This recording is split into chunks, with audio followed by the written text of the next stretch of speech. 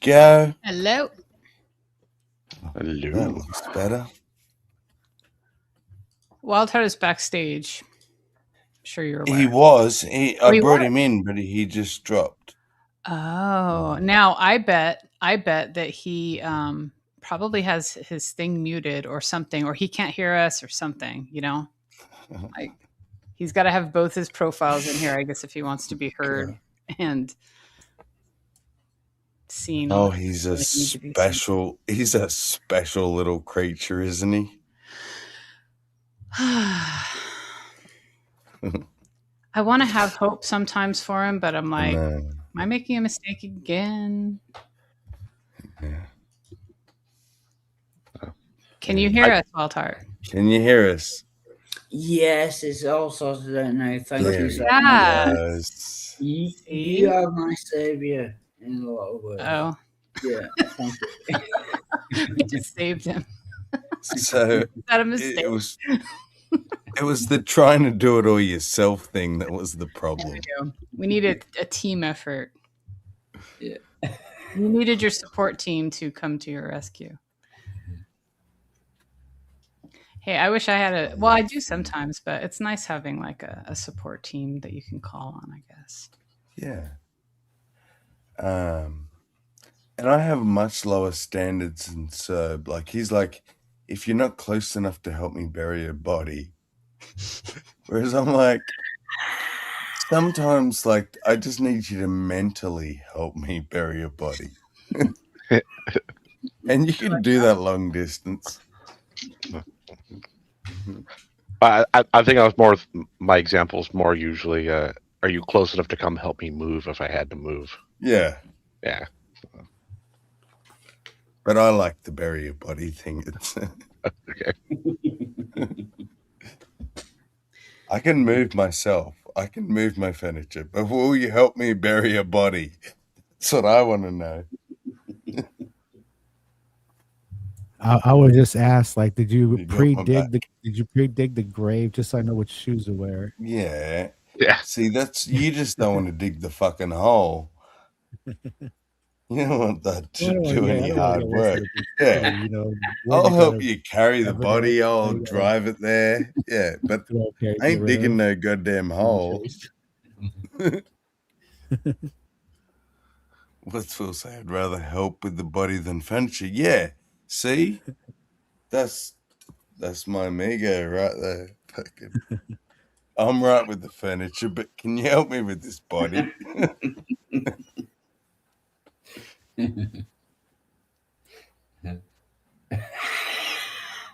The funny thing is, the body is inside one of the pieces of furniture. We just can't dispose of that until we're finished moving.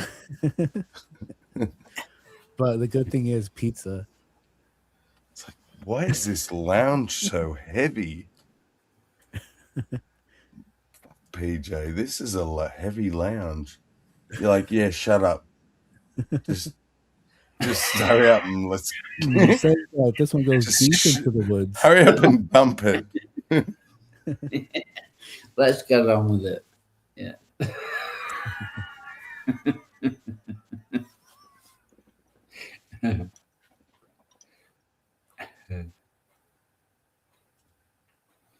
Hello, Wolf Human in the side chat. Get your ass in here. I know it's not my channel, but yeah. Can you guys hear me now? Yes. Yes. I've lost my audio twice now. I don't know what's up, but I saw a house listed on Zillow with there was an explicit instruction that even though the house was yours, there was a freezer there that cannot be opened. Touched. I love explicit instructions. That's Here, have this fucking awesome mansion, but if you go in this room, like, do not touch it's the one that's it. Don't press the red button. Like, I don't want to press the red button. Or you know what? Like, you can really mess with people's minds. Like, if you're just filthy rich, you could like sell a house. You can give it to somebody for like quarter the price, but they have to legally adopt the child ghost that died there. Under gruesome circumstances. Some weird shit like that, just to twist it around. Yeah. Like the first thing you do when you go into that house is gonna press the red button. Oh, possibly the best show ever made. I fucking used to love Ren and Stimpy. Oh my god. It did influence quite a lot. Pretty funny. Good Yeah. stuff. Yeah. It And pushed so sorry, many Sammy, boundaries back in the I days. realize that I've just ended the stream and I'm very drunk. And thank you for having me on the stream. You're apologizing about what to who now? Yeah. It's for ending your stream. No, I'm just apologizing for I need something to eat, so I might be gone for 5 to 10 minutes. That's what I'm apologizing for. Did you eat your tobacco? I want to give him instructions, you know, like circle around your chair like 5 times for me, please. Could you do that? I'll be right back. Yeah.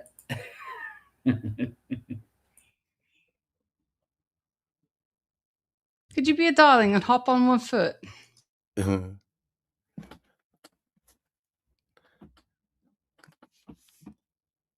Just gonna grab hold of your testicles and now cough. You went to testicle territory. I wasn't ready for that. I know. I don't know why I went there. But why was that ever a thing? Was that actually a thing? Like doctors would hold your balls and say cough, and what were they testing for? I mean, I thought that was a finger up the butt thing, not a balls grabbing thing. I'm not sure. Oh no, I thought it was Let's just ask like hold the balls and How do go I now phrase this cough. question? Yeah. Sorry again. Yeah, Why that's does the doctor I just heard Halsey with a beautiful voice saying, like, you need to go have a wank now? Okay, here's some juicy information. Ready? Yeah. When a doctor asks a man to cough during a physical exam, it's usually to check for an inguinal hernia, a hernia in the groin area. The doctor places a finger or hand near the groin area and asks the patient to cough because coughing increases the pressure inside the abdomen. If there's a weakness or opening in the abdominal wall, a hernia may bulge outward and become easier to feel. So then they cough, the little hernia like pokes out a little bit.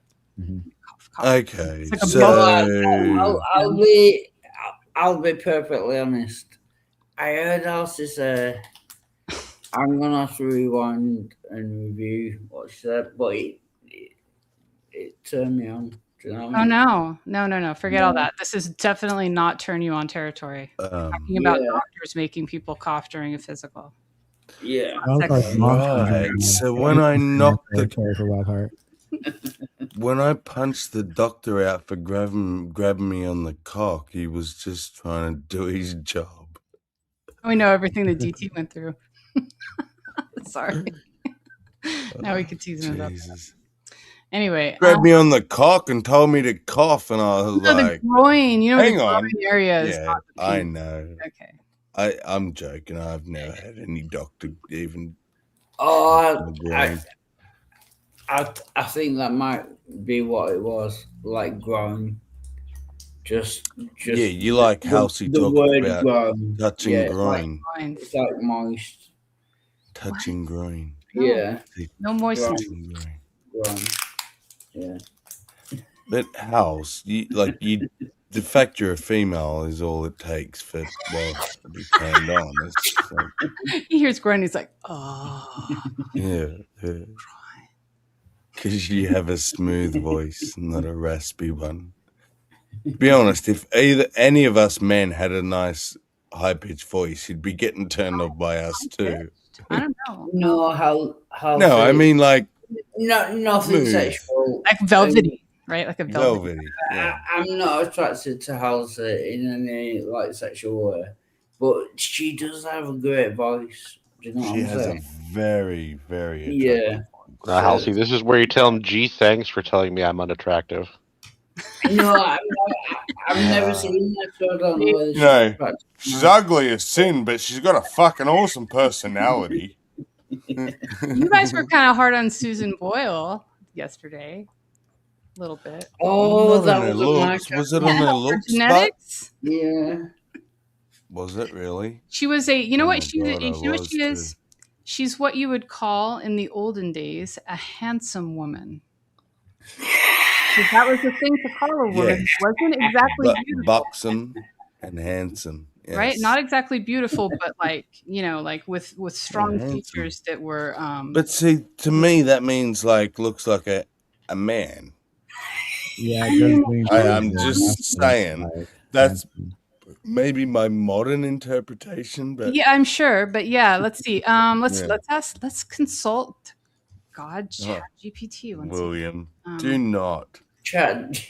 sir. I will Tell me divorce when you. they used to call women handsome.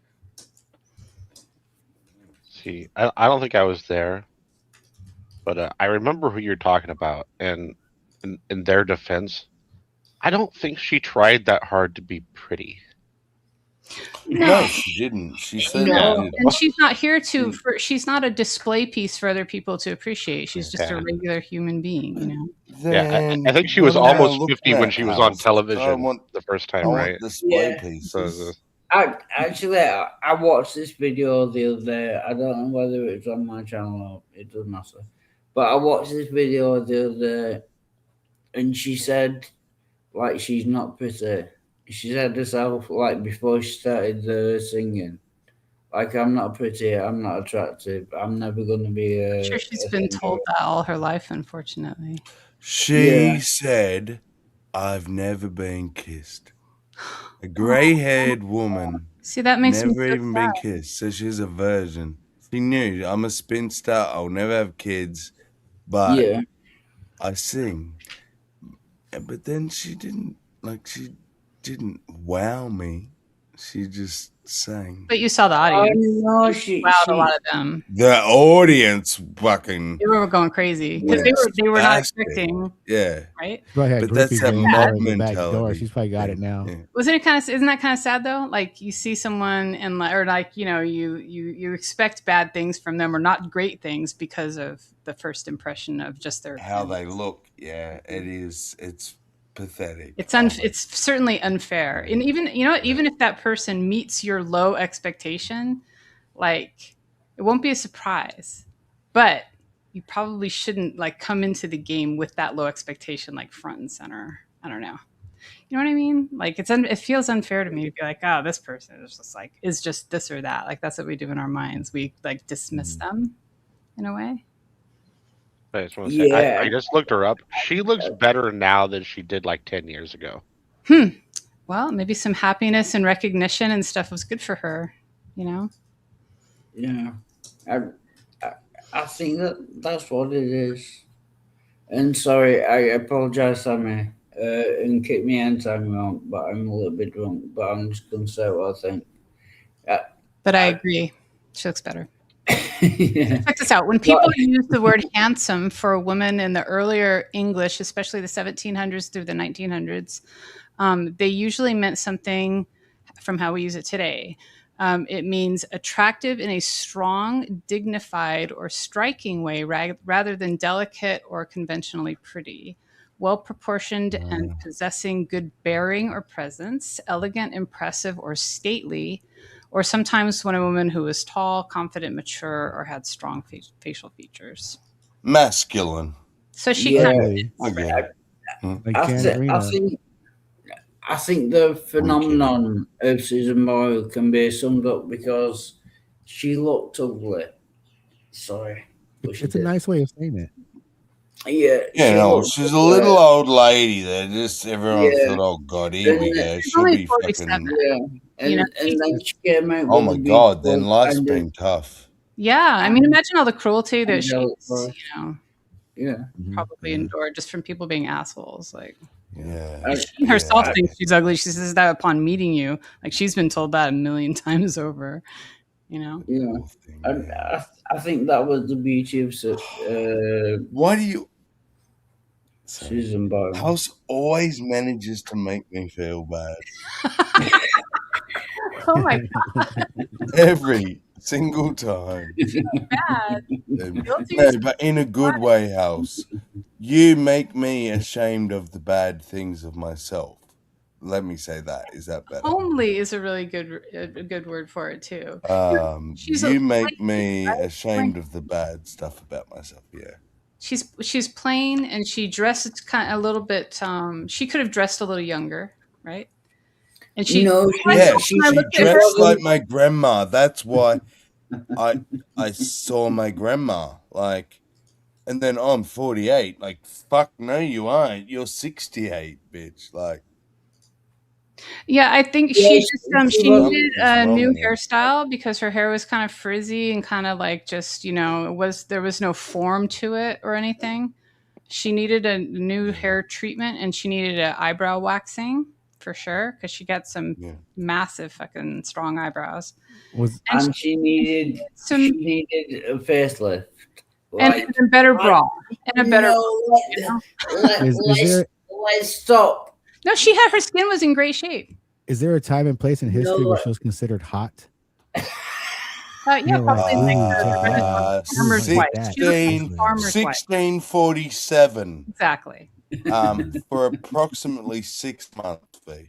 Imagine if They were like you're carried. wandering before down she the was road, born.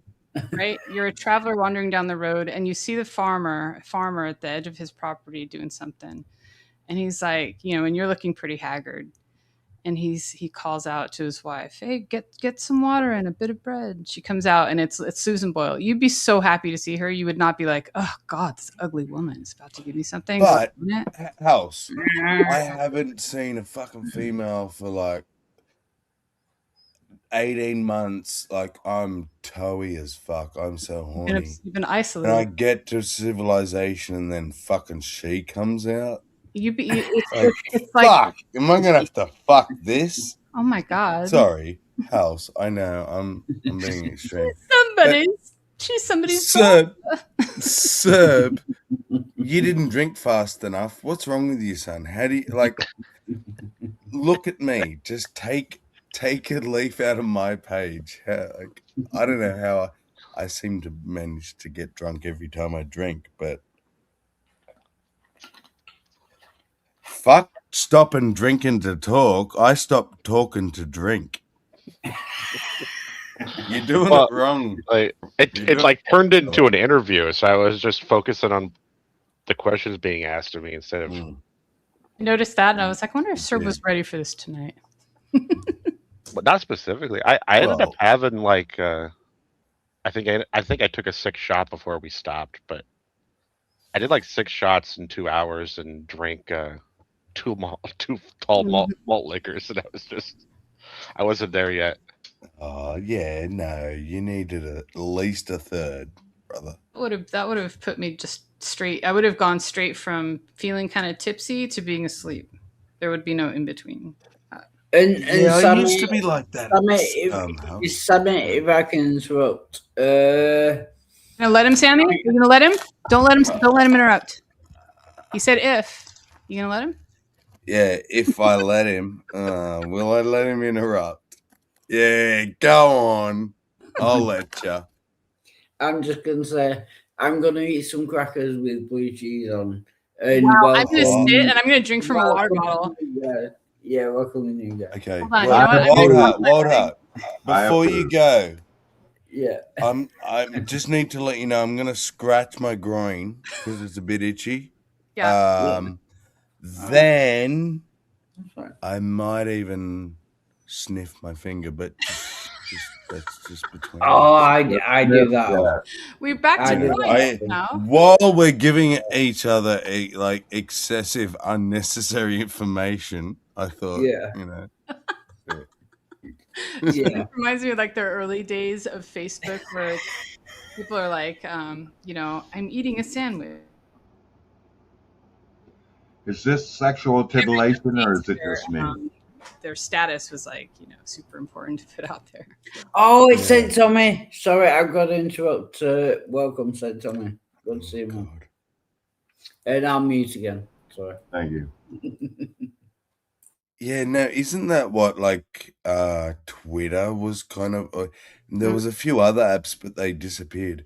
Yeah, It was like for you to just upload one sentence. Yeah, like, it was 140 I characters. am scratching my balls right now. I am eating dinner. Like, Well, one thing about that was, fuck which was yes. kind of cool, is it like it forced you, if you were going to say something that was important or needed to communicate, something Yeah, it larger had to than be one worth sentence it. usually can, you had to be really creative, in how you worded things.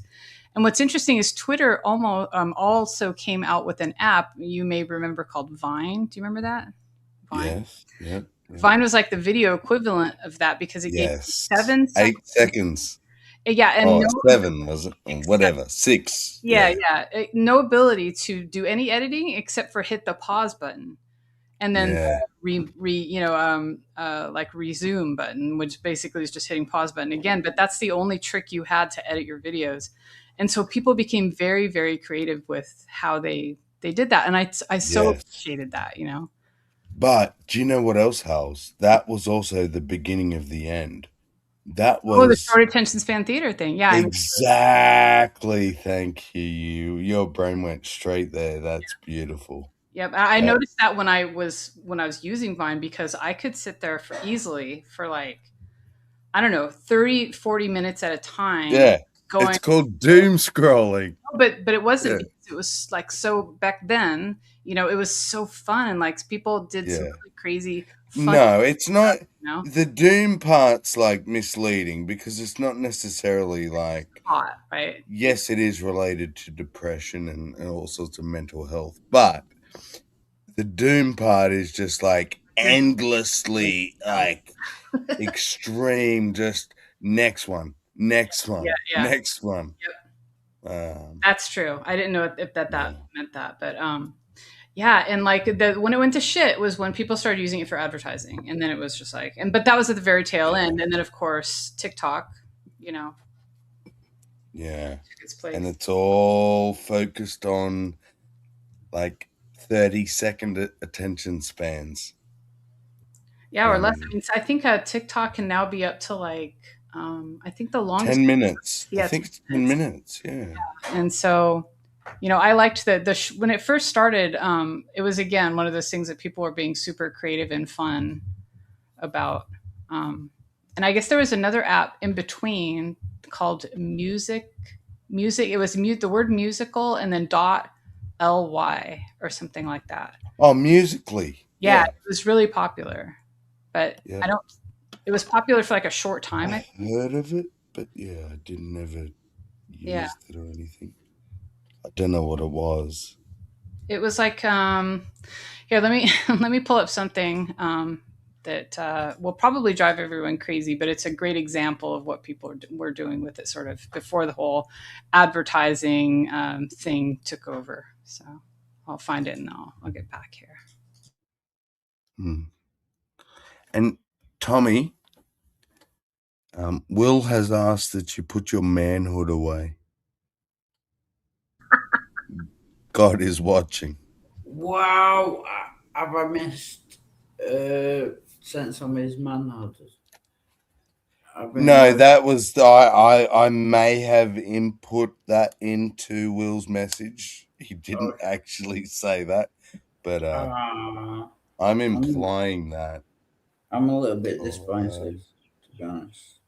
Yeah. Well, that's what Will means. Put what away? What do you think he means? He doesn't mean like put your fishing hat away.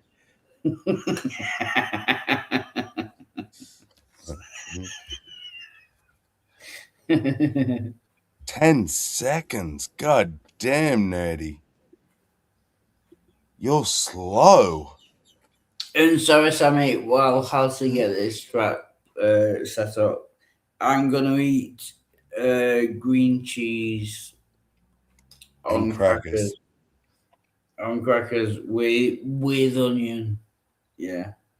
But I'll mute. Are you going to do like a bite by bite review of the cracker and onion experience? Yeah, no. Yeah, he's gonna unmute and go, sorry to interrupt, but I'm currently biting my crackers. Sorry to interrupt, but I'm biting my crackers. I just wanted to let you all know I'm biting my crackers. is creamy. And yes, I can taste a little bit of onion, I think. It's amazing. Oh, See, Sammy, here we go. Sammy, can you put me full screen? Sammy. Fucking Sammy. No. Right. No, I can't. I've got blue cheese on the bottom, and then a full like roll of onion on the top. Oh my god!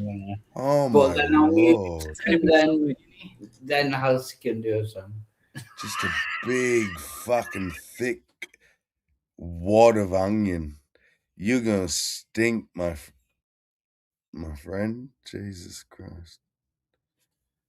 But I mean, he already probably stinks anyway. So that's a lot of onion. Is it pleasant? get that crucifix out of it. I can't do raw onion. You can't? Not like in a big slice like that. It depends on Oh what. no, not that much. No. I He's a think freak, it depends mate. on what it's in. But Yeah, I don't mind raw onion in the right. We were too boring for Tommy. I knew he was gonna leave. I knew it. Start his own stream. I was so close to trying to involve him too. Bye. Too slow. Uh, Sorry, Tommy. If you come back, we'll talk about Jesus. I promise. yeah, we don't have to talk about your groin or your mad head or anything like that. Yeah. Hey, I'll be back in just a minute. I'm going to move to my garage and switch to my laptop. Cool. Cool. Will says, I had a tablespoon of raw garlic this morning. Yeah, no, dude, I'm not saying I haven't done that. Despite brushing my teeth, it's like the bathroom is in an Italian restaurant right now. Yeah. And you can brush your teeth till your teeth fall out, bro. That shit is currently coming out of your skin. Mm. It's not just a breath, like it's your pores. Comes out of you. If someone sniffed your skin right now, they go, oh, that's garlicky.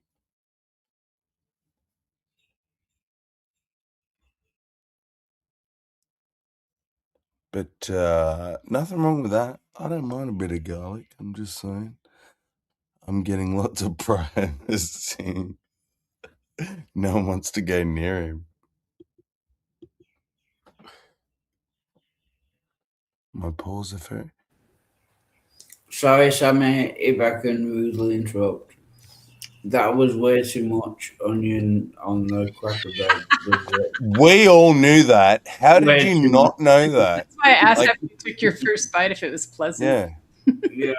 We all looked at that big wad of onion that you put. I called it a wad. It's like a slab. That should have been a red flag for you when Sammy called it a wad of onion. You should have went, oh, hang on, maybe. Live and learn. World Heart made a discovery. It is nice though. Well done, Mong. It's from Will.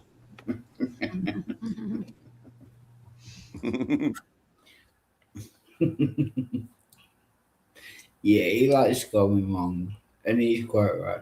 Yeah.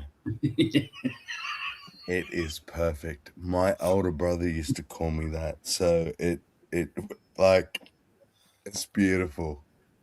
It is the perfect insult. Yeah, my older brother, both my older brothers used to call me Mong as well.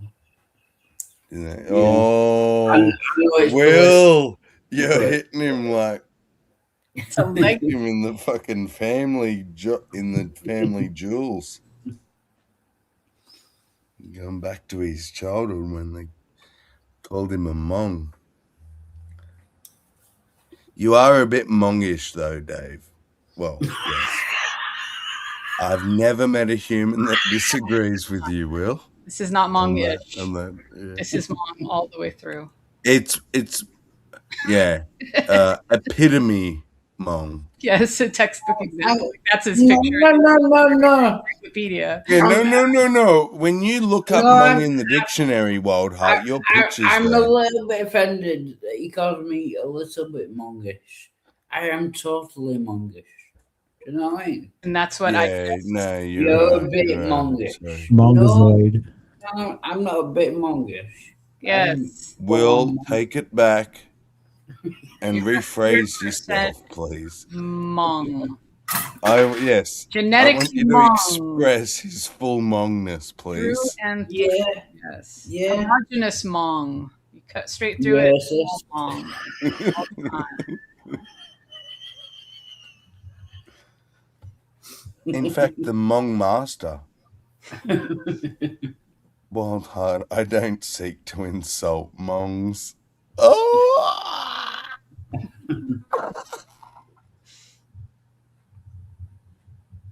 Oh, burned on so many levels. God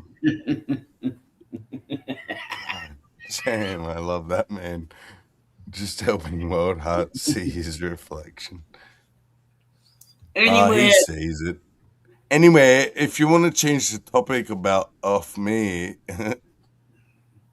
yeah, no. but hang on, Wild Heart. When you're on your channel, there's more important matters. Where are my crackers gone? oh God, Your drug the dealer drug stole them. dealer stole them. Jinx, you owe me a Owe me a milkshake. Coke. Sorry, I was only joking. You couldn't write that shit. That was fucking comedy gold. All right. Manchester Moonface. No, but seriously, where are my crackers gone? Oh, they're there. I've heard them. Oh, there they are. Yeah, right in front of my fucking face. I didn't even need to stand up. I'm retarded. Will says he's basically Geordie. Basically, I mean, fully Geordie at this point. What do you say, Will? I mean, I called you Will. That's a compliment. What do you say, Wild Heart? It's also an insult to Will. But he's saying you're basically Geordie, Wild Heart. What do you say? No, I have had enough to eat now that I'm basically sensible. Yeah. And you're no longer a Geordie. I was never a Geordie. A Geordie is someone. Well, that's all, we want you address. Will's saying you're basically a Geordie. He's challenging you, bro. That's fighting words. What are you gonna Plus, say? he spelt Geordie wrong. It begins with Oh, a there G. you go. You had to go to the grammar Yeah, police. no. He invented English. No my Sorry, fault. Will. He wins. Not my fault. He spelled Geordie wrong. It's Geordie. Yeah. Yes, your liver is waving a white flag. Oh, oh my God. Oh, he's got it right that time. Best fucking phrase I've ever heard, Will. I told him his body probably like hates him. Oh yeah. He's like, God, it's his shit, worst enemy, House. God damn it. Yeah. Everybody stretch. Go to the bathroom. But Sammy, how many viewers do you have at the moment? 6. Right. If any of your viewers would want to come over to England and take care of me, I would very much appreciate that. Oh yeah. Well, people have offered though, and haven't they? And you've there we go. Like, sorry. There you go. And I'm sure, but I mean, the people that offered haven't been great. I mean, I know fucking Ironic offered to come and help me. I'd be like, I think I'll just sit in my misery, thanks. But I'm just saying. Getting over there and like him just not wanting to do anything that you asked, or like doing it but then sneaking to do the thing you don't want him to do, like the whole time you're there. Yeah. You'd end up punching a hole in his. That's yeah. Yeah, I do end up punching a wall. No, I mean Sammy would punch. Or your own head. No, I would be or your head. But Will says you have Anyway, a no, French I've liver. changed. You have a French liver, sir. You know I'm mental. What do you say? I am slapping you with a glove right now. You have a French liver. It is the liver of a Frenchman. Oh, I used to love it, like in movies and TV shows, when the French guy would pull out his glove and do a little double,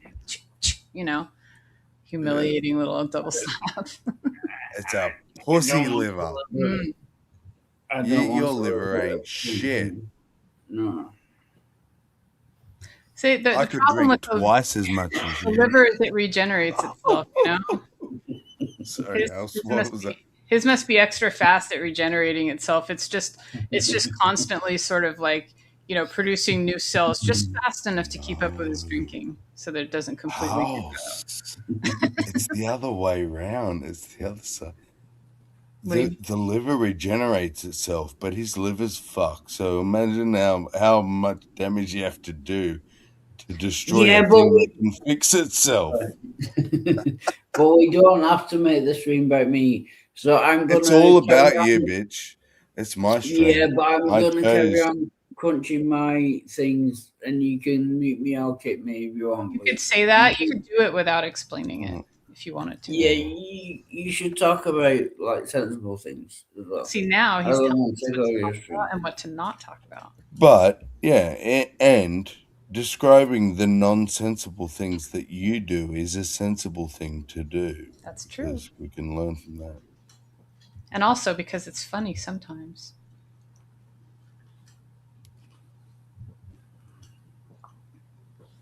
Walnut's liver looks like the Gaza Strip.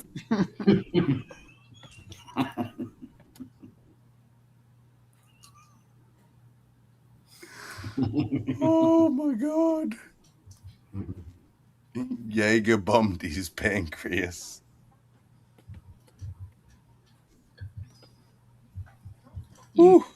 Hey, Seb. Oh, you're probably talking all that time we couldn't hear or something, was it? No, I just wasn't on my account.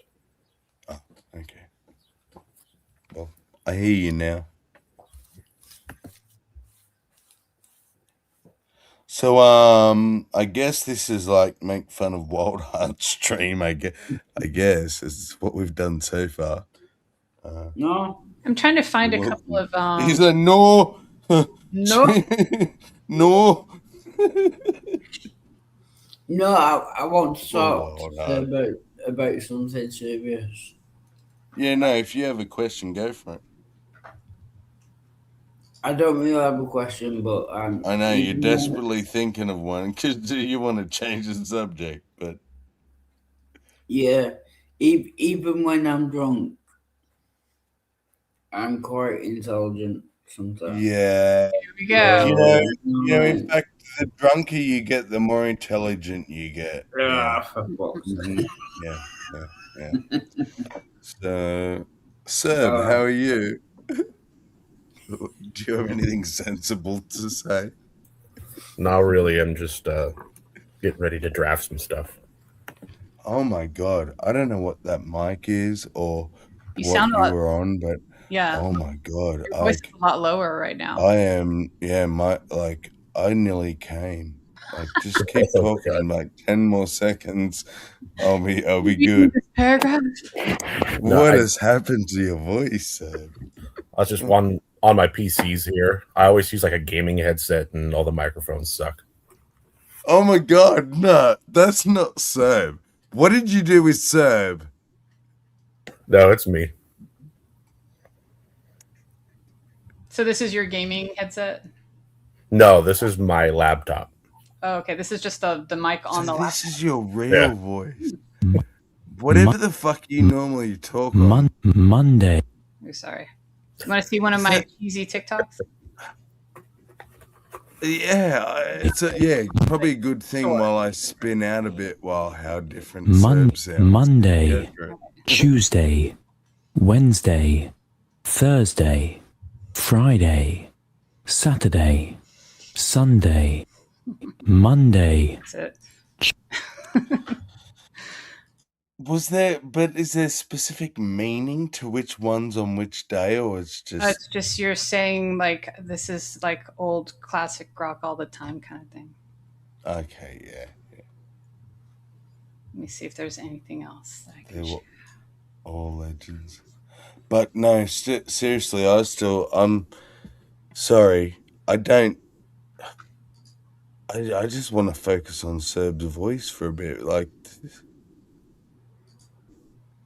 Serb, did you realize how different you sound Yeah. I mean, I've on watched your streams with me devices? in it before. I can tell. Your brain is like rewriting its notes on Serb. It is House. It's doing that thing. Like, I've known Serb for however long I've known him. I've had that visual picture that belonged to that voice. Yeah, I saw sexy fucking chest pics, but I never saw a face or anything, so I had to imagine one. And now it's like I have to reimagine it because the voice is different. You know that recording that we used for Dinner with God? Yes. Like that was before Will had the mic that he has now, and he had kind of a crappy one, and it was so much like it sounded so much lower quality. Different voice. Yes. To hear the I noticed that too. Yeah. But I don't. It just didn't. It wasn't quite as extreme as Serb seems to be. this I one don't know if it's different just me, quality. but It sounds like how it picks up the voice. absolutely. Whatever you usually use sounds like crap. I'm just gonna say compared to whatever you're using now is like sounds like proper audio. I feel like I'm hearing the real Serb for the first time.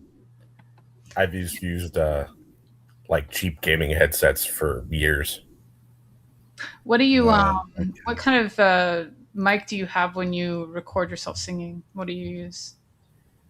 A condenser mic. Okay. Is it like And what are you on now? A condenser or just like just a the laptop laptop mic, Laptop mic? microphone. built-in one? It's good quality. Oh, okay. Yeah. Very expensive laptop. It's touchscreen and everything. That's cool. Yeah. Yeah, I would love to hear you just speaking in your high quality mic that you use for singing. That would be cool.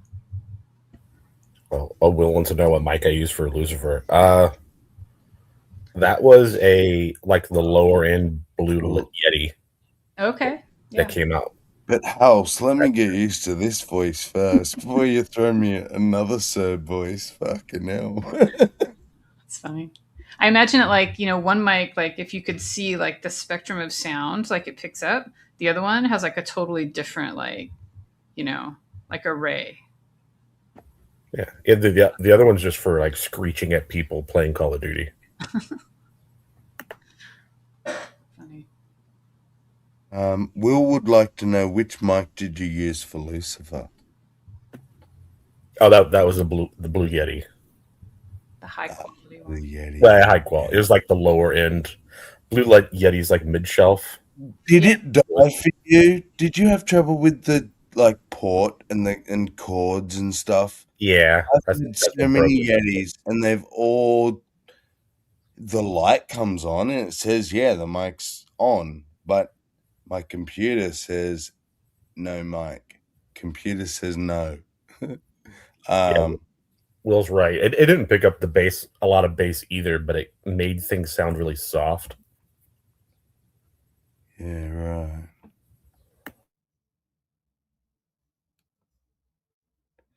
But I don't think I'll ever buy a Yeti again. I'm done. I had 2 Yetis and a snowball. I think it's called a snowball. You know, the little spherical one. Yeah, that's a snowball. I have one of those. And I mean, cool. Yeah. quality-wise, they're good, but just it's the ports. It's that fucking mini USB port or whatever it is that they use Sucks, right? Yeah, I would never just noticed push that. push up inside the microphone, like, Yeah, I and wouldn't just not buy it. work. Yeah. So sorry, can I Yeah, just point out? Can I just point out the irony? You had two Yetis and a snowball. It's a snowball. Yeah, well, it's all like ice and snow related. That's the brand. Right, that makes like a fight in the Alps. Always a winter creature. Video game. You're right. It should be two balls and one Yeti, but I. Yeah. No. You need two Yetis, one ball. What you're missing are two rackets in a net. Yes, exactly. Here's another one. Now think about this for a minute. If hallucination is a kind of uncontrolled perception, then perception right here and right now is also a kind of hallucination, but a controlled hallucination in which the brain's predictions are being reined in by sensory information from the world. In fact, we're all hallucinating all the time, including right now. It's just that when we agree about our hallucinations, we call that reality. Now think about this for a minute. Do you agree with that? You think that's correct? No, can I no. Sorry, can I disagree with that strongly? Why? Because several people are having the same delusions, that doesn't make it reality. Exactly. The majority of this planet believe in fucking God. No, I still think what think they were saying is wrong. we agree. That's what we call reality. We tend to think. Yes, no, but we agree with people on. I agree, but what he's saying is that is still a hallucination. So he's now redefined perceiving reality as hallucinating. Okay.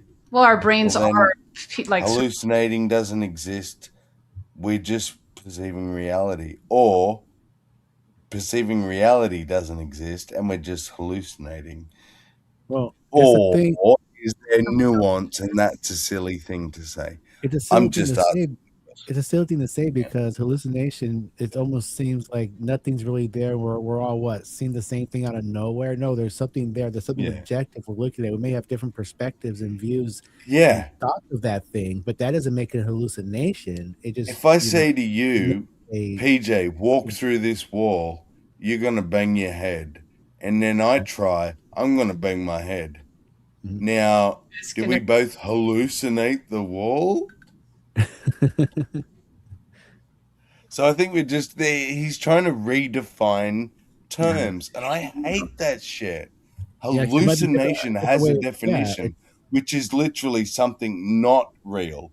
Right. It's like you really can't go off like a different perception of it, because if we both hit our heads on the wall, you can contribute to like, oh, that's reality, and I'll contribute to like, let's say, oh, that's because I didn't, I don't know, throw enough babies into the fire. Maybe next time I'll make it. It's like different ways of looking at it doesn't make it hallucinate, just makes it perceptive. You still both banged your head against a wall, like, an objective reality there. Yeah, exactly. I think I look at it as like, when we all are each of us perceiving the world, our brains are sort of writing the image for us and also the interpretation. And it's never going to be the same. Like we can agree on certain things, that certain things exist or are real or like, conditions or whatever, but the way that we see it is always going to be, it's not going to ever match exactly, I don't think. Yeah. Well, I guess you could say that in reality, imagination, dreams, thoughts of future or things like that could be seen as hallucinations. Yeah. That tend to aim towards reality. The example I like that can break it down Sorry. Oh, you go. So, can we all agree that there is one objective reality? Well, this is what I want to say. Yeah. What we can agree, right, is that there is this thing that exists at a certain spectrum of light. We can measure it in nanometers of light or whatever we measure it in. And so many nanometers is what we all call red. Yeah. Now, is there an objective red? Do you see the same red I see? I say 100%, almost objectively, ironically, no, we do not see the same red. We all call the thing that's at that nanometers red, but the fact that colorblind people of all sorts, right down to black and white, only see black and white, but then all sorts of things like see just different types of color and all this. Yeah. But we all call the same. Even the black and white people learn this gray color is red. Yeah. They No, see I gray, get that. but they know that gray is red. And so they say red like the rest of us. But what do we all see? No, there's no objective fucking red. It's all what we perceive in our brains. No, but that's sense colors. That's a different category. What I'm saying is, can we all agree that it's one objective reality? Do we all live in the same place?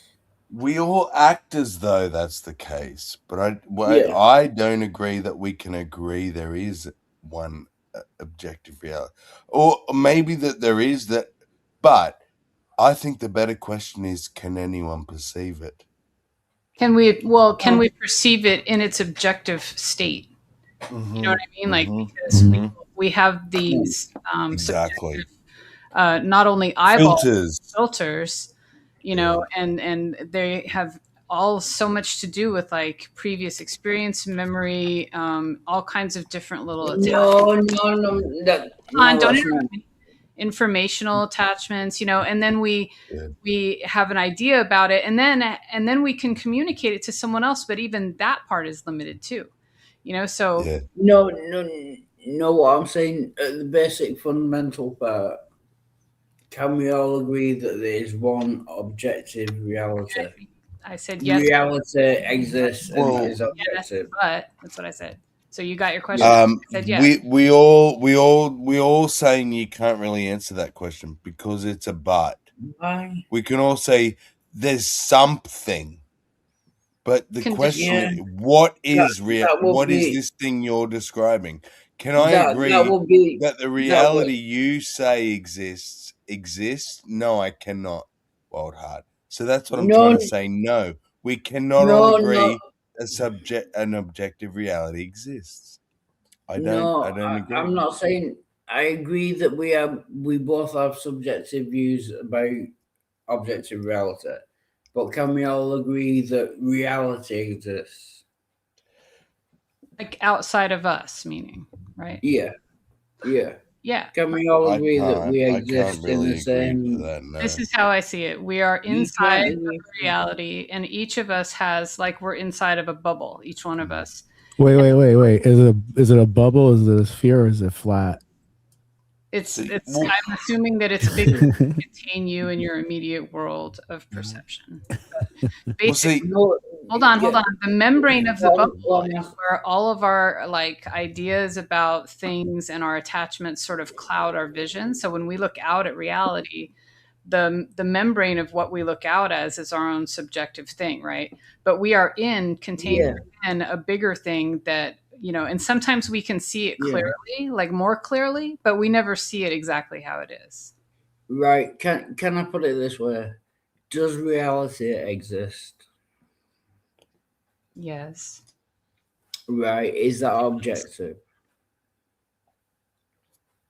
It's not subjective of mine. It depends who you ask too. I see Halsey just flat out says yes. That's what I'm saying. I wouldn't say yes. It doesn't depend. Hang on, I'm gonna kick you. Goodbye. Bye, angry man. Are you gonna change? Right. I'm sorry. Yeah. How about you shut the fuck up? It's not your channel.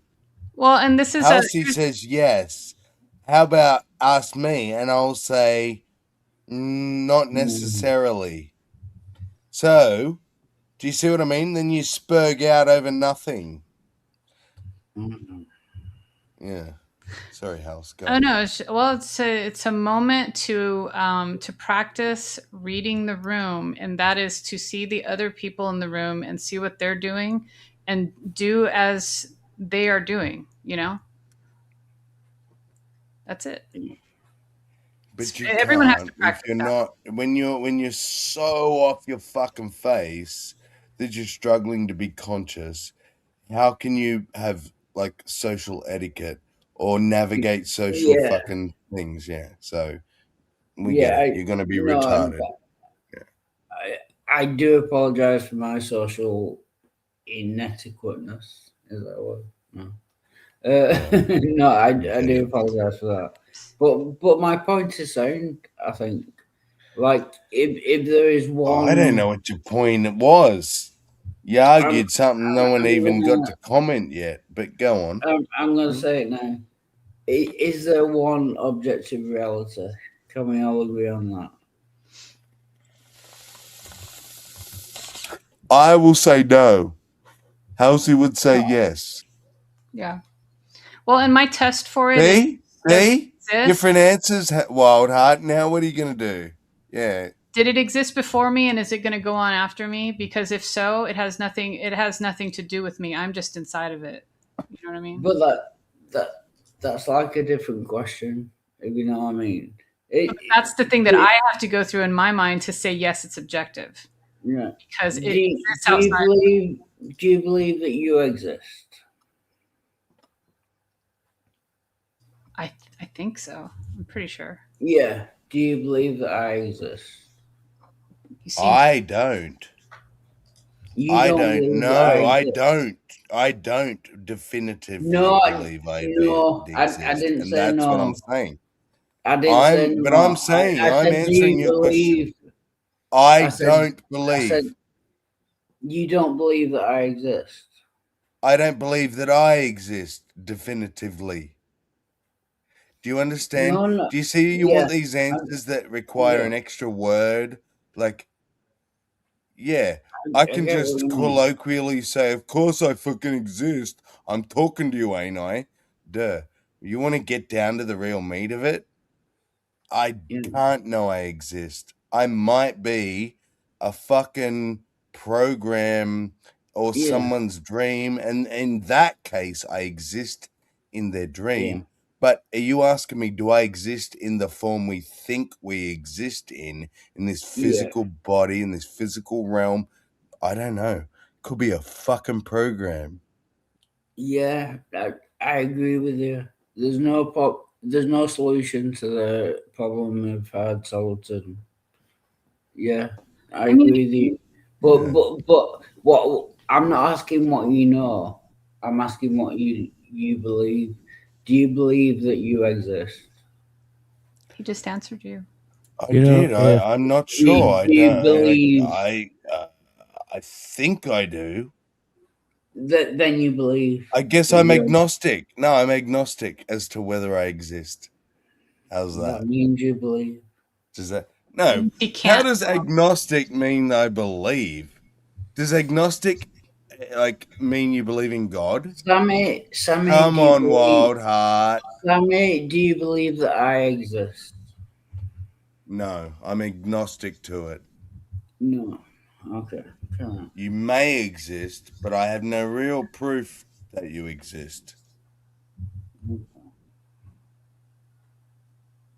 You may be part of the Matrix.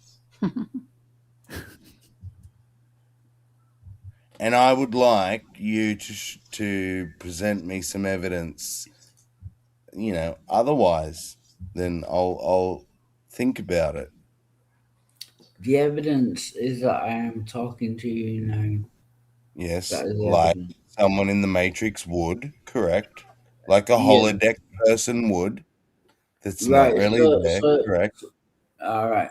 So you demand 100% proof? Yes. Yeah. That's why I say I'm agnostic. Yeah, I don't. I may not even exist myself.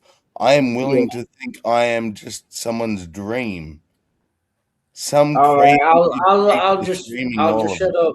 Right? Yeah, I give up. Oh, you I'll should. just, But So it could all be like a Total Recall thing. You're like, when you die here, you wake up from in there, be like, God, I never do that again.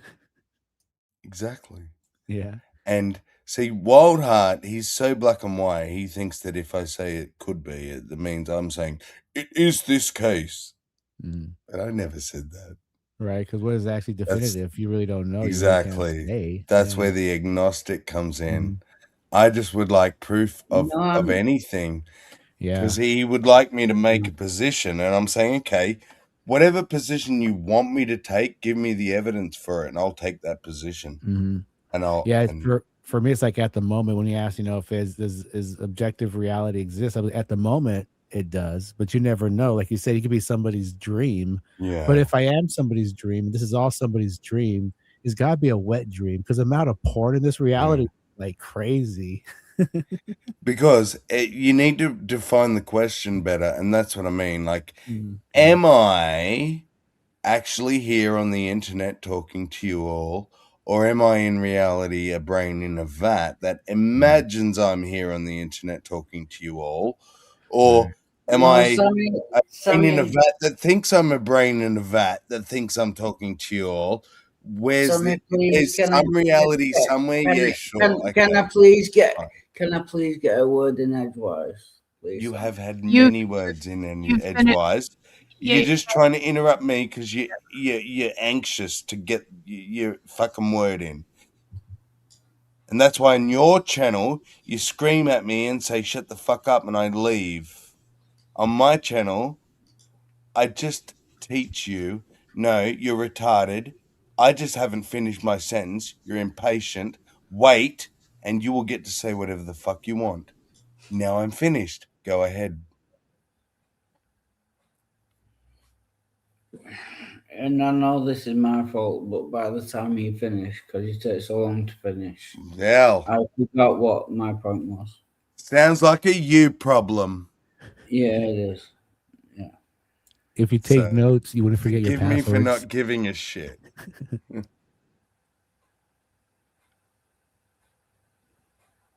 If you can't track the conversation, why are you in the conversation? All right, I'll stop. You're talking about reality and stuff. You ever wake up and like not know where you're at for a moment or be lost in the place until you have to catch up? Yes. I had a double one of those a couple years ago where I had a dream that I woke up from daydreaming in school, and everything that was going on now was like I only had like pieces of it, and I couldn't remember anything. All I could remember was like in 5th or 6th grade in school daydreaming about all this was nothing but a dream. And then I woke up from the actual dream, but then my head was stuck in the 6th grade. I was trying to catch up back to now. I was like, what the fuck? It was like a double thing. It was a trip. Yep.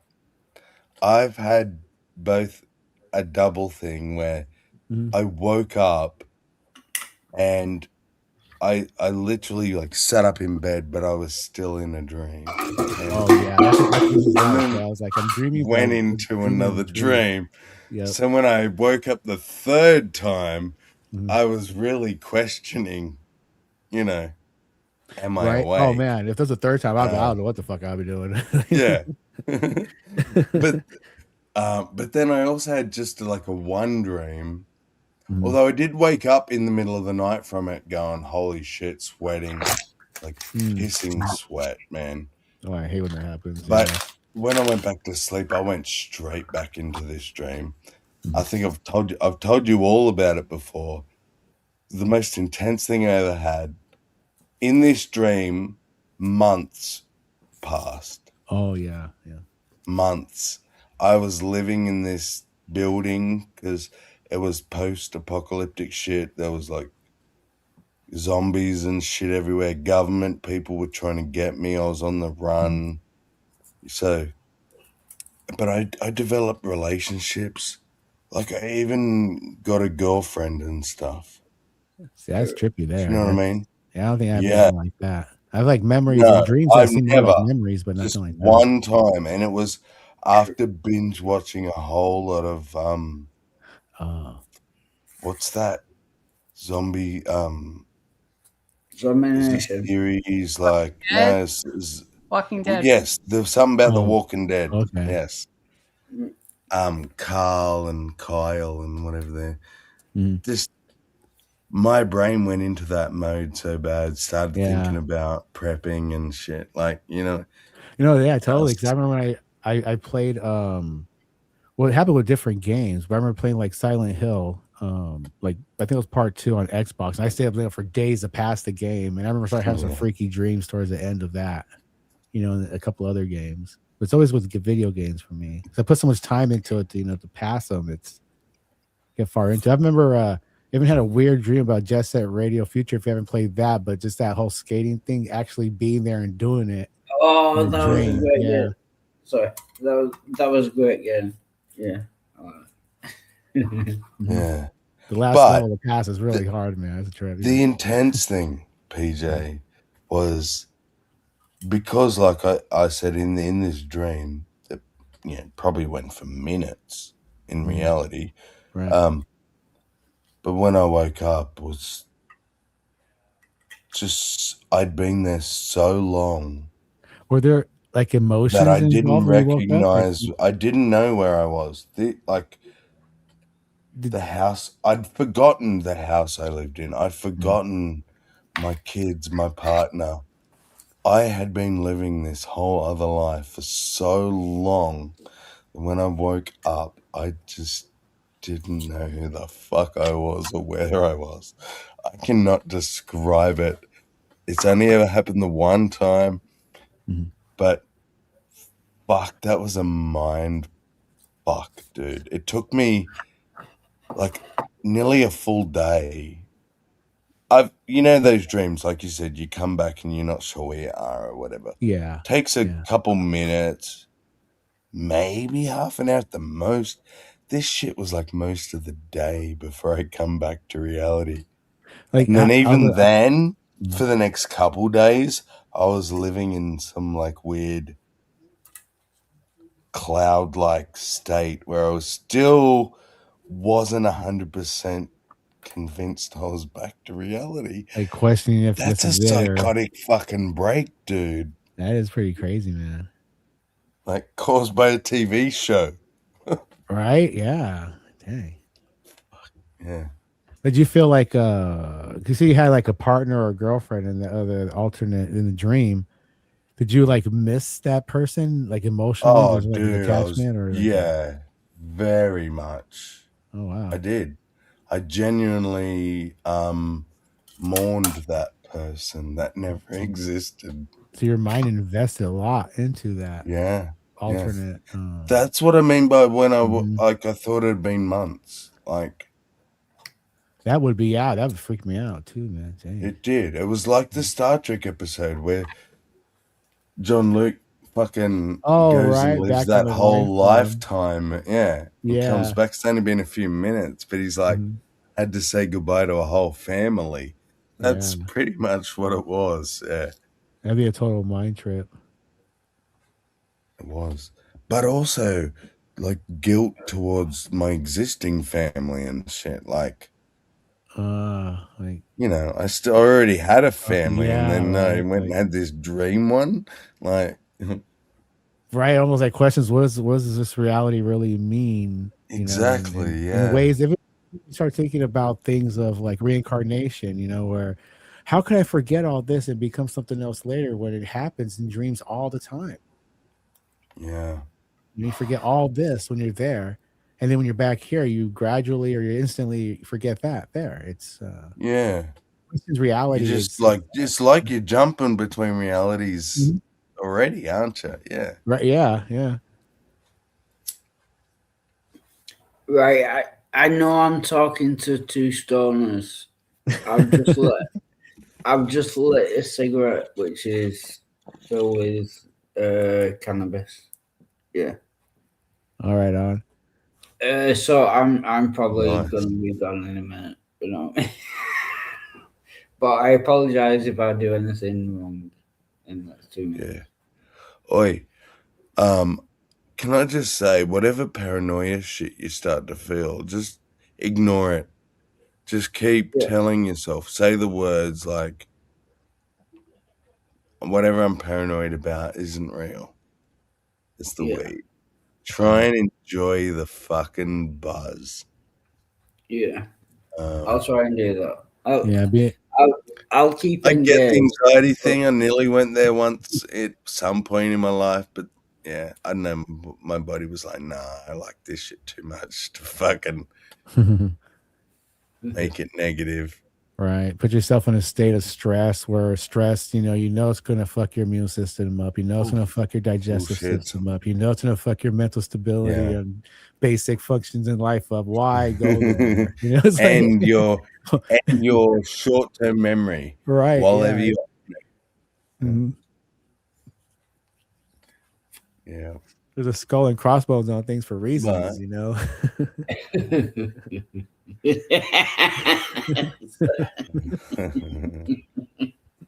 I will literally, I don't know what it will be, maybe smoking weed, but I've chosen already, maybe when I was like 14, I will die with a vice. I will never be that Buddhist, that fucking person that can quit everything. Oh, right. All that, but nah. Yeah.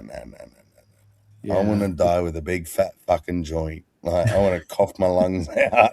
Right. It's almost like when you hear a monk say something like, you must detach yourself from everything on this earth to actually leave this earth. It's like, fuck that. I'm going to take a 6-pack of fucking beers with me for the road. Exactly. It's like, the thing is, I live on this earth. Yeah. So what I come here for then?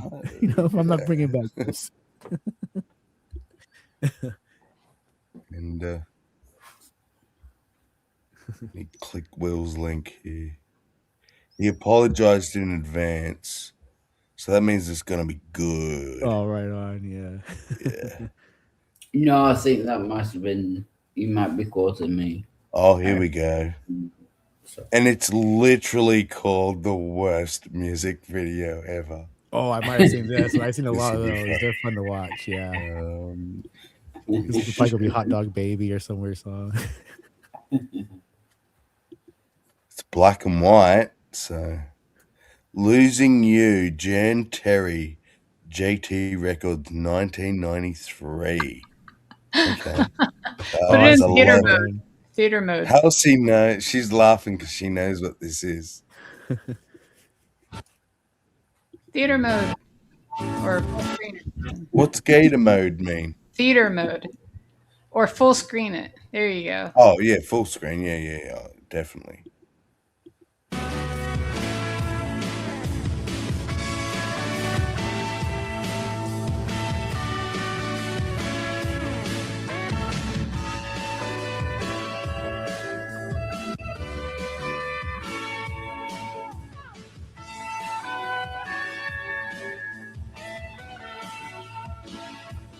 I don't want to lose you tonight.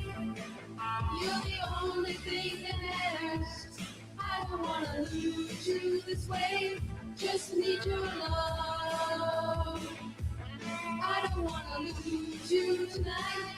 You're the only thing that matters. I don't want to lose you this way. Just need your love.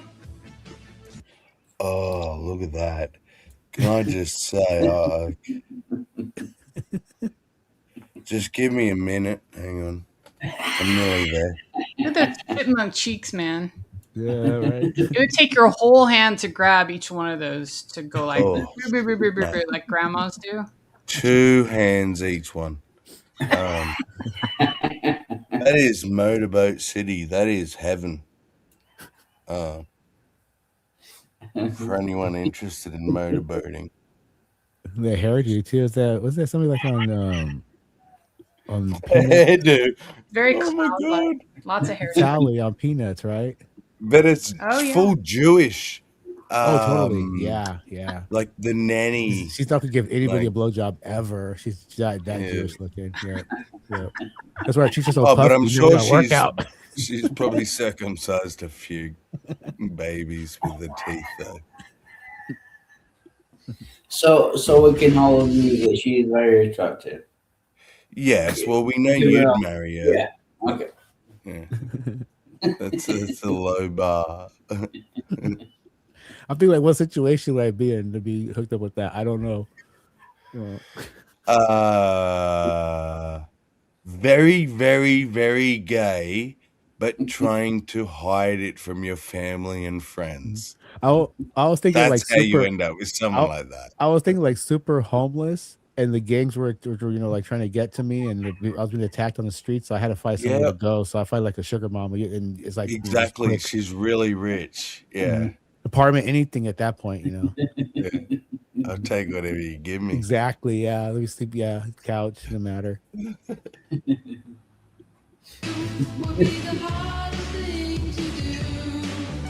And just to remind everyone, we're blaming Will for this.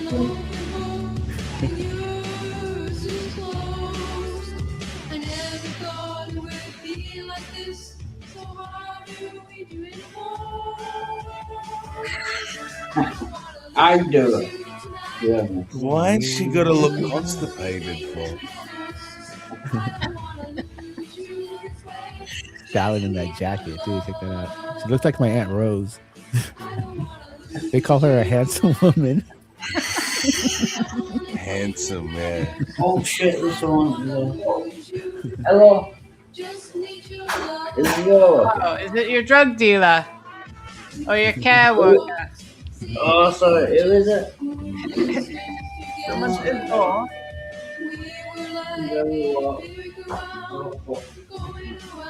He's gonna get $20 worth of on credit. Yeah. You know, one of these days we're gonna witness crime, like a murder. I haven't seen his bicycle or guitar route. Kind of already have. Yeah, he smoked crack on camera. Does that count? Yeah, that's illegal. We've also watched him do crack deals. Yeah. Who was that, Wildheart? No. But no, he's still here. I don't know what's going on.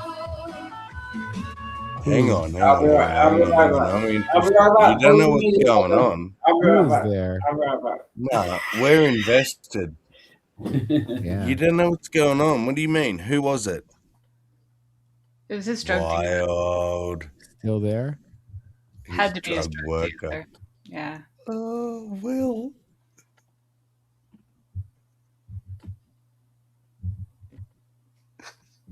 Oh, people.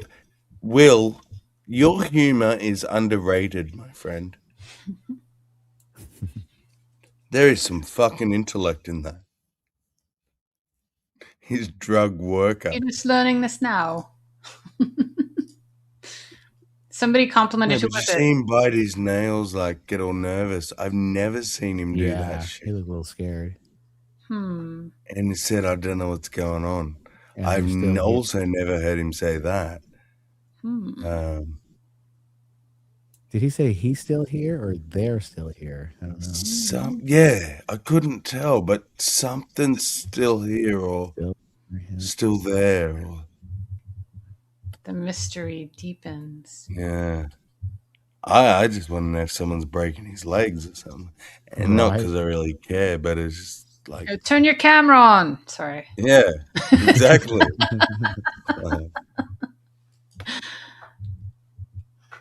I'm invested for the train wreck now. I stopped about carrying to along say that. with that, Yeah, we were but fucking like hanging our necks out the window this long for a fucking rig to come in front of the train now. Exactly. Block the view. Like, fuck. It's the police investigating stolen drugs from the flat. Oh, that'd be funny, right? And the cops are like, listen to us right now. Keep talking, keep talking. All right. And in this drawer in his kitchen, you know. Officer, he took them from under the dude's mattress. He told us.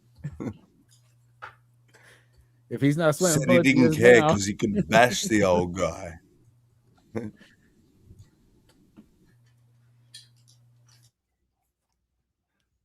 wild. Oh, literally, pardon the pun. That was pun not intended. But yeah, that's wild. It's his mum. He's busy motorboating. Yeah. You're serious, mama, so take a while. Oh yeah, he'll be all Yeah. day with those Full things. coverage every like 35, 45 minutes minimum. Oh, do you know? I think the greatest thing in my internet history, because I haven't been around as long as you guys, I didn't get the G chat days and stuff, but was when we all actually, I think it was Will. I'm so proud of him. Actually, just called his mum out and said, like, you do realize your son's like sticking his face in your boobs. And her response to him was, well, maybe I like it. Yeah. Yeah, I think she said, how do you know I don't like Internet it? gold. Yeah. Yeah, that's a clip.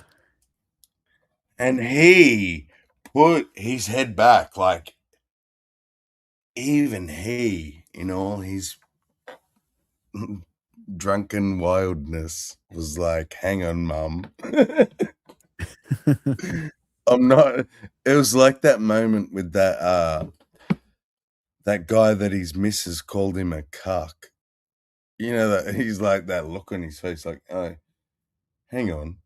Oh, he was being accused of being a cuck, and his missus goes, so what if he is? And he's like, yeah. And then sort of realized that she just called him a cuck. And he's like that look on his face. That's what I imagine. That's why I wonder if he knew exactly what it meant in the real world, not just the online insult world. You know, because in the online world, people call each other cuck all the time, and what they mean is like you're a simp, you're spineless, you're a beta, like that. That's what it means in the. They mentioned it's unless I was wrong, there was a mention from either her or him about what it like sitting in a chair watching. Like, so they kind of implied they understood.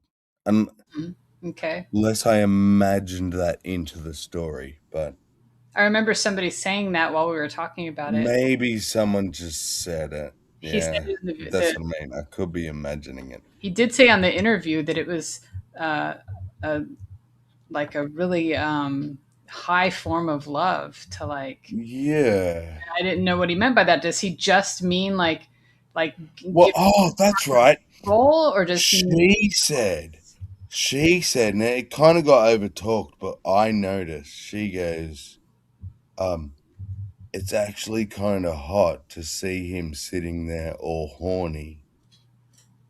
Huh.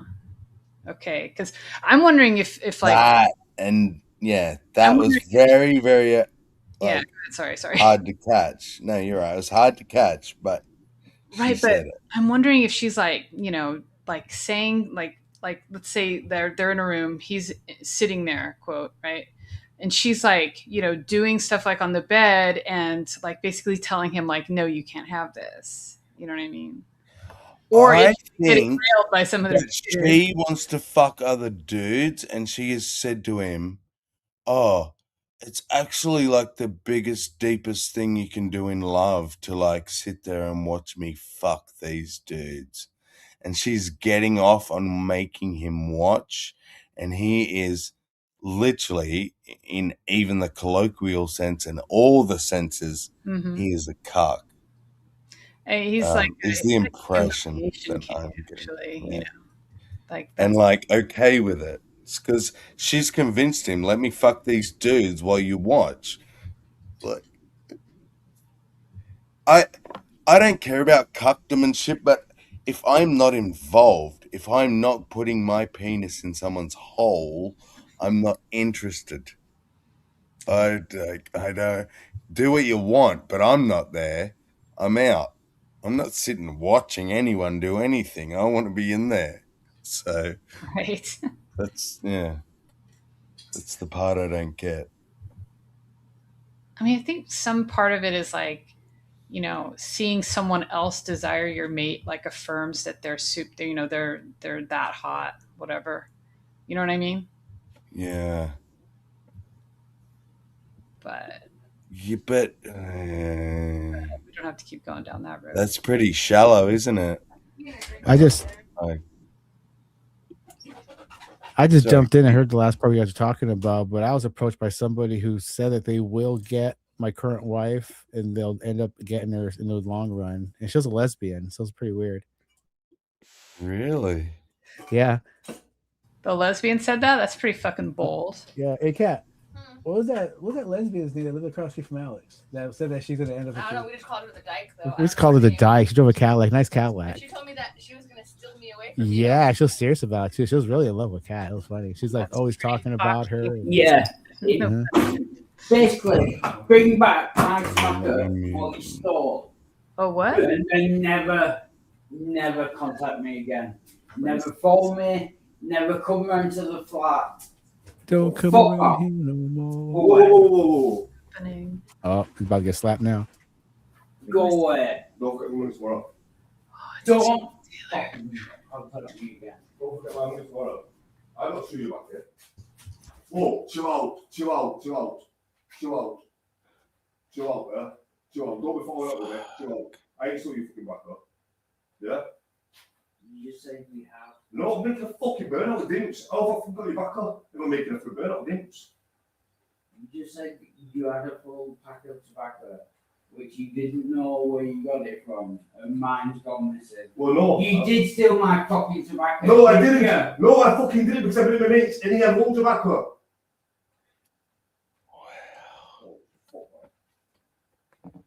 Right, just get out. I don't want to speak to you. Well, what time am I going for the money? I don't know. What time? I don't know. Yeah, tell me what time I'm coming. I don't know. Yeah, what time am I coming up? I don't know. What time? Tell me what time I'm coming first. What do I order now?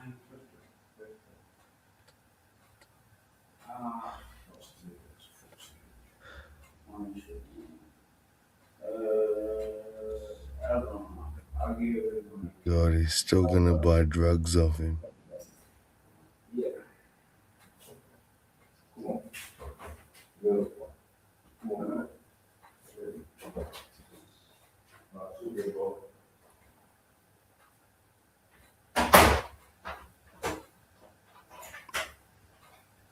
Or what Will said. He owes money. Don't you know? Yeah. Oh my God, that's. Hey, Wildheart.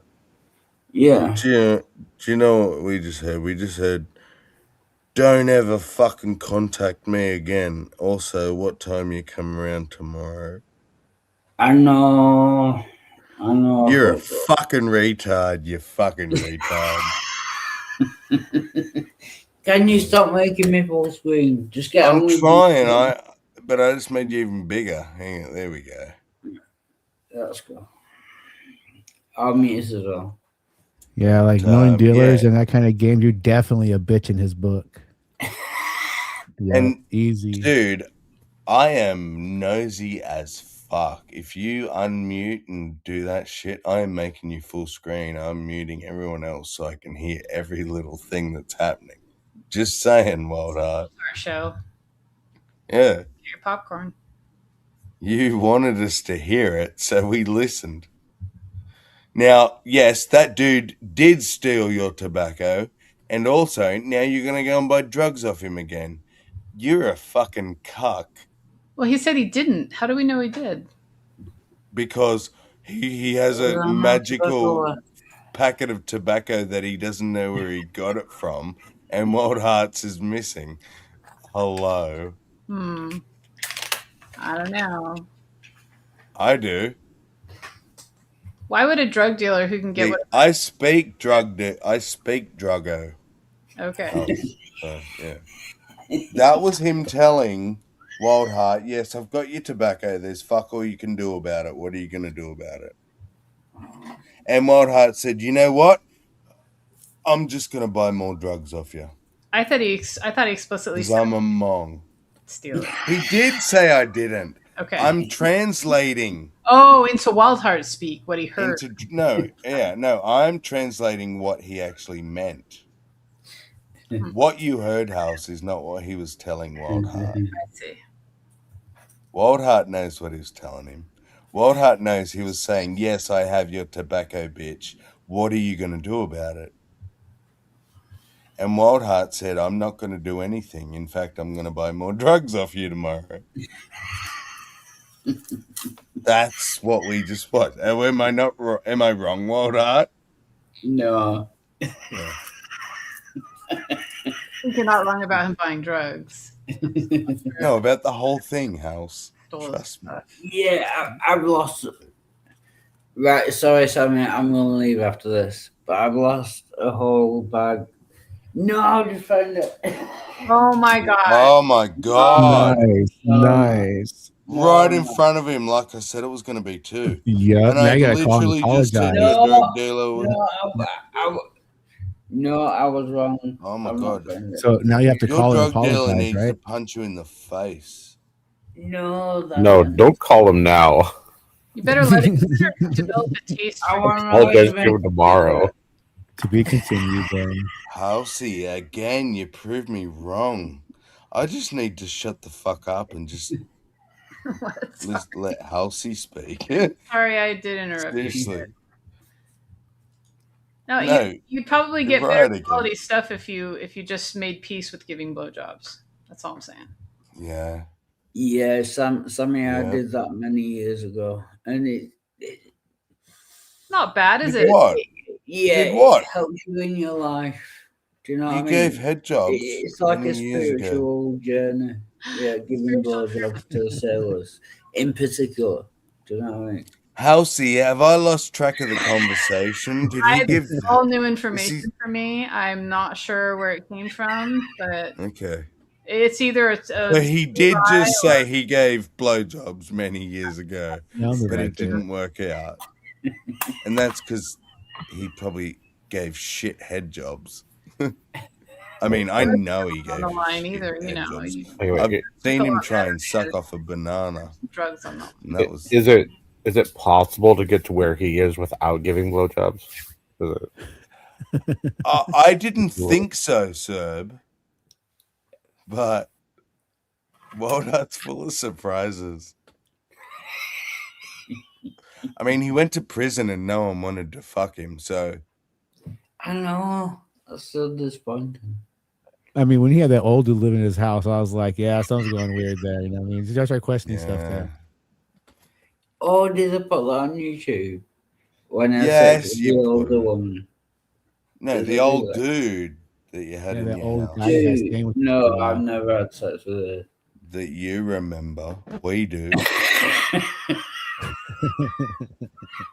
Part of YouTube lore at this point. That's me. No, you didn't That fuck can't be him. You true. just did a fucking coke deal on screen. He hands it to you. You take it. You hand him the money. Like, here, police. No. Have this on, like, live fucking YouTube. You already said you're on a list, apparently. And then you go on YouTube and do a coke deal. No.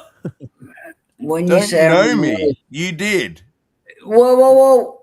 When you say I'm on a list, that makes it sound bad. I'm on a terrorist list, which I think is kind of cool. Yes. You know Right. what I mean? Like, terror I'm on file. a You was terrorist on the list. terrorist list. Yeah. Get it. Do you know what I mean? Well, you say terrorist. I say terror file. Right, then you'll be wrong. That means someone's that loves terror. Oh, no, you could be right. I don't Terrorizoid, know. terrorist like. I just got off for me. Yeah, no, I'm just mixing pedophile and terrorist together to be He loves be silly. terror. Sorry. You're on a list. Playing Yeah, like a I'm on a sex terrorist list. list. Yeah, I want to imply you're on a sex list. That sounds like the title of a song, doesn't it? I'm on a list. And then all about why. I think I it know is I'm on a already. few people's death wish lists, but no government ones that I'm aware of. No, I am on the terrorist list, as far as I know, for anti-terrorism, because I'm an atheist and I go on these kinds You're of on the channels. terrorist list for anti-terrorism. Like, when the terrorists come, let's call this guy. He can take them out. Like, why they still send you coupons if you're not interested in the product? Yeah. There's one Do for you- Suno. You take "I'm on a Boat," that song.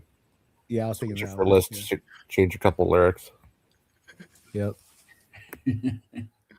Oh my god. Way to words. Wild Heart.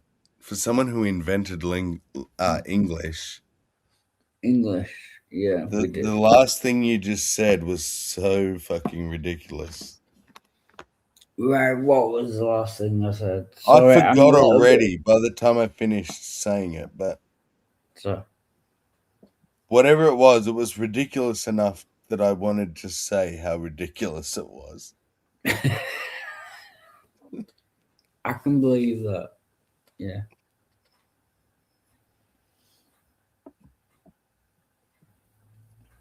Yeah, I'm just a Oh, little so bit. there's something about being on lists. Yeah. We were talking about Joe being on Holland lists. notes. Oh, yeah. Like I was saying, I was on a terrorist list for being an atheist online. Oh, Like, yes, no. yeah. Yes. The words that come out of your mouth was, well, I was on a terrorism list for anti-terrorism. Yeah. Yeah. Oh, fuck me. You can't write that shit. That's true, but that's not how I Oh, meant link to join. You know what I mean? That's some retarded shit, bro. Just saying. I don't know. Like, I was on the terror list when I went as a raptor for Halloween at the school party.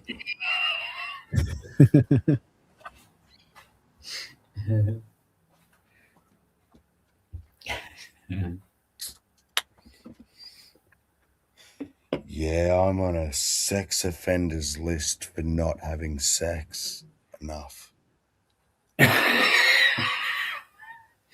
What when you say enough? Or with enough minors. Does that clarify it for you? They put me on a list. They're like, you haven't had sex with any minors, sir. We're putting you on a list. Congratulations. Can I get a sound check? Yes. Check one. Please, Sounds a bit loud and slightly below. little tinny. You get a little certificate. You sitting on the toilet? Certificate. If so, I endorse it.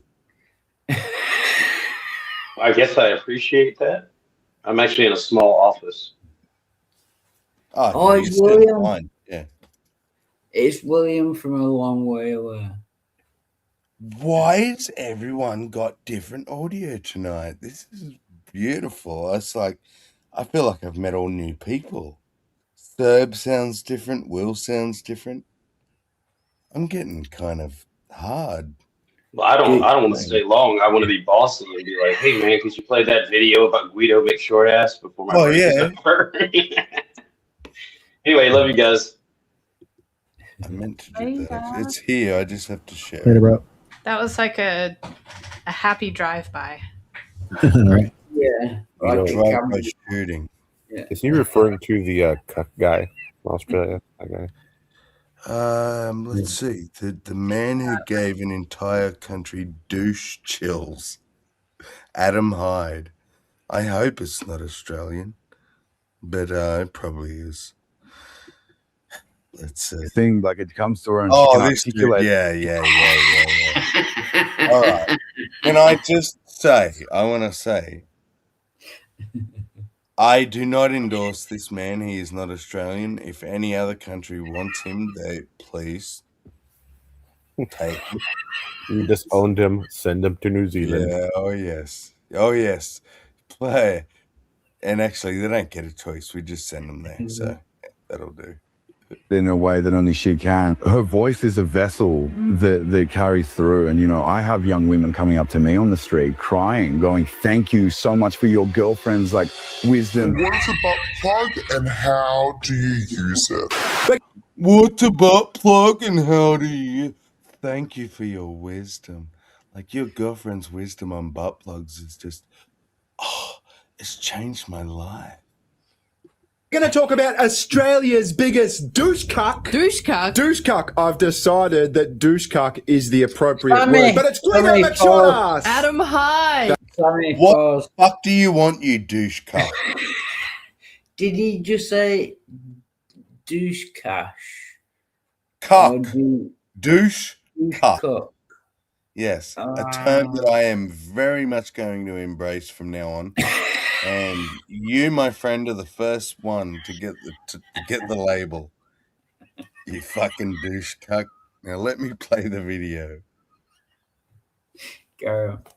That's right, yeah. That's Shatfield's boyfriend. Actually, I think I might replace that photo with the last one. I think it's just a little bit more douchey. Oh, God. Yeah, so he's quickly becoming a channel favourite, and for good reason, and Australians are starting to catch on. He's your favourite salad mixer. Yeah, Aussies are catching on to how much of a douchebag he is. And I use the term... Sorry, someone needs to make a video about Wildheart and how much of a douche he is. What the fuck do you want? What? You autistic fuck. What? It was taken off of him for a second. He's like, Yeah.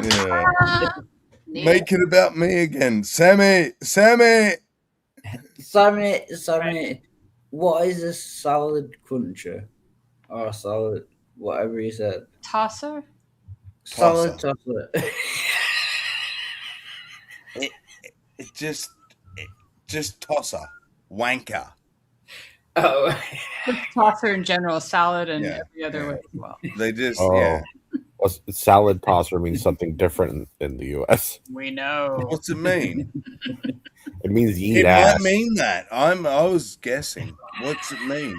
It means you eat ass. It probably means that. Well, that's probably what they mean too.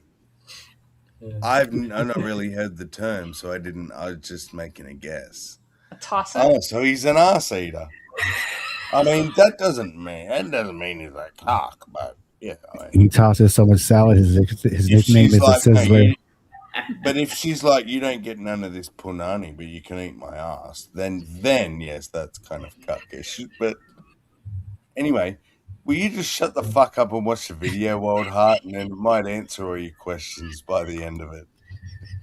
Douche cuck. Because number one, he's already been outed as a cuck. I know why they think it's an insult.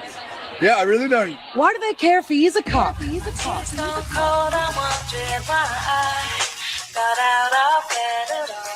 clear because number one, he's already been outed as a cuck. I know why they think it's an insult. Yeah, I really don't. Why do they care if he is a cuck? And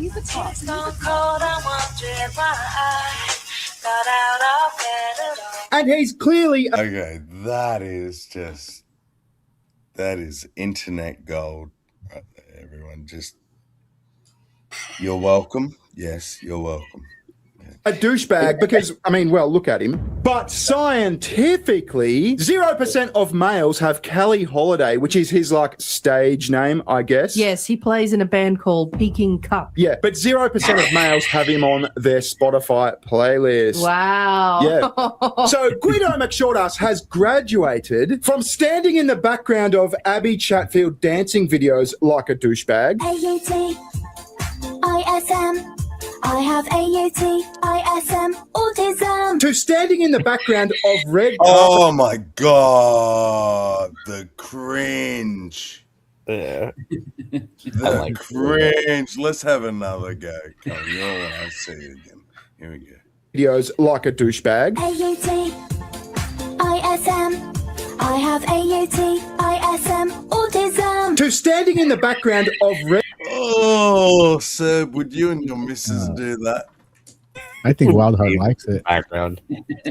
Oh yeah, Wildheart's wanking right now. But what'd you say, sir? I said, what? Just me in the background, like bobbing my head. Yeah, you just hand in the pocket, fucking drink in your hand, just really bopping that head, fucking yeah. No, I was liking it because it's like I have diabetes. I have diabetes. Is that what the song was? I didn't really notice. I was more noticed the fucking cuck in the background nodding his head. It wouldn't be funny. That's why I was like, yeah. Jesus. Red carpet. I can't believe this shit's real. Seriously. AUTISM, autism. To standing in the background of red carpet appearances, holding Abby Chatfield's handbag. It was AUTISM, autism. What the fuck? Sorry, one more. Chatfield dancing videos like a douchebag. AUTISM. I have AUTISM, autism. To standing in the background of red carpet appearances, holding Abby Chatfield's handbag like a good little cuck. I mean, isn't that just painful to watch? He is not enjoying himself. Look at this one here. He's shaking his head. Oh my God, he's considering his life choices. Yeah, I don't know how he can go along with this whole cuck thing like it doesn't bother him. He's shaking his head there. He's in pain. Yeah, he is in pain. Anyway, you don't want to miss the rest of this video. This is funny, but we've got a quick sponsor, then we'll have a look. Let's go! City start acquiring their users to provide bearing or visiting venice.ai/bearing.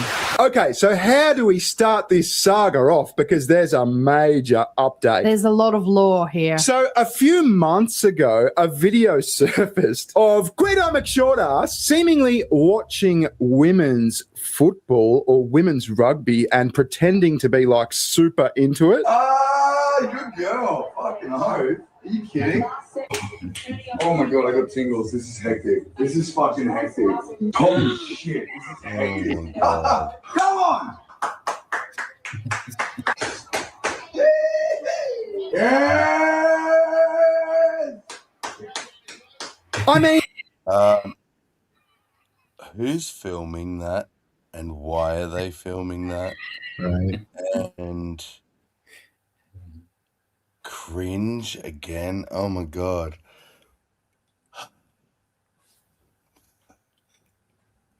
Most Aussies don't really act like that. I'm just letting you know that. This isn't a good representation of Australia. but what is? Well, he should have been in his undies. He had that's the problem. He had too much clothes on to start with. But, I'm only joking. I'm only joking.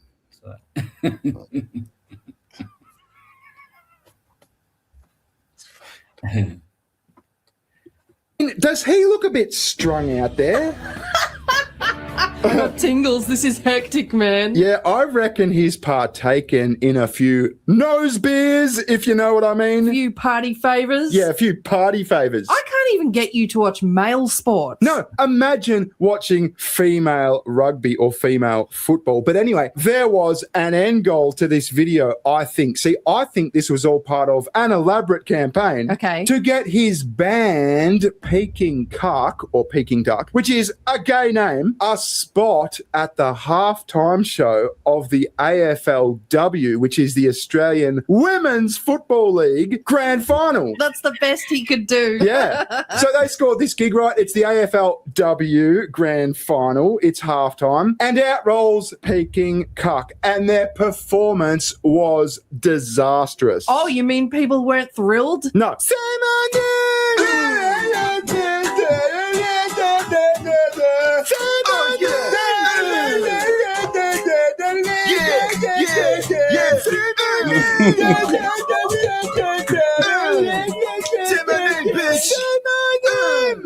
What was that bearing? Well, I had to kind of avoid copyright, if you know what I mean. I get But you. it sounded exactly like that. Trust me, bro. Okay. So anyway, they played their halftime show gig. Right, and what was the crowd's reaction? They did not fucking like it. So this article on news.com.au says worse than meatloaf. Wow, that's a big statement. Yeah. AFLW Grand Final.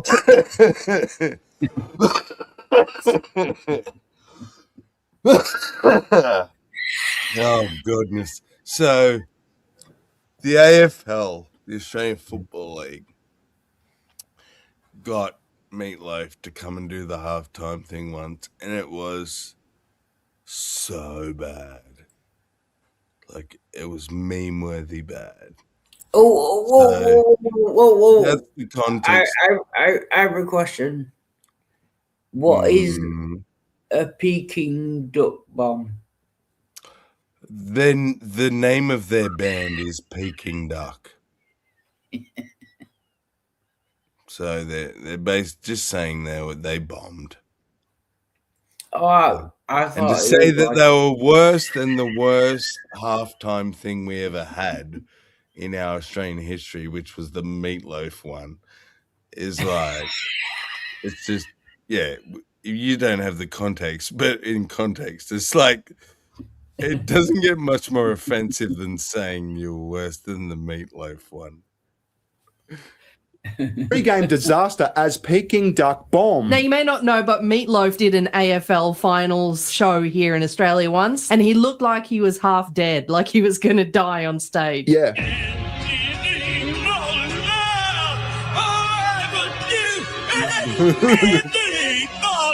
So there's quotes in this article, and they go, surely... See what I mean? See what I mean? Yeah. Now, Yeah, and I no, like yeah. Meatloaf. Yeah. When in his day and Oh shit! Sorry, in his day and age, he was fucking like, yeah, he was peak. But you saw. Imagine a full song of that. Oh my Lord. It was painful, and it just felt like it went for 20 minutes. Like, you just wanted it to end. Two AFL women's teams and their supporters competing in a grand final deserve better than this rubbish. This may have eclipsed Meatloaf as the worst pre-match entertainment. Okay, it was pre-match, not halftime. Okay. Adrian DePrato wrote on X. Now they're bringing up their friends to perform. Seriously, it's not a garage party in North Fitzroy. So North Fitzroy, if you're not Australian or even like a Melburnian, North Fitzroy is the suburb where all the... How can I say this without getting banned? It's where all the woke fuckheads live. Yes, 100%. Yeah, North Fitzroy is a suburb you don't want to be in. Like if you're a normal person and you don't like chai lattes, if you're not a vegan cockhead sort of thing, you know, North Fitzroy is that suburb. The quotes continue. Well, let's hope this game is better than this Peking duck performance. Peking duck really suck. Bring on the footy, a third row. Trying not to hate on the AFLW Grand Final musical act, but fuck this shit music. My poor ears, another added. I really want to like this, I just don't, a fifth commented.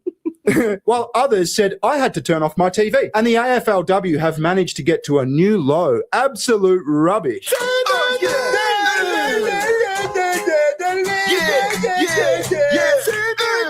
It was not the reaction Holiday and Styles were hoping for, with the duo expressing their excitement at getting to perform at the AFLW Grand Final earlier this week. Can I just make a point, right? Yeah. Think about the sort of people who go to the AFL women football, like Grand Final. Yeah. They're pretty fucking easily entertained people. If you can't entertain them, then you got to question yourself. You got to question your whole fucking career, I would say. I mean, they're there for the women's football. Oh, have you ever looked at some of their videos on their YouTube channel? Who, Peking Duck or AFLW? Holiday, whatever the fuckface his name is. No. Let's just say the views aren't great. Right, I did not know that. Like you'd expect a lot more from a music channel. Like an ARIA winning. ARIAs are like the Academy Awards. Is it the Academy Awards, the music one? Yeah, it's a joke. Yeah, it's the Australian like big award thing. So anyway, as I said, Australia is catching on to how much of a douchebag Guido McShortass is. Not only because his girlfriend is Abby Chatfield, the butt plug salesman. What is a butt plug and how do you use it? But he is just an all-round douchebag. There's still so many dudes out there that are coy about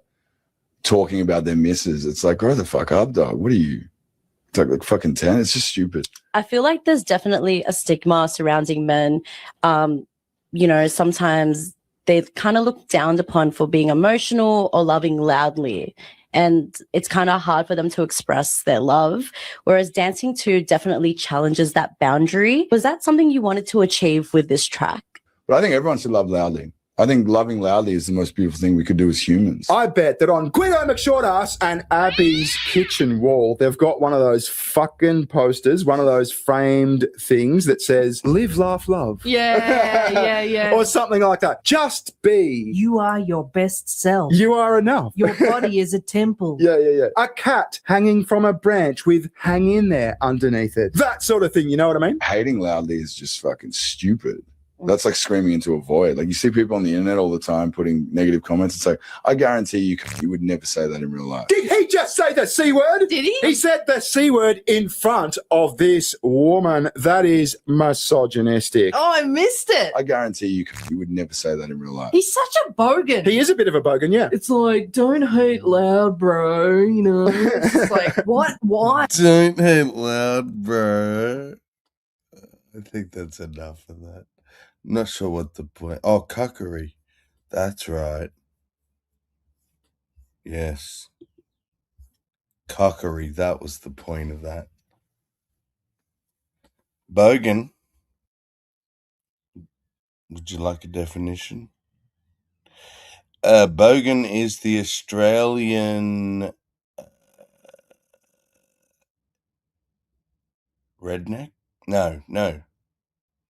More Is it precisely, like trailer park trash. There you go.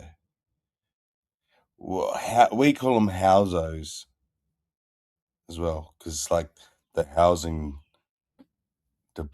development. Oh right, yeah, Where you get yeah. like, I think what they call it out here. They have that too. It's like a housing, but it's dang it, can't remember the name of it. But yeah, the same type of terminology. Like what is that? and so it's our roughest. It's the roughest form of Australian. Is a bogan, but Ghetto. ironically or unironic, no, ironically, I think Australians embrace that. We like it's actually a compliment if you call us a bogan because Is it's there Australian. Like, is there a place in Australia that I guess there would be more bogans there than not? You know, like I guess a bogan like trailer park trash would be like how Manchester is. You know, like just all the ruffians. Is there like a certain location they all kind of group in? Yes, absolutely. Okay. And like I would say them, and any Aussie here would go, "Oh, yeah, of course." But it wouldn't mean much to you. But yeah, like Redfern, fucking several place names I could say that Aussies go, "Oh yeah, fuck, I'll never go there," sort of thing. Like, It's like kind of like avoid that place because there's bogans there, or yeah, it's like that? Okay. Yeah. I'm like, 'cause sometimes like we have that here, like, you know, avoid that place because it's real rough there. There's, you know, that this or that, but there's also places that are rough, but rough enough to go look at, like Alabama. Go drive through southern Alabama, look at all the trailers, all the trash, and all the broken down pickup trucks. You know, it's dangerous, but not really. It's, you know what I mean? Is it? Yeah. That's where I live. Like I live in that sort of thing. Like, okay. Window, I see cows. Uh-huh. You know, in paddocks and shit. I'm in the country. Oh, right on. But it's not white trash type shit. It's like very Australian. And that's the kind of like we would say, yeah, call me a bogan, because I'm as Aussie as it gets. Gotcha, yeah. So it's like we kind of have different kinds of bogan, but yeah, it to the rest of the world, it's just easy to say it's our what did you call them again? Like trailer park trash? Trailer park, Yeah. Trailer park. Yeah. White trash. I saw an interview. White trash. White That's trash. Okay. Yes. More white trash. Bogans are Australian white trash. Yes. There you go. White trash over here is kind of weird. It goes weird ways. Exactly. Yeah. You can't just say it's one entity. Like there's different kinds of white trash. Yeah. And growing up as a kid, I usually hung out mostly with like the rockers, and this and that. So it was being part of the white trash. What category do I fall in that in a weird way, I think Will just invented the best word that has ever existed. Hood booger. Hood boogadry. Hood boogadry. Because you got the D in there, so it's boogadry. Hood boogadry. Yeah. Oh, Will. I like it. Verse boganism. Hood boogadry, first boganism. What do you mean verse? They're fucking best friends. It's the same shit. They're so all it's like pick me up some Nikes while you're down Yeah. there. Yeah. I like your shoes, boy. There's a connection. When I grew up, there was a connection of like that white trailer park, or whatever you call it, where they were like they come off almost like skinheads, but not, because they always had contracts and groupings with, like, let's say the black community, especially with drugs, or trade. So it's a weird This thing. sounds very American. Yeah, so it was almost like a weird kind of camaraderie, where it was almost like that. If you're gonna go to the liquor store, get a bag of chips too. They made deals on the side. If you're gonna do this, do that. Yeah, okay. Vice versa. Yeah. It's funny. It's only like it's such a short period of time, 300 years, whatever, but compared to what I realized is compared to our 200 years, that 100 years made so much difference to your history, do you know what I mean? Like, in one respect, it's such a short amount of time, but in another respect, a lot of shit can happen to a country in 100 years. Oh, the technology, the advancement of technology. Well, but yeah, but like at the other end, and the older stuff, like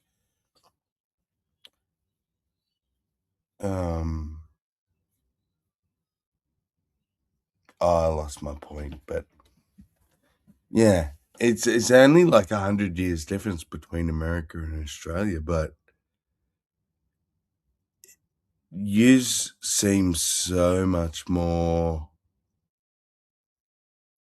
so older for some reason. Like that 100 years you've got on us, like yeah, Americans like to hold on to what I mean?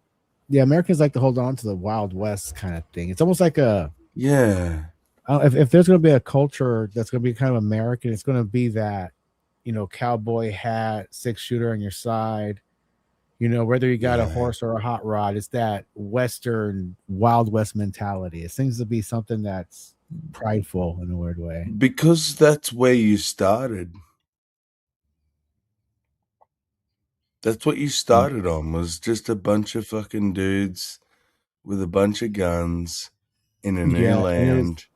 when I was growing Just up in wanting to school, get the fuck away from the old land. Well, it was always like a win-win-win mentality when I was growing up, you know, where if there were participation trophies, it was just for the junior class only. You know what I mean? Where it was a little more hardcore. It was more like that, like win-win-win situation, but it doesn't seem like that anymore. Yeah. Yeah. But I think people kind of want to go back to it, though. Yeah, because that's when America represented how tough it was. That was like the John Wayne times, you know, like the reminiscence of that was just what America wants to be more. I mean, even the flag itself represents soldier, like, you know, it's very militaristic and yeah. So, how do you feel about dueling? Dueling. Should it be brought back? I think if both parties want to do it, you know what I mean? If they both agree to it fully. Yeah. Yeah. I mean, if you're. Why the fuck not? Well, yeah, I probably wouldn't legalize dueling.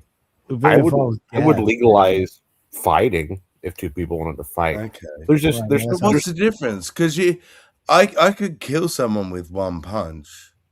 Yeah, but you're more likely to have collateral damage with a gun than a punch. Yeah, like if you did laser tag dueling, okay. But see how it's so arbitrary? Like, to my autistic black and white brain, it's like I could shoot you and nothing happens. I could punch you and you die.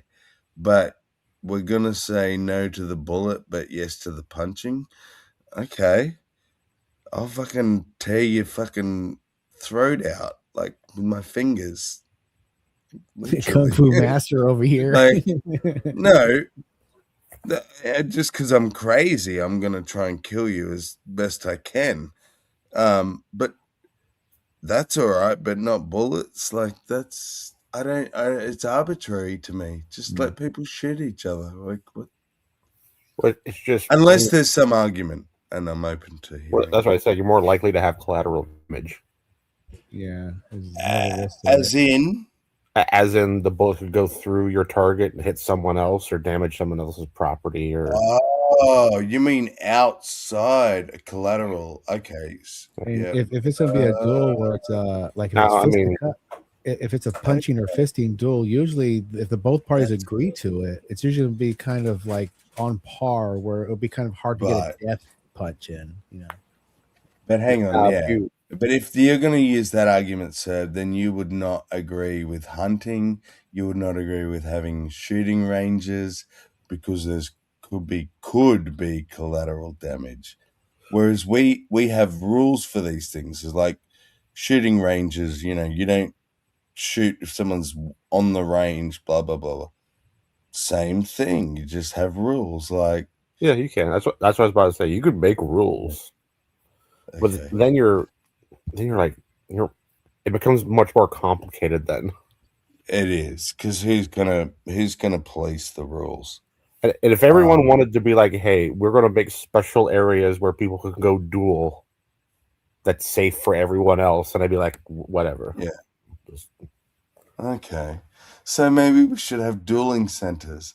I mean, we basically do MMA. Like, we have places where people can just beat the shit out of each other, you know, possibly cause brain damage, death, whatever. That's okay. We cheer that shit on. But no, don't you goddamn shoot each other. Like, it's just, I don't know. I'm missing something there. Like you said, collateral damage is one thing, but I don't think that's the general argument. I think that's a Cerberus sensible argument. I'm just thinking about like implementation. How easy would it be? Like, if someone they could agree to have a fist fight on the sidewalk. Well, then what about swords? Dueling with swords, then? Yeah, there can't be that much collateral damage with that. It'd be way less than a gun. Yeah. I don't know if there's a right answer. I'm just saying, safety in proportion to the risk. Yeah. Well, I guess then let me rephrase the question. Would you engage in or enjoy engaging in or enjoy the ability to be able to challenge some motherfucker you don't like to a duel? Oh yeah, definitely. Got a couple times probably. I think we all might feel like that.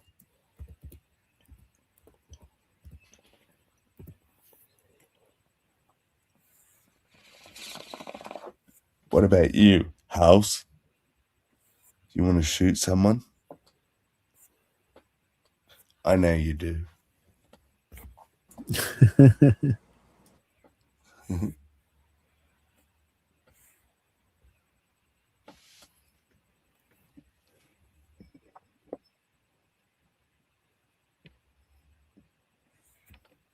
We just need to figure out who it is that House would shoot.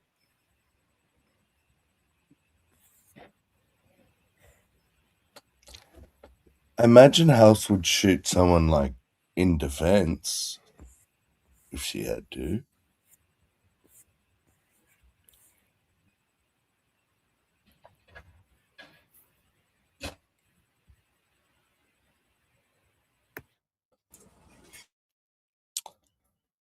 But I don't imagine she'd be out there like hunting buffaloes or something. But Right? Yeah.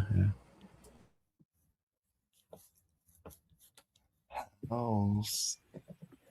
Oh man, actually, Will brings up something there. I think might be imagine a world where you could legally duel. Imagine how many fewer thugs and criminals you would have. Not even because like good people would fight them, because they would fight each other. Each other. They'd just wipe each other out. Yeah.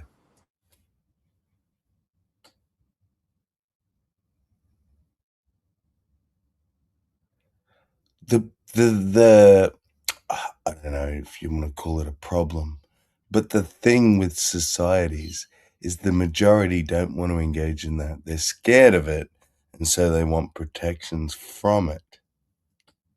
Yeah, that's why you just And that's where our laws that's why we have so many laws that are preventative.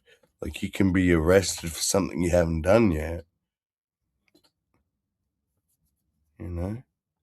Because for example, you burn your house down, you're going to be at least charged with something. If you question why it's my house, I can do what I want. I can knock it down if I want. Why can't I burn it? They go, oh, because that fire might have caught fire to other houses. That's the thing that we're finding you on. Okay, could have. So you're charging me on a possibility that didn't eventuate. That's where I haven't had anyone yet explain it to my brain in a way that makes sense. It's like laws should kind of mostly be reactive, shouldn't they? Not preventative. Yeah, if I want to burn my barn down to get rid of my barn owl infestation, I should be able to do Exactly. It's your barn. And if you Yep. don't burn your neighbors' houses down, then what have you done? Right? No What's harm, no the foul. charge? I mean, Exactly. yeah. It's like calling fire in a cinema and no one reacts. Like what was Right. we used to be like that, and then things happened like the Great Fire of London in Chicago and New Orleans, right, where like a big chunk of the city just burned to the ground.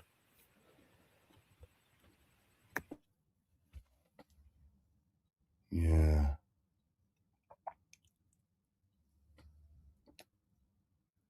Like But where then, I man, am, we're so reactive, aren't we? yeah. Well, I mean, like where I am, because there's no adjacent buildings that I don't own. There's no houses. I forget the distance. There's like all the buildings are so far away from my property. Right. If I wanted to burn my house down, all I'm legally required to do is call the fire department and say, "Hey, I'm burning my house down," and that's it.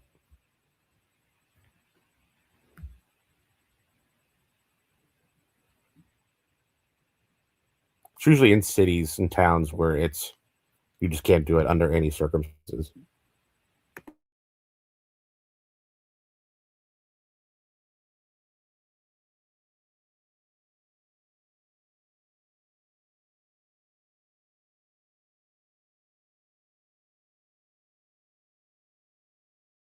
But did everyone mute? What's going on? I'm here. Ah, okay.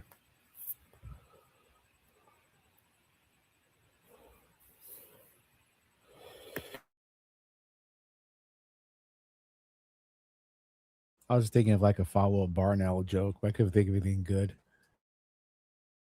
So I'm like, I guess if you live in the city, you just have to shoot them Barnells. Oh God, sorry, I was peeing. But again, and just clarify me if I'm wrong. Clarify me. I don't think that's grammatically correct. Anyway, it's still preventative because my argument was, and you said it again, all I have to do is tell the fire department. That's the thing. Now, what happens if you don't tell them but you burn your house down? Because of my circumstances, I might get a fine. Exactly. Yeah. Nothing happened. No one was harmed. There was no harm to be shown. No damage, no loss of property to anyone. Nobody Nothing could saw be it? established other Like, you just think than stupid. Like, is it gone? Oh shit, it is gone. Can I really find you if like it's so written in stupid? a book somewhere that you can't do it without doing this, blah blah No, blah. but So the that's what fine you're wouldn't getting be. fined on. But the fine isn't for burning the house down. No, it's for disobeying that piece of paper that arbitrarily exists. Okay, but you get the fine. The reason for the fine, anyway, is that because you didn't alert the fire department, someone would call the fire department, and the fire department would respond, and it would cost money. So they fine you to But keep you again, from it's costing the fire preventative department money. because now you burn your house down, like you said, all your properties around you are your relatives or whatever. No one even knows you burnt your house down. No one rings the fire department, but you didn't tell them. You have still broken the law, correct? Yeah, but no one reports it, That's then it my basically issue. didn't happen. Exactly. And so that's my point is it's about a piece of paper or a phone call. Oh, this dude burned his house down. Oh, righto, we better get out there and fucking fine him straight away because he didn't tell us. Even though Cha-ching. there's no like repercussion, no fucking outcome, just you didn't follow this fucking law that we set in place. It's preventative, not reactive. And I do get it. Humans are so retarded. We need preventative laws. I get it, but just at heart, I'm a free speech extremist. Like, let the dumb people kill themselves. Stop protecting them. Right. Is They always that seem to, like, bad?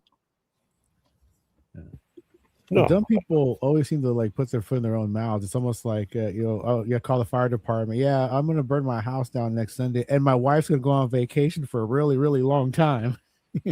Yeah. Like, if you need a sign to tell you not to touch a fucking like power All right, yeah. thing, like, does the human gene pool really need you? Well, like, I don't know. I haven't really thought about like the sign or not having a sign. I'm more worried about, as far as prevention goes, is stopping stupid people from killing not stupid people.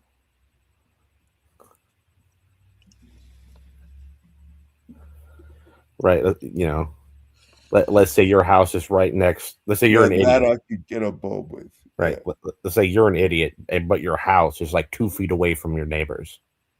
Yeah. And you dousing gasoline, light it on fire. Well, you know, it's going to catch your neighbor's house on fire through no fault of their own, and they're not stupid. they're a victim of being next to you.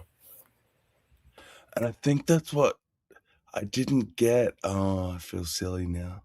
Where Brojo was trying to say to me, like, because I was making it all about free speech, but he's like, Irenic says I should be able to swerve from lane to lane without a blinker, drive however I want, like speed through a school zone, blah, blah, blah, blah, blah. And if I don't harm anyone, no one should be able to touch me. Now, I can actually now, even though they may never have not killed anyone, he is the dickhead that is gonna kill someone. Yeah. And if we prevent that shit, then Yeah, if we put enough negative incentive on the behavior, the idiots won't do it.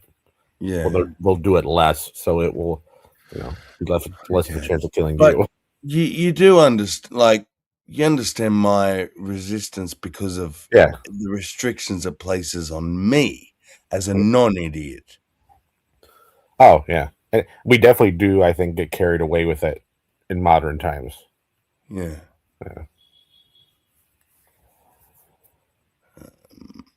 Especially like some places like Australia and the UK, we go crazy with this stuff, like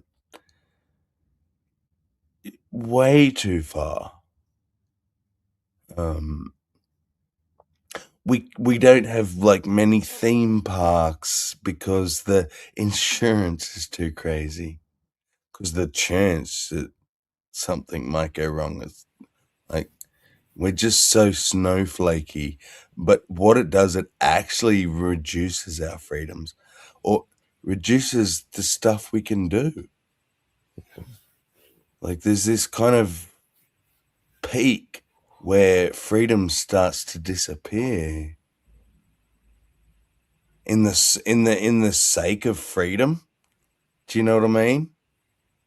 Yeah. We're actually like giving up freedoms now for freedom, like. So yeah, I'm a bit confused in regards to that, like, yeah, where we're going. Is it? I'm glad we still have the United States. God bless the United States of America. It's the hottest country in the world.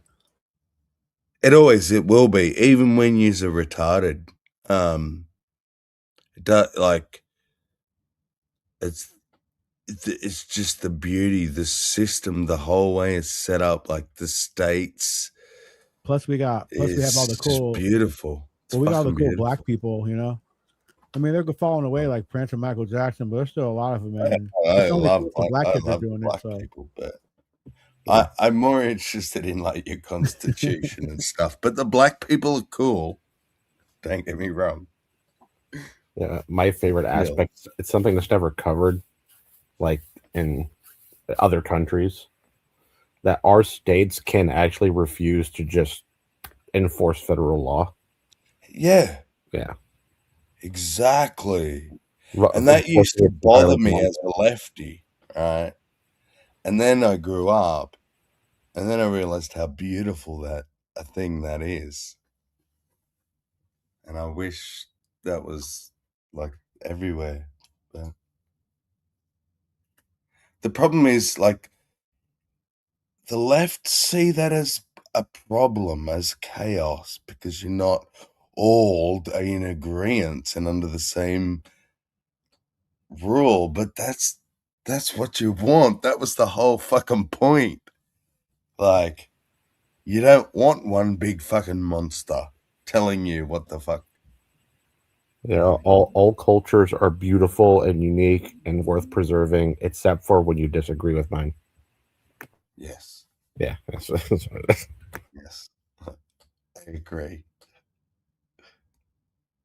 As soon as you try and kill my culture, then I have a problem.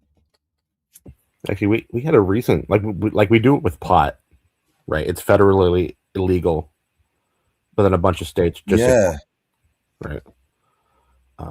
We started. I know it's federally illegal, but when I just think of America in general, I know there's a few states like where Will lives and stuff that still don't. But like, I think of America as one of the places I can go and buy pot from a fucking store legitimately. How is it federally illegal yet I can buy it legitimately from a store? Yeah.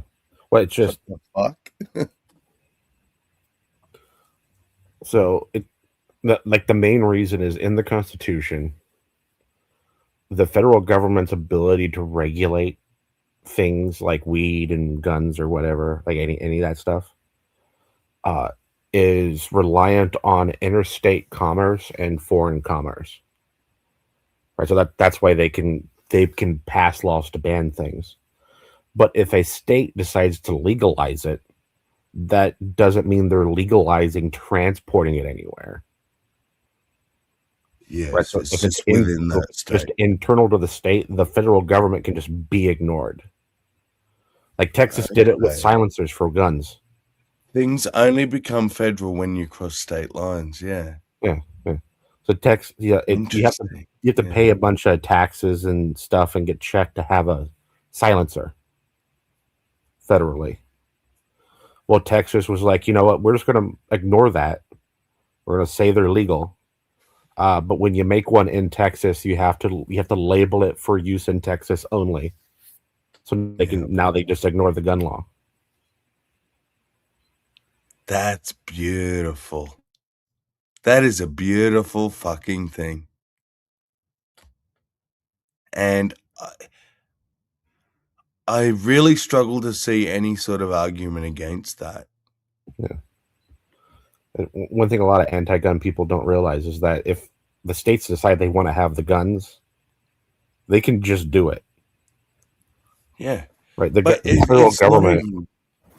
The federal government doesn't have the manpower to actually enforce the law. Yeah. And that's my point. It's not even a gun thing. Forget the gun thing. The beauty is the states can have their own power. Do you just stuck within that border? That's fine. That's why we call them states and not provinces, because they are a state. And the Constitution is a peace treaty, essentially.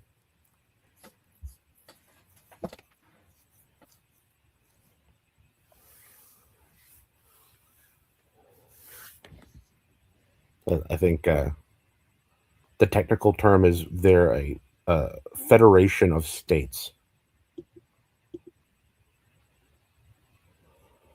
Or we're a federation of states. So. Yeah. So, what do you think of this idea? Each state gets to have their own immigration sort of policy, and if they allow immigrants to come in, not maybe under some alternative documentation way, like that's not citizenship, it's like a little bit more lax or whatever. Those people can come in, but only to that state. Their access to that's that a state great is question, restricted House. to that state. Well, we would have to amend the Constitution because the border, right, international relationships is the federal jurisdiction. Now, it's that many states. There are many states in the U.S. that said we're not cooperating with the federal government, so that's already happening. And that was before Trump. There was a bunch of them that said, "Nah, we're just not going to enforce it." Right.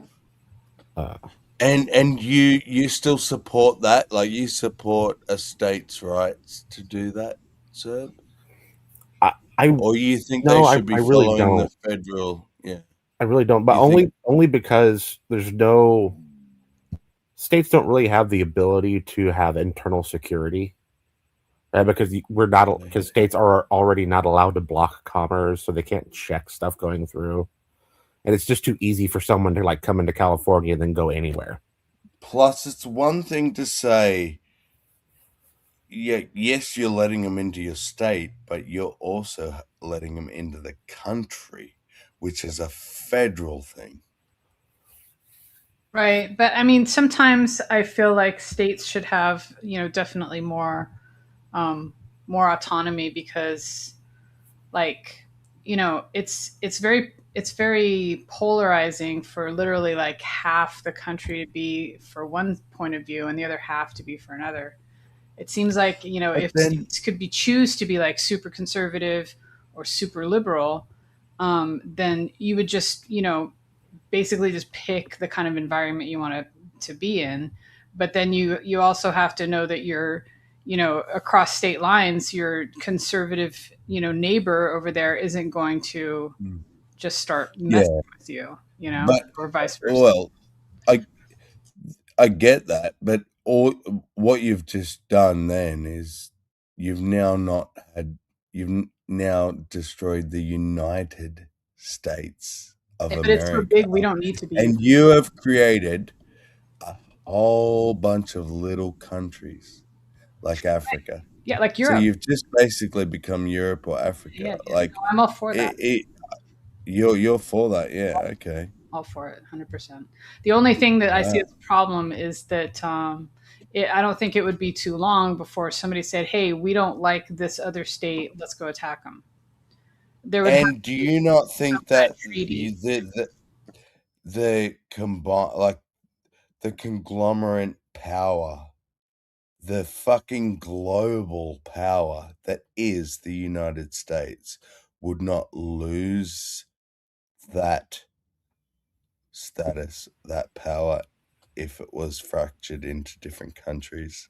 Immediately. It lose it immediately. Exactly. And that's why you need to be the United. But we don't need to be the most powerful and militaristic. You don't need to be, but do you not want to be? I want to be, and we certainly aren't. I have to accept that America is the most powerful country. Now, do I want to accept China is, or Russia, or? I'm pretty happy with the United States. I'm pretty sure giving it the best go of everyone, sort of thing. Sorry, I'm pretty sure if America broke up, the world will probably just return to despotism. I think we actually do need America. Yeah, we do need a world police. I think that as a non-American, and I think most people outside of America have thought that and just took it for granted for a long, long time. And Trump, I think Trump felt that or thought that, and he's come along and said, I feel like the whole world has just realized we're the world police, and I'm sick of paying for it. Like, you just can all pay us to be the world police. I could be wrong. That's what I see from my outside perspective.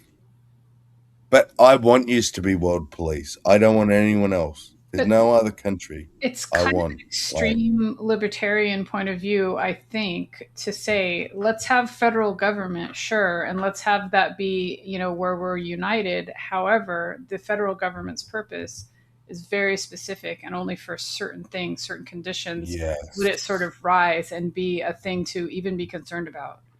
Like it definitely has too much powerhouse.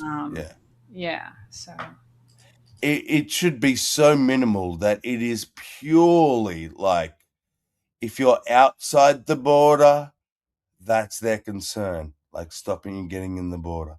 The shit that happens inside the border should be purely state shit. And federal shouldn't really come into play. Federal should be about the country. Right. We used to be that, and then what we found was, hardened criminals would just walk across the state line. I mean, state. What do you mean, like state to state? Yeah. Yeah. Well, and that is that could be an issue because we don't have the funding to basically patrol the entire border of every state, and create. You already, without being countries, just being states. I watch videos and it's like the police is like, don't stress. Yeah, you got a warrant, but we don't extradite to that state. So you're good. We don't have an agreement with that state. Yeah, like what the fuck? You're in the same country, but yeah, it's whether the states agree. Yeah, we'll swap our criminals around or not. Like,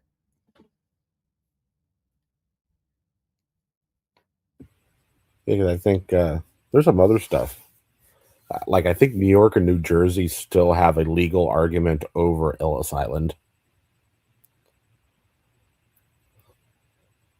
They claim it in some way, or I think they, unless it's changed recently, I think they both claim it. Do they do anything with it? No. You know how okay, so I'm probably grossly oversimplifying this, but you know how people get upset when they have property taxes, let's say, that are distributed across like all of the public schools, even in the really poor areas. They get like the same money that maybe, and I don't think this is actually how it is, because I think in the poor areas, those property taxes in those areas fund those schools, and in the very wealthy areas and wherever in the middle too, they fund the schools in those counties or cities or whatever. People would be upset if we said, okay, we're not going to do that anymore. We're going to pool all the money and we're going to distribute it equally amongst all of the schools, right? So the rich schools and the poor schools get the same amount of money. People would not be happy with that, right? Because the wealthy people would be like, wait a minute, like we pay really high property taxes. We want our schools to be the best, and we don't want to pay for them, right? Wouldn't that seem like socialism? Well, no, because it's not. You're not taking the means of production. Well, no, technical. Wealth thing. Well, here's an example, House, and is this socialism? I think it is, but I think it's socialism that works. So, Sweden, for example, don't actually give their schools money. Okay. What the school says is, we need another building, or we need a multi-purpose center, like a big building to have assemblies in and whatever. And the government goes, no fucking worries. And the army fly in and go, hut, hut, hut, hut. And in like 2 days, there's this building built, and they fly out, hut, hut, hut. And bang, the school's got a building.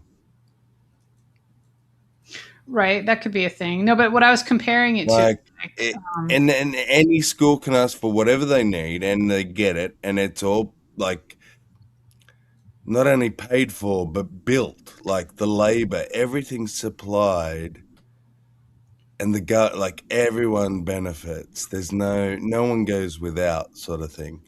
And it's not like whatever you earn, you don't have to pay all your money into something. So it's not that kind of communism crazy bullshit, but it's just the government is just looking after the public shit. Right. The public's paying for the public shit. Yeah, sorry. Okay, but The problem with that is, so any school district can say, we want something, like we want a new $20 million stadium, and the government says, sure, let's just fly in the army and just give you $20 million stadium.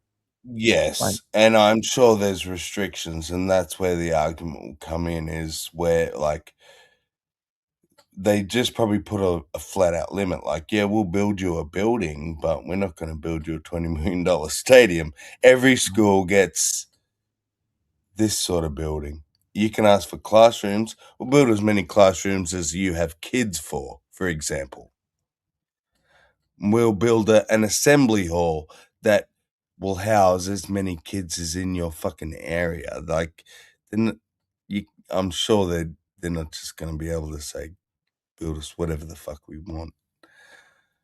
But who gets to decide that? Yes, that's really the argument, isn't it?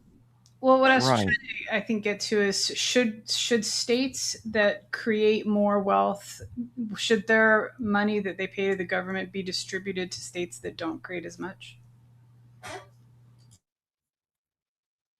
Good question.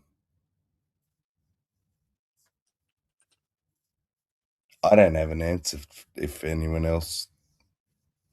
Well, I know the way that the system was set up, and that is that each state gets 2 senators, regardless of the size and the population. And then, based upon the population, where a census is taken every 10 years, an apportionment is made of how many representatives each state gets based upon their total population. So most money bills begin in the House of Representatives and then have to be ratified by the Senate. So it is based upon population, not upon wealth. So if you have a very populist state, I'm trying to think of one. I don't know. Do you mean like densely populated? Yes. So if you got a ton of people, let's say you got 20 million, let's say you got 30 million people. So that's 10%, I don't know, 8% of the US population. So then you get 8% of the votes in the House of Representatives as to where that money gets spent. So it's just like in a stock market, where if you own 8% of the stock of the company, you can decide 8% of how the money gets spent. But you still have to make arrangements with all the other shareholders, because you have to give 51% total in order for it to get it passed. Isn't that only if those people that represent those populations agree? Right. And that's what it's supposed to be, is like, because the representatives were supposed to be smarter than the populace. And so then the populace decides who they want to represent them. Those people then go to Washington. And because the people can't be informed about every little bill, then the representative was supposed to be informed. And then that's how we got lobbyists. Because originally it wasn't the lawyers going to be lobbyists. It was a farmer that said, I need this, whatever.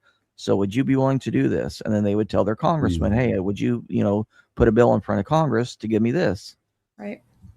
Would you be upset? And the most important 2 words their house was supposed to. Right. Right.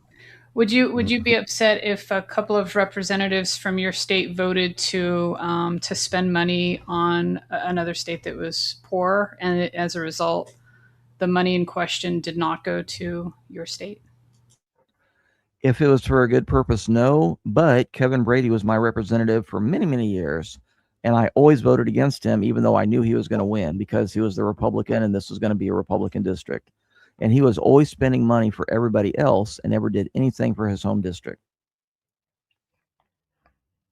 Philanthropist from his position with spending other people's money, though, right?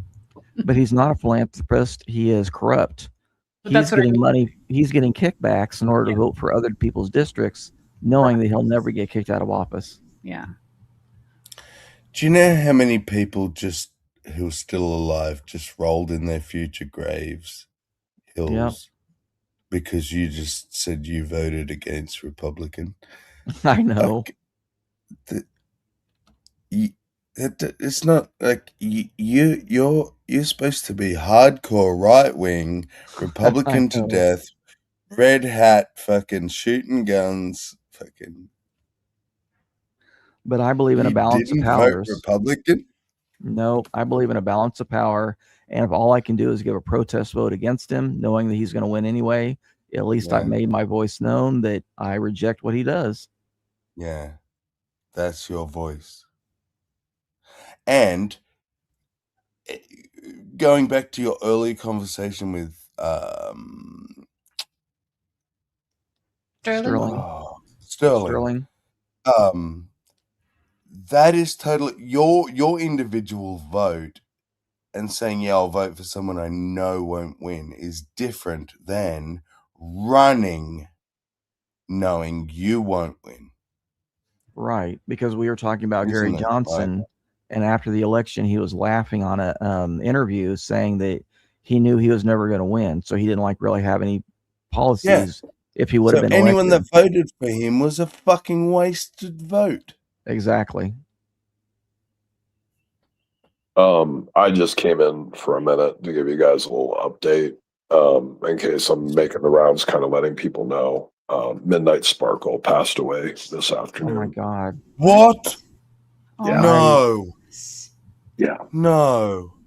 Yeah, Lord. he was in the hospital No. for roughly the last couple months. They incubated him again a few days ago, and we just got the news from his longtime friend. He is no longer with us, so I figured you guys would want to know. So I just stopped in to tell you. Oh, Wow. shit. It's not a joke. I'm not making things. Fuck We yeah, verified no, this through thanks multiple very much angles. So for yeah, telling us. I really appreciate yeah. you coming in and telling us. Oh, Yeah, I'm trying to go let people know that knew him. Trying to find all the people and stuff like that, reaching out on Discord and stuff, so that you guys know we're gonna do a little memorial stream or something for him this coming week. So I just wanted you guys to be in the loop so that you knew. So My goodness. thank you. Thank you Thanks for for that. Wow. Yeah, really what a appreciate shock. it. no Wow. problem, guys. You have a good day. Yeah. Thank you too. Wow. Oh my God. It's it won't hit me for a while. I say I got back just in time to hear that, and I have to go eat dinner. I'll have some. Yeah. Did you say you heard that? Yeah, I got back just in time to hear it, and I was going to say I'll be back later, but I got to go eat dinner. Okay, no worries. But enjoy. I knew that he was in the hospital, and I knew that he was on oxygen. In hospital. I knew, and he specifically said that with everything Sammy's been through, that he didn't want you to know. So, out of respect for his privacy, I didn't ever say anything. But he didn't tell me what he was. Okay, now it's hitting me. Yeah, he had really bad pneumonia, and he was on a ventilator, and he wasn't on it towards the. I think he was on it for a while, and he couldn't talk because it messed up his vocal cords so bad. And they had been trying different antibiotics on him, and none of them seemed to work for very long to actually take care of the problem. He didn't even tell me it was pneumonia. He just said he was in the hospital and was on oxygen, and it was difficult for him to talk. Yeah, and he couldn't swallow or anything, so they had him on a feeding tube. Damn. Yeah, it was serious. I figured he was telling people that he wanted to know, and it wasn't my story to tell, so I didn't really discuss it with anyone. But yeah. Anyway, that's wow.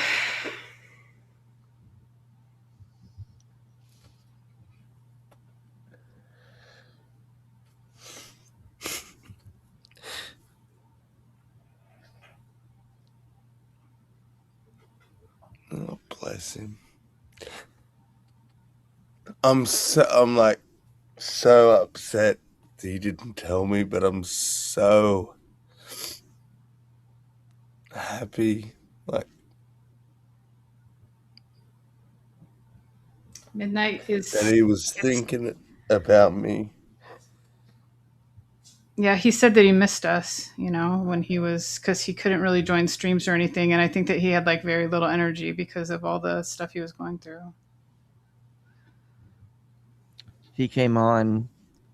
I mean, he must have been off the ventilator at the time, because he came on before I began a stream once and talked to me for a few minutes, but I heard all the machines in the background. But yeah, he had a lot of difficulty talking. Holy fuck. The only upside I can see is that he's getting to find out firsthand what the great beyond holds. That's about it. That's all I can say. That's like at all. Like pneumonia? yeah, Was he immune deficient or something? Like, I don't know. He said that how the he fuck had did he was sick pneumonia? for a while, but didn't know how serious it was, and so he kind of ignored it. Like you can kind of feel when you have like what I call a presence in your chest, meaning like stuff in your lungs when you breathe and stuff. And I think that he had felt that for a while, but didn't realize that he was getting sicker and sicker until he was really, really sick. Wow. I just wish I could have hugged him. Yeah. Same. Or just talk to him a little bit before, because man, Same. we don't get any warning, No. like we really don't when these things happen. I mean, I'm pretty sure he knew what he meant, but I would have liked to say it.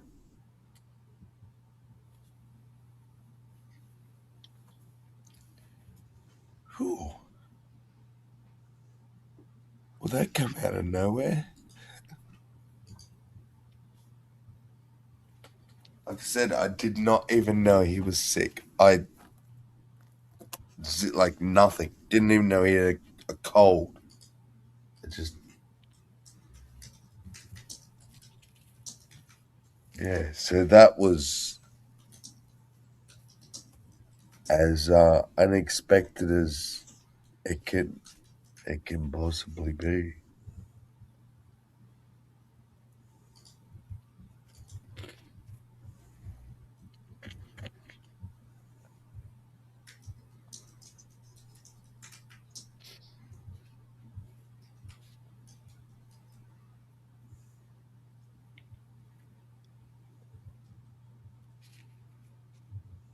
Wow, Sparkle, eh?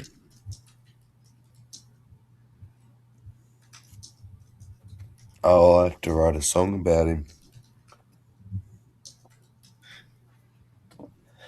It's all I can do.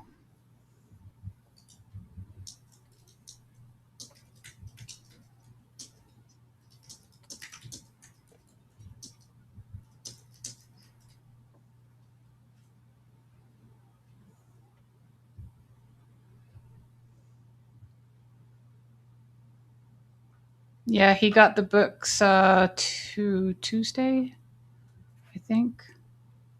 I sent him a couple of books because he was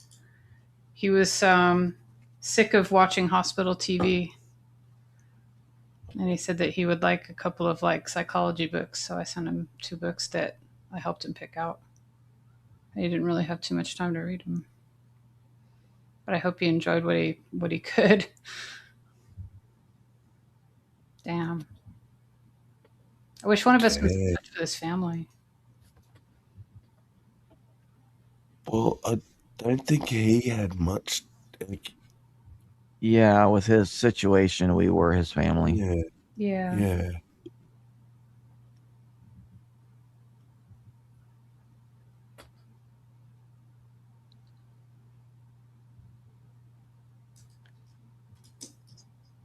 Well, somebody talk about something because I don't want to dwell on this. Yeah, Well, same.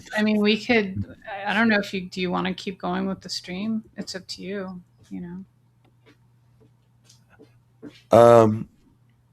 Yeah, I think I do actually. But yeah, we should plan a little memorial for him. But we should. Yeah. But I need something to take my mind off of this because I've had all the more that I can take. Same.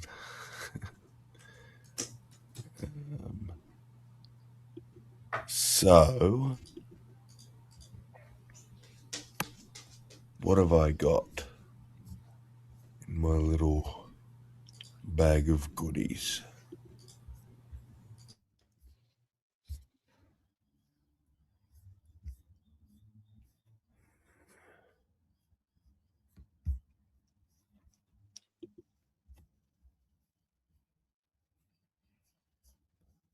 This might work.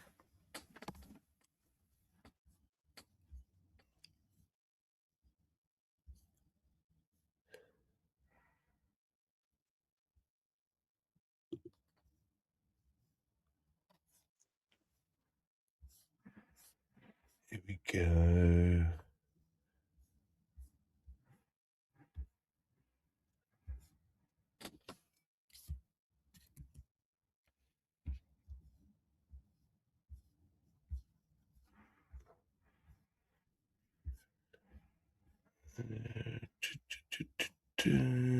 Where is it? Here we go.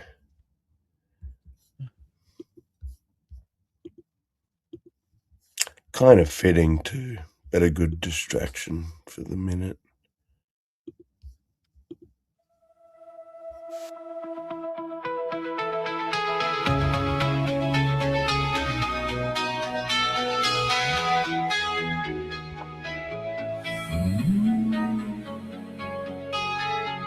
Don't wanna waste it.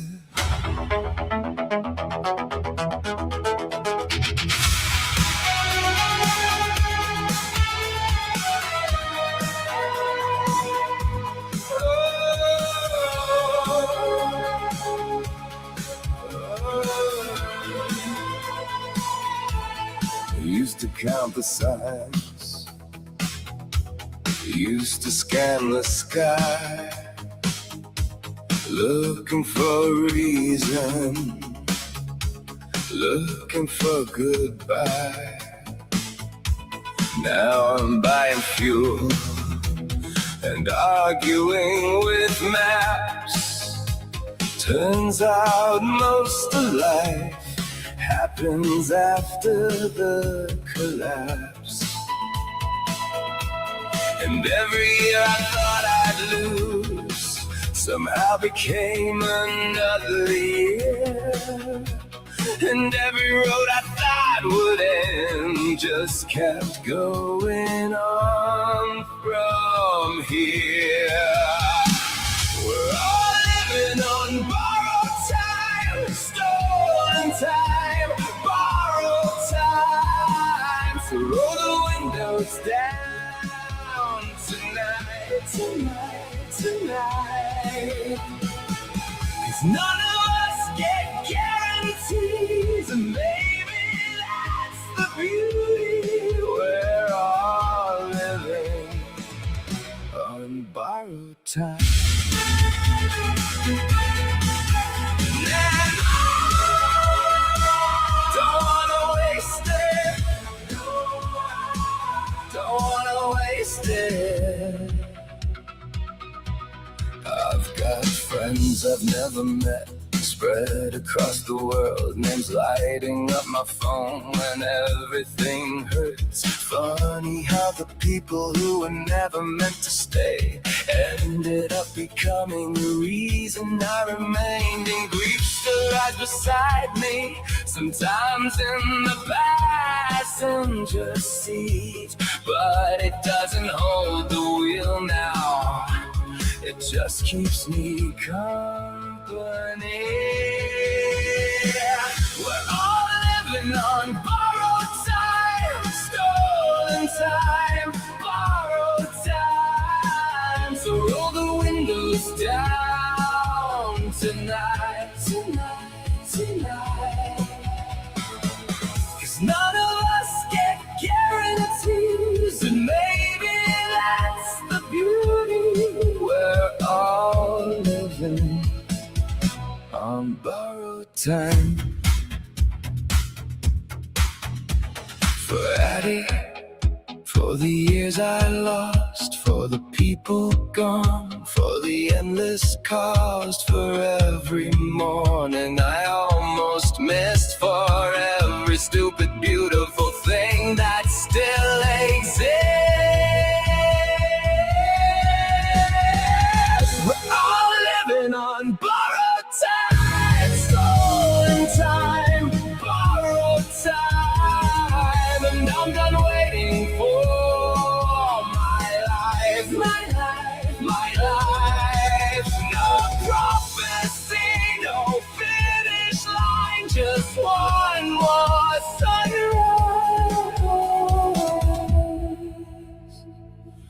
on borrowed time. Dashboard glow, morning light, still heading somewhere, and for once, that's enough.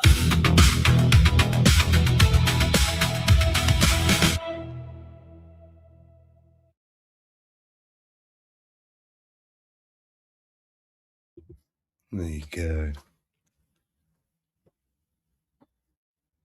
We were his family. It was an honor. The radiant one. Yeah. So yeah, that's my latest little tune, and it's funny I wrote that because I think it's very fitting. Are you serious? I just read it right now. I got back from getting some grub. Midnight Sparks? Yeah, bro. No way. Yeah. Shit. Yeah.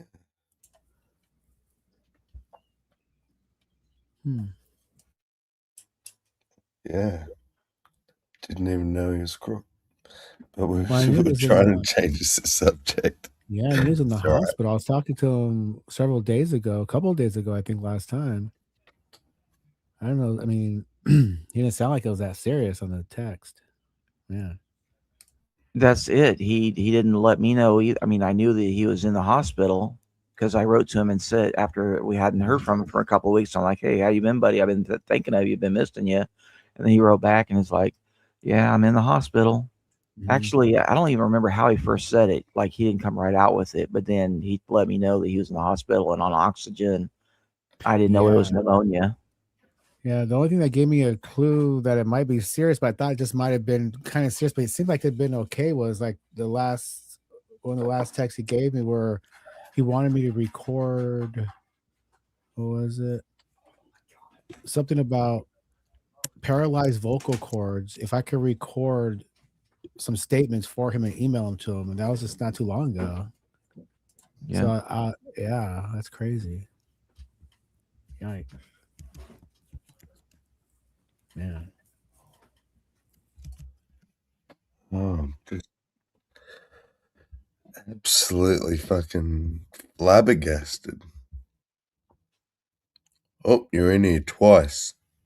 Yeah, sorry, my phone was messing up. I left a song in the back. It's something that Fro from Norway made for Sparkle months and months ago. He loved it. He liked to listen to it every time. He'd request Fro to play it every time, so I left it in the back for you guys. It's a Suno song that Fro made. That was like one of his favorite songs, so I figured you guys might enjoy that. I'm gonna play it. Yeah, thank you. You got it, guys. I'm sorry to break this to you guys. It's terrible. Oh, yeah. I'm glad you did, but because I figured you would want to know. I certainly did. Absolutely, yeah. Wow. I'm really sorry, guys. A lot of people are broken up today about it, so yeah, really sorry. We lost the sparkle from our eye. Yeah. Yeah, he was definitely one of the good ones, no doubt. Yeah. I'm sorry, guys, but yeah, that's one of his favorite songs. Fro made it for him. He loved it. It was great. So it would be nice to play it in memory of him for sure. So Yeah. No, cheers. I'm gonna play it now.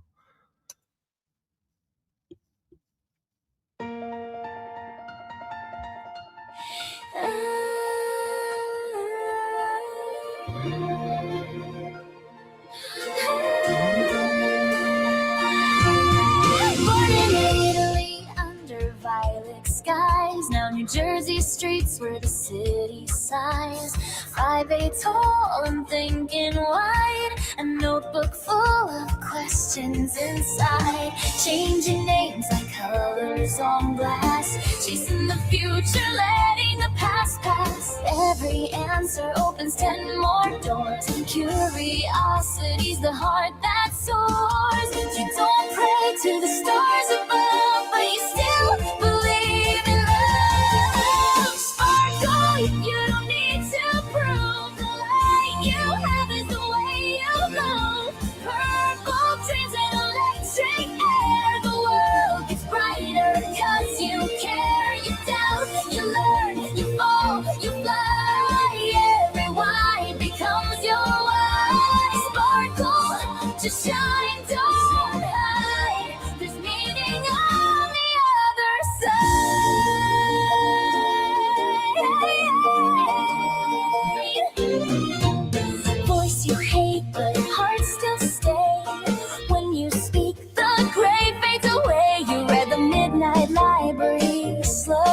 Found yourself between the pages. Glow. Logic meets the melody's call. Science, rhythm, you want it all. You're built from questions, not from fear. Every maybe brings you near. You don't bow, you don't pretend, but you still seek a light that won't end. Sparkle, you don't need to prove. The light you have is the way you move. Purple dreams and electric air. The world gets brighter cause you care. You doubt, you learn, you fall, you fly. Every why becomes your why. Sparkle, watch you shine down. There's meaning on the other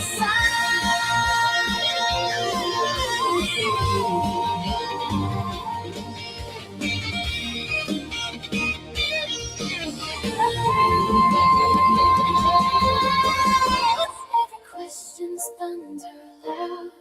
Every silence draws a crowd. You don't need faith to feel the flame. Truth and wonder sound the same. And when the world says settle down, you rise, you wear that crown.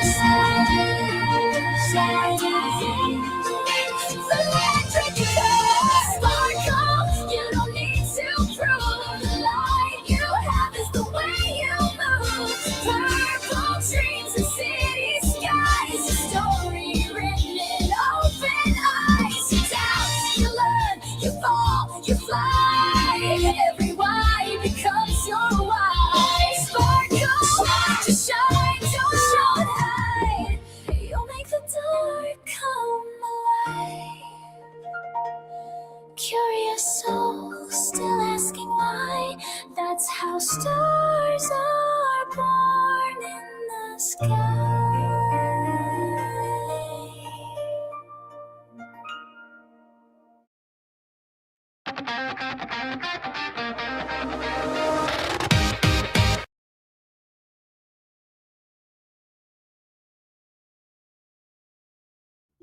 And here's one I wrote apparently in October.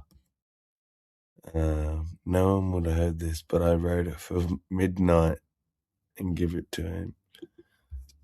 So I feel like we're all hearing it for the first time because I don't remember writing it. So.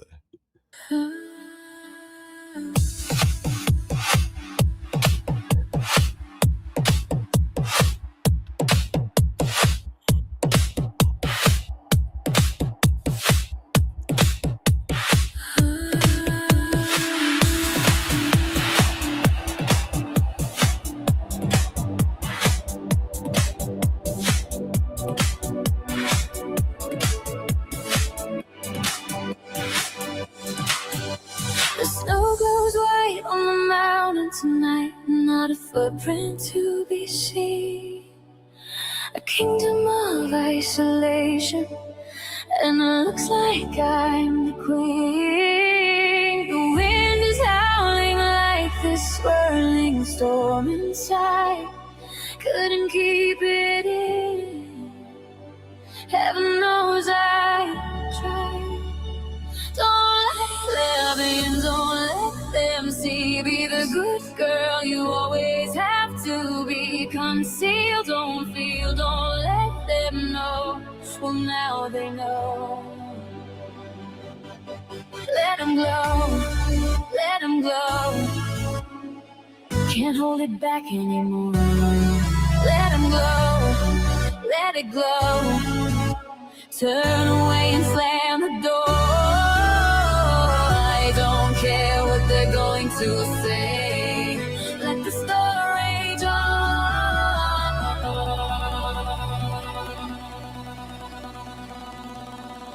The cold never bothered me anyway.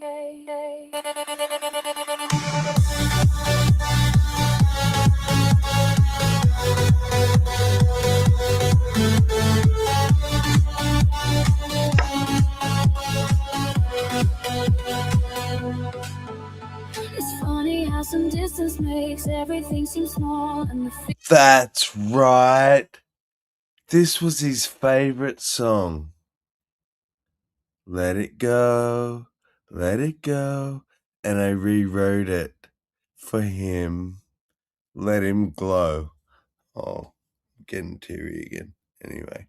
Fears that once control me can't get to me at all. It's time to see what I can do to test the limits and break through. No right, no wrong, no rules for me. I'm free.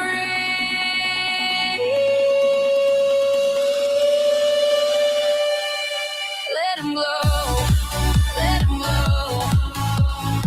I am one with the wind and sky. Let him glow, let him glow. You'll never see me cry. Here I stand and here I stay. Let the storm rage on.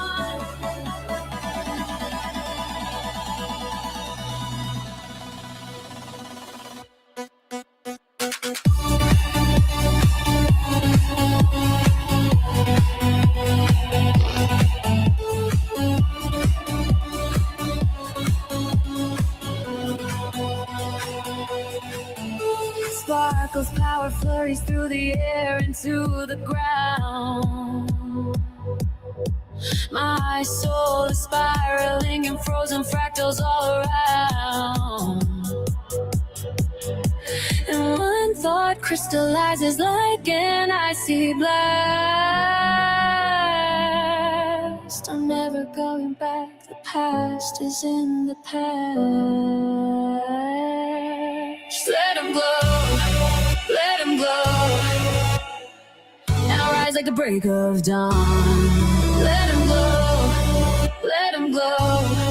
That perfect girl is gone. Here I stand in the light of day. Let the storm rage on.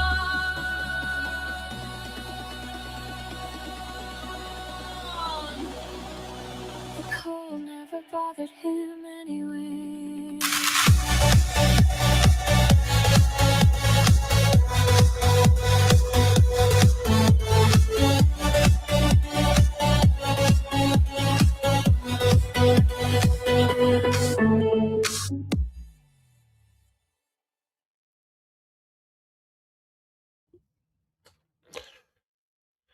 Okay, I'm done.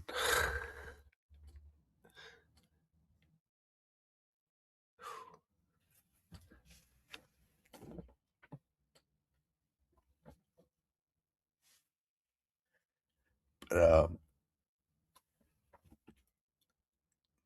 I'll raise a glass.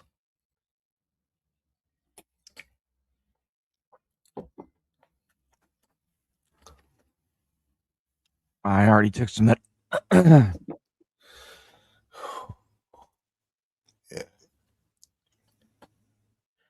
So, who's got some crazy politics to distract me? Well, or controversy, anything. I was just going to state a fact that I remember from like 10th grade civics, and that was that I believe it was according to the Anti-Federalist Papers, that the 4 legitimate functions of a federal government is standardizing weights and measures, providing for a common currency, a stable common currency, to mediate disputes between the states, and to protect from foreign invasion. And that was it. Yes. That is so simple. What was the second one you said, though? Provide That's for a stable, where it gets ambiguous. Yeah, provide for a stable common currency.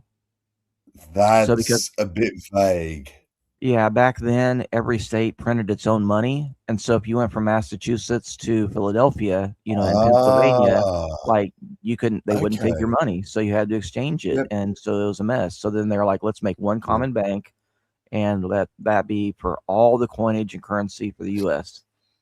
Oh my God, Hillary's.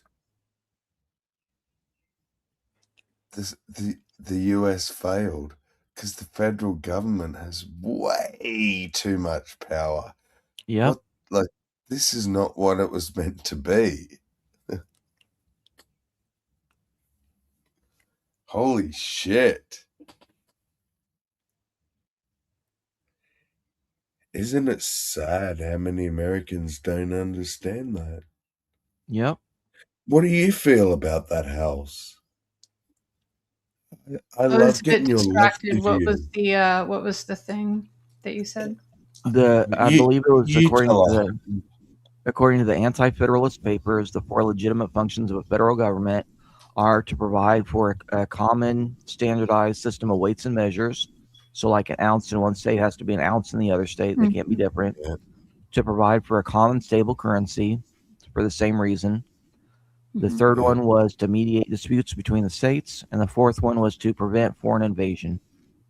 Outside shit. I would yeah. I would add one more thing to that, and that would be to aid in the case of natural disasters for any state. You know, kind of like what FEMA does, only more. Oh, brilliant. That's brilliant, House. I think that should be added. But that's what I mean by like that that's a minimal little government. extra little But that is Easter kind of egg. understood though, because under states' Yeah. rights, each state can have a common like mutual aid pact. So like Pennsylvania can have a mutual aid pact with New York and Massachusetts and New Hampshire and Vermont. But what Kind of about like NATO. federally? Like, what about as long as you are part of the United States of America, if you have a natural disaster, something like what we call God fucking. Okay, but the problem with that is who decides what's a natural disaster.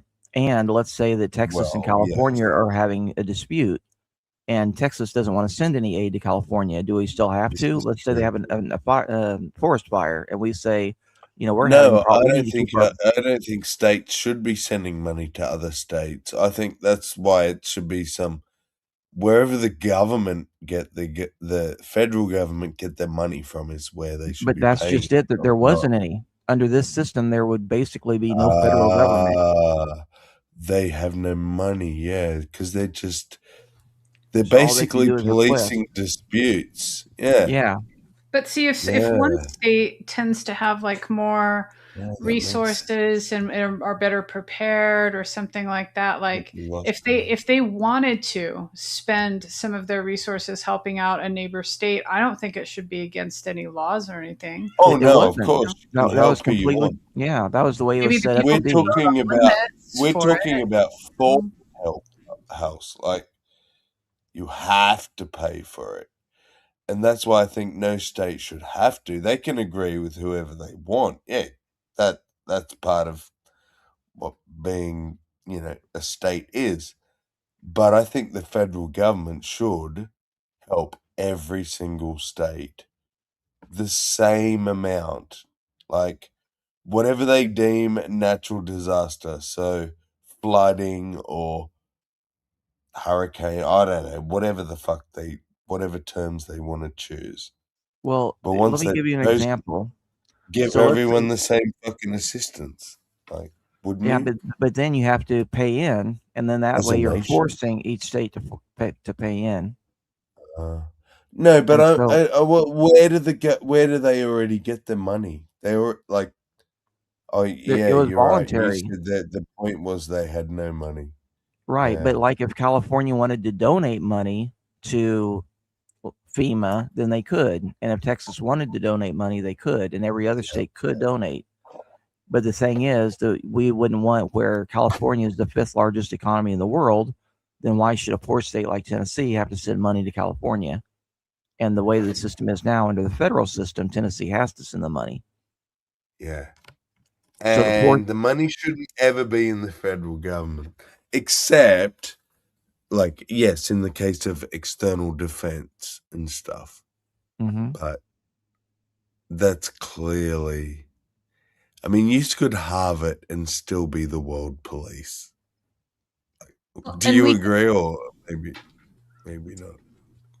Well, I was going to say we could also beef up the idea of, of state militias instead of having like the traditional military sort of model that we have right now, and That's just how it was. put more focus into people actually being prepared and all that stuff in case something does happen, so that those are the forces that we primarily call upon. Yeah, that's the way it was supposed to be. It was each state was supposed to raise its own militia from the able-bodied men of the state, and then they get together for common training and equipment. So let's say every state has to provide their soldier with an M16.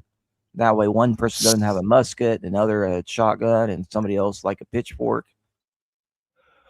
Wow, we've come full circle. And you know what? House meet Hillary's. Hillary's meet House. You are both on the same fucking page. Because Yep. Housey was arguing to me that she's like, fuck states. I want them to be their own countries. Like that's Yeah. how much she wants it With to that be. minimal government with its minimal functions that only Exactly. when it needs to. Yep. Yeah. Yes. Woo! I said that's a really like libertarian sort of angle, Isn't it?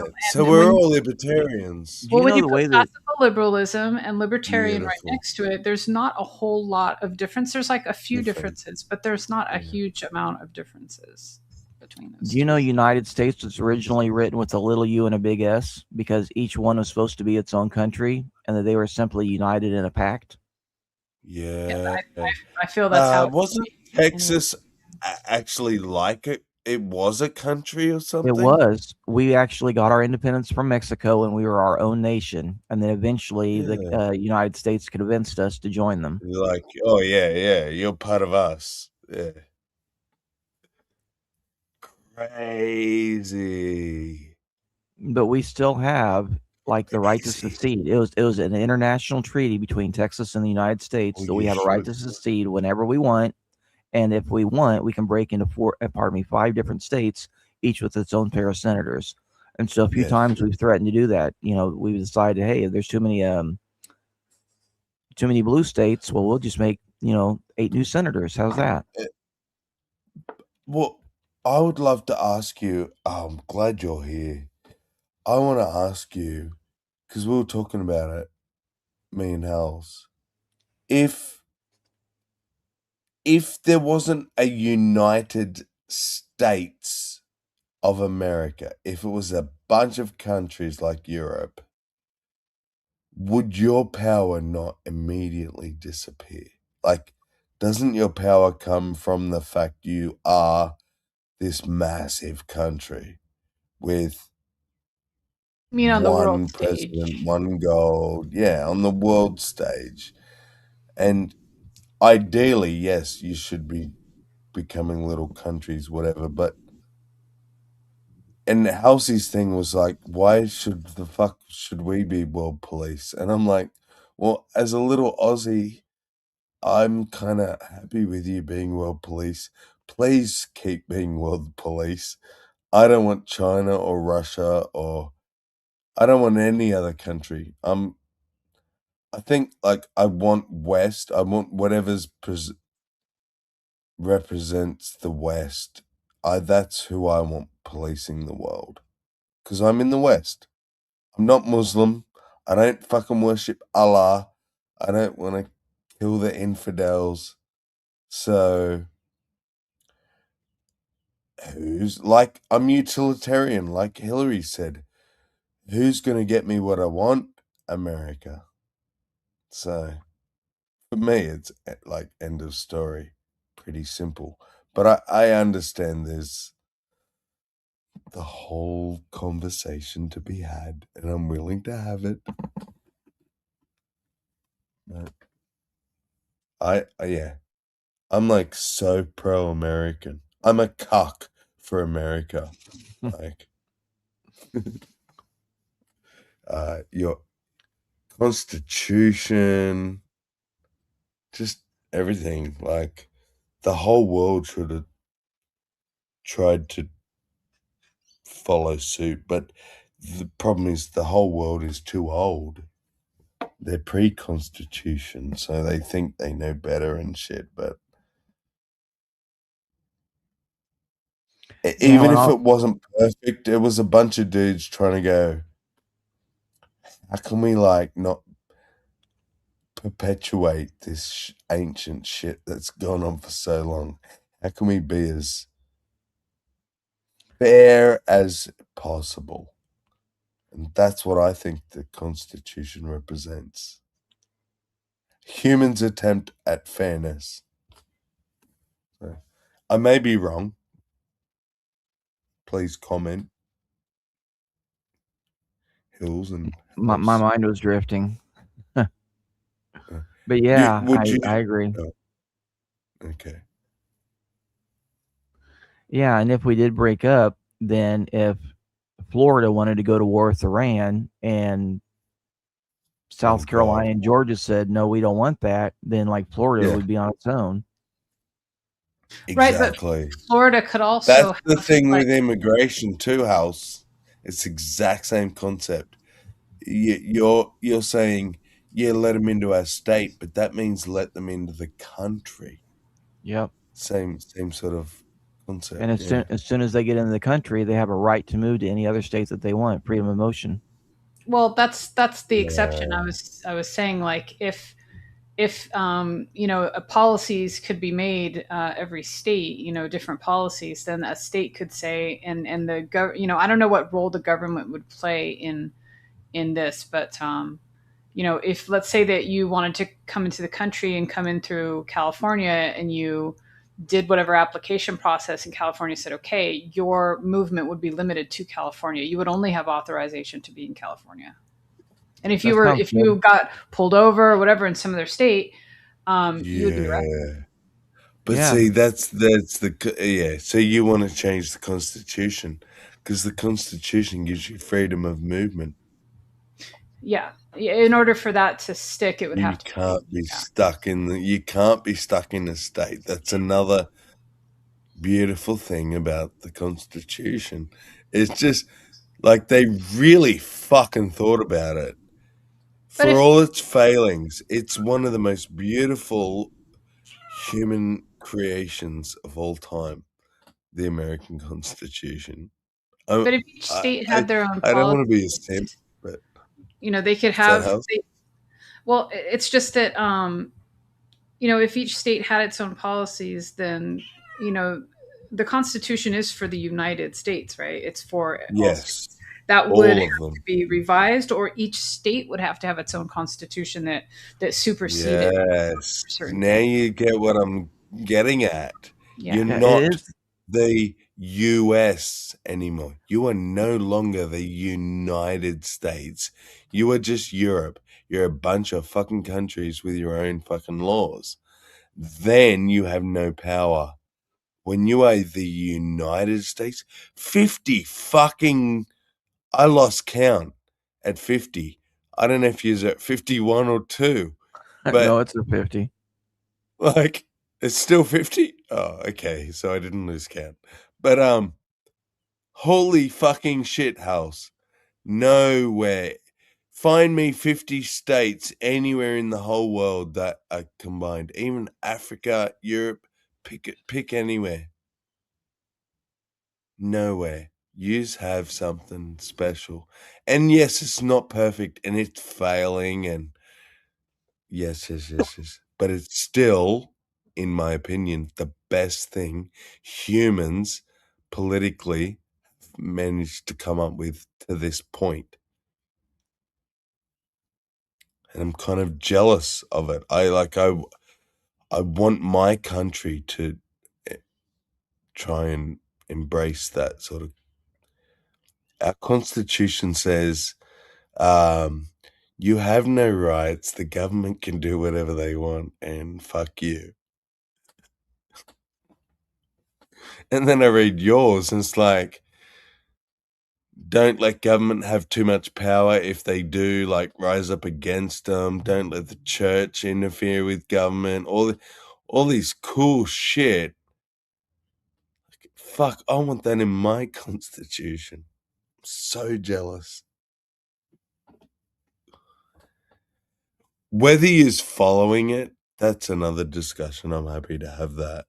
Also, you probably aren't following it. And I think I'm following. you are, yes. But you're a freak. you pointed out like what the government was founded on, the four main things, and even adding Halsey's fifth thing, which I agree with, doesn't really change anything. They shouldn't be fucking running what they're running and having the power they're having and printing the money they're printing. And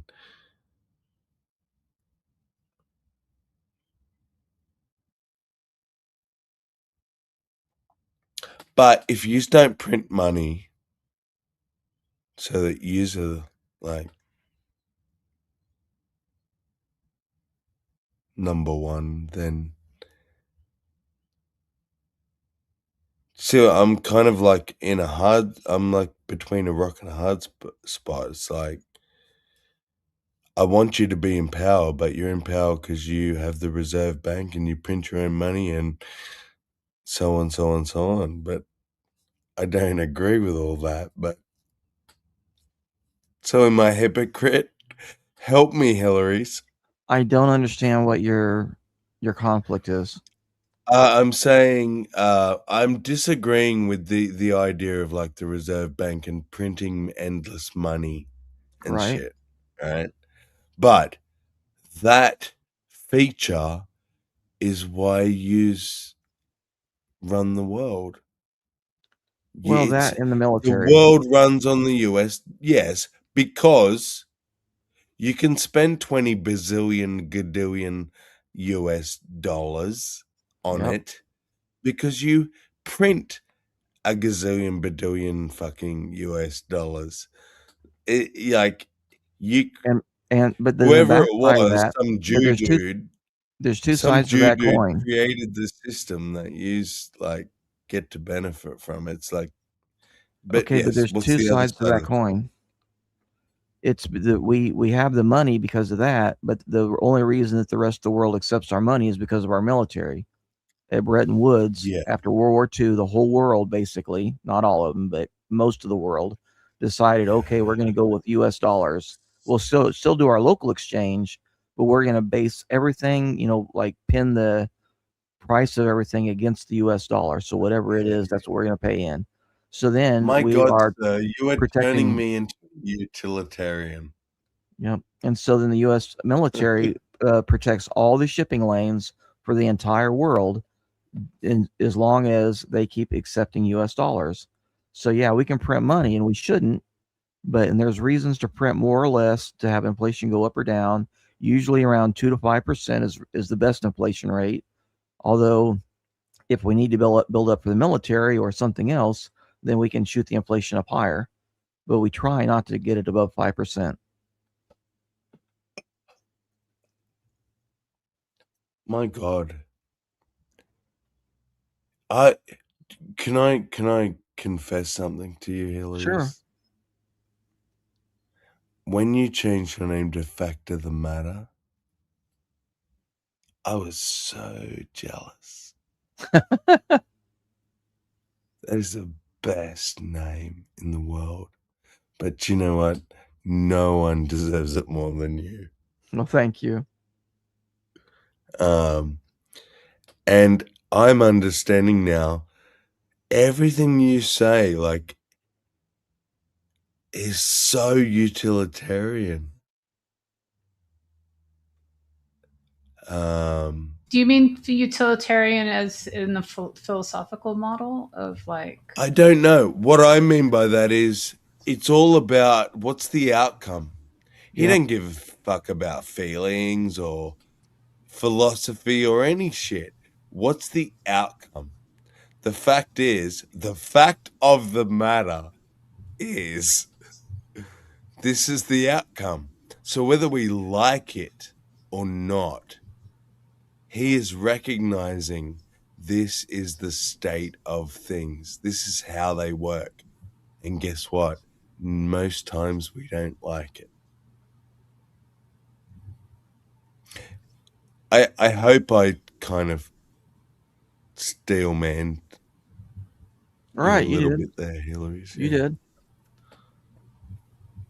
Yeah, a policy may seem kind up front, but if you look 20 years down the road, what will the actual results be? Exactly. It might be the opposite. It's going to hurt more people. Yep. And something you said like just tonight to Sterling was about that killing the 800. If you knew for a fact, yes, you can have the argument, oh, do you know there's a base underneath the school? The scenario was you do know there's a base underneath the school. Yep. So now, knowing 100% there is a base there, do you blow up 800 students to destroy the head base of some terrorist organization that was about to kill 800,000 people? Probably gonna kill the 800 students. It's just sad. It sucks. It kills me, and I will age 20 years from that, and I will die young because I did it. But I will still do it because I saved 800,000 people. I think that's the fact of the matter, unless I'm wrong. And every human that's honest would do the same thing. It's the trolley problem. I'll switch the fucking thing. I'm sorry, one dude, but you're one dude and I can save 5. I'm sorry. But do you want me to kill 5 people? I don't want 5 dead people on my conscience. I'd rather have one dead person on my conscience. So I'm switching the switch to the one person. I have no issue. It's not even a question. No, I won't second guess it. It's just bang, switch, done. Simple. And that's what I think utilitarian is, House. So it was a bit waffly and winding, but I hope I've explained what I think utilitarian is. It's just best outcome regardless. And by best, I mean subjectively, yes, whatever I choose is the best outcome. There you go. Well, I mean, by definition, and then reading the AI overview, mind you, it's an ethical theory in normative philosophy which posits that the most moral action is the one that maximizes overall happiness, well-being, or utility for the greatest number of people.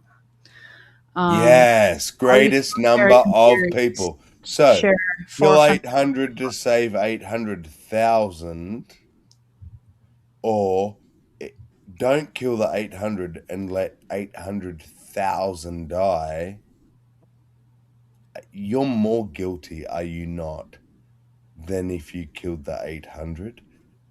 That's the idea. That's the philosophy. I mean, if those 800,000 all go to die, then that's another story. But to decide the death of others is definitely a difficult and I guess if you want to bring in like the individual story of each one of those 800,000 people, and are they going to do bad stuff or good stuff, or but that's not about numbers, right? So see here, what I mean? Like it's about maximum. I want to save 1 million people. I answered you in private chat, by the way. People. You have to be sure that your action is actually going to do that. That's the only sticky part there. No, I think, but if it's a hypothetical, we can say that's the case. No. Under game theory, you don't have to be certain. You just have to be reasonably certain. Oops. So it says here that all utilitarian theories share 4 fundamental elements. Consequentialism, which is an action's morality is determined solely by its results and not by the intentions behind it. Right. Welfarism, the measure of a good outcome is the well-being or happiness of the individuals affected. Right. Impartiality, meaning everyone's well-being is weighed equally. A single person's happiness counts for exactly the same as anyone else's. Perfect. Aggregation, the total combined well-being of the group is what matters most. There's act utilitarianism, which is you apply the principle of utility to each specific action on a case-by-case basis. You ask, will this specific action result in the most good? Or rule utilitarianism. You follow See? general moral rules, which Now, do not steal, because following them generally leads to the greatest good, even if breaking the rule in a specific instance might yield a better outcome. but see, I already stipulated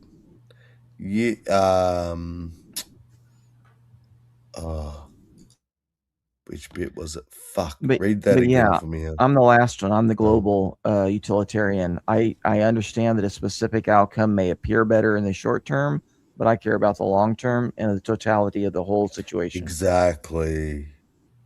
That's rule utilitarianism, where you follow general moral rules like do not steal, because following them generally leads to the greatest good, even if breaking the rule in a specific instance might yield a better outcome. Right. Exactly. But do you see how our brains want to be black and white? Okay, we want ones and zeros. But did you see the key word there? Which basically means the whole thing is fucking bullshit. Is generally. Well, read it again, House. Generally, yes. Well, no, which there's means an that added thing. cases where it doesn't work. That's why we have three branches of government. The legislative branch comes up with the rules. The judiciary says, well, in this specific circumstance, it's okay to break the rules. So some common But is criticism. that overcomplicated? Sorry, House. Oh no, it's okay. I was just gonna to throw these at you. Common criticisms: difficulty in predicting consequences, because humans cannot perfectly foresee the future. Accurately calculating the outcome of every choice is nearly impossible. Yep. Incompatibility with rights. Utilitarianism can sometimes justify morally abhorrent actions if the math works out to benefit the majority. A classic thought experiment asks if a doctor should harvest the organs of one healthy, unwilling person to save 4 dying patients. The mere addition paradox, which is in discussions around population ethics on platforms like Reddit, which I know you love, Hillary. Users frequently debate the mere addition paradox, where strict aggregation might prefer a massive population living lives barely worth living over a much smaller population living highly fulfilling lives. And the thing about the judiciary granting exemptions to the rules helps with that. And the stipulation of individual rights, where you're not forcing anyone to do something against their will, handles the other problem. Right, but then how do we save those 4 people if that person that to give up their organs, they're not willing? We have to ask them, and we have to negotiate. We can say, well, you have a family. We'll give you $100,000 if you're willing to give up your organs, because, or whatever. Well, 100,000 isn't enough. How about $1 million? How about 5 million? Mm-hmm. And then if they don't ever go for it, then we're like, okay, then I guess you get to keep your organs. And you 4 people over there, I'm sorry, but we're gonna have to look for somebody else.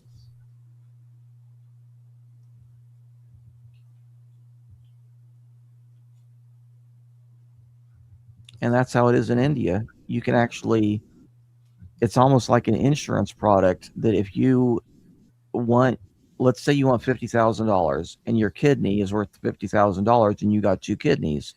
Well, you can sell one of your kidneys on the open market, and then it gets, whatever that guy is called, the middleman, finds out who wants to pay for that. And, they get the most money. Somebody's willing to pay 300,000. That's who they'll sell it to. If not, they'll sell it 250. If not, 100. A broker. That's the word I was looking for. I only got a few hours of sleep. But in America, that's illegal. We say, no, we're not going to allow the individual to have the choice of what to do with their own body. Why? Why not? Yeah. That's the sort of thing I struggle with. Individual fucking freedoms. Yeah, your government, cool. I may not have even voted for you.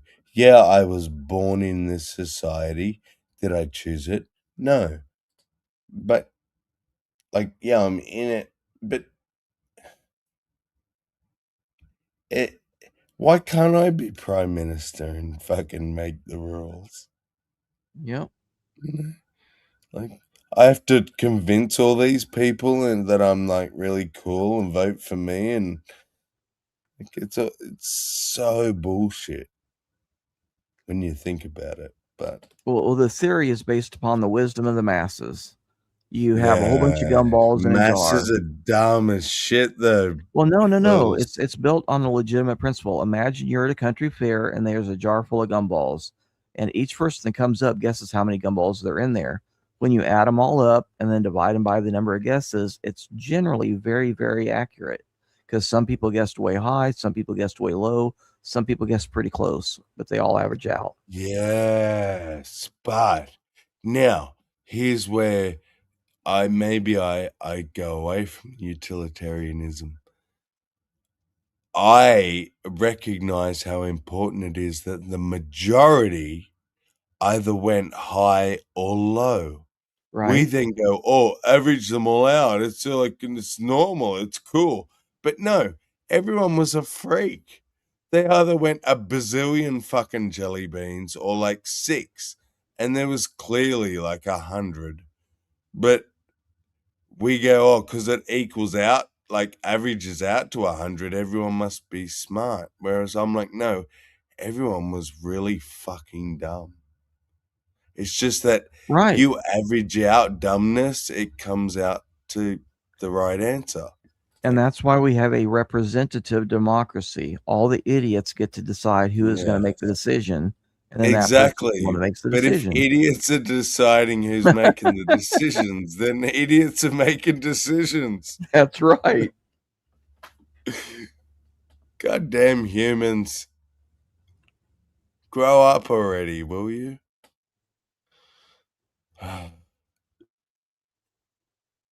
And then when you don't have recall elections, then a person can go to Congress and just do whatever they want and spend all the people's money and say, yep, let's just jack up the prices.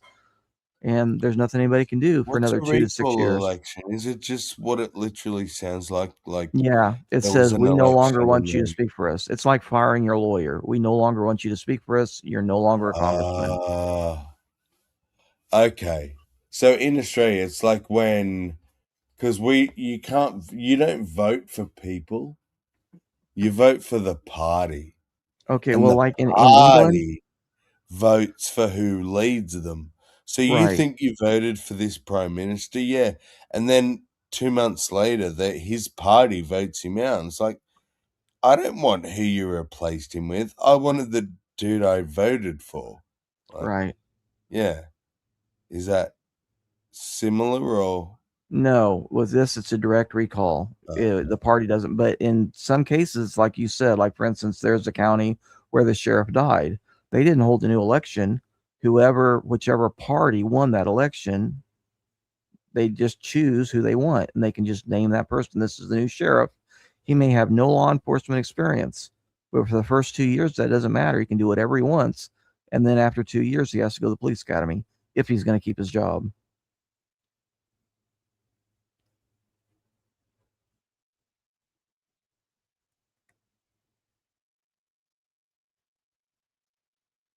Yeah, gotcha. Are you there, House, as well? Yeah, I'm here. Do you two mind chatting for a second? There's like Okay. alarms going off. I thought it was just like some building alarm, but it's kind of across through all the streets. I'm wondering if it's some like we're about to have a tsunami or a Oh, maybe. hurricane or something. No, So yeah, go check I'm on it. gonna go and investigate. Yeah, if you don't mind chatting amongst yourselves. Okay. Okay. Did you want to ask me any questions about the senators? Oh, well, no, I mean, kind of in that picture of government that we were talking about, where it's really pared down and they've got like minimal power and they only work and take action in very specific circumstances. would we have like an ongoing, group intact that would be Congress and the Senate and all that? Like, would we have the same setup? It would be pretty much like it is now. Each state would pay their senators to go to some central location, whether it's in DC or Boulder, Colorado. I would choose Boulder, Colorado.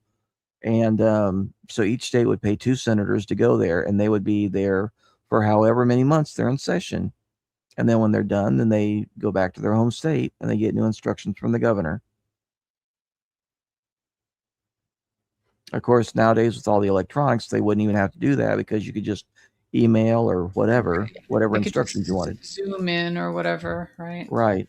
And a meeting that had to take place for whatever. Sorry.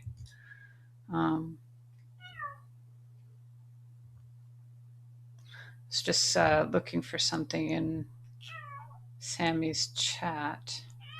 Which cat do I hear? Is that Shredder? That's Cece.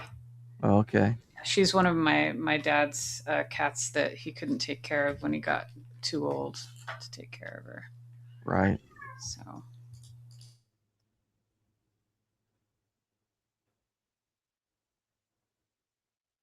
She'll meow until I pick her up and hold her, and then she'll just, she loves to be cuddled, and like when you've got her in your arms, she'll just constantly like headbutt you to get kisses on the top of her head and stuff. She's super cute. Yeah.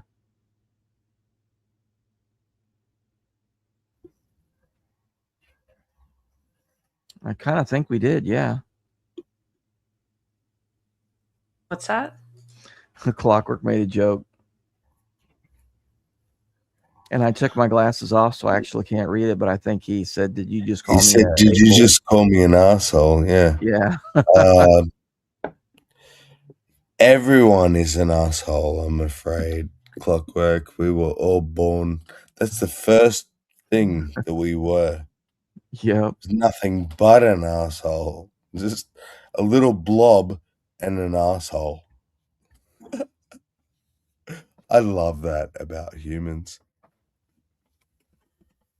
Yep, we all formed as a worm with an alimentary canal, just a tube with flesh around it. And the funny thing is, there are creatures who formed the other way, mouth first. Right. So we are fucking assholes. But yeah, we would be in a lot less foreign engagements or foreign entanglements if we were just a collection of states. Because like one state may want to be at war with Iran, and another one is supporting Iran. And then what do you do? Yeah. When you have some dude, not even a government, like, because as long as he doesn't say war, if he just says, oh, it's just some political, it's a military campaign I'm conducting, he can do whatever the fuck he wants. Yep. And literally do war. Just don't call it that. And then the other argument is like, oh, yeah, it's one-sided. It's clearly not war. But that's not how war works. War's always one-sided. Someone always wins. Do you know how we can stop a president from conducting military operations? No. Congress needs to.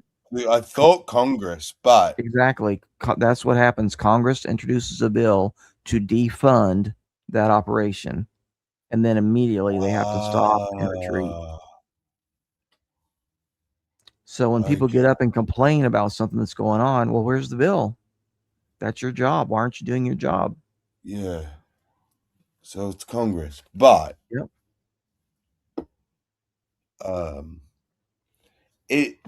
The question is, like, is a system good when you can't vote to say stop doing a thing? All you can vote to do is to stop sending money to it. Is that really yeah, I guess it is a check and balance, but is it as powerful as it could be if they could just vote to go? No, they could just vote to go, no, let's not do it. Well, but that's not their power, though. They have enumerated powers. And so if they say you can't spend a single bullet, then you can't shoot a bullet. Right. Yeah. So it's just the way it's phrased. But how does it work then that he, like, if the president says, I want to go to war with somebody, Well, he can't he call. needs Well, okay. congressional approval. So what, Yes. like, Well, what's the first off, difference? See what I mean? first off, is the executive. He can begin military operations for the first 90 days without congressional approval. Then, after he starts the war, he can go to Congress and say, "We're at war. I need you to pay for it," and then they always pay for it. Like every time, literally, all the president has to do is start the conflict, and Congress always pays for it. In fact, there after 9/11, Hillary Clinton and some others voted against going to war, and then they saw how badly that they lost, and they're like, "We want to revote because now we want to vote to go to war." Oh my God. That's That how is so pathetic it was. damning, Hills. Yeah. Like,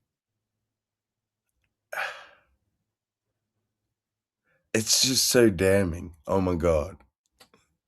I want you to understand, I appreciate what you're saying, like, what it means. Hey, Seb, you're back. How was dinner? How many babies did you eat? I didn't eat a baby. I had some brisket. Someone said something about brisket yesterday, and I demanded it today. Oh, fuck yes. I'm not sure I'm he was demanding here it today. when the message came in. No, he was right before he right before he went to dinner. Yeah. Okay. Yeah, Seb, because I've been drinking. It's Saturday night. Fucking, he just come in, sprung that on me. I fucking love midnight so much. I bawled my eyes out live here on. I wasn't on camera, but you could hear it. Fucking still. Oh my God! Now there's all like fire and ambulance sirens and shit. I think my city is on fire or something. Sounds like. There is so much shit going on out there. But anyway, I don't care because we lost a fucking. What's that song from Joseph and the Multicolored fucking. Technicolor Dreamcoat. Whatever that. Technicolor Dreamcoat, yeah. One more star in the heavens. One more seat at the table.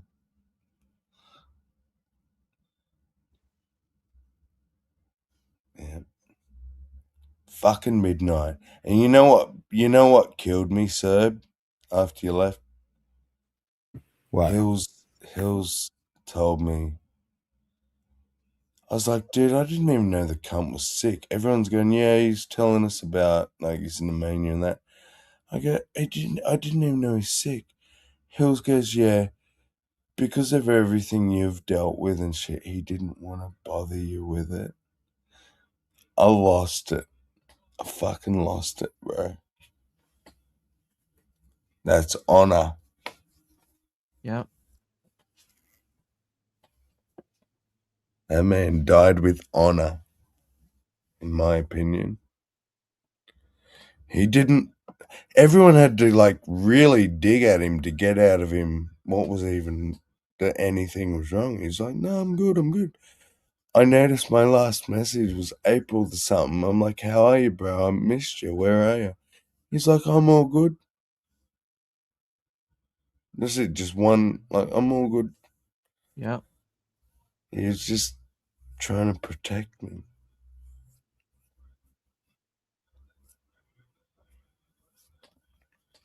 What a legend. Yeah. I'm trying to see. Yeah, April 29th is the last message I got from her. What was it? Oh, what was the message? Yeah. Let's see. April. That's about the same as mine. It was April. I'm in it now. April. Let me scroll down to the bottom. Mine's the 29th. 9th of April.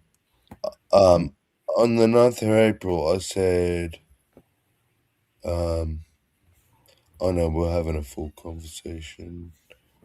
9th of April, I said, good evening. He said, how are you? I said, good, thanks, and you? He said, pretty all right, honestly. Just can't sleep. And then that was the 9th of April. And then on the 5th of April, on the 5th of May, I wrote, hey fam, where are you? And obviously, no reply. So. He was asking me about Suno and how to use it.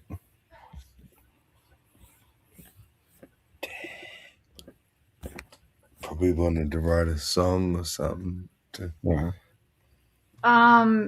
He said that they suspected that he had something called Hermansky-Pudlak syndrome. It says it's a rare inherited genetic disorder characterized by a triad of, this is going to be hard to pronounce here.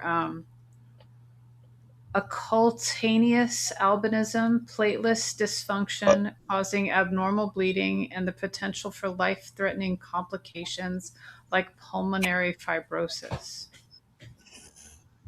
Oh, so exactly. They say pneumonia, but yeah. Well, there may have been pneumonia in the mix, but this might have been that's the result of your lungs fucking failing and your immune system. Oh man. But, yeah. I don't want to tell you what what I think. What's that? Tell us. You have to tell us now. So it's a bleeding disorder, right? Yeah. That sounds like a platelet disorder that causes yes. Cell bleeding. Okay. Midnight drowned. Midnight drowned is what it was. Yeah, in his lungs. Yeah, okay. And they call it pneumonia. Well, he probably had pneumonia. Pneumonia probably caused the bleeding. The infection probably made his lung tissue and everything super delicate and prone to easy damage. And they had him on a ventilator, which causes its own damage. But he can breathe. They had to suck fluid out of his lungs like more than once. Well, thanks, Jehovah, of the Christian Bible. Great universe you created there in your 7 days. Pretty impressive. Not. Yeah, the last time I talked to him was just on Tuesday. Briefly. He let me know that the books got there. And he commented on what day is it? I don't even know what day it is, House. What day is it? It's Saturday here, so it's probably Sunday there, Sunday, right? me. Yeah. So, Tuesday. Fucking hell. That shit is quick. And you know what? I'm glad it was quick. But from what you used to telling me, and I look back at my messages, May the 5th, that was over a month ago. This dude's been in hospital for how long? Like a couple months, I think. Yeah. Holy fuck. I feel so selfish. I know he obviously kept me from it, but... Well, see, I'm reading through them, and we're talking back and forth all through April, and then at the end of April, I stopped hearing from him, and so May 15th, I'm like, let me read it again.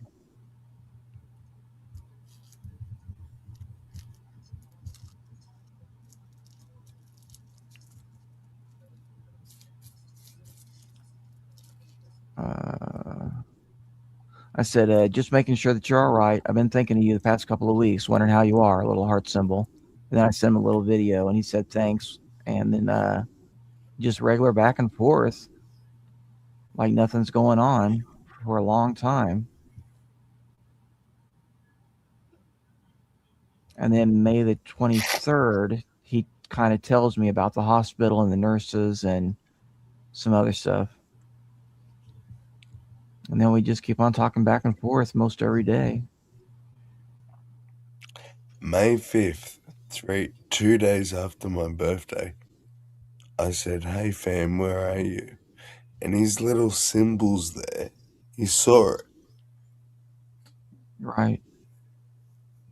Yeah, the last message I got was Monday, June 8th, and he sent me a link for a short.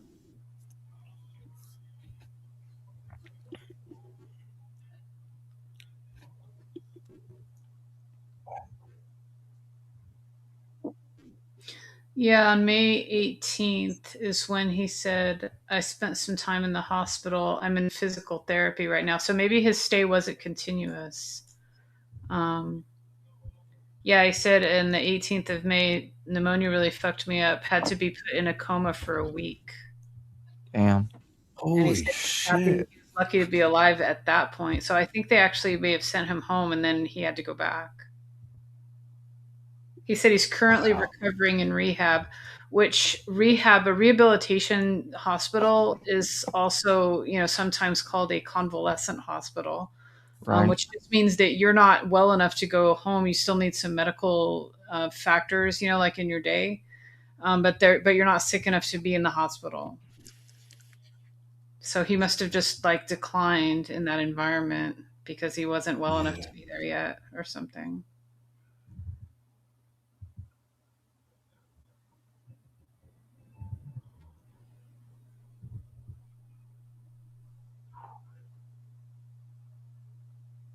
Well, there you go. There you go, Seb.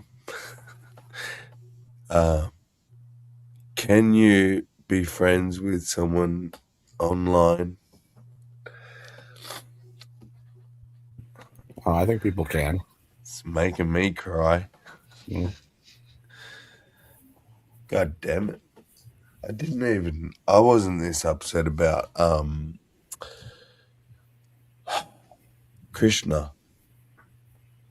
I was pretty upset. I had a few tears about Krishna, but Midnight was like a mate.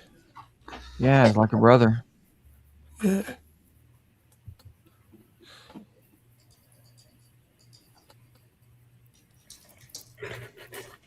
And so young. Yeah, he just turn 40 or something? Yeah. Was about to. Did he make it? I think he was 40 on his last birthday, but I can't be sure. He might have been 39. I'm not sure.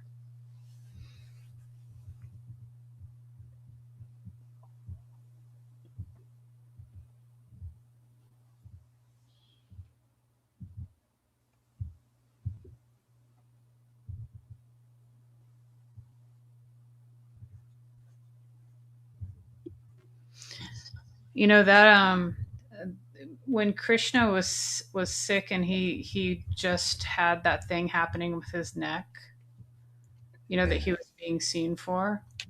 I remember being in a hangout with him and Green Soul, and I think we were maybe off the air when he told us that he had been having some really, really bad back pain, and he said that it felt like someone had put a drywall screw in his lower spine, and that he was having to crawl around his van. Basically, he couldn't put himself upright. And we were both like, you should probably get that checked out because it might be, it might be connected to whatever else is going on because that's really severe pain. And at worst, at worst, that's what's happening. At best, you have an injury that you need to understand what's going on so you can protect it, or really bad arthritis or something. But you gotta have it checked out. And then not long after that was when he came back with the news that he had bone cancer in his pelvis and his lower back and his hip and everything, and it had spread. The cancer from his neck had spread into his bones. Yeah. And eaten away basically at parts of his pelvis and his hip joint and everything. Go on, Seb. You unmuted. Yeah.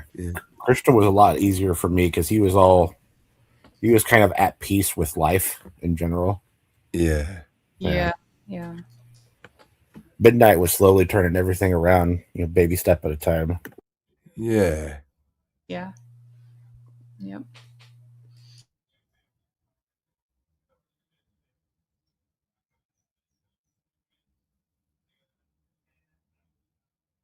And like myself, because of being brought up in a cult, and for him it was for different reasons, but we're delayed. There's no, it's embarrassing. It's shameful, whatever, but we're delayed. Okay. And so we're doing things in our 40s that most people did in their teens or 20s. And yeah, he was kind of just in that process, poor bugger.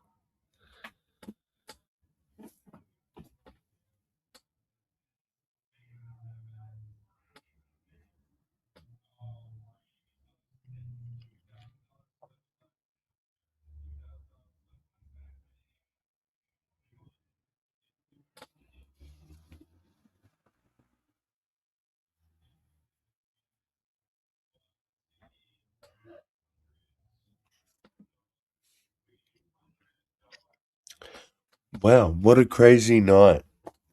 Yeah. And here's to midnight.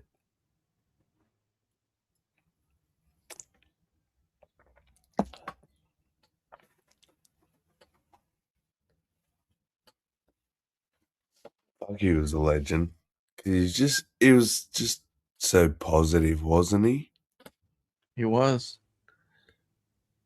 Always like the diplomat, trying to find common ground amongst people and shit.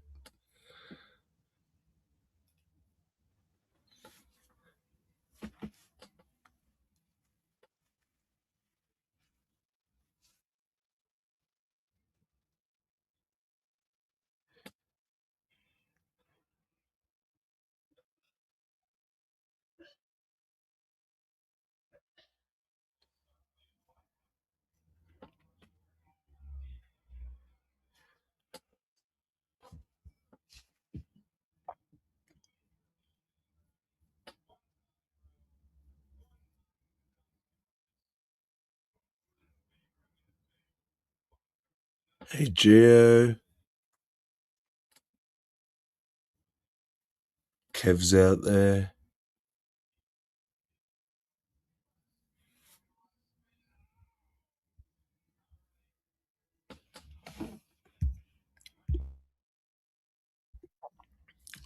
Probably should change the name of the hangout to something to do with midnight.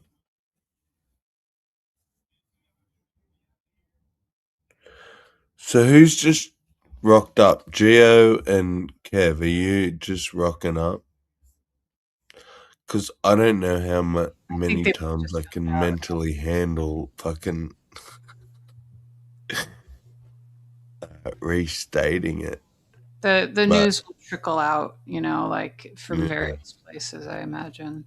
Yeah, they both said that they RIP heard. Midnight Sparkle on my YouTube posts feed. Whoever sees my stuff will see that, and whoever knows him will know. Will I'm told Gio and Trusty heard when we talked about it, and I guess Sandy now knows also.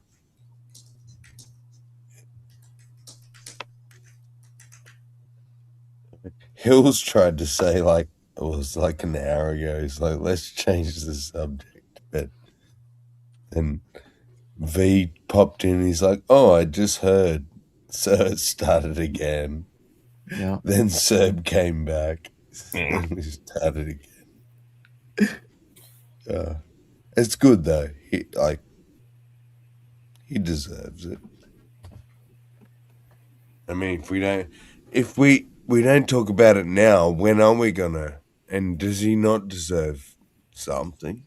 Like, I'm sure that we're Will going to said, talk some about sort it of all. memorial. Yeah. Yeah.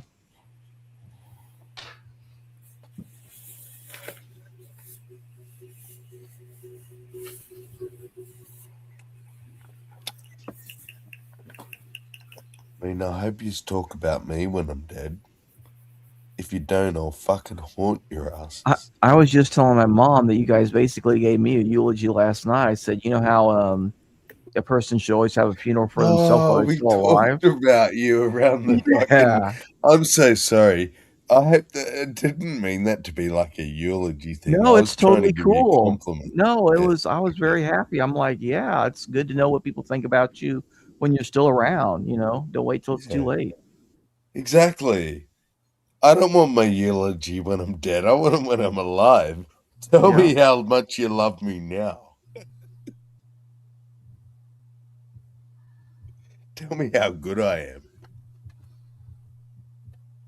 Fuck, when I'm dead, I can't hear you. So it's just empty words. Tell me now. Yeah.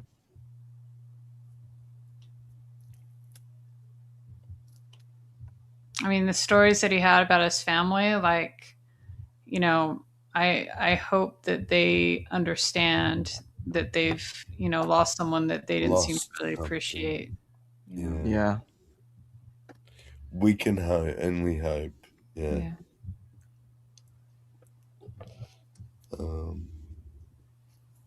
But the thing is, either that there's nothing like what I'm about to say and it doesn't matter, or if in any way, shape, or form our thoughts, our intentions, the shit we put into the universe, inverted commas, matters, then we did our bit, you know. Because we're putting out there what he meant to us and shit, but if it doesn't mean anything, then it doesn't matter.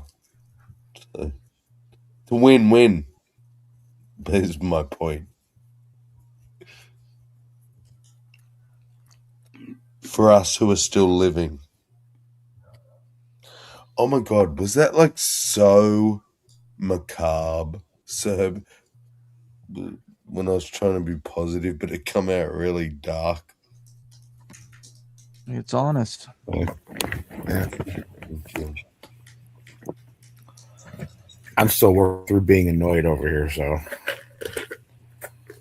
Being annoyed? Yeah, I'm annoyed I heard it from Chester. Oh, yeah. No. Good point. Thanks for reminding us. We had to hear it from fucking. But at least he let us know, because otherwise I would have been, writing to him in a couple of days like, hey, buddy, I haven't heard from you in a week. What happened? Yeah, I know. And that's why I was like, okay, I'm going to be nice. I was like, thank you for telling us. Very appreciative. I know. I was kind of happy when I left because I was about ready to say something about wood chippers. Like right before I left, I let him finish talking.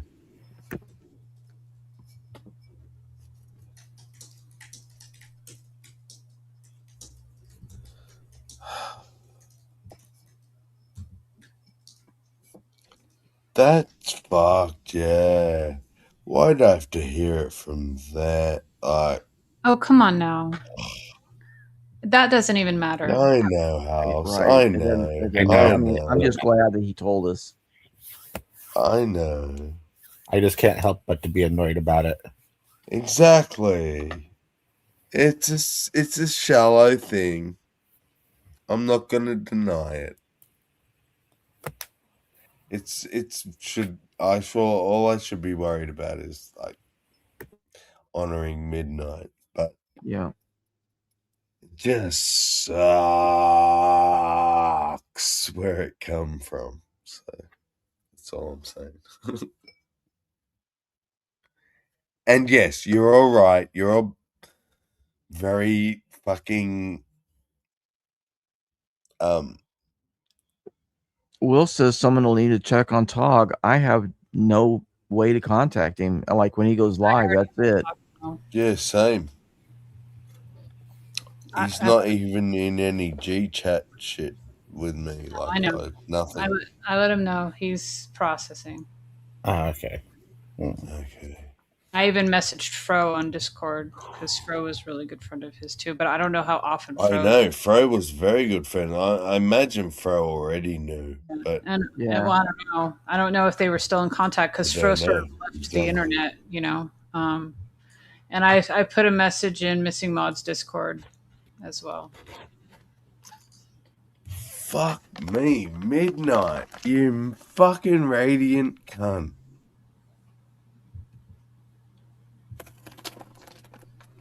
How?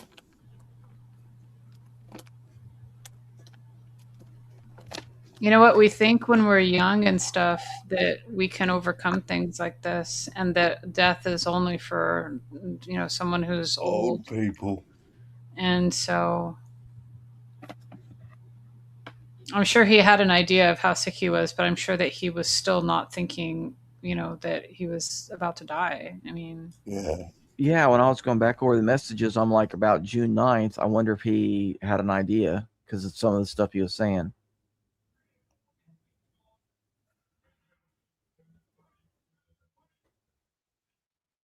I was looking for like anything that he had posted because he did some streams, but he would usually delete them or make them private like fairly quickly.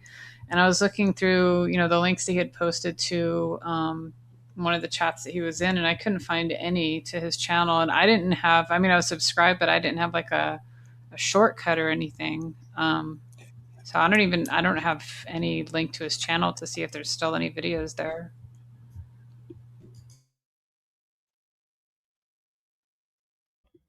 Yeah. Will says on Tuesday he said he was feeling better. Yep. That's the fuck thing. That's why it's a bit triggering. It's like with Addie, they're like, "Oh, good news, the cancer's gone." But on a side note, she's got no lungs left.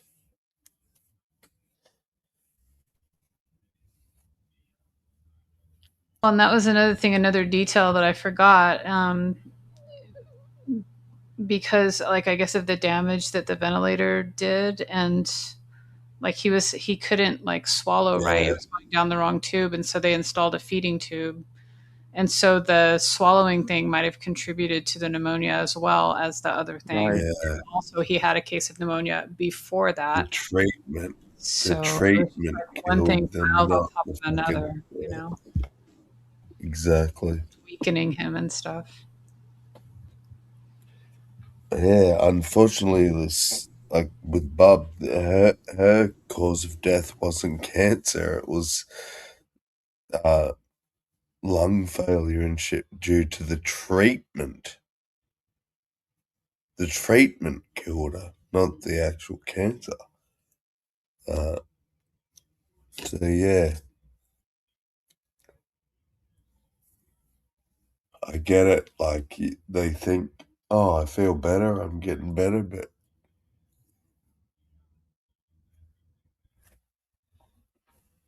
not necessarily.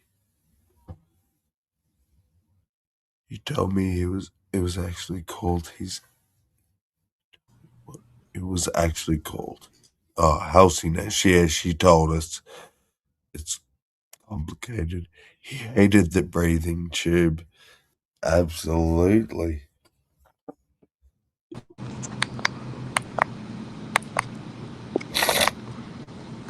I've seen 2 of my children intubated.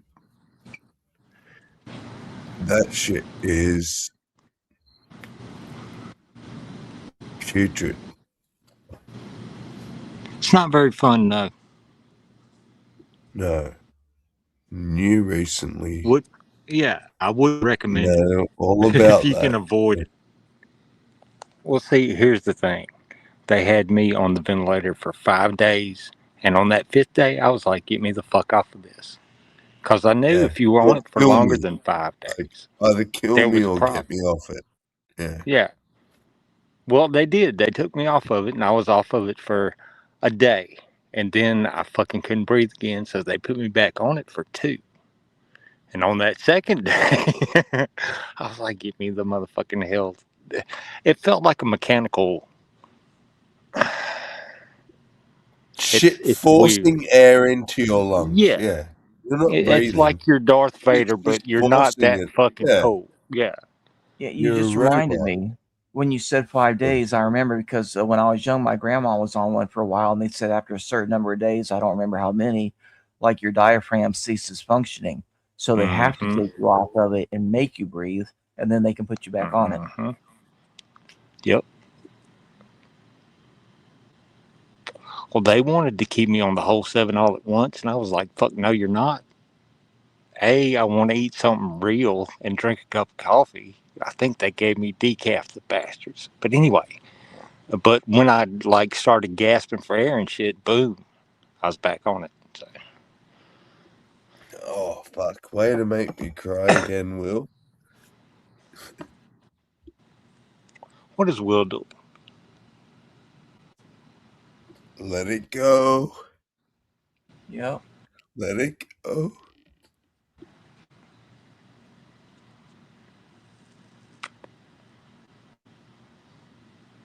Is there a non-copyrighted version of that you can play? What? Let it Of go? that "Let It Go" song from Frozen? Hey, Zumo, Yeah, or there's my whatever that shit. version. Yeah. The one I wrote him, it's Let Him Glow. Let Him I Glow. just want to get my mind off of this again. Seriously, I gotta quit thinking about it. Okay, let's do this. Hell, I think I met him before we both started hanging out at the Non Sequitur, which just turned into a flaming shit show. The show, not me and him. Yeah. The show, yeah. It went to an absolute fucking Yeah, it was garbage at the end. Yeah, it was a hot garbage, pile of yeah. flaming, steaming, flaming dog shit. Yeah. It sucks because it could have been good. It was so good at the Well, they start. keep doing the fucking flat Earth shit, and I'm like, look, the Earth's not fucking flat. The Oh, universe but that whole not ripping like each other off glass. bullshit. Yeah. Like, no one wants to be in your fucking personal, like, stealing money off each other bullshit. What? Who's? Oh. What was that?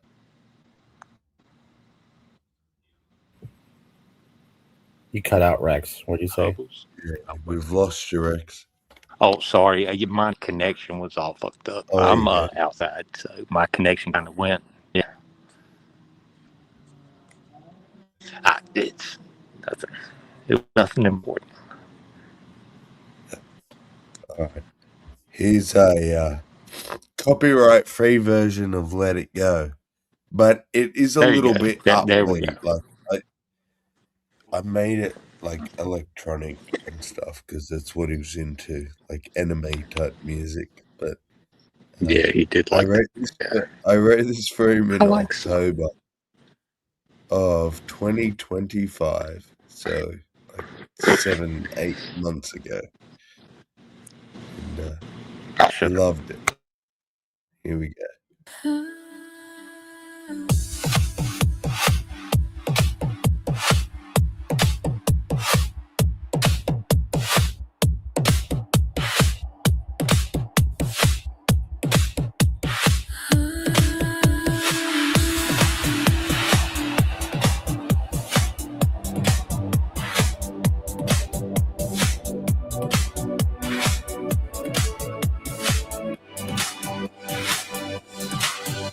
The snow glows white on the mountain tonight, not a footprint to be seen. A kingdom of isolation, and it looks like I'm the queen. The wind is howling like this swirling storm inside. Couldn't keep it in. Heaven knows I tried. Don't let them in, don't let them see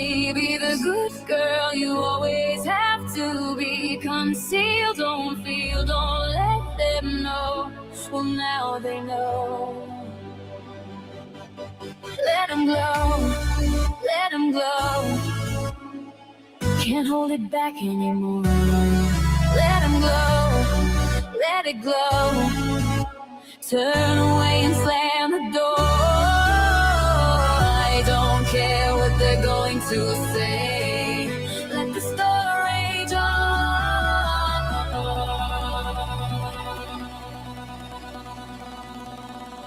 The cold never bothered me anyway.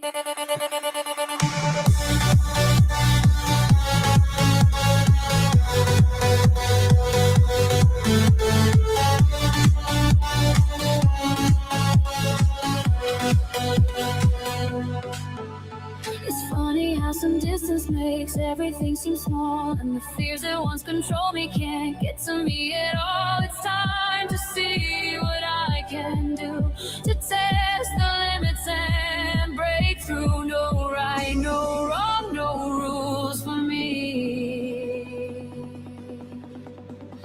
I'm free.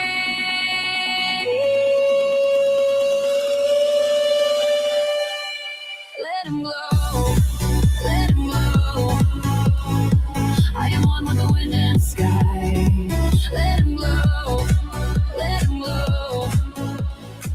You'll never see me cry. Here I stand and here I stay. Let the storm rage on.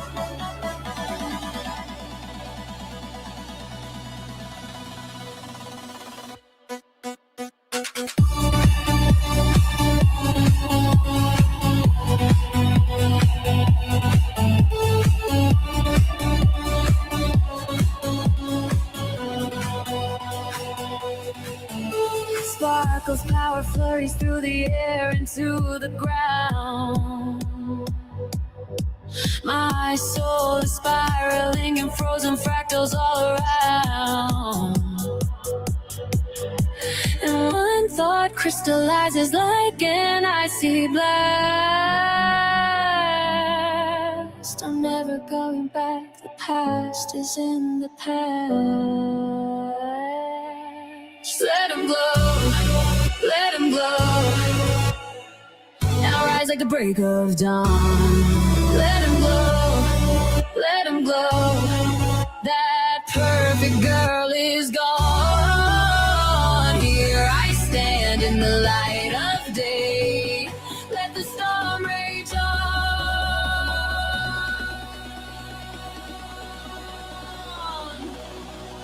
The cold never bothered him anyway.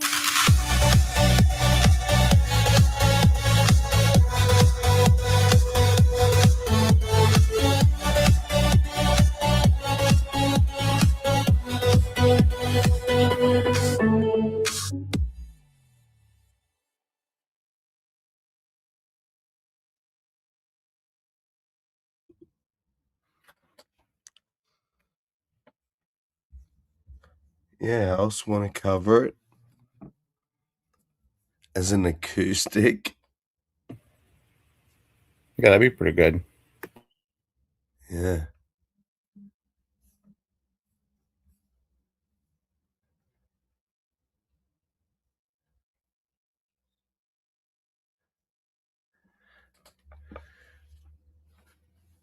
Well, take Halsey's silence as a yes. Now she has to do it. She can back out now. Yeah, you can't back out. It's verbal contract, even though you didn't even speak. In perpetuity. Yeah.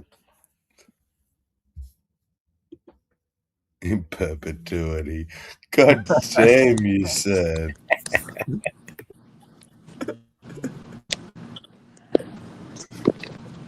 In perpetuity. I thought that'd get you. Oh, the levels of that. Yeah.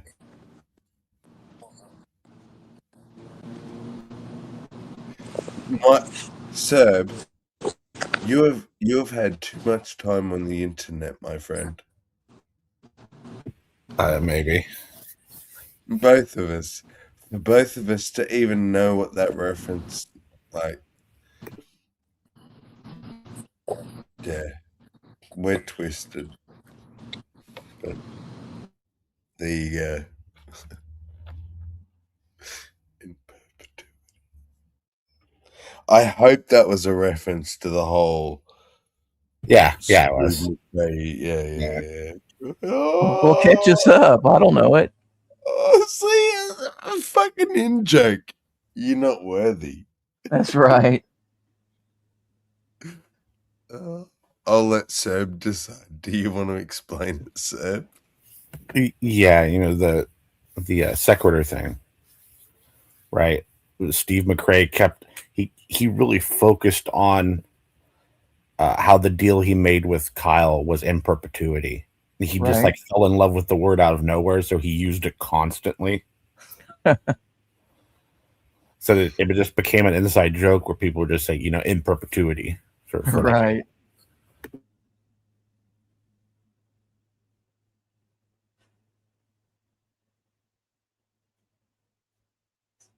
But like all inside jokes, it is better if you were there.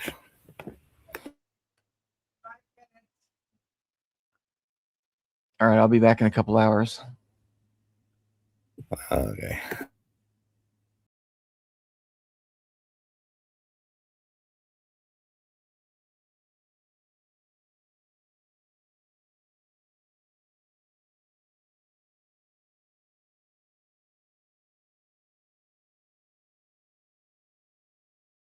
Okay, if I ever just disappear at a moment like that, oh, I also had someone pop in, but they're not there.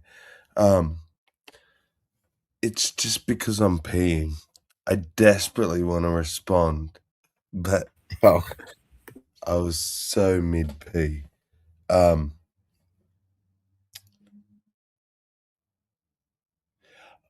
Something about that perpetuity thing, yeah. But that was a thing. That was a huge thing. He did cling on to that so bad. And every fucking stream he had was like, this is in perpetuity, perpetuity, perpetuity. It's like, dude, Yeah, he you used it made as a much as deal he with a possibly fucking could. drug addicted, like, ex-con who was like self-admittedly fucking dodgy. Like, hello, you're a nuclear physicist. What the fuck's wrong with you? It's like the smarter that they are, the more socially retarded. Well, he wasn't a nuclear physicist. Well, he claimed to be. I'm just going off his own claims. He went to nuclear school in the Navy, so he But could. He never completed it. Like, No, what do he you never. mean? He never went to. He went to nuclear school in the Navy, meaning he could man the reactor in a sub. Oh, meaning he could. He never did. I don't know. I think he did, but I don't know if anyone. He talks about some experience about some dressing down thing where the officers like berate them for whatever. So I felt like he must have had some experience. Yeah. Well, he was in the Navy, regardless of anything else. Oh, okay. Yeah. So, yeah. But whether he was doing nuclear shit on a sub when he was active is a different story. I don't think anyone confirmed it, and I'm not really sure how you would even go about that. No, he never did. It was always about that his credentials. It wasn't about whether he'd served or how much time or anything. It was just, I've been to school. I'll prove that I've been to school. But I never really put that, I never put two and two together. Like, Yeah, you've been to school, but did you actually go and fucking shoot guns and all the rest of the bullshit? Or did you just go to school and learn it, but then never deploy or whatever? I don't know.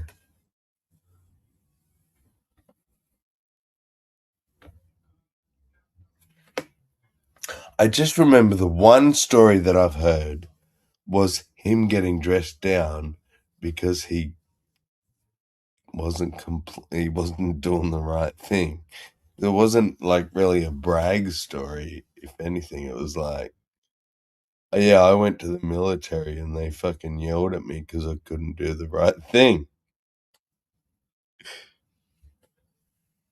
But I don't know. If you're out there, Mr. McRae, you can come in and prove me wrong. Or whatever. I used to mess with Steve really bad. Yeah. I didn't mess with him, but yeah.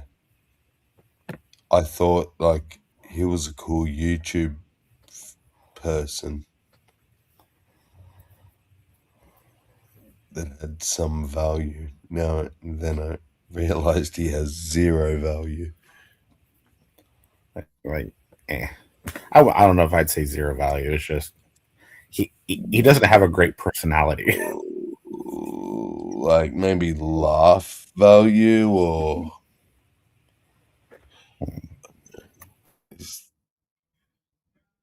doesn't.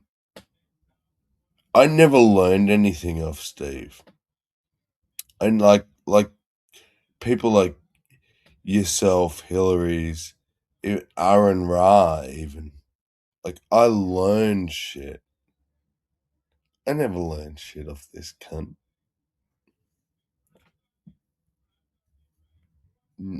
Not a single thing.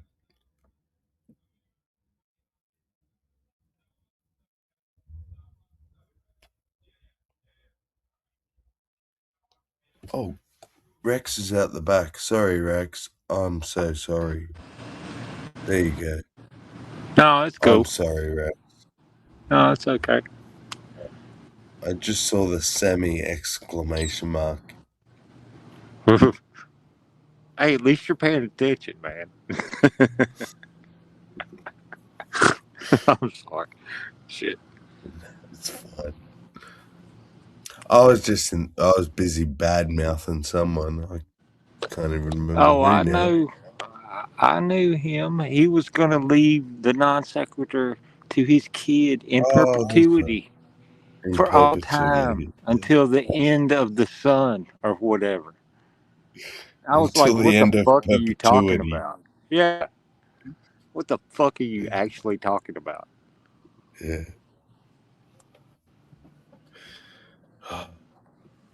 Just don't make fucking deals with junkies. That's all I'm saying. Like, fair enough. The young dude was like a confessed junkie. He's like, yeah, I have a problem with drugs. I've been to jail. I've robbed people, but I've made this legit deal with Steve. I'm not gonna rip him Fuck was off. his name? Kyle. That was the other guy's name. It was Kyle, Stephen that's Kyle. it, Yeah. And Steve's like, yeah, he's a full junkie and like robs people for a living, but and like he's even admitted he sucked cock to get coke, but he's not gonna rip me off. And Steve, I'm not excusing Kyle, but Steve was kind of asking for it because he was trying to get Kyle to structure payments to Steve so it wouldn't mess with his benefits. He's tax, exactly. Yeah, so that's why Steve was in some kind of crazy shit like that. Yeah. Yeah. And like, it was going to him the and his tax son system in and let me perpetuity. get benefits. Yeah. Benefits that Dude. like imply I don't have an income. So you can't let this income be an income. Like I get residuals. for the Fuck rest off, of my life, Steve. and my kids get Yeah. residuals for the rest of their lives until the sun explodes. Yeah. And even then, Jesus Christ. Talk about delusion. Yeah, Cal took food out of my grandkids' mouths. His mouth. Yeah. Did you hear the joke about Fucking Steve? Granger. Delusions of Granger. that too. Oh, he's gone full MAGA now. He's like, Oh, I don't know. wants to get rid of immigrants and yeah, no, if you're not American, you shouldn't be in America. That's like his latest Twitter shit. Oh, is it? He's off the rails, yeah. See, I don't use Twitter. So Twitter. Twitter. Yeah. You guys hear me? Yes, we hear. Oh, okay. What was your question again? No, it was a joke about what Steve does when he's not online, and he soaks up oil spills with his hair. Yeah. That's what he does on his off days. And masturbates. Well, the last I heard, he was living with this chick, and this chick was tricking him out. So, I mean, that's the last thing I was like, okay. Oh, really? Yeah. When she was like half his age? I don't know. That's all I heard, and I was like, done. I'm not paying attention to this shit anymore. And by tricking out, you mean paying for all his shit. He had some chick there paying for all his shit. Are you talking about the chick he was living with before the non sequitur thing? I thought it was during. Well, he talked about it a lot. So, I mean. Yeah, so I don't remember her name, but I remember she used to drive Jello Shots crazy, if anyone knows who Jello Shots is. Yeah. He recently popped back into Bro Joe's stream. Yeah. I just met him last night or the night before. Basically, he wanted to get with her. She needed a place to be. So he let her move in. And then, Steve's all trying to shove his nose up her ass. And then she starts fucking other guys in the house. Oh, really? Yeah. That's what it was. And Well, you know more than me. I'm just saying. In fact, one of the guys that did it used to be part of G+. Like, he purposely went out to have sex with her in Steve's house just to fuck with Steve. And Steve had to clean up his condoms. Oh my man. God. Yeah, that's different. Who was talking about being a cuck earlier? Was that Alfie? So Steve's a cuck. Now we've established. No, he's beyond. He's like 3 steps beyond. Yeah. This messy shit. It's like this atheism shit that's going on at the moment. There was some get together that they had, as they do, and some chick got raped in a stairwell. Something. Oh, It's actually Pocket Locker's latest obsession, and why he's created something that doesn't exist, but at least, like, under your name you can put something else. Under his name on YouTube, it's like Pocket Locker on top, and then it says Christians against something. I'm like, dude, you're an atheist. Why are you saying Christians again? What Christian organization are you part of? What have you started? Like, what? You're so against the atheist community that don't agree with you that you'll side with the Christians? Real quick, let me answer Will here. The last name's wrong. But the first one, right? You reminded me. It's Lyrical Orion was her name on here. Lyrical Orion. Yeah. Well, why is he getting involved anyway? Pocket, whatever his name is. That is a fantastic question, Gia. And I would love an answer to it. Oh, you don't know either. Nobody knows. I do. No, nobody knows. It's a mystery. Oh, well. What the fuck are you getting your nose? Why are you sticking your nose in shit for? Well, then if he's going to stick his head out, guess what? he's risks getting his head chopped off, right? So he's got to expect that if he's going to stick his head out, you know.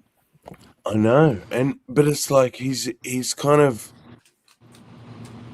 he's made a declarative statement, you know, like, yes, I was always part of the left, the atheists, the this, the that, but you know what?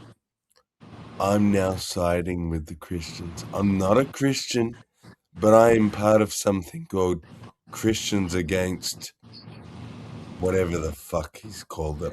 I wish I could remember, but Yeah, he joined that thing because he's trying to rally people against that one con. But you say join. I think he started it. Did he start it? I thought I don't know. Was it already a thing and he just joined it? Okay. You could be right. So what's the motivation? It's really not too clear, really. You know what I mean? No, yeah, exactly. I think it's kind of self-preservation and more egos, like face saving. He's just will find grasping onto anyone that will agree with him. So he's like started interviewing SJ. He's having regular interviews with SJ Thompson. Like, what the fuck? Pocket locker. Like, fucking hell. SJ is so like 80s. Yeah.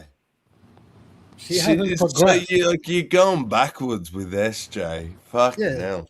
Yeah, she hasn't progressed her position since the 80s, I think. I'm exaggerating. That's generous. No, you're generous. I really? think Okay. 60s or 70s, yeah. So oh boy. Would it be fair to say is what happened is, you know, he was part of a purity spiral, and then he spiraled the wrong direction. Well, then what is he jumping on bandwagons? Yeah, He's jumping on bandwagons. Pretty much, yeah. Pretty much, yeah. Yep. Well, let him jump on as many bandwagons as he likes, because you know they only go so far, those wagons, you know. They do. They The don't. wheels come off. They just go in circles. I've been told, but yeah. That's my observation. Yeah.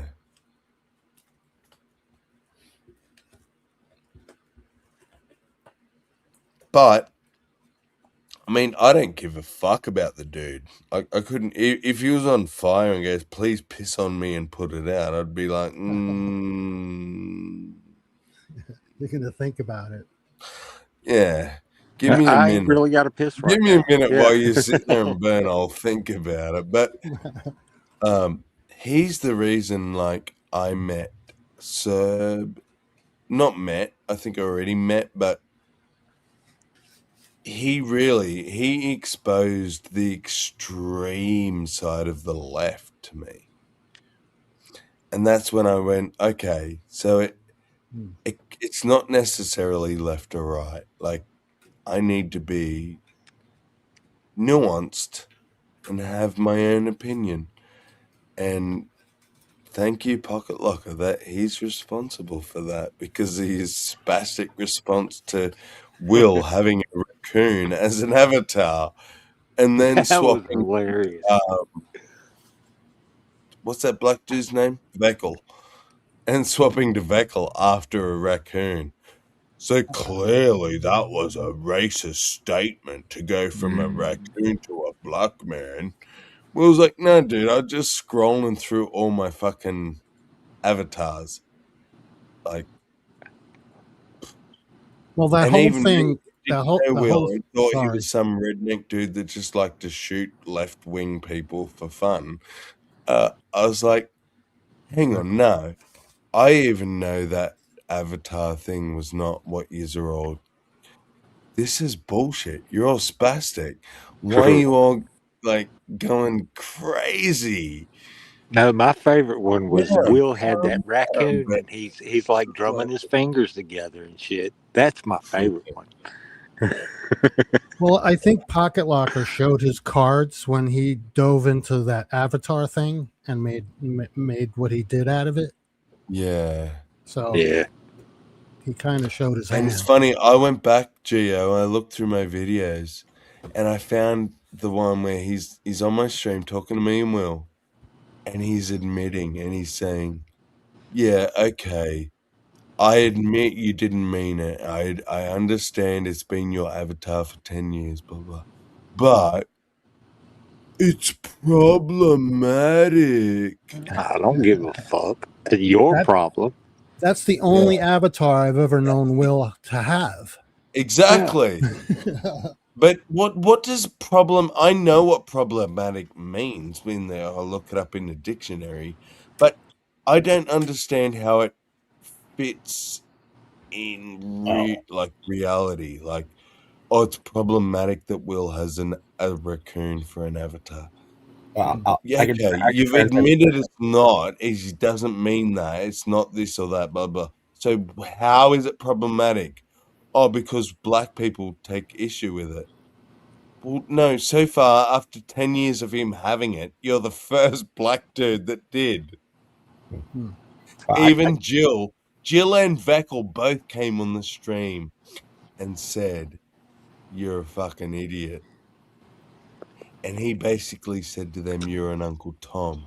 You're sucking the white man's cock." And they were like, "No, you're just like, yeah. Well, You're coming just from over Jill the and top, Veckel, dude. We don't see still. racism where it doesn't exist." And like, that's when I realized, yeah, okay, the left can be pretty crazy. Yeah, but you noticed how it just like now they don't talk about it. Exactly. Do you think you're going to bring it up again and start talking about it with them? I don't think they I would. tried recently, and So, they just yeah. like, "No, we're not going to bring that up." I'm like, "Well, I already did, but okay." If Yeah, they're you gonna, already had the door shut in your face. Now you Yeah. know if we reopen it, are we gonna is that gonna happen again? yeah, if they've already reduced it down to problematic, they won't bring it up again. 'Cause I want to translate this for people. They call it problematic when the person doing the thing isn't actually an issue. It's that if someone else did that thing, it would be an issue. Yeah. They get all sensitive about it. So it's problematic. Yeah. Yeah. It's fucking crazy. Right.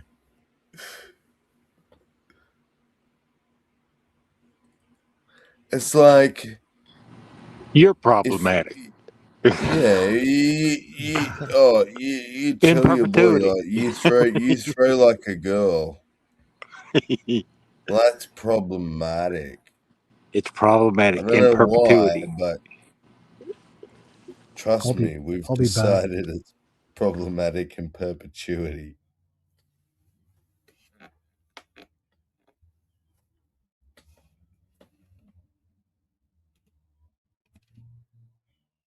Whereas reality kicks in if it could speak and goes, no, actually, he does throw like a girl. On average, girls throw this far, and that's how far he threw.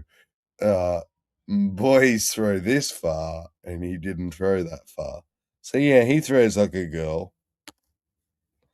But we're gonna be snowflakes and go, if you say that to a boy, you've emasculated him and like, I don't know, done whatever the sin is.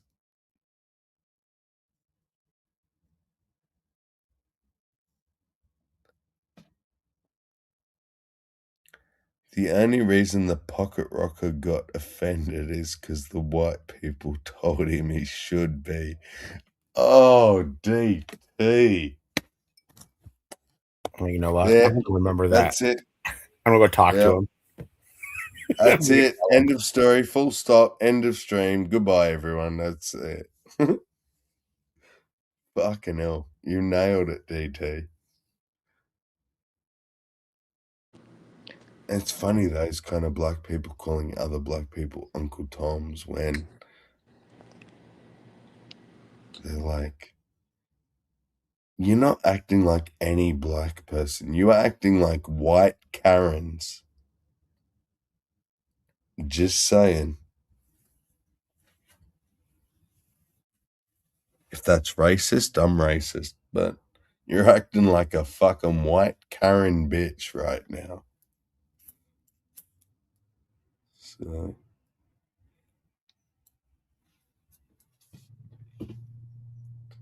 I also hate that he sits there surrounded like all these really expensive fucking technology and shit all around him.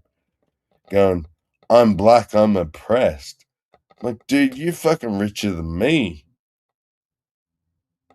I'm white. I ain't got all that fucking fancy shit you got. What? How are you oppressed? Same as Maya. I mean, generally friends. We spoke in chat, and because we were both right, like left wing extreme. We thought we were friends, but I see her on channel, and she's like, her house is so ritzy and fancy, and far more than I have as a white man. So there's two black people better off than me, but they both claim some sort of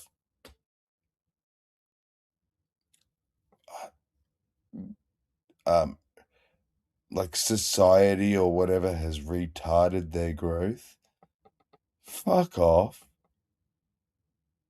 Infantilize them. Yeah.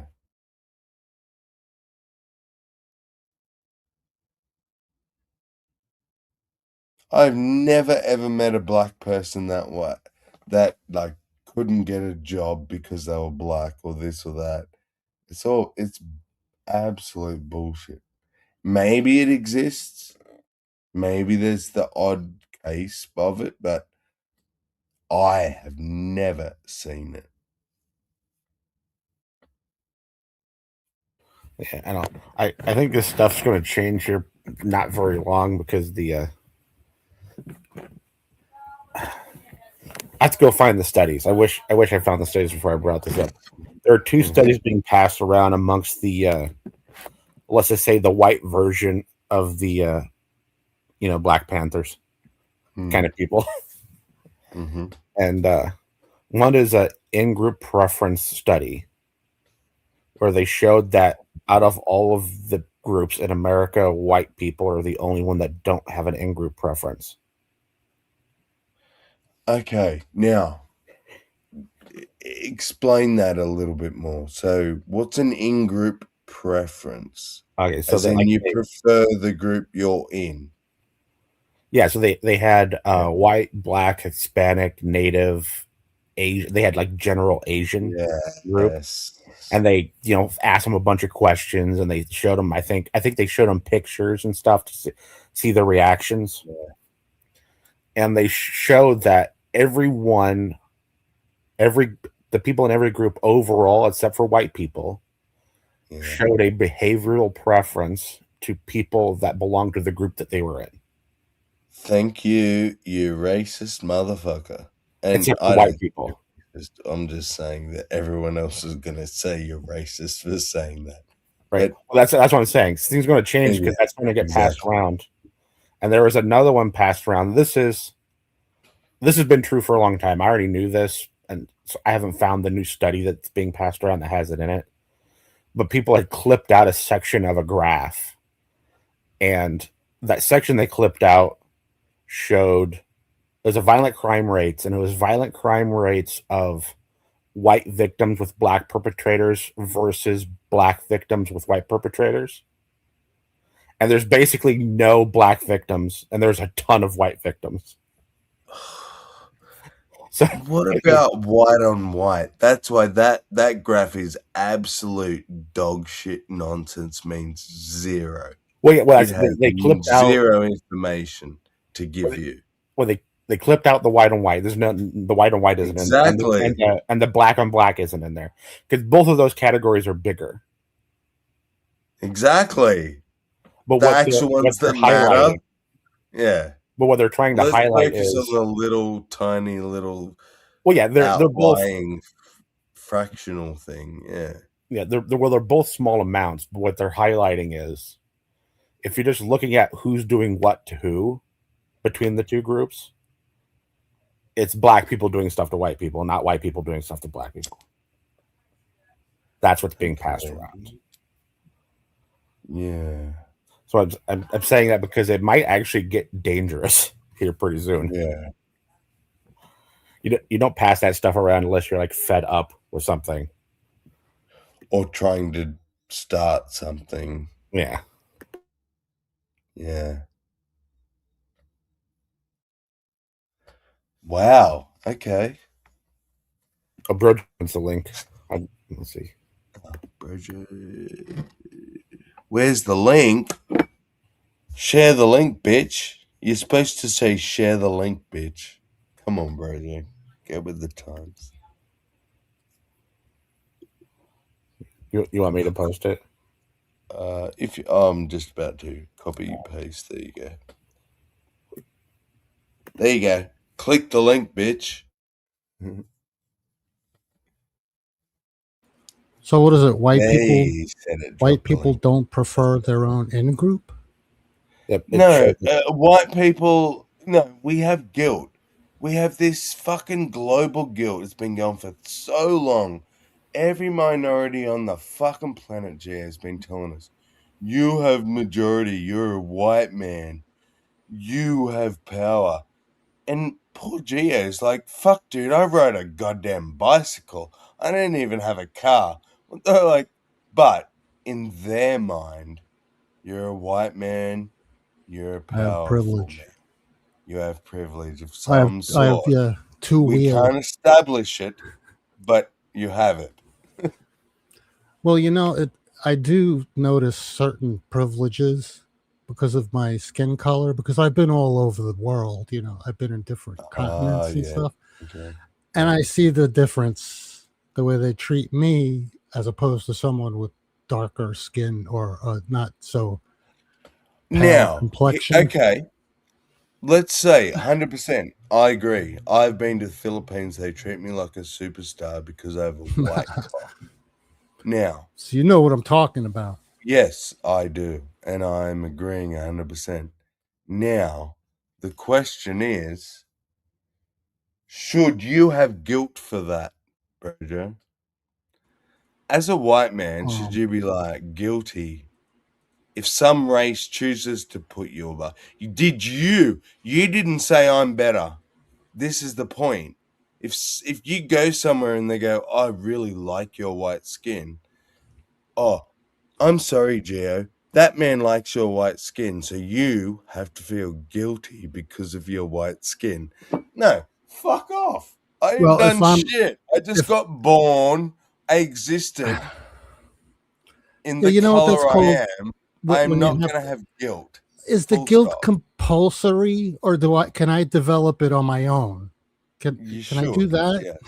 Yes. Can I develop my own guilt? But apparently, please? it's compulsory. No. It's compulsory guilt. Yes. That's the best kind of guilt.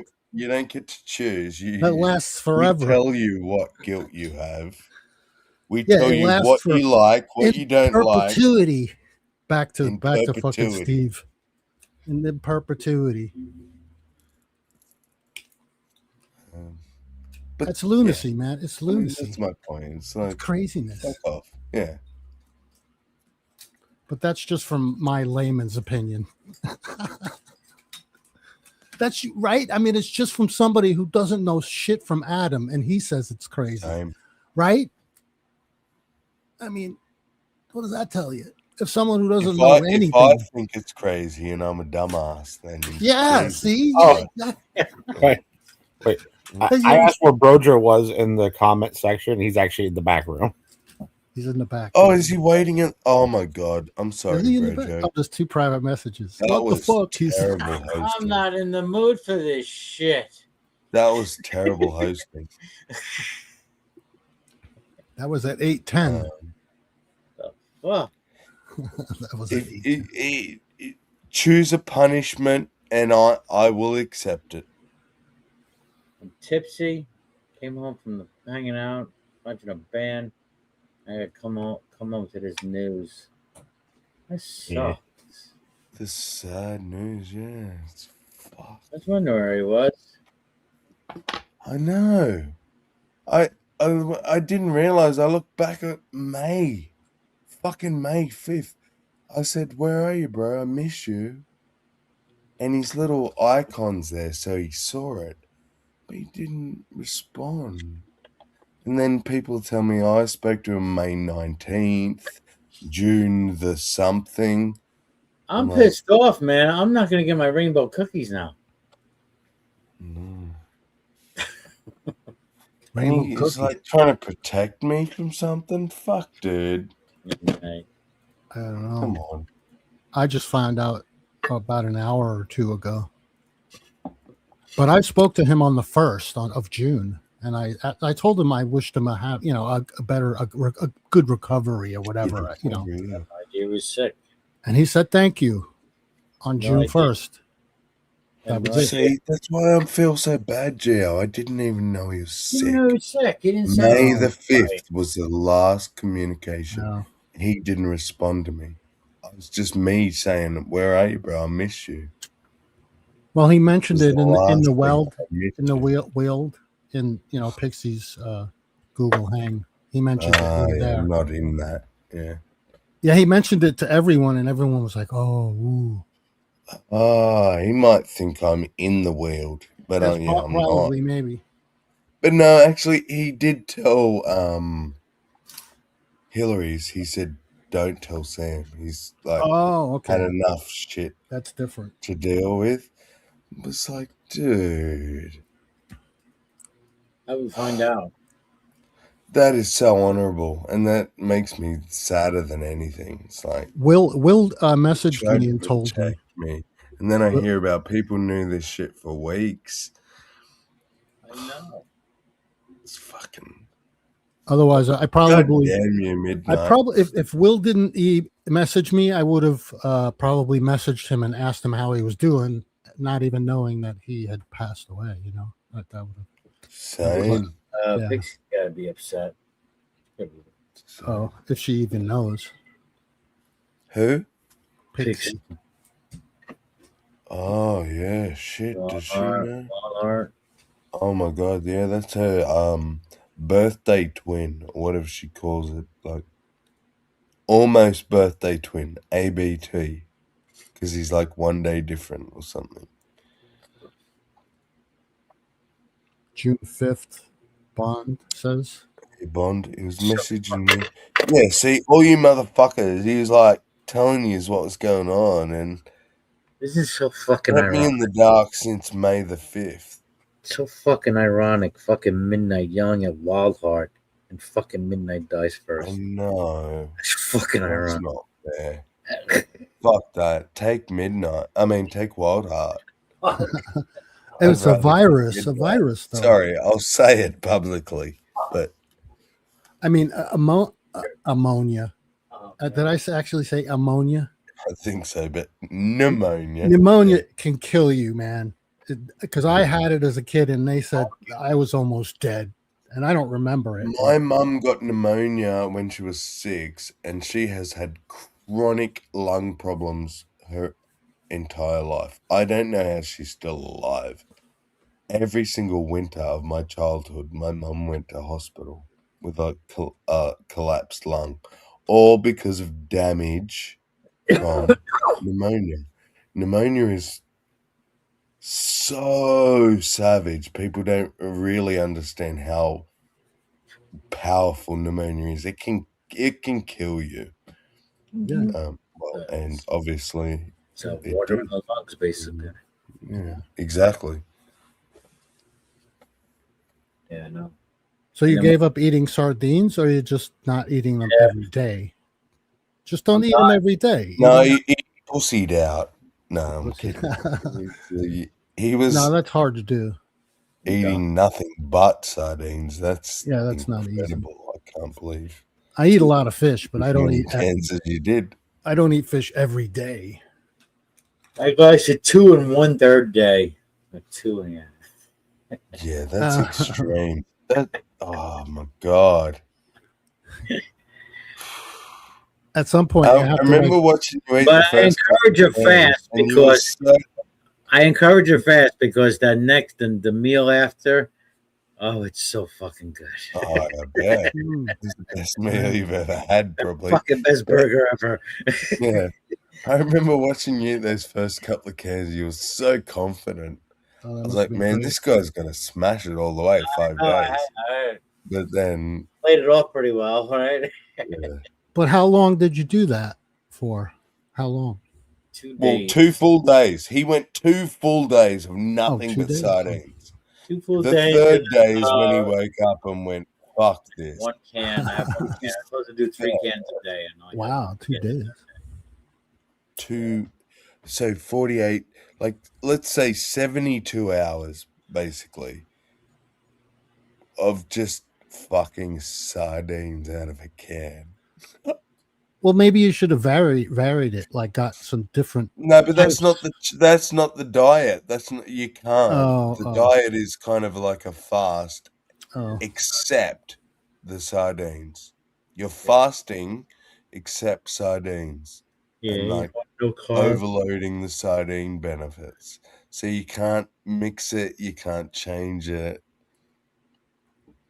Which But what kind of herring sardines are pretty good? I don't know what kind of sardines you were eating, but that's what I'm with you, Gio. It's Pacific. bullshit. It's all Pacific bullshit. Wild. Mix that shit with Wild. something tasty. Yeah. And like don't fucking traumatize yourself to yeah, I do don't it. know. Eating them right out of the can is harsh if you have to do that. every Pretty day. full on, isn't it? Yeah. Pretty harsh. 3 times a day and nothing else. I'm gonna try to keep it in my diet anyway because of the nutrients. Oh yeah, but you know, every once in Actually, a while. Brojo, that's quite manly. Like, I wouldn't have. You went further than me. Like, so you're more manly than me when it comes to eating fucking nothing but sardines. No, I guess it was more. You should be proud, even for the little bit you did. I hope you're a little bit proud. I am, man. Yeah, it felt good. I could feel like I felt, even the day after, I felt. Yeah. energetic. Ask the people on the panel here, how many of you have ate nothing for 2 days straight but sardines? Never. Exactly. You'll be the only one, bro, Joe. So hold your head up high, son. Not the same And thing. Will say he went like 3 days, I think, didn't he? Yeah, 3 exactly out of 5. I've not heard anyone make the full 5 days. And then the video starting to pop up in my feed. There was someone who went 21. They went 21 days eating fucking sardines. 21 fucking days. Yeah. Do you I believe it? went to survival school and they gave us a chicken and that's it. And we had a week.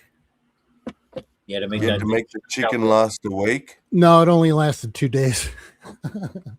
Yeah, well, no, chicken goes off after like 2 days, so Well, I I don't know cooked what it, they you know. were 3 days to go expecting. bad, but- right? Boiled the shit out of it. Exactly. What you do after that? Basically starved and drank a lot of water. Eat dirt, yeah. I was starving pretty much after the third day. There was berries, there were apples, there was apple trees. Ate a lot of apples. That was like, oh my god, an So apple it was tree. more about forcing you to find other ways to survive. It wasn't really about the chicken. It was No, like, they drop everybody off a certain mile, Yeah. certain miles it away was from like, the one if- point. And you have to what are get- you going to do when the chicken runs out? That's And that's they give you a week to do it. So if you do it in less than a week, you're good. You don't have to be out there the whole week. But it's about navigation too, to how to get from point A to point B without dying. But Well, it's any sort of survival thing. Like, yeah, maybe you instead of putting all that energy to finding other food, you might put that energy to finding a way to preserve your chicken so it lasts 7 days. yeah, I didn't Rather even think. I than didn't think about it. Make you sick on the 3rd day because it's gone off. But you yeah. I ate so many berries. I was shitting about purple. ingenuity. I was shitting purple. Yeah. My shit was purple. Exactly. See? That you failed in my opinion. Like the smart No, I guy was made eating his berries. chicken I last. So was eating he berries. was mixing chicken and berries and shitting quite firmly and comfortably the whole time. No, I took my That shirt the off. I guy made that a sack. succeeded. I made a sack out of my shirt, and I put all the berries in the shirt, and I filled the whole shirt full of berries, and I ate the shit. I ate the whole sack. Sat there and I ate the whole Yeah, sack. exactly. And that's why. And then you have the runs. Oh, I shit pretty violently after that because I was like, wow. But I didn't You care. thought you were turning inside out. I didn't care. I was young. It was no big deal. And was this like in a hole that you had to dig in the dirt as well? What for? What the crap? To take a crap? Yeah. Yeah, you want to dig a hole if you can. No, I'm just like I know when I'm sitting on my comfortable toilet and I'm going through that, what you just described is bad.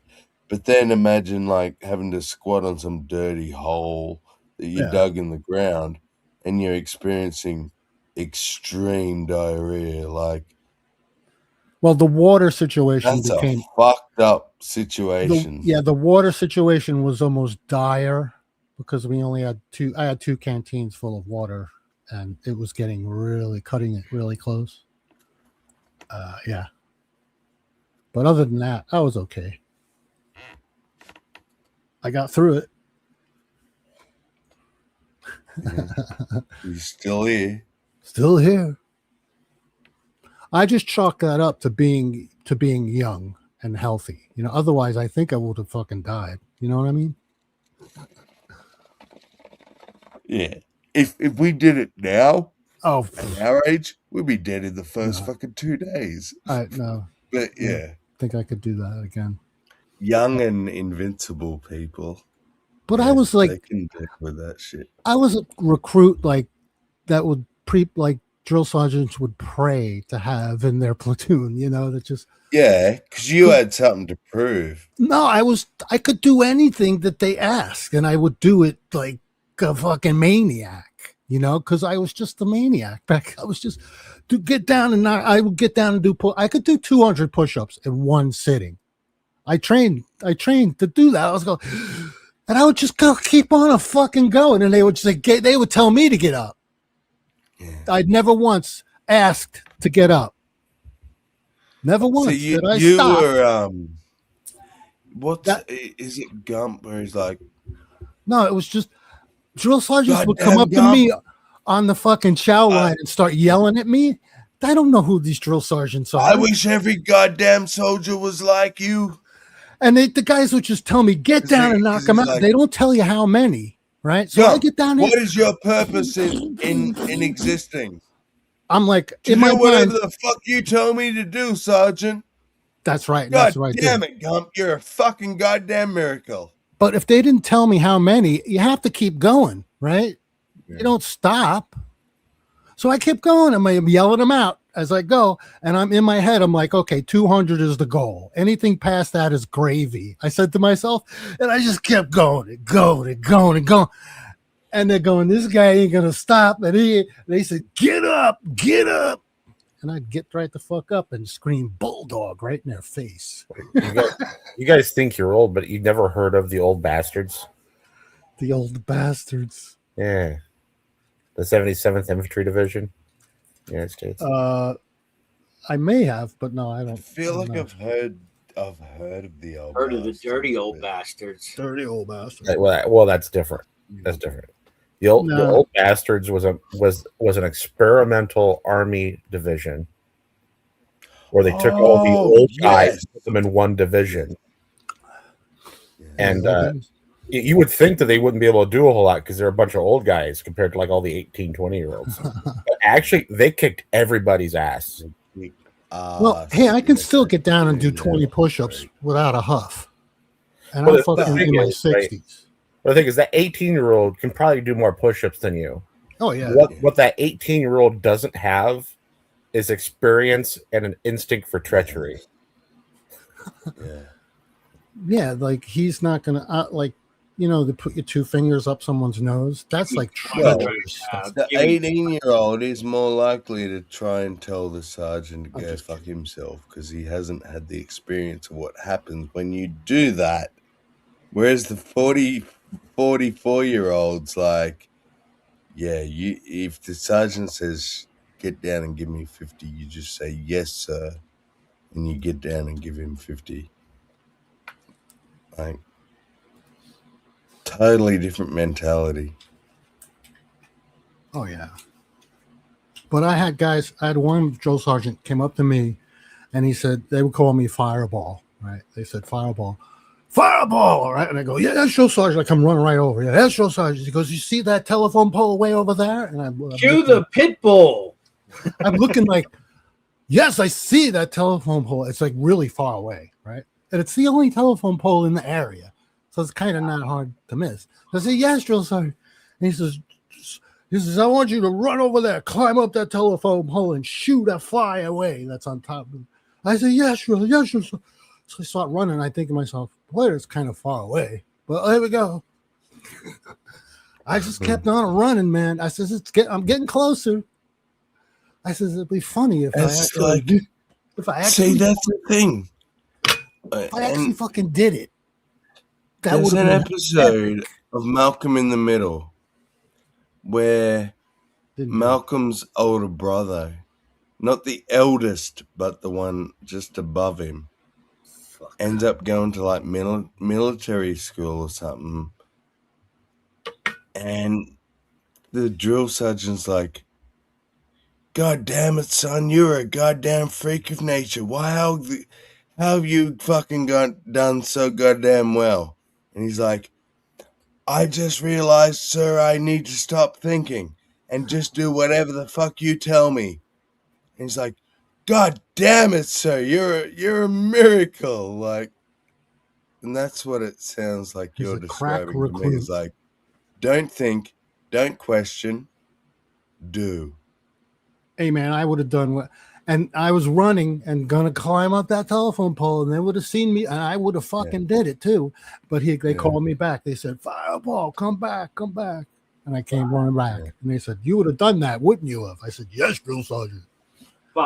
They were crazy, man. They were crazy. But that's what I mean. They're testing you. Like, if we tell this guy to strap a whole bunch of fucking dynamite on himself and run at the fucking enemy, is he gonna do it? And you basically said, yes, I'll like strap me up, I'm off. I'd find a way. Yeah. I'll kill those motherfuckers. I'd find a way.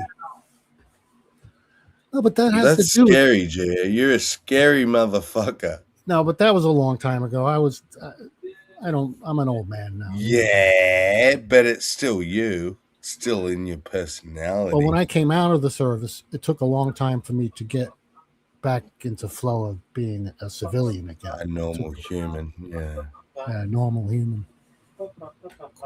When you live at like peak everything, fight or flight level peak shit, you're constant fucking adrenaline, constant everything, just rush. Like, go and climb that fucking pole. Yes, sergeant. Everything, go. You come back to reality, and everything's chill. It's like, once you're through with, what's your existence? What's your meaning? What's your basic training is meant to do. It's supposed to break you down to realize, it gets you to that baseline where they don't have to fuck great around. For the army, but great for the fuck army for when you try to come back to reality. That's the thing. No, it doesn't work. Because when I came out, I was like, what am I going to do? I had tank training. How am I going to? I have so many. I got requests. Like homeless on the street. Yeah, go, Bridget. Fireball. Yeah. Fireball. Why was I Fireball? Is that a request? What's the request? It's a song request. Fireball by Pitbull. Oh, do you have a link? Or? That was my nickname because I had red hair, and when they shaved it all, my hair was like glowing red. When they like a little red. So it was like fucking fireball. I fireball. stood out. Yeah. I stood out. That's why they fucked with me. I want to see Gio do. I want to see Gio do 20 push-ups to fireball. I'm not gonna do it now. Oh, you're a DJ. All right. I'll I'm actually I was getting going to over- say, how the fuck do you even know that song, Bridge? I am ashamed of you. Hey, I just- didn't realize Oh, it's you're a great party song. Are you fucking kidding Yeah, me? you're a DJ. I get it. It's all Yeah, good. it's a I great forgive you. party song. Come on, you do limbo to it. It's fucking. I don't know it. I'm looking it up as we speak, but I'm I just rode saying, 20 how miles do on you my know bike it? on Monday. Never heard this song before? No, fuck no. What's it called again? Fireball by Pitbull. Fireball. Yeah, you want a link? You're gonna find. I never heard of it. I'll give you a. Here's a I link. haven't heard of it either. Live version or something like The that. extent of my knowledge of Oh Pitbull, my god, I'll there's send a them to fuckload Alaska. of memes. People Well, you went know what? They crazy called over me it. Fireball, and the only black guy in the platoon, they named him Spot. Spot. Yeah, and they put us two together, and they was like Spot Fireball, Spot and Fireball. It's like Spot and Spot and Fireball. Fireball. Did you guys become best friends? Yeah, we pretty much we're best friends. Yeah. Where is Spot now? Did you He feel got- like you Huh? were the outcast though? Oh, they tried. They tried. I Yeah, think you said that. Yeah, they tried. they thought you were, but you were like, yeah, fuck you. I'm Yeah, still better than all I of said you. it to the faces. I said Where's it right to the Spot? faces. Yeah. Fuck you. Good on you- you, Gio. I said that. Fuck you. I'm the exception. Fireball. on Where's you. Spot? Fireball. Where's He's Spot? Detroit. His name is Derek Mayberry. Derek Mayberry. If you're Oh, out you had there. to dox them. You just fucking. Geo doxed them. Sam from Detroit. He's a tanker. He knows his shit. What's your name? George, sir. I'm gonna call you fucking Oh, you don't Fireball. want to do that. You're You're gonna called get fucking strikes. Fireball from now No, on. no, don't play from Pitbull. You're gonna I'm get. sure there's a you're gonna get thousand Derek Mayberries. You're gonna get a copyright notice if you do this. Yeah, no, I won't do that then. Yeah. Anyway, he was a great dude.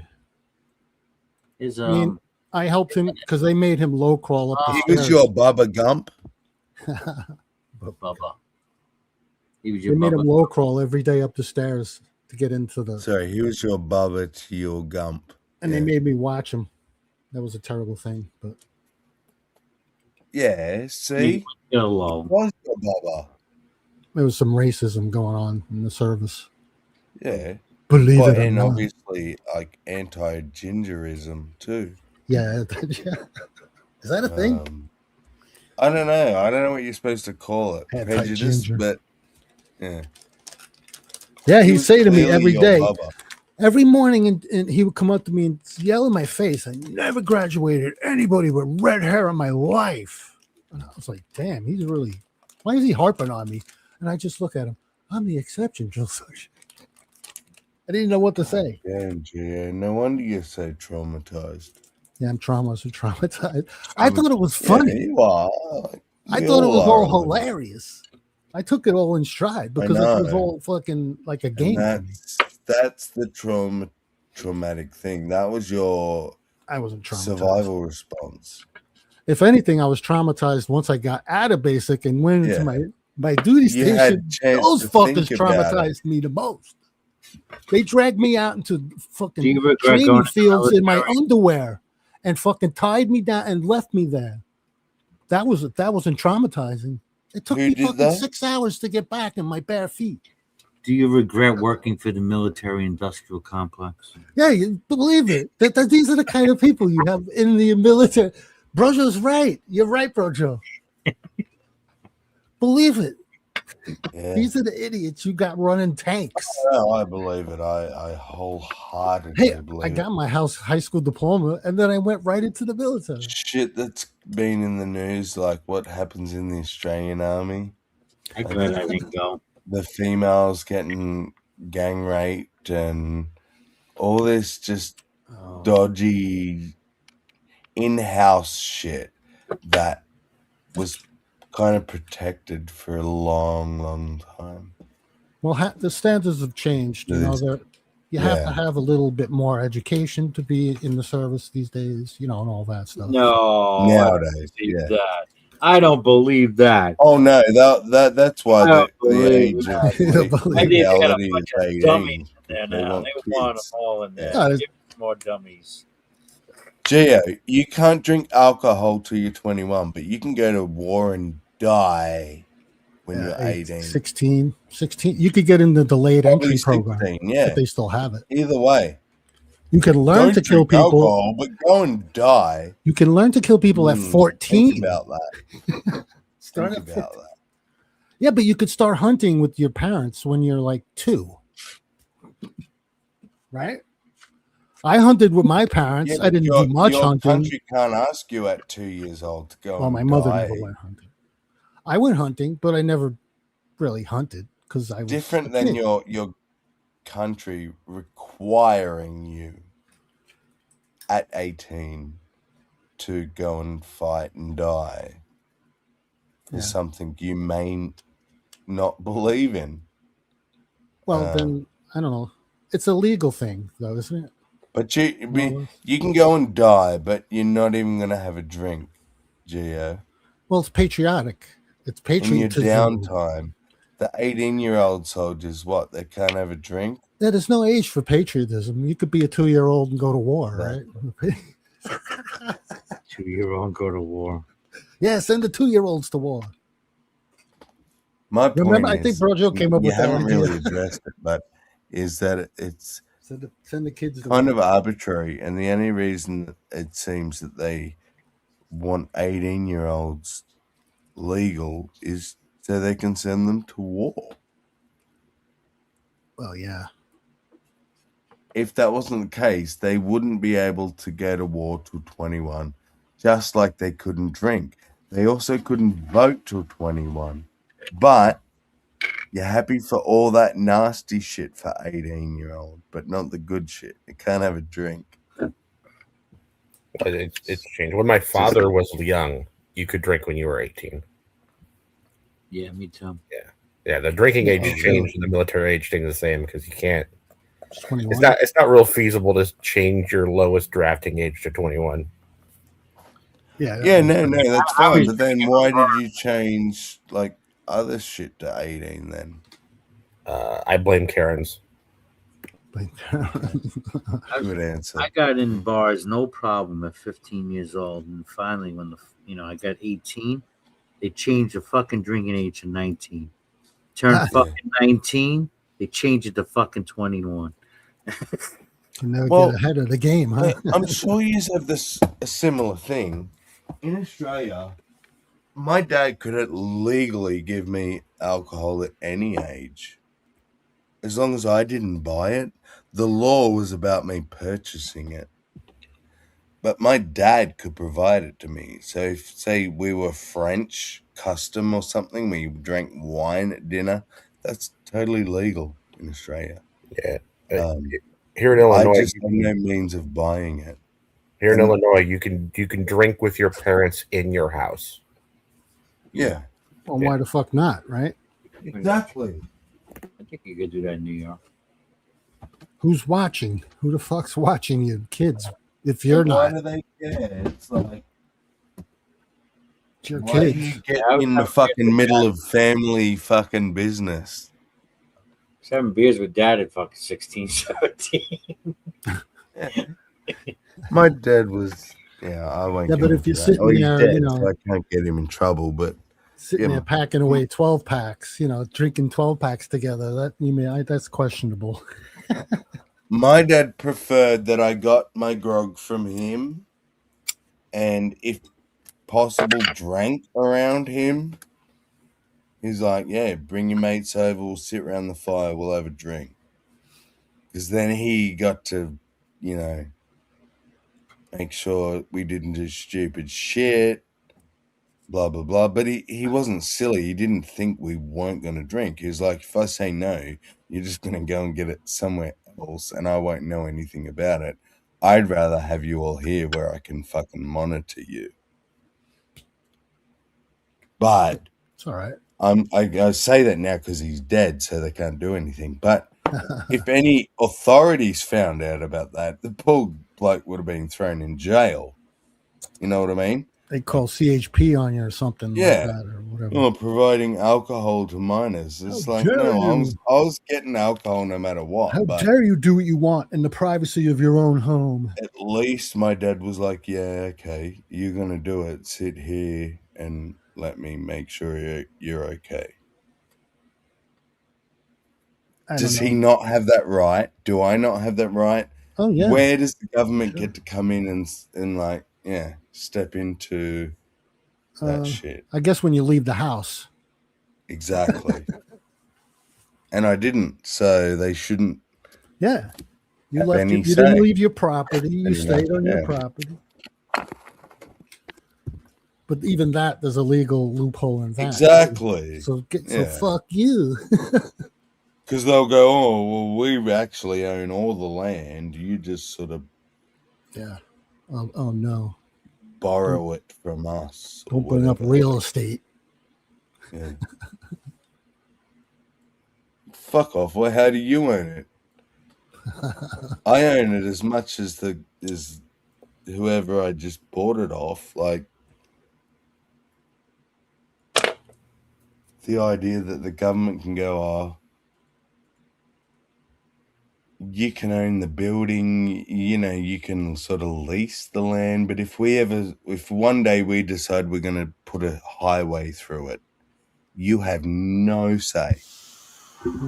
That's what pisses me off, because the government is just a bunch of dudes that landed here in a boat with a bunch of guns and took control. But give me some guns and I'll tell you to fuck off, and you can't tell me what to do with my land and shit.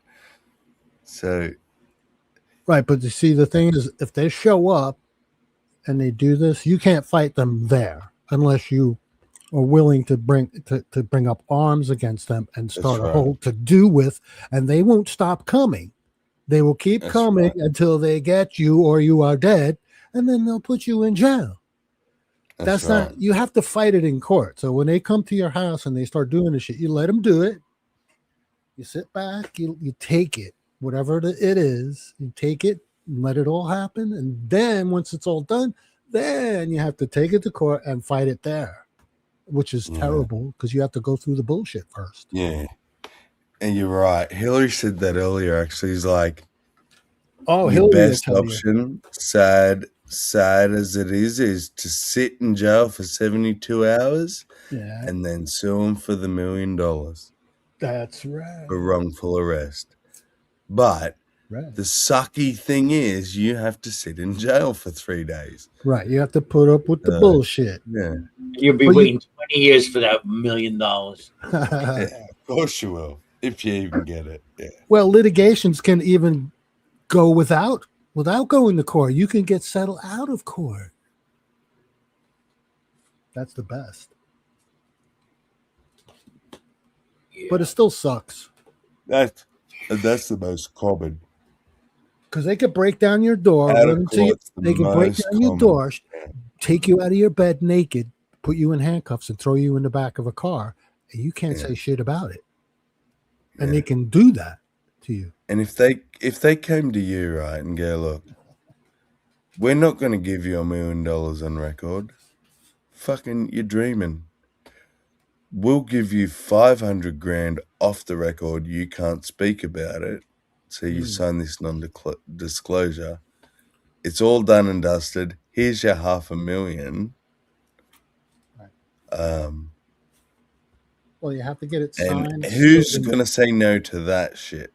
No, yeah. You're right. Yeah, that's what I mean. And even so, your lawyer's going to go, yeah, just take it. Yeah, and you just do your lawyer thing, right? Here's your lawyer, and then go home.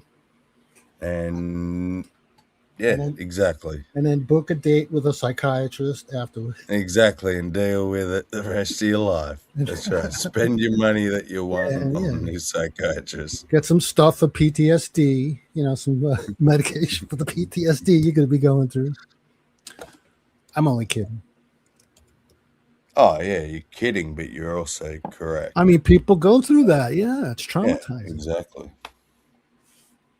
Because I gotta go, man. Thanks a lot, Sammy, for letting me on. no I'm worries, glad. Jay. I'm glad Good that to see you, bro. I behaved myself and everything.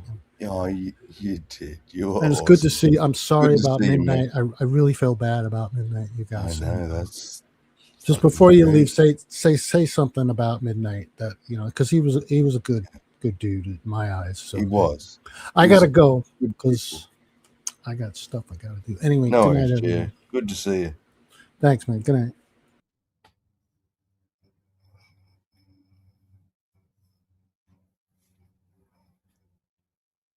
Well, that was so sudden. I forgot what we were even talking about because we were like, I was mid sentence. He's like, I gotta go.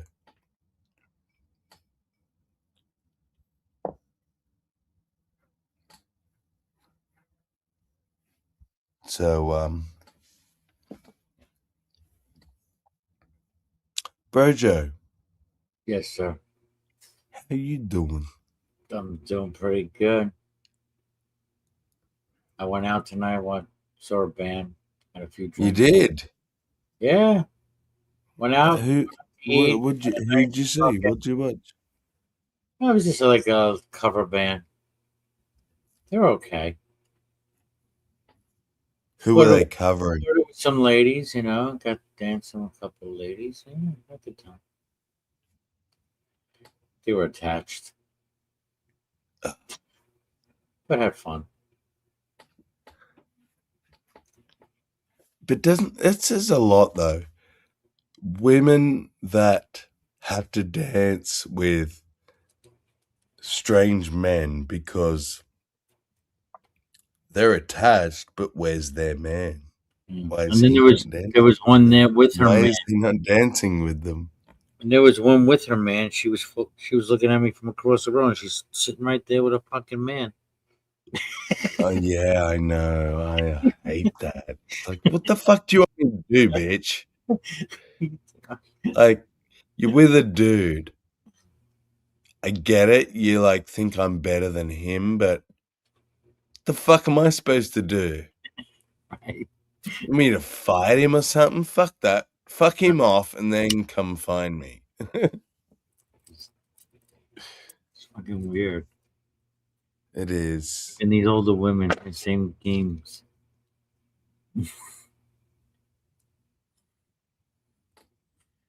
Yeah, I don't like playing games. Hey, it's like it seems childish. Like we're 50 or what 40 or 50, whatever. We're gonna fuck or what? Like Yeah, but it was fun. I'm not here to fuck Fun and spiders. I'm flattering not at the here to. same time. Come on, Sammy. What's that? It was fun and flattering at the same time. Well, oh yeah, having someone look at you. Yeah. Oh yeah. I'm not trying to say it wasn't. I know you're getting Yeah. flirted with all the time. Come on, man. I'm not. Trust Oh, me. come People on. think I am. With They that go, face. you're so handsome. You must get hit on all the time. You do. No, You must be getting hit on all the time. I don't. I don't think I've Really? ever been hit Maybe on. you don't realize it. Sometimes it's the case, guys. We just don't realize it. Women will realize other women looking at you, but we don't realize it. Possibly. Uh-huh. I may have missed a few signs here or there, but what I'm saying is it's not common like people think.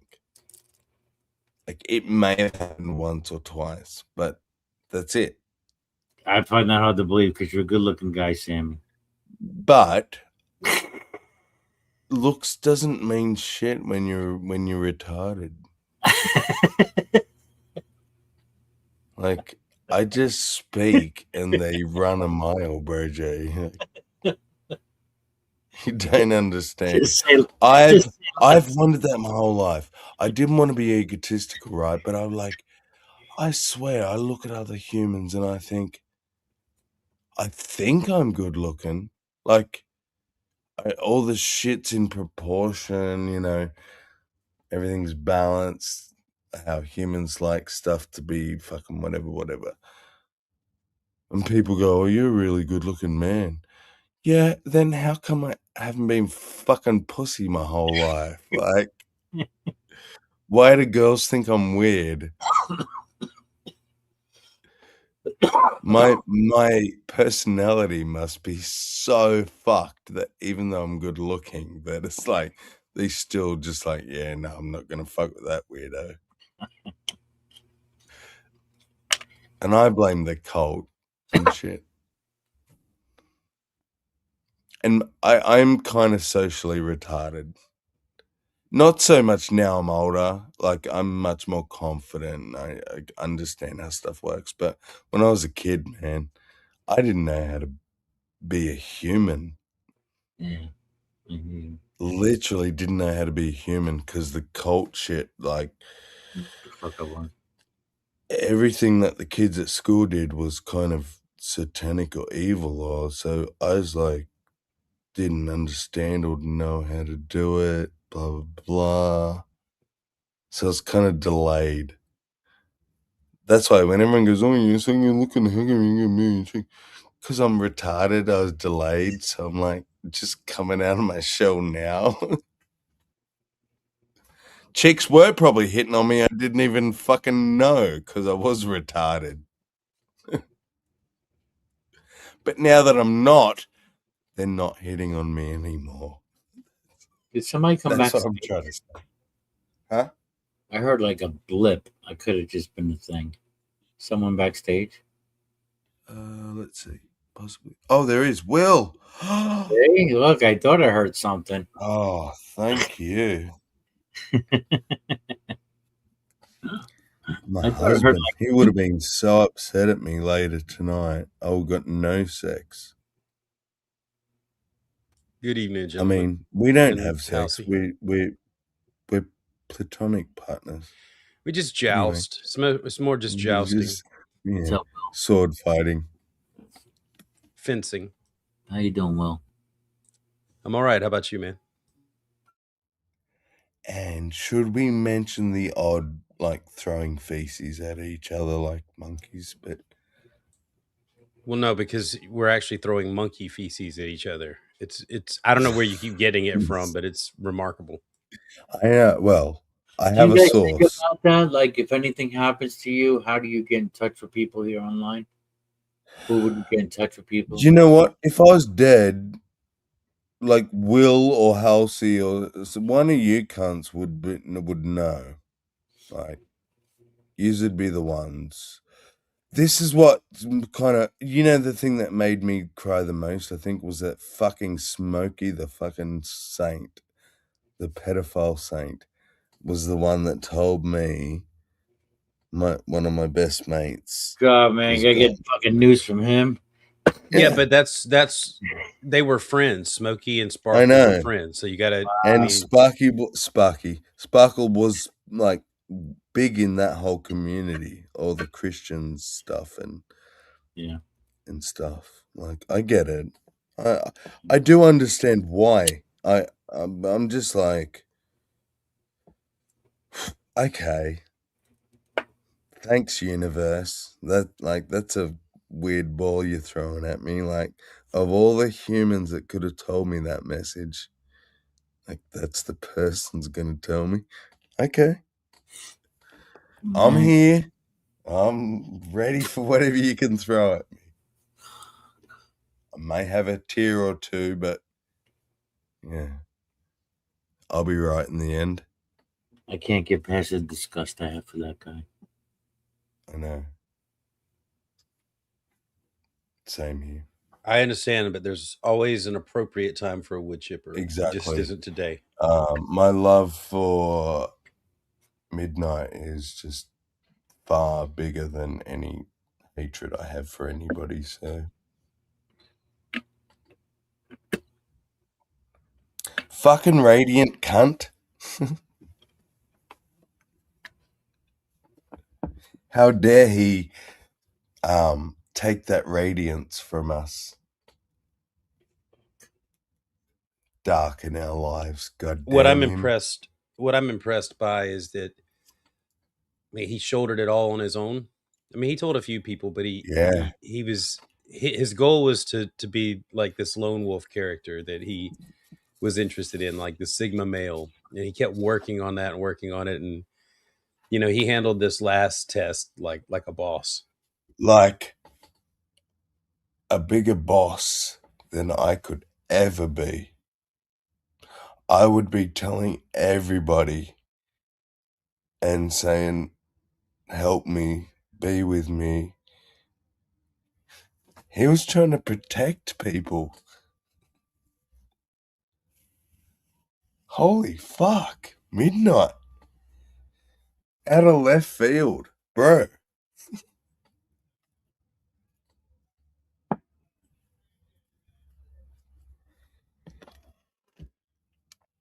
Pulled it off at the last fucking minute, didn't he? I think he went out the thing he wanted to be, the lone wolf. Yep. And he did it. Yep. Fuck, so much respect, man.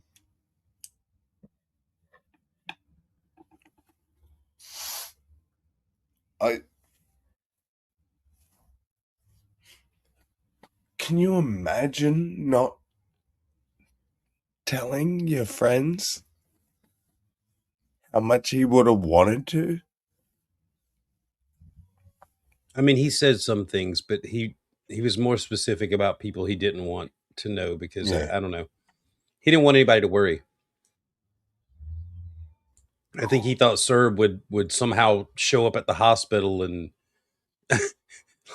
give him CPR or some shit. I don't know, do a surgery. But I think he just wanted to keep all the respect, and he did. Yeah.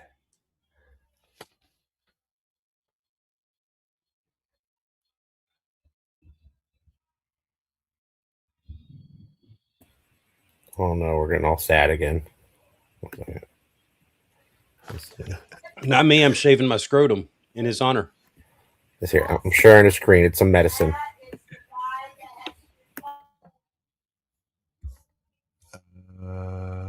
There it is.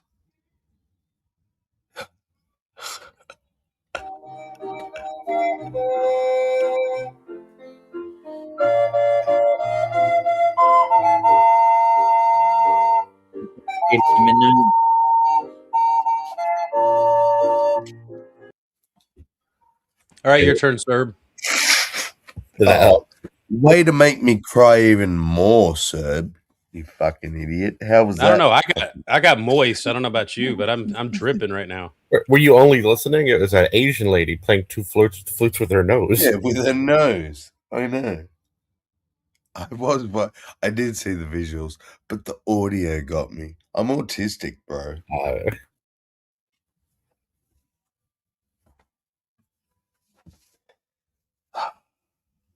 AUTISM, autism. Guido McShortass. Guido. Fucking.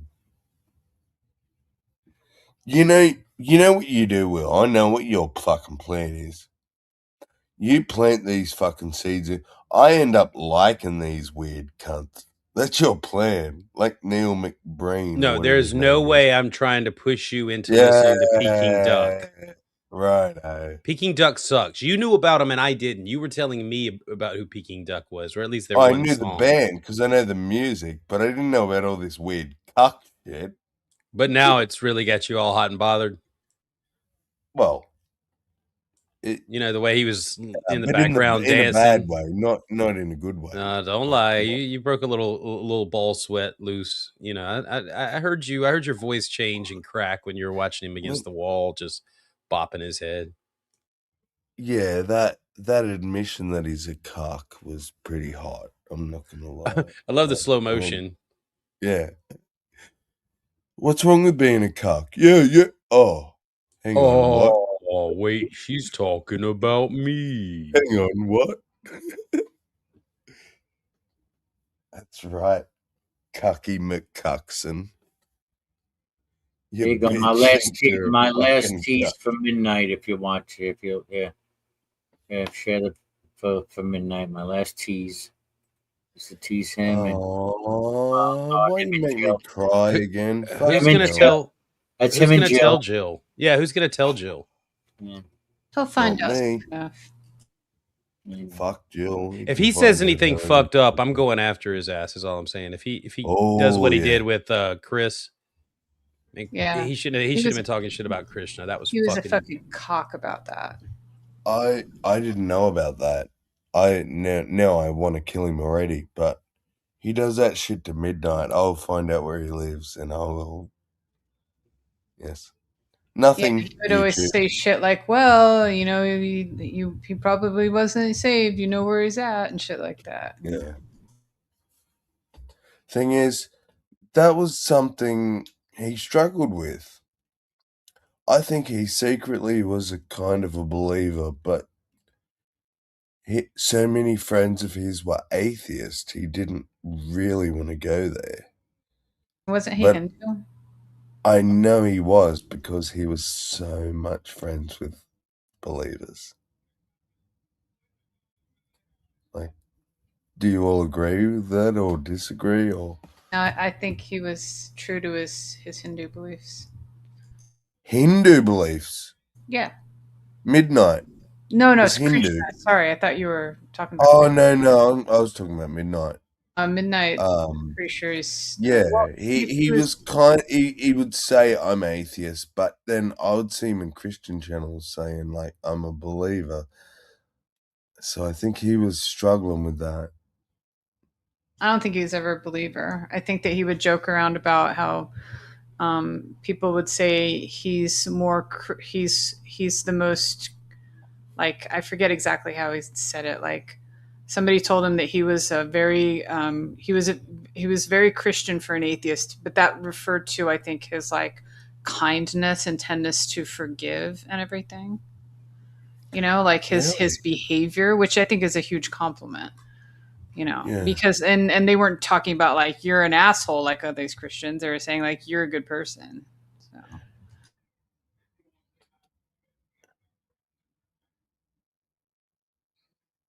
Possibly, yeah.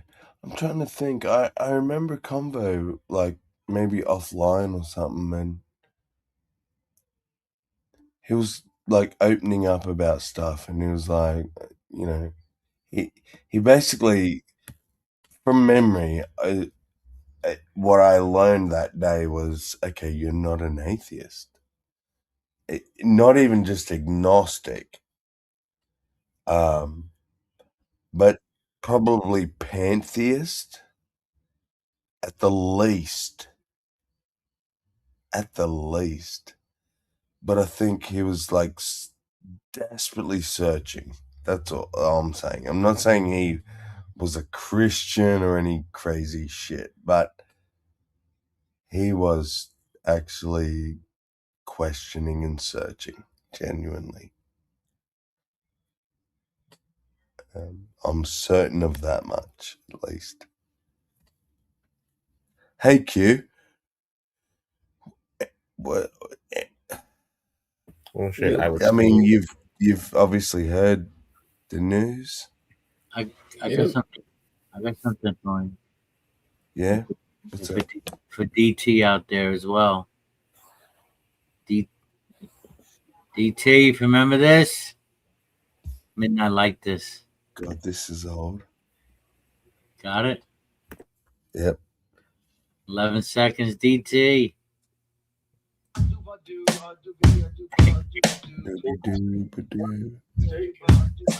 Well, that's where your son told me to take you.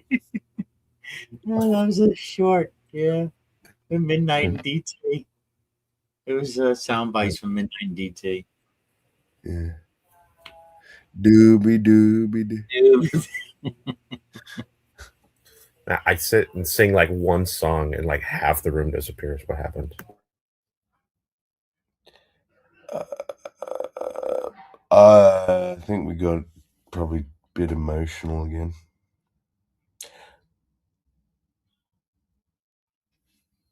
Will and House left. I hope they're doing their cover.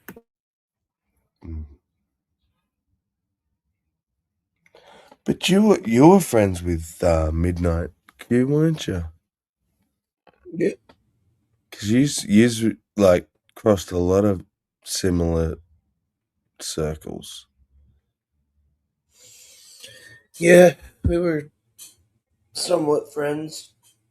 I don't know how deep, but Well, I mean, he was like around Will Kincaid, Smokey Saint, or like similar people that you were around for a while. I thought you might have crossed paths a bit more, but maybe you didn't. I hadn't talked to Midnight in, I think, about 2 months. So How long? about 2 months. Oh, yeah, no. Well, that's pretty much when he disappeared from everybody. So that. Yeah. I'm gonna miss that quirky bastard. Fuck yeah. The way you come in and sing, I am so gay. You know, just random shit to fill the silence because of his anxiety. I know, now I can't watch freaking Project Hail Mary because it'll make me sad.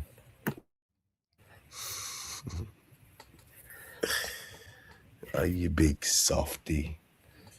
He asked me for 2 books because he hadn't read a book in a really long time, so I gave him 2 like kind of easy sci-fi books, and he read both of them, and he was absolutely crazy about Project Hail Mary. I don't know if you remember.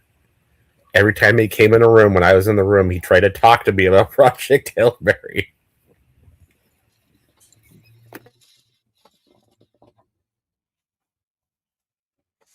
Was there I a do movie? remember that, and I didn't understand what. Yeah. Yeah, the Okay. movie was just made about the time he finished reading it. I just heard about that movie today or yesterday. It's funny. And then I would hear him talking about it like when you weren't there. Have you seen Project Hail? Oh my god, I was going to say Hail Mary.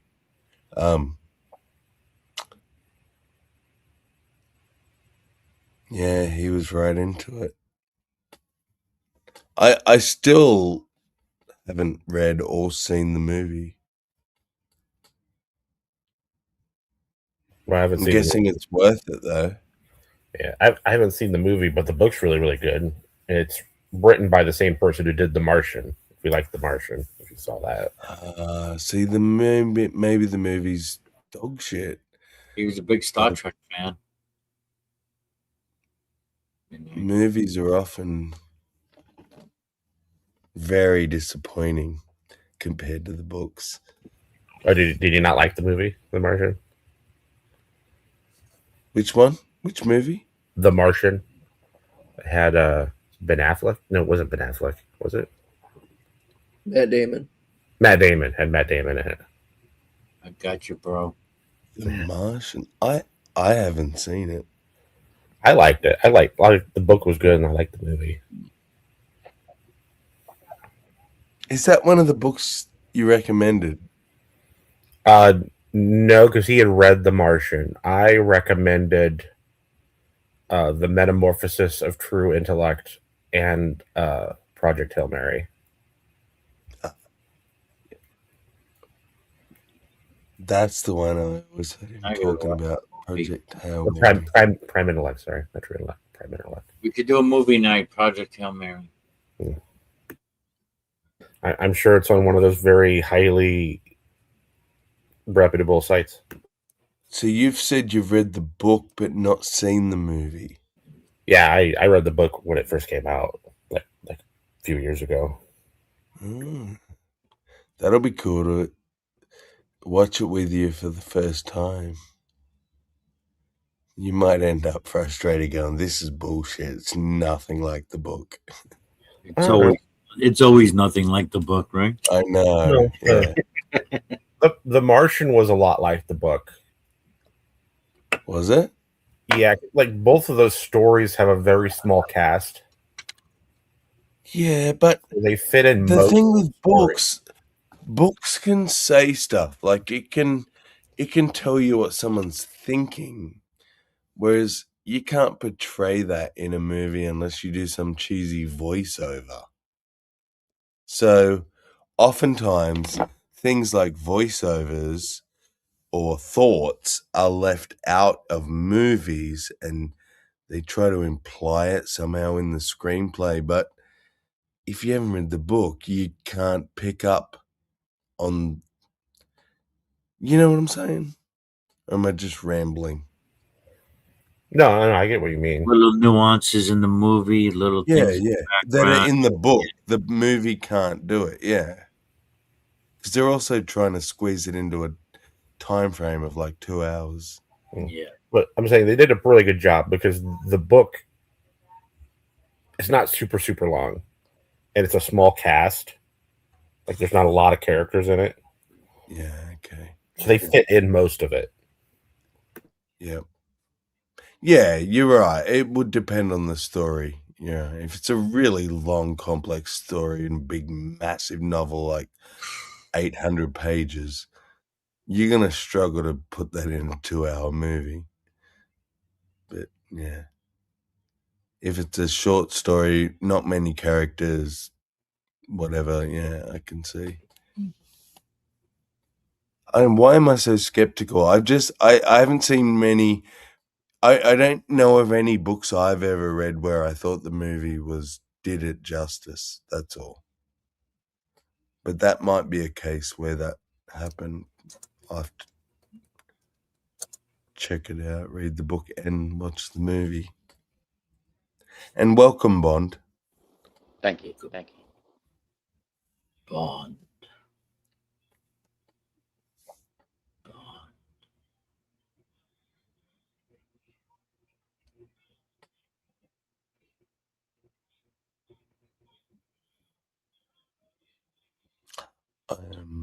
It's amazing Not to how bring it up, and I'm sorry, go, Bridget. I was just saying it's amazing how I don't know. I lost another friend like a few months ago. Really hit me hard from around here. And it's amazing how you get that reminder. You know, it's like death is in a way. It's that reminder of how precious life is and how we shouldn't take things for granted. We shouldn't take our friends and family for granted and all that stuff. But then we just quickly forget, don't we? And we just go about our day until someone else dies. We need another And reminder. it's probably the most profound thing I ever learned. It's the most cheesiest thing, the most cliche thing, the simplest thing, but the most profound thing. And the latest song I wrote, which I've played a couple times tonight, I won't play it again, but like the lyrics is all about we're living on borrowed time.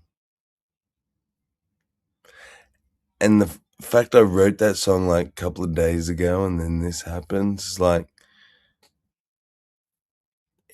I don't think it's really synchronicity. To me, it's just like, yeah, like just backing up what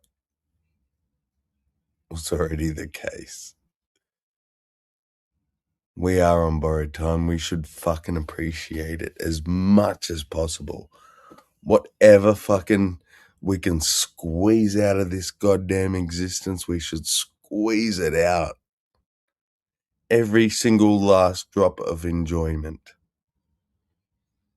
Even if you think you're being selfish. But most of it's mundane. Yeah, absolutely. Like a comfortable mattress to sleep on at night. It's pretty mundane, but that will change your entire existence of this one existence that you have, you know?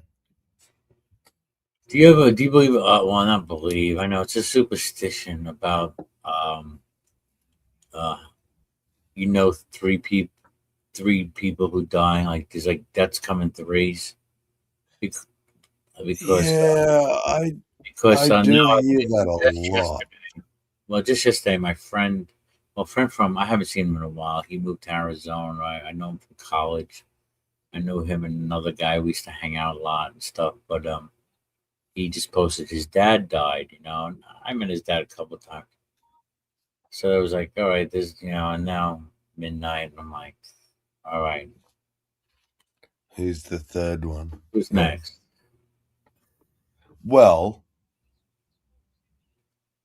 I will reserve my judgment. Let me know when the third one happens, and then we'll talk about it. Because does it have to happen in a time frame? Exactly, and then you're gonna have to go. Oh, okay, the third one was like 2 months after the others. Fuck, I just hope it's not me. The same. I just don't want it to be me either.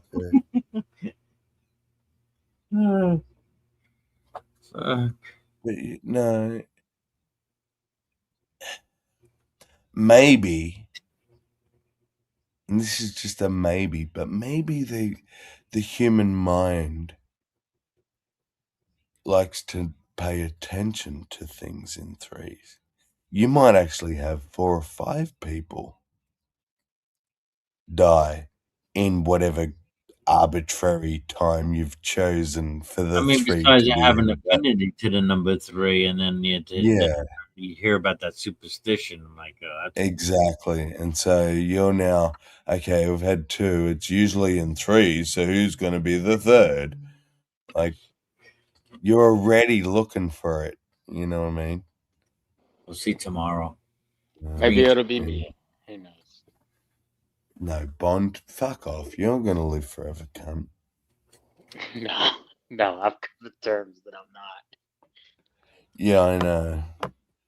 But I imagine, like, us evil people, we're not going to get to die. That's too easy. We have to live forever, so we have to deal with it. Forever young, I wanna be forever young. Isn't there, like, some theory about Judas? He's still alive. His curse was to never die or some shit. Oh, hey, Or was it the Roman something. soldier that stabbed Jesus with the spear or something? Sammy, I think you have people backstage. Oh, that was Oh, Pantera. it's DT. Pantera was the Roman Oh soldier. my god. Oh, no, well, No. there it is. Oh, I No, didn't. why'd you have purple in your avatar? I thought you were Midnight for a second. I'm sorry, yeah. Don't I just found out apologize. today too, man. Fuck, I'm like fucked up. Jesus, I've cried a couple times now live on stream, but I don't give a shit. That's one person I'm actually okay to cry. I literally fucking just got done watching The Boys, right? Just to message him to have something to talk to him about, because I was like, I haven't talked to him in a fucking, like, it's been months since I've last spoken with him. And I was gonna call him and be like, yo, dude, I just got done watching this shit. You want to rat about it? Talk about the fucking shit? And yeah, it's like I just finished the fucking episode today too. So it's kind of sad that I was gonna eventually come home and be like, "What up, bitch?" God damn you, Midnight, wherever you are. We're all pissed. Yeah, right. I am happy. I did get to talk to him about the series called Travelers that he watched and was so excited about, and we got to chat about that. So that's good. Within the past few months, He's back to source.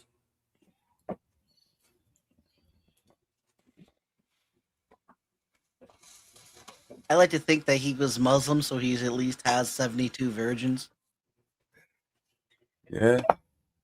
Well, 36 guys and 36 women. Yeah, gets half and half.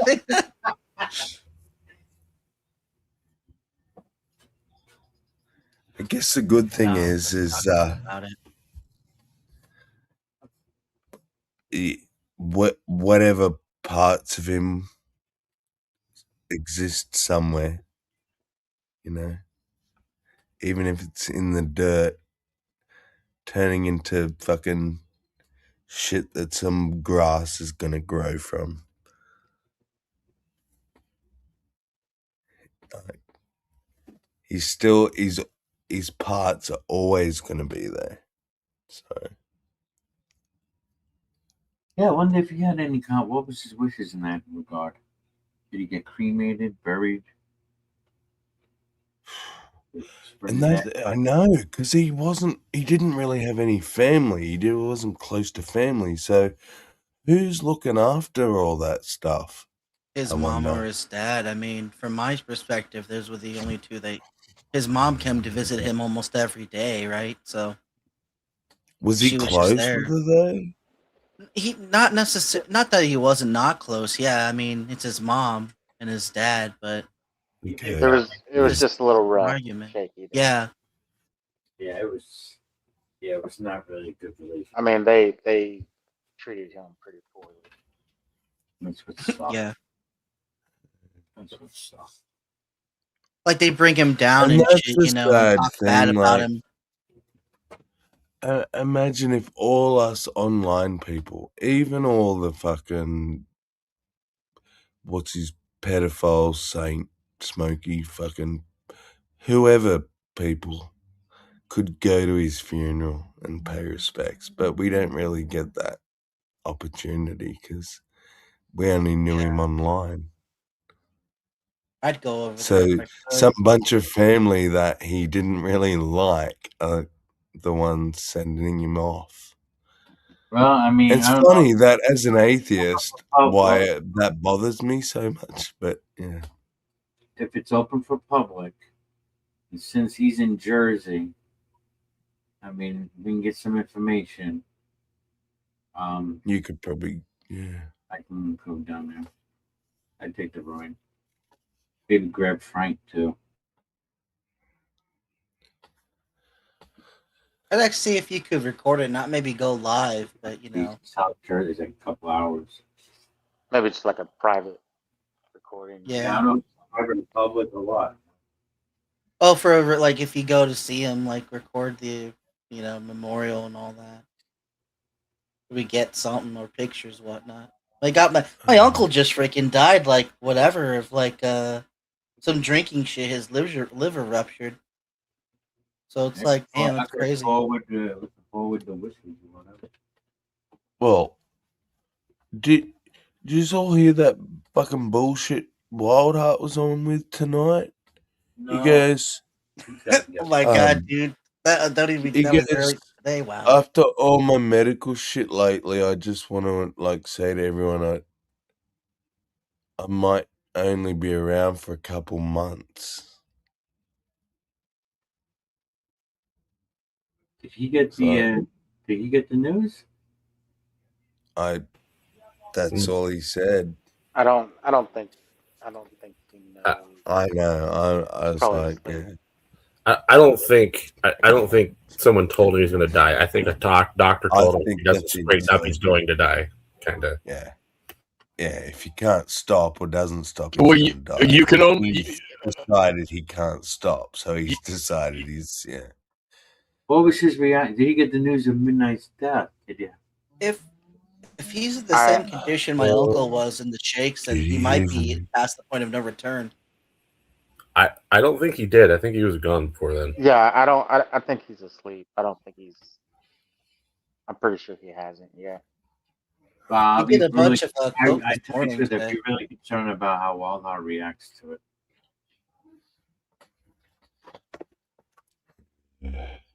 Well, I don't know. Can't be worse. So, but you know, they had a strange, really, you know, weird relationship. Yeah. Like I said, the irony, right? The fucking irony. Right. I know.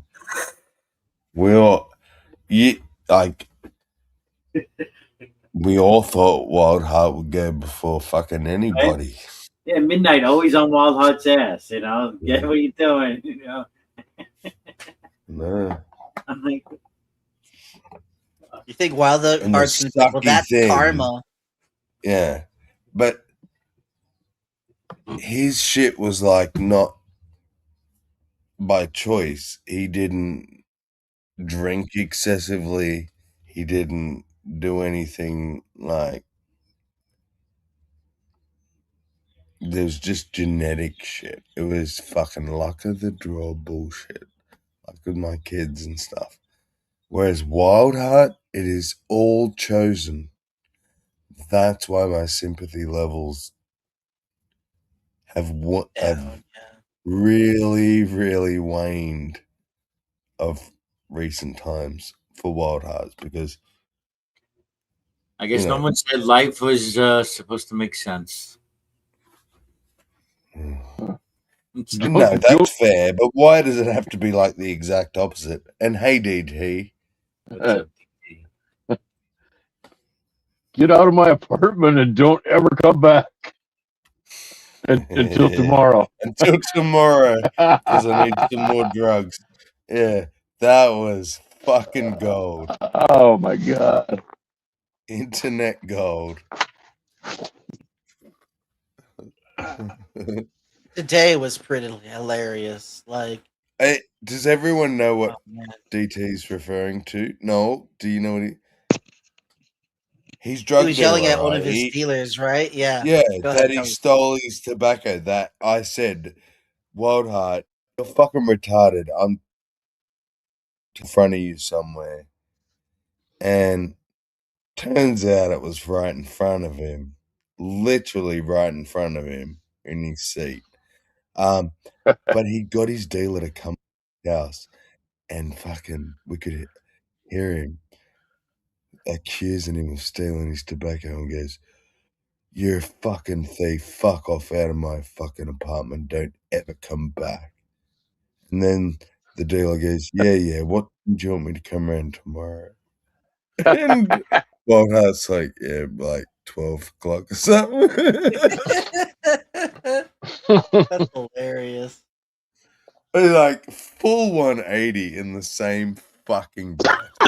Unbelievable. Today was funny. He did like some coke rails off, like and he was negotiating like that the lines in front of him were free, and he was like, democracy, the fucking lines, like you said these were free before I snorted them. The dealer's like, look, dude, I owe money to this guy, so you need to pay me. I was like, what the hell is this shit? It was insane, man. I was there with me. It was, and Terry. It was funny as shit. Was that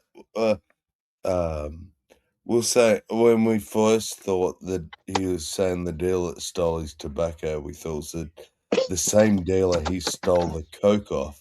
So we were like, dude, you stole coke from this dude's house while he wasn't there, and you expect us to give a shit that he stole your tobacco? At least he didn't break your legs. Like, apparently it was another deal. Yeah, right. So I still think they should have broke his legs, but that's just me. I know that I'm old school. No. See, that kind of sounds wrong, but that might actually fix the problem. Exactly. I'm utilitarian when it comes to that. Like, how do we get the outcome we want? Don't care about your feelings or your kneecaps. Yeah, I used to call it baseball bat therapy. You could hire me, I would follow you around, and every time you did the thing you didn't want to do anymore, I would beat you with the bat. Stop it. Yeah, eventually just looking at the thing or thinking about doing the thing would cause so bad PTSD, you wouldn't do it anymore. Exactly. Yeah. That's brilliant. I love that clip, by the way, Bro Joe. I was wondering if you were going to play that or not. with me and Midnight. Weird. Yeah, because someone just told me, I have to go look for a video, something with midnight in it, and boom, came up.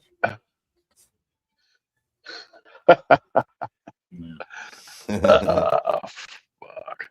What a fucking radiant cunt. Just blinding us everywhere he went. Fucking love it. I remember. Oh, this will you know probably what? just go ahead. I officially now know 0 albinos. Oh no shit. Yeah, right. Wow. He'd be honored at that. He was like the token fucking albino. I'm How still rad not would it be if, convinced he like, was albino. I think he was just European and blonde and shit, but no, I think he was like medically diagnosed and stuff, so No, if you've seen him, he's yeah. I've seen him on camera, and yeah. yeah. He's white. Everything's white. Hair's white, everything's white, but I mean that could be very like Nordic as well. Because he wasn't like paper white. It was just blondish kind of white. Did he have pink eyes? I'm not giving a very good explanation, but yeah. Pink eyes. No, he didn't have pink eyes. Are you sure? Yeah. Yeah, no, I had quite a bit of time offline and on camera with him, and he didn't have pink eyes. I know I had a picture of him, but not on this computer. But DT, I don't know I what think. color his eyes were. That's a good question. I think I only saw him on camera once. Yeah? A long This is like fucking time ago. One of the only pictures I have of him. So you remember, you have a little, like a rough image of what he looked like. He was a bigger boy. Yeah. Yeah, chunky, wore glasses. Bushy white hair. Obviously blonde or white hair. Yeah, the time I'm thinking about, he was out for a walk by the lake. Okay. He was getting into it, like walking for exercise. And went on cam. Wow. Must have been feeling positive. Yeah, but we might have we might have been off air. I'm not sure. I was gonna say, yeah, I only ever seen him off air. Yeah. Yeah, I'm sure we were off air when I saw him. He went on cam a few times on air. He did? Yeah. Yeah, he did. I imagine he would have, yeah. Like that many years on fucking on YouTube and stuff. Like when he was showing a book or something like that, he would turn it on.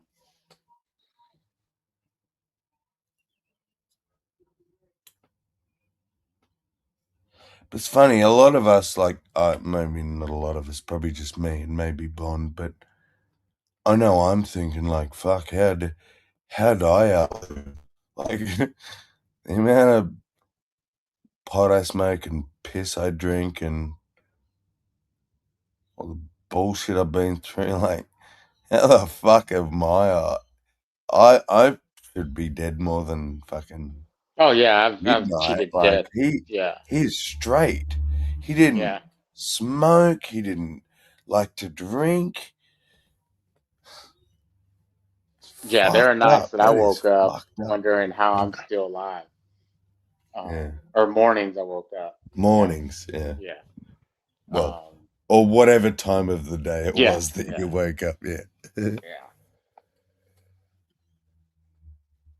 But yeah, to not even like drink and stuff and still have to go young, that's not intelligent design of any sort that I can brand. How old was he? Like 40?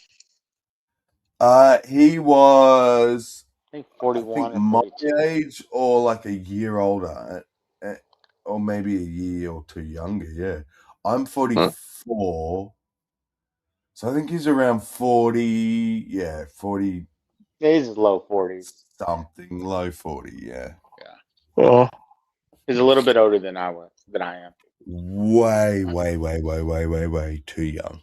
Way too young. He did, stuff that he didn't get to do, and I guess that's what we just have to write songs about. All the shit he didn't get to do. Or should we focus on all the shit he did get to do? But the problem is I'm not so aware of all that. I only know my limited experience with him.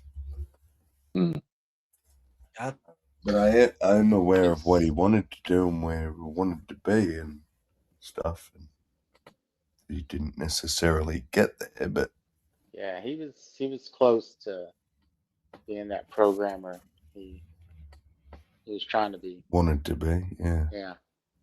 And he was going through the little like the boot camp classes and stuff like that. And he finished Yeah, like you're one right. He phase was and good. then was entering the second phase. I'm still like blown away the way he kept it from everyone. I actually see that as so strong. Like trying to protect everyone. Because he let people know very limited details. Things like, yeah, I'm in hospital. But Yeah. no one had any clue. Yeah, like he let And then there people was know. specific people that he let know nothing, and even told other people, don't tell these people because they've got enough on their plate. Yeah. Fuck. Because I knew he was saying he was sick and he had like pneumonia or something. Yeah. Everyone's saying they knew that. I didn't. And then people are telling me no, they asked him to specifically not tell Sammy.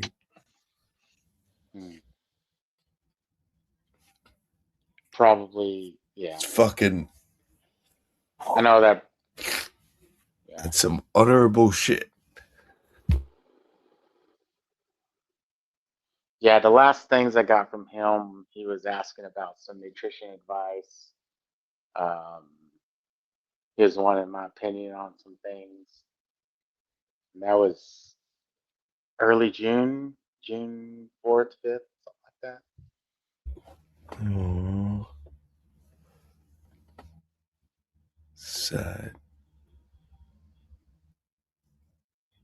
Might have been like an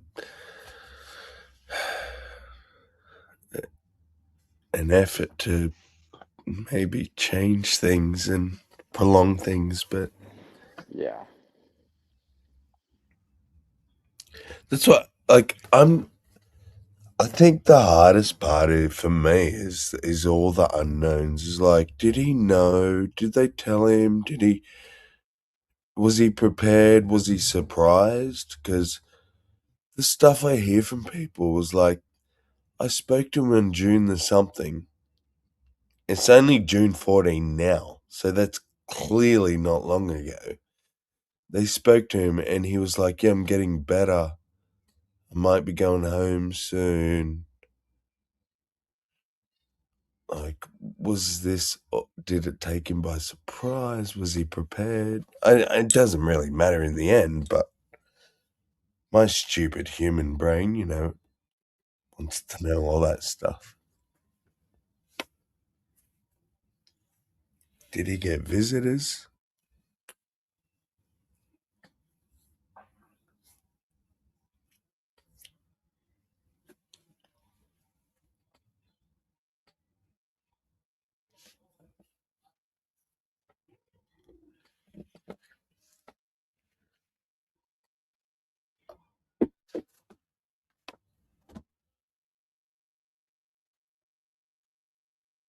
Stupid humans. We should just go back to being monkeys and climb back up in the trees. I swear. Well, we're not far from it.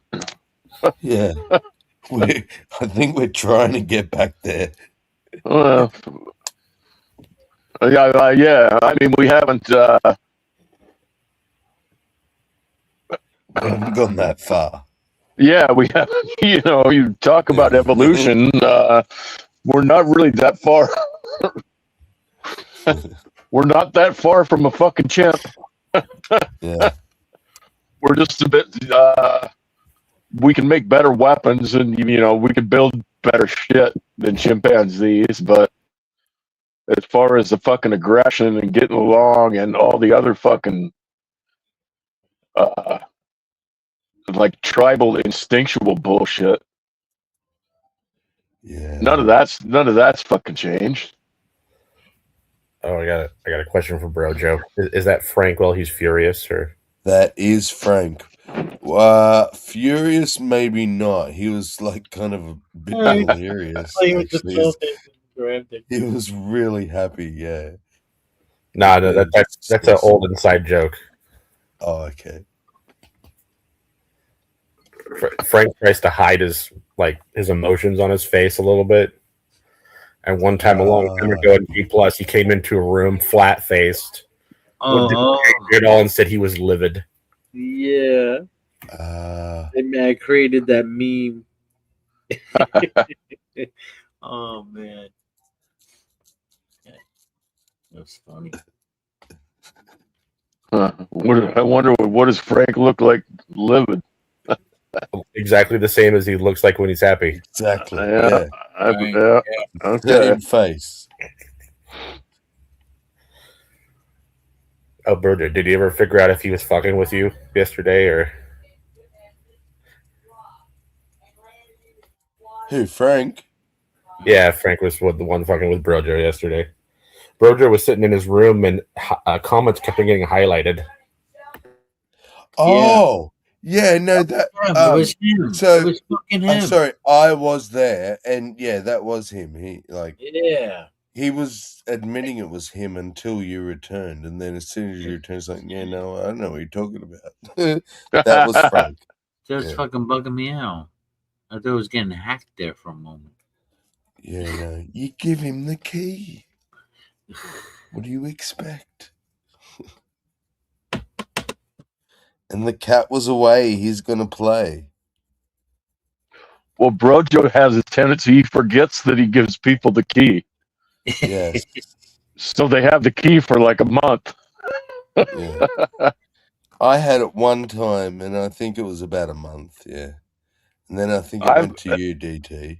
You had it for a while after that. And now I've had it for a month a couple times.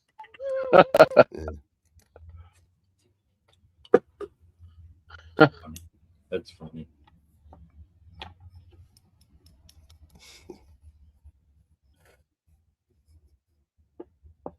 Yeah, but you're not allowed to like spurg out when we start doing stuff to your channel when you gave us the key. That's all I'm saying. Frank had the key. He's gonna highlight fucking comments and shit. You just got to remember that you gave Frank the key. That's exactly. All. That's and the remember key. to take it off him, like when you're done. But there you go. If something happens to me, Frank has the key to the cafe. There you go. Yeah, so we'll know who right. First. Yeah, so Frank gets the key when you die. Right now, I get it. Yeah. I wish I could give out more keys. Because you've gone to a concert with him. I see. You're like Serb. If I'm not close enough, I can't help you bury a body. You're not my real friend. If I can't well, go yeah, I mean, well, there is something to say when you do somebody in person. There is something to say about that. Yeah, I'm telling you a rule. Right, that's just a rule of the universe. Your universe, Serb. I'm breaking those rules, and I'm changing the universe. My friends are online, and they would help me bury a dead person that I killed.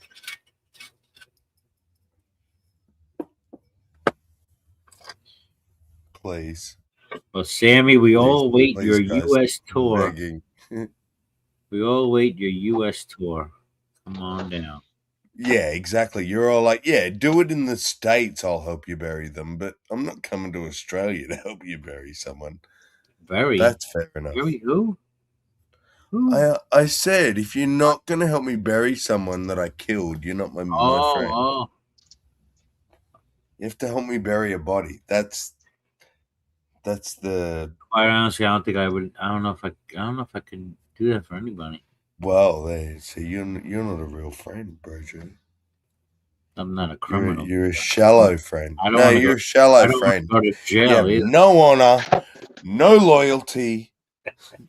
Yeah, the proper answer is to show up with a shovel and then reply with what body? I don't know what you're talking about, but here's a nice hole I dug.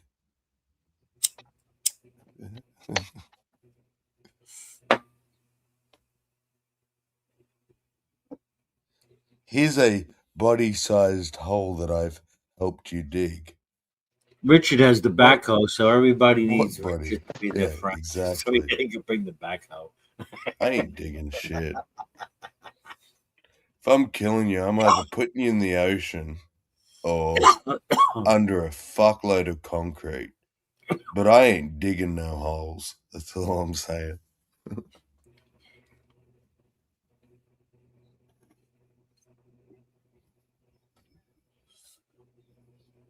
I mean, I'll make you dig your own hole, but be a lot easier.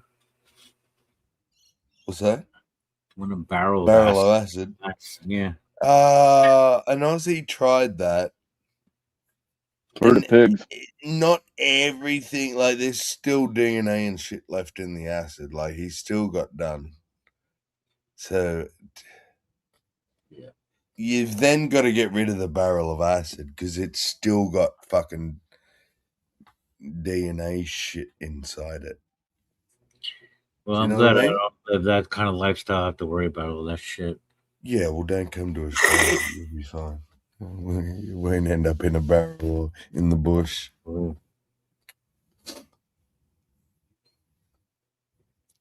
Yeah, the most famous serial killer in Australia, Ivan Milat, he's local to me. Like the high stretch of highway that he frequented for his victims is one I drive at least once a week, but usually multiple times a week.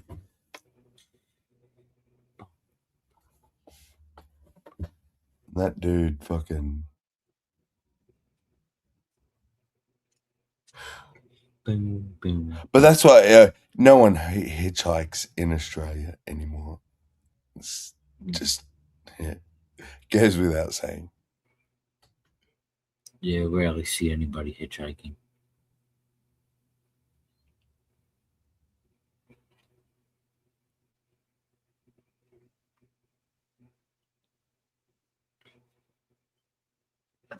Well, we because now we have the stories of like Ivan Milat, for example, that scare people. So they're like, yeah, oh, if you go to Australia, don't fucking hitchhike because you'll end up chopped up in the bush.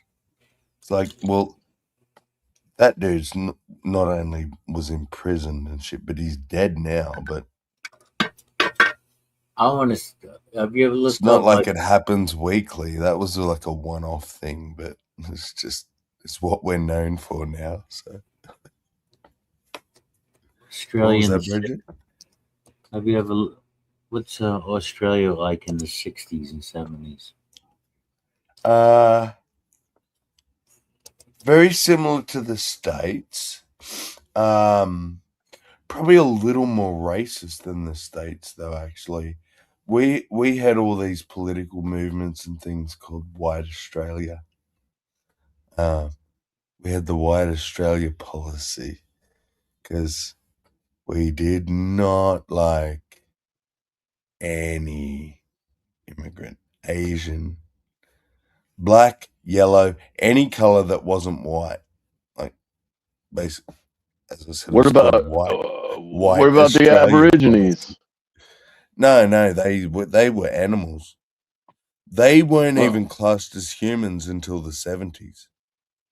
Oh my god. They were like, we had this hierarchy picture where there were certain animals on this hierarchy that were above Aboriginals.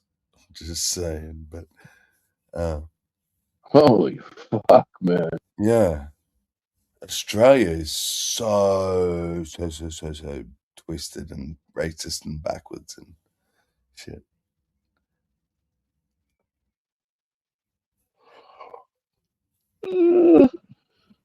Might have something to do with your roots as a fucking penal colony. Exactly. A bunch of British fucking criminals. Hello? I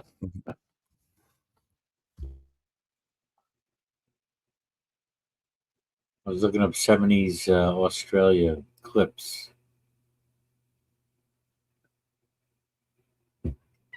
There's something else. Oh, 70s not so bad, but the 60s, well, yeah, we need to stop those fucking Chinese coming into the country. There's too many fucking Chinese. We need Australia to be white. Make Australia white again. White again. Yeah. In 1967, women are asked, are looks important? What do you look for in a man? Oh, money, of course. Oh, nothing's changed. It's very important. Money. As long as he's got money, that's the most important thing there is. I can bear almost anything as long as he has clean teeth. I look for kindness and sincerity most of all. Would it matter to you if a man's ugly? Oh, I think it would. I mean, looks do help. But I think the most thing is kindness and gentleness. I mean, I wouldn't care if he was handsome and he wasn't kind, he wouldn't appeal to me. What is with these accents? Oh my God. He was very ugly. Australia in the Oh, 1960s. no, I don't think so. I don't think looks are very good anyway because the man is too wrapped up in himself.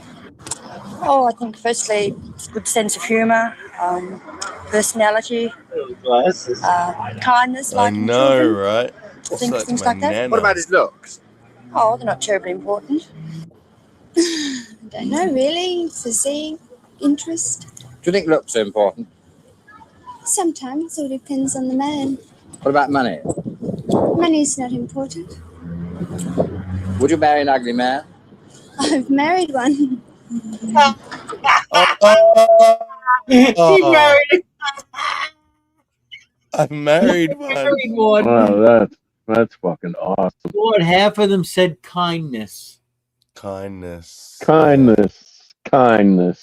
That's the bitch I want to marry. But they met. That first one that goes, money. Money is very important. All I care about is money. Like, yeah, fuck you, bitch. Gold digger. And isn't it funny? It doesn't matter what age we look at. Like 2026 or 1967, there were still gold diggers trying to get your fucking money.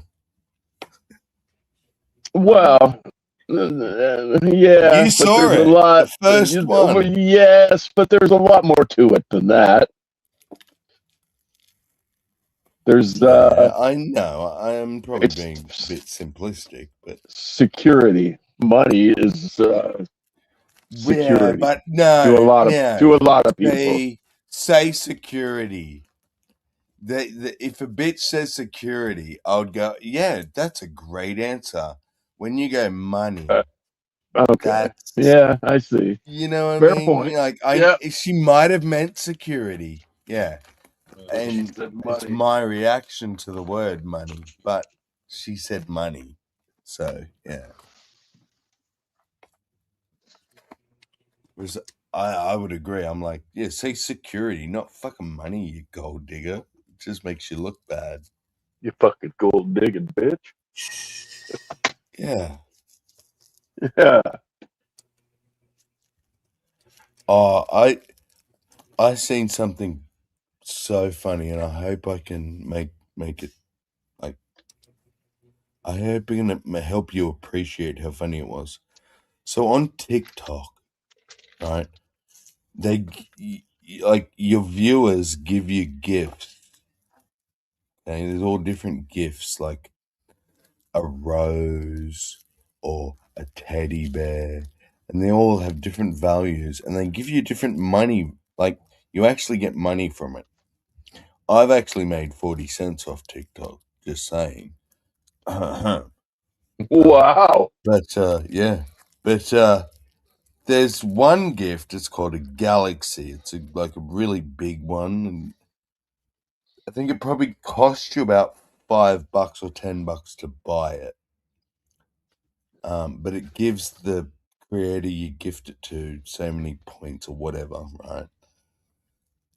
And I seen some chick, right, on TikTok say to a dude, it was like, oh yeah, you're very attractive, rah, rah, rah. She's like, oh, give me gifts. Give me a galaxy.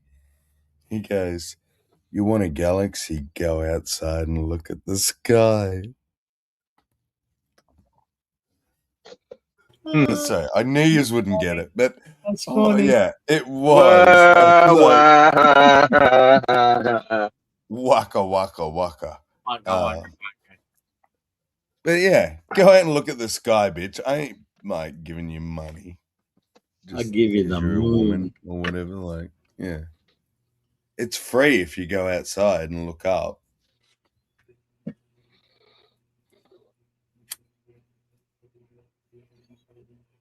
Or you come suck my dick and I'll buy you a Yes, galaxy. exactly. Then I'll give you 2 galaxies, but yeah, you ain't getting shit for shit. I'll make you see the stars. Yeah.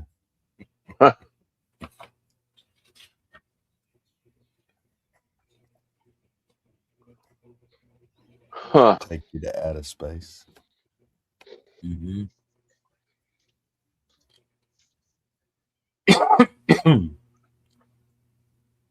But yeah, it's just TikTok. It's ended up this like nasty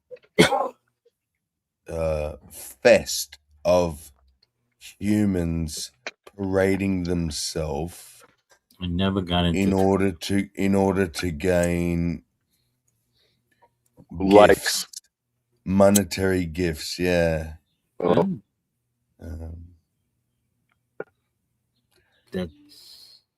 But the thing is, with the Eyeballs. gifts, the way they work, right? TikTok gets 2/3. So,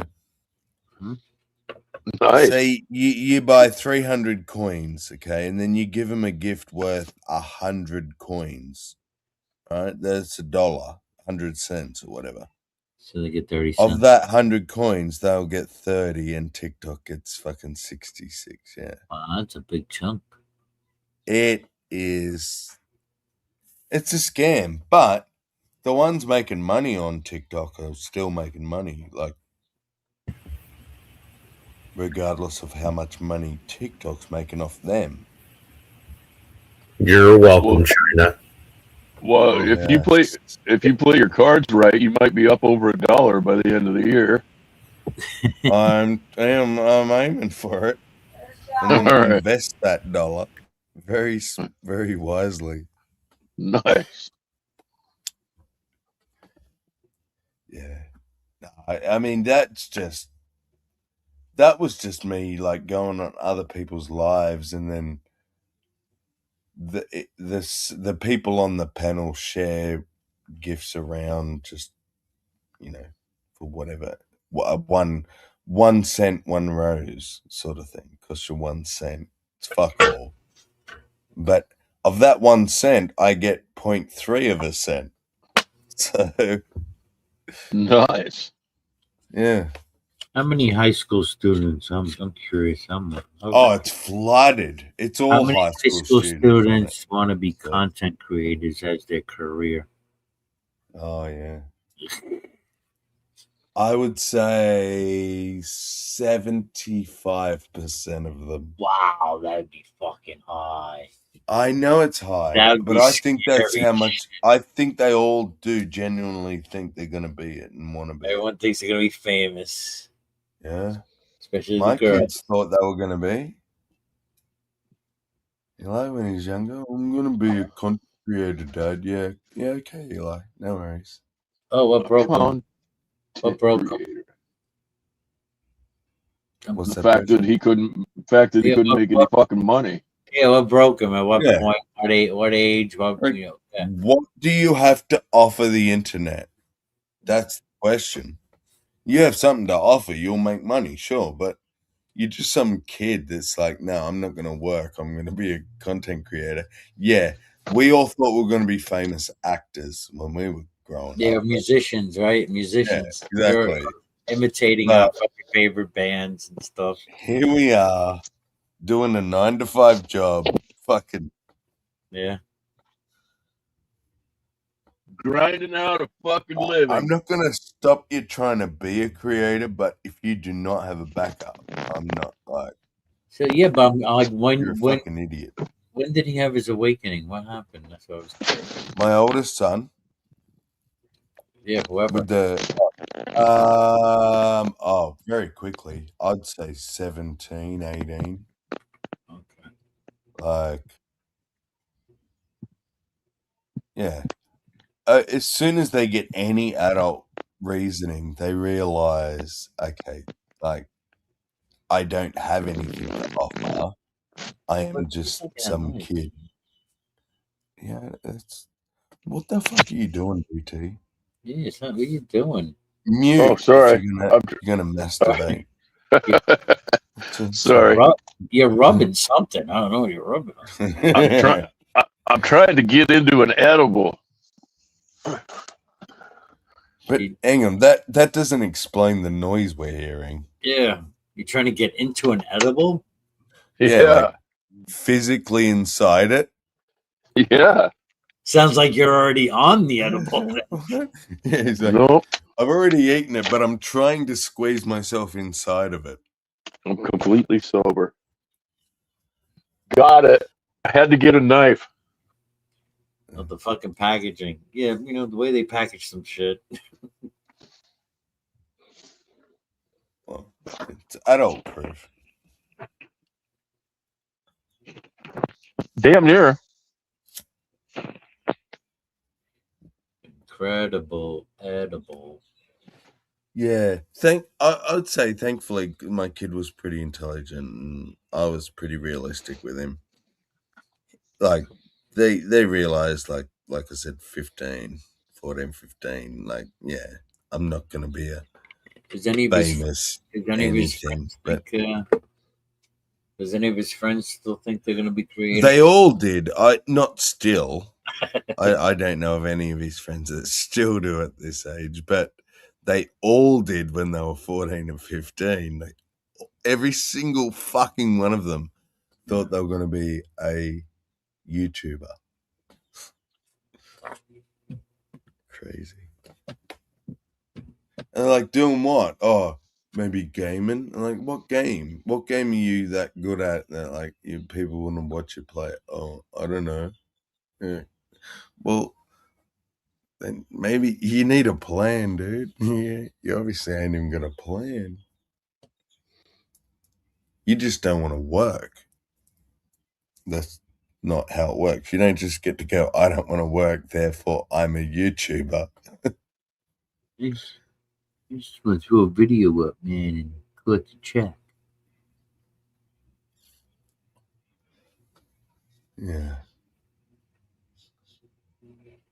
Oh, I got to drop for a bit. I got a call coming in. Bring. Bring. Ooh.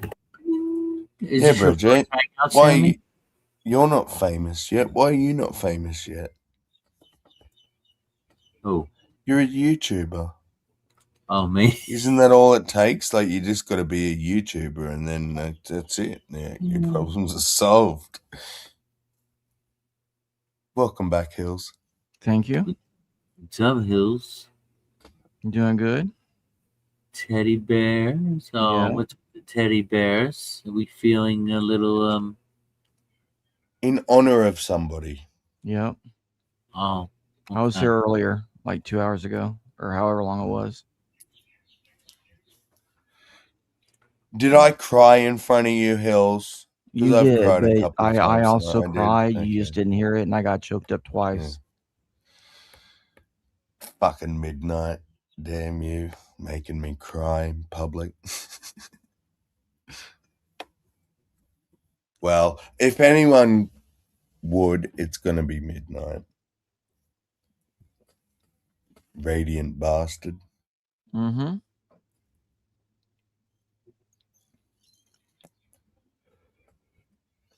I wonder, and maybe tell me if it's too soon, but to talk about it. But I'm wondering what we can do as a community as some sort of little memorial thing, like Well, some Will, send off stream or yeah, that's kind of what my idea was. That we were going to have like a memorial, and like Will, Housey, and you were going to get together and do some sort of musical thing, and Housey was going to sing, and Will was going to do an acoustic guitar. Nice. Nice. Little something to honor him by. Yep. Yeah, like we did for Krishna. In our own way. Yeah, exactly. Yep.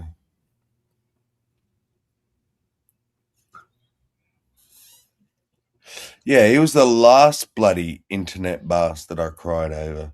Jesus Christ. Stop dying, people. Fuck's sake. Live forever, will you? Is that so much to ask? Like, fuck. Just don't die. I mean, Now you're going to get me to go all Christian on you. do it. Do it. No, you guaranteed eternal life. Whatever with who? Who do I have to hang out with though? Because that like your 5 best friends. That's who you have to. And whatever you do in this life reverberates through all eternity. So that is what makes us immortal. I like that. I really like that. My 5 best friends and whatever I did. Yeah, cool. I'm a cool dude. I do good shit. No, I don't fuck people over. So, man, yeah, I like that. I hope your afterlife is real then. I used to hope Richard's was because I like the idea of flying around in spaceships, but I think hanging out with my 5 best mates is better because that's pretty much you people here in the panel plus 1 or 2. So, right. I don't think I could stand eternity with anyone else. Like, most of the people that I imagined were going to heaven, I do not want to be around forever. That's like, I'll just say that flatly. Well, I would hate to name my 5 favorite because I don't want to leave anybody out. Yeah, that's why I said 5 plus a few. Right. I'd try and cheat the system and say, oh, look, these 2 don't count as 2. It's like they count as 1 or something.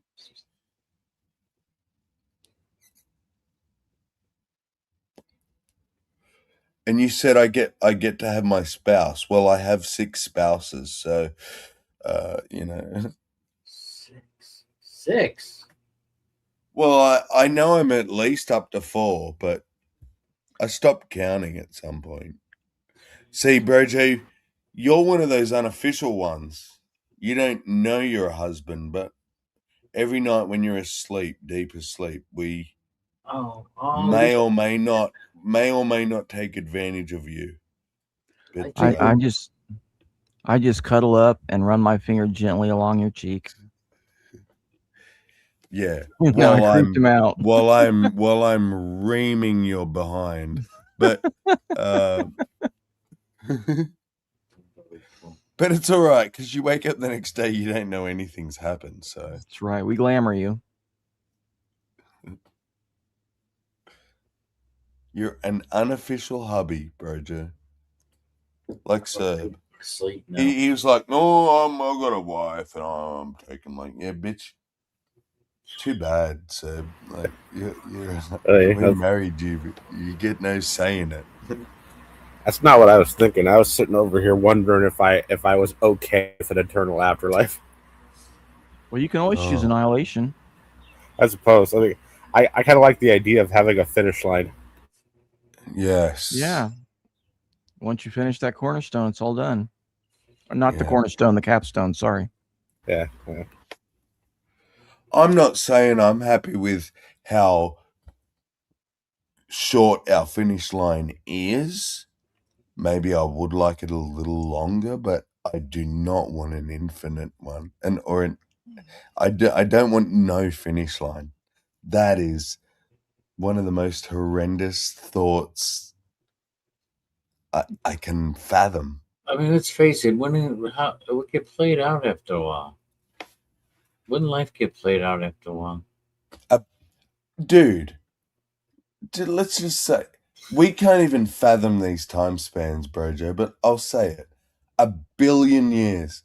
What could you have not done in 1 billion years? What experience could you experience? What thought could you think in 1 billion years? I got one and that's thing. not eternity. That's just a little freckle of eternity.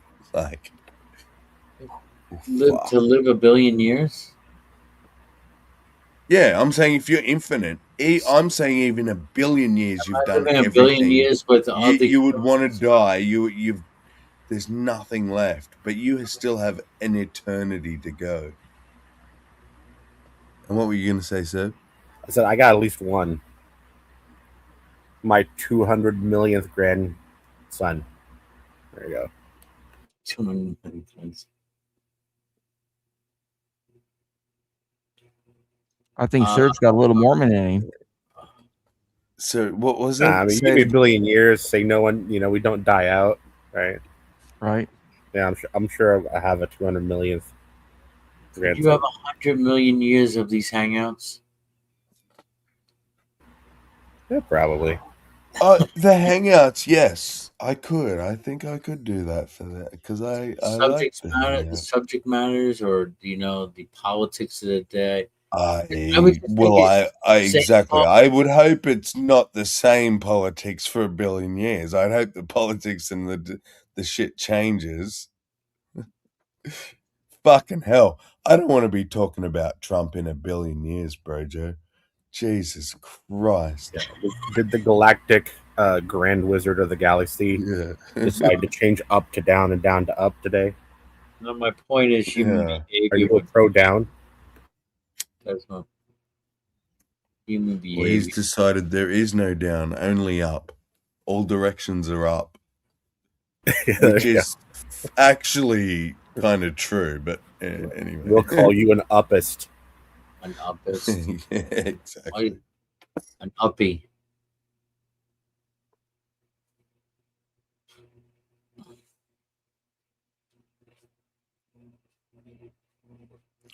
I actually think I am an uppist.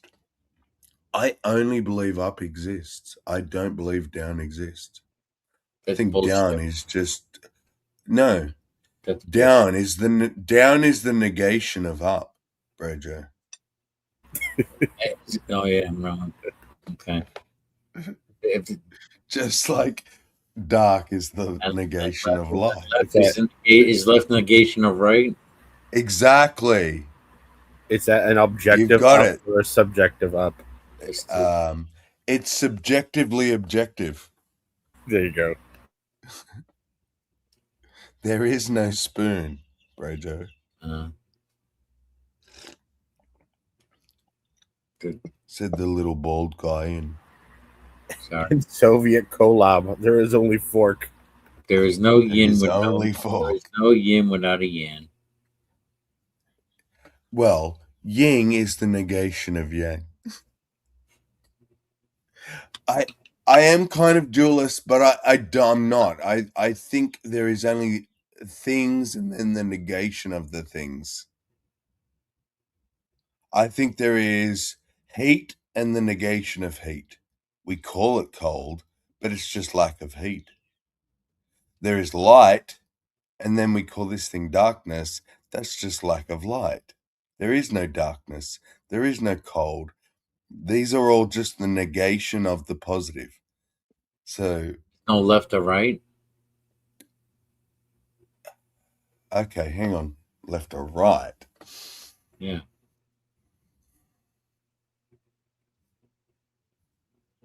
Okay, now you got me, because yeah, yeah, there's Three a rights, left and right. 3 rights make a left. Yeah, well, 4 rights make a fucking circle, and you're back where you started. So That's right. Yeah, no, yeah, I think I'm gonna stick with it, Brad. I think I'm gonna say no. There is no right or left. No up or down.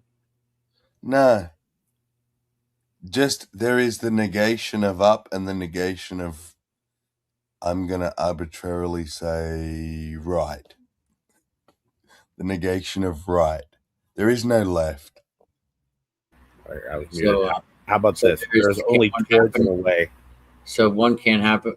So you can't see them happening at the same time. No, definitely not.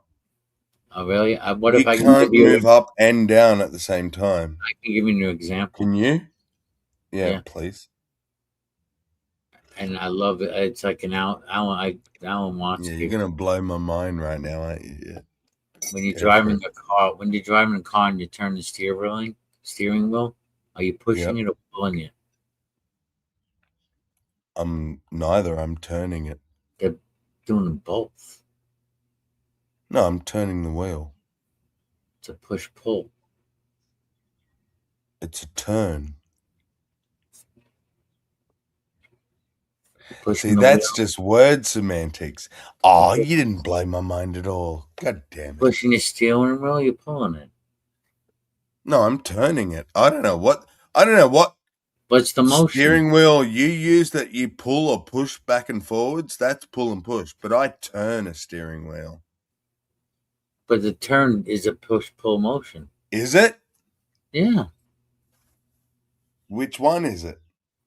It's both at the same time. Exactly. It's why it's just words nonsense. It's semantics. I'm turning the wheel. I'm not pushing it or pulling it. I'm turning it. You're doing both. No, you're saying that, but I'm saying no, I'm just turning it. Because to push it is like I put my hands against and I push the wheel, like try to push it back into the dashboard, right? Or pull, I grab the wheel and pull it towards me. That's pull. It down. But if I Pull it turn towards the wheel, that's a totally different motion. It's not pushing or pulling, it's turning. It's spinning. Hand over hand. That's not push or pull. You can say it's pushing and pulling, but I'm saying no, I don't think it's either. I think we just call that turning. Which way is it turning? Whichever way you turn it, left or right. It's on a flat plane and a circular one. Clockwise or anti-clockwise, you could say. But pushing is away from you. Now, do you push your steering wheel away from you to operate the vehicle? And do you pull it towards you? Do you pull it to operate your vehicle? I'm No. making a left turn. I'm pushing down on the move turning. your hands up and down, right? On that two-dimensional plane of the steering wheel, your hands go up and down. And I can say a turning because it's going around a circle, but essentially it's just up and down. There's no push and pull. Oh, there is You an were up just and moving down. your hands up and down. So are you upping or downing the steering wheel is a better question. Right, both at the same time. Yeah, but you're not pushing or pulling. Oh, but And no, you're not both at the same time. It's only one or the other. Because when you go left, Exactly, I was gonna say- your hands go down. That's it. They don't go up and down. Then you turn the other way and the hand goes up. It doesn't go up and down at the same time. A thing cannot Which hand are we Do talking the about? opposite of. But if you have both Pick a your hands, hand. you're supposed to have Pick both a your hands hand. on the steering wheel. Now you want both hands to be the same hand. Both hands have to be My the same. right hand goes up, it goes up. My left hand goes down, it goes down. 10 o'clock I and 2 o'clock. I can't say because I have two hands, technically they're going up and down because one's going up, one's going down. No, literally, one is going up, one's going down. Are you getting agitated or less calm? Both. Do you want me to blow your mind? Here we go. Please. Muscles only contract and relax, so you can ever only pull. Pushing is an illusion. Yes. An illusion. So you can pull and the negation of pulling. Yep. There you go. See, yeah. That's why I married this man. So there's no right or wrong? There's only right. There's right and the negation of right. Yep. Exactly. There's no wrongdoing? No, just the negation of right. So what's darkness? Show me darkness, Brojo. How do you show me darkness? Oh, you have to eliminate the light. Take the line out. Funny that. Because it doesn't exist. You just have to remove the light. It's the absence of a thing. The absence of a thing is not a thing. I know. I'm just being controversial. You're probably spot on. I'm talking absolute dog shit, but it's fun, isn't it? Sammy is a unipolar uppist. A unipolar uppist. Yes. I would even say a raging uppist.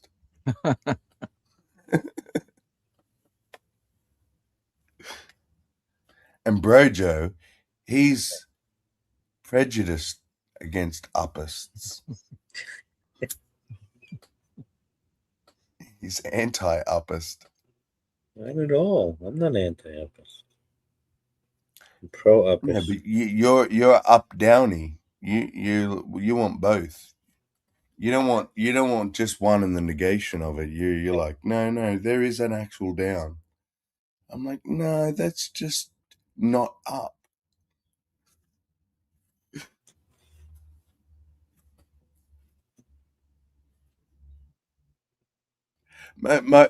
I'm being silly, but my point started because think of a globe, right? The planet we live on. Now, you're up north, okay? What's up to you? Point up. You point up to the sky. And now, me down on the other side of the planet, I point up. And I am literally pointing the exact opposite direction to you, but we both pointed up. You would say I pointed down. There is no down. We all point up. There is only up. Why don't we all point down? Well, I would accept that. But then there is only down in the negation of down. So it's all a matter of perspective. Exactly. So nobody's right. Nobody's right. That's right. No, it is matter of perspective. But within that perspective, there is only a thing in the negation of it. There's not. So there is no. I would need proof of a duality. Like, I'd need someone to show me the existence of darkness, rather than that's a word that we use to describe the absence of light. So, Sammy, there's no objective up.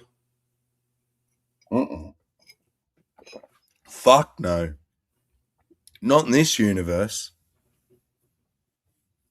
Up is purely away from the force of gravity. Full stop. That's my definition of up. Opposite to the force of gravity. So as soon as if you're out in space and there's no gravitational bodies affecting you, you're just like floating there, you have no up. There literally is no up or down.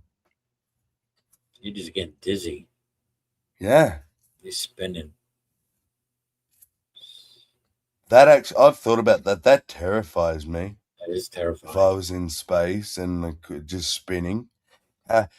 until I could find some body to hold on to. How do you stop the spinning? You can't. It's like an end of a movie. I remember seeing that end of a movie. Here's the spooky thing. Grabbing hold of something doesn't actually stop you from spinning. Stop you. Yeah, you're right. Yeah, your spinning motion just gets added to the object, so you're still going. Mm-hmm. You're still spinning that direction. You're just spinning slower. Yeah, and now the object's spinning with you.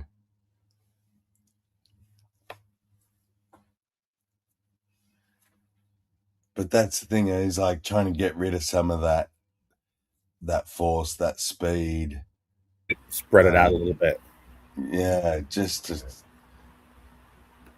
stop It's the universe. my blower spinning. isn't loud, is it? My God. No, you sound good. Okay, good.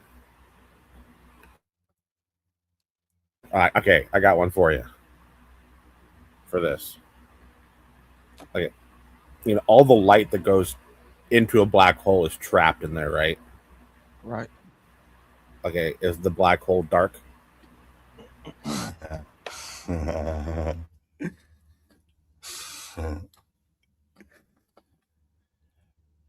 And as far as gravity goes, and this is going to blow everybody's mind, but technically the Earth is expanding in space-time, and its upward pressure is what causes the feeling of gravity.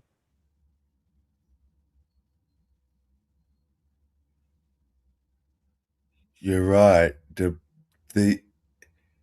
We think we're like pressed against the Earth. The Earth is actually pressed against us.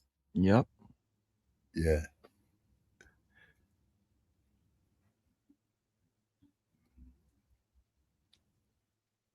Because it's an equal force. Love that shit. But we're so one-minded, aren't we? Like, the way our brains work, we just think, no, my weight's pressing down on the Earth. No, yeah, that's true, but the Earth's also pressing up against you. If it wasn't, you would be sinking down into it. Yep. But our brains don't sort of think that way.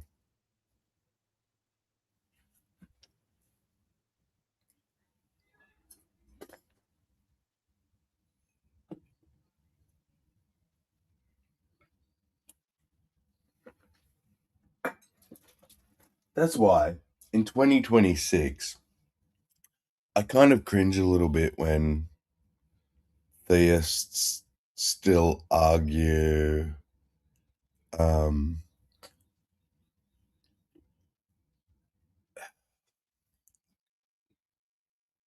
God, my thoughts slipped away as soon as I started saying it.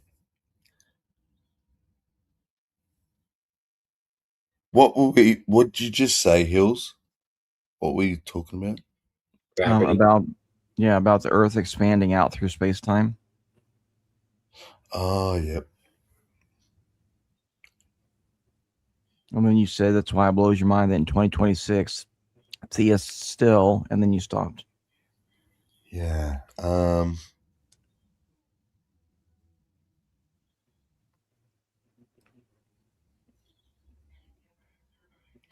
No, it's gone. It'll come back to me if it's important. And it's gone. And it's gone. I don't have a drop for that. I do need one though, because that does happen quite often with me, so.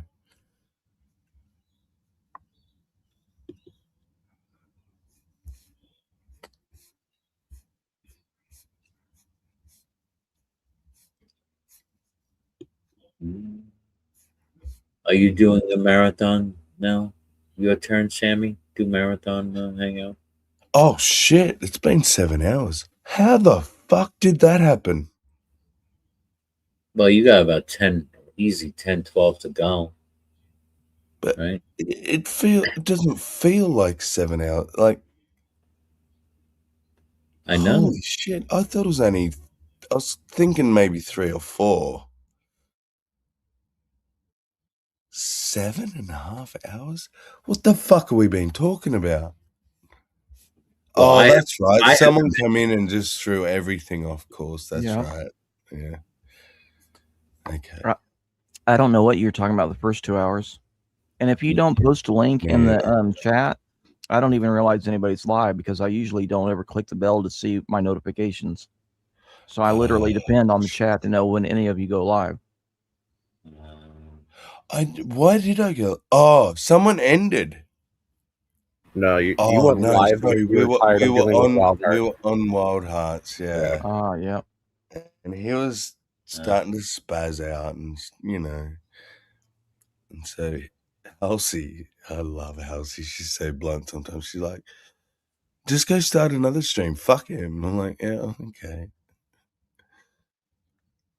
By Wild Heart, and he's like, "No, thank you for leaving, everyone. I think I needed it." I'm like.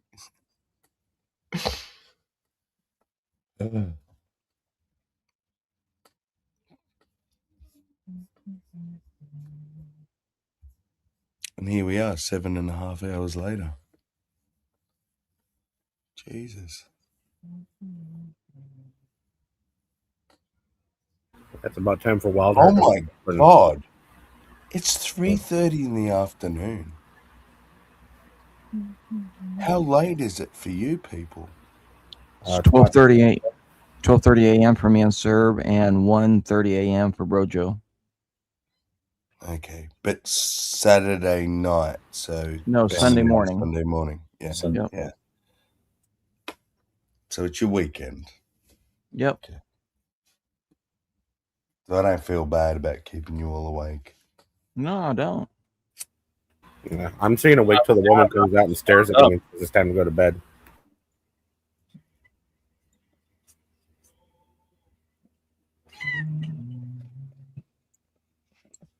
And there's Bond. Mom the DT and those come back. Ed Brojo's running on sardine power, so he's good for it. Damn. For a couple of weeks. Yeah, how many more cans do you have? I mean, I imagine you're still going to eat them. You're not going to waste them, are you? There's. You was talking about giving them, like donating them. I'm gonna give them to the homeless. No, 4 cans in this pack, and then there was one on the way that I ordered. I tried to cancel that order, but yeah. But Mom likes the sardines, and it'll be good for her. So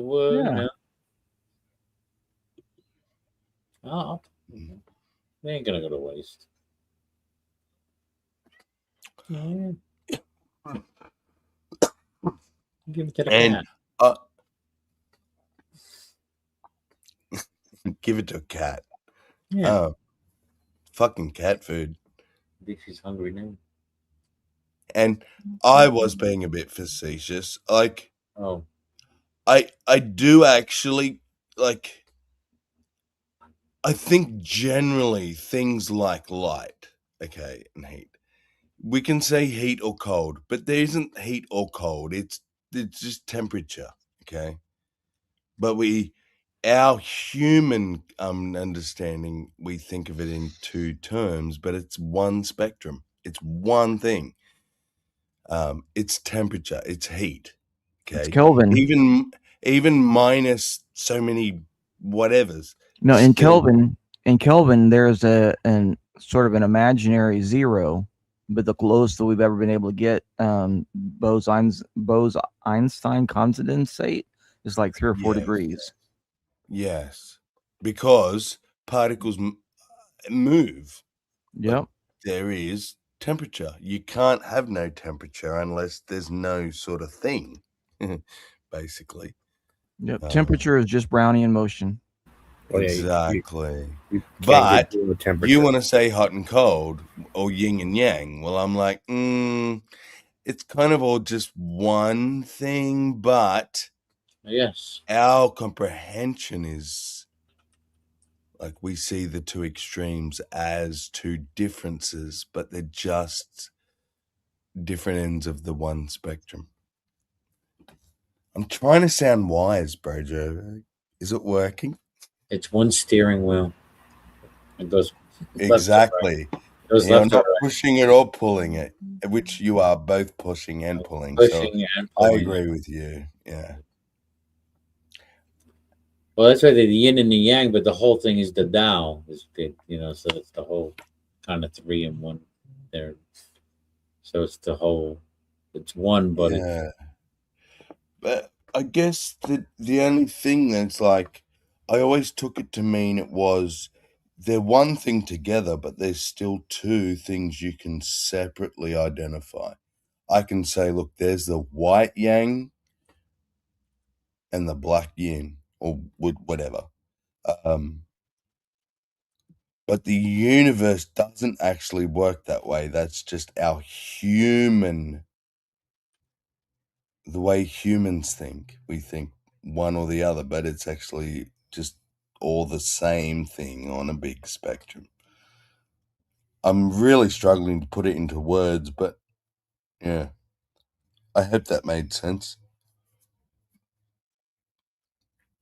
So yes, I do agree the yin and yang, there is the light and dark, but I think that it's, I guess maybe yin and yang is really the only way we can symbolize it, though. No, it's just I don't know about the yin and yang, right? But like temperature, from a human perspective, we say hot and cold because it's a movement of temperature from homeostasis. Yep. In either direction. Yeah. Yeah. And that's why and the we direction counts as hot or cold, right? Yeah. But that's what I mean by it's a spectrum.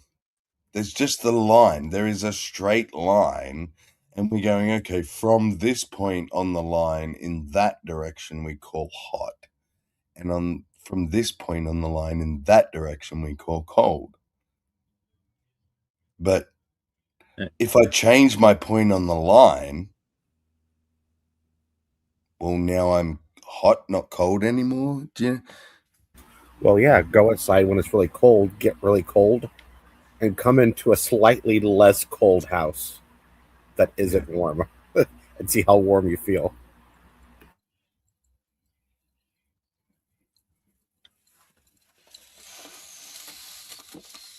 Well, I'm sure we all did that basic experiment in like primary school, I think you call elementary school science, where the teacher brought in a bucket of hot water, cold water, and medium water, and you'd put your hands in the hot water and then the medium water, and you would think the medium water was cold.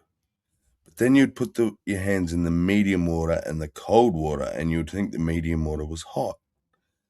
And, you know, they taught you, oh, it's all relative and it's all based on where your, like, reference point come from and shit. Like, you learn that as a fucking kid. Yeah, it's vasodilation. If the small blood vessels in the, at the very top of your skin contract because of the cold, then you perceive it as cold, and if it expands because of the warmth, you perceive it as hot. It's hot, yeah. And they probably stopped teaching it like that But because the next boiled some water and told mom it was all relative. Yeah. How does the water identify? As non-binary. Okay. It's true. It is non-binary. They, them. Yeah. No, we have a word for non-binary. It. Exactly. Yeah. And I'm very happy to call people it. I mean, Cousin it. If that's what they choose. Huh? Cousin it, Adam's family. Oh, cousin it. Yeah, nobody knows what was under there.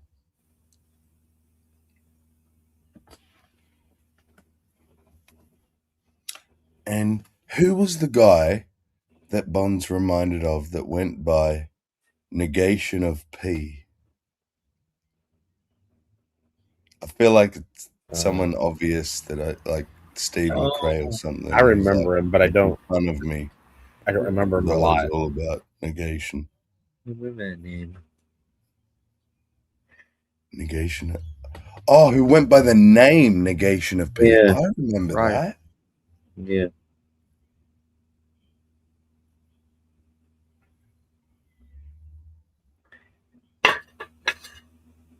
All right, guys, I'm getting tired. I'll see you later. Adios. See you, Bridger. All right. Peace out. Good to see you. He did get me though with the left right thing because I was like, can I say like left is the negation of right? I don't know if that still holds up. I get like darkness is just the absence of light, but is right the absence of left? Technically, yes, but Just go with chirality and say if you make 3 rights, that is the left. yeah.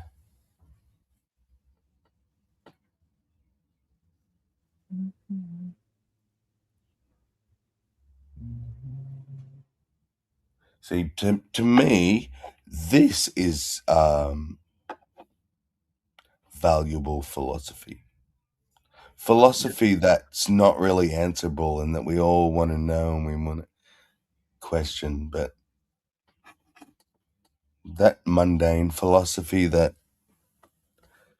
like JG and stuff pull out, it's getting kind of old. Yeah. But they won't switch it up. It was old when he found the video to watch to repeat Exactly. The videos he's basing it on is like from the 80s. It was already old when he found it. Absolutely right.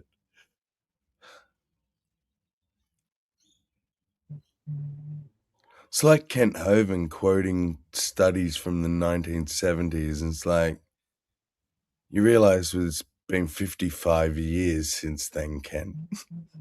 Like, we've done a lot of studies and shit since then.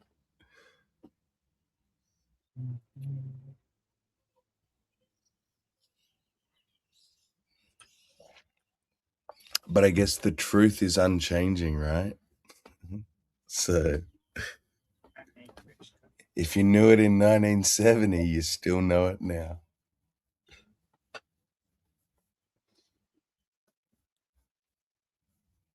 I forget what year Pythagoras was around, but if it was true back then, it's still true. Shit.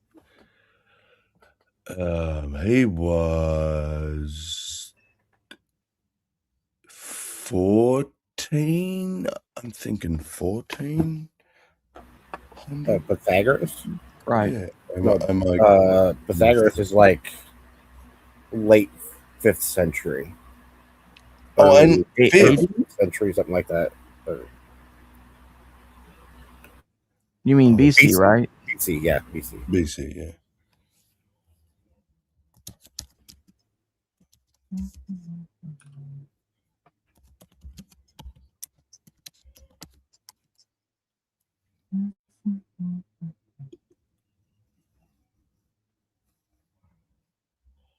$570 BCE. Yeah, you're right. Sweet. Why did I think 14? Yeah, no, there's not a whole lot of Greek philosophy you will know from the Bronze Age, which would be like 15. Most of the Greek philosophy you would have heard of is from the Iron Age. Later, okay.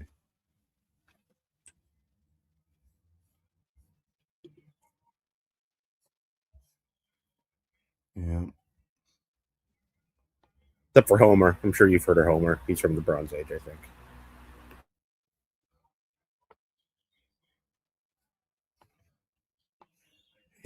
Pythagoras lived to 75 died in 495.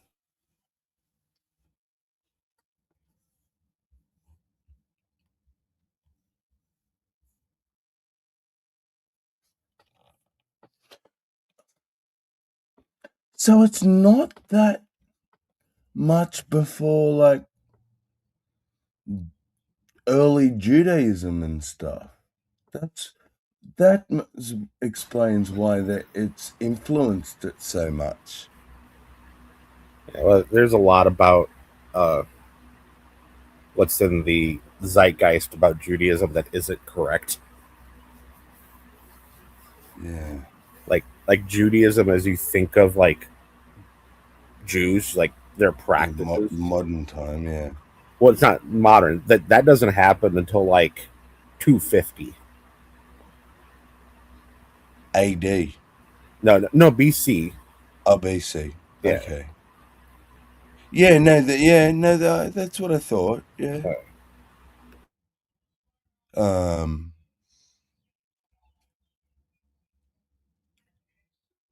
But what I mean, like relatively close, as in this stuff was still influencing the theology and stuff. There's what before, they come along and got rid of most of the books of the Bible and all that bullshit. But actual early Judaism was so tied up with Pythagoras and other philosophers and stuff that modern Christianity has no idea about and ignores. But just when you said not very far away from, I think I just interpreted it different than you because history is only like 5,000 years long. So like 2.5 centuries is a nice chunk of that. 250 years is big. Yeah. But because back then, like, things didn't change quickly, like religions and things last thousands of years, like if not centuries, if not thousands of years and stuff. Like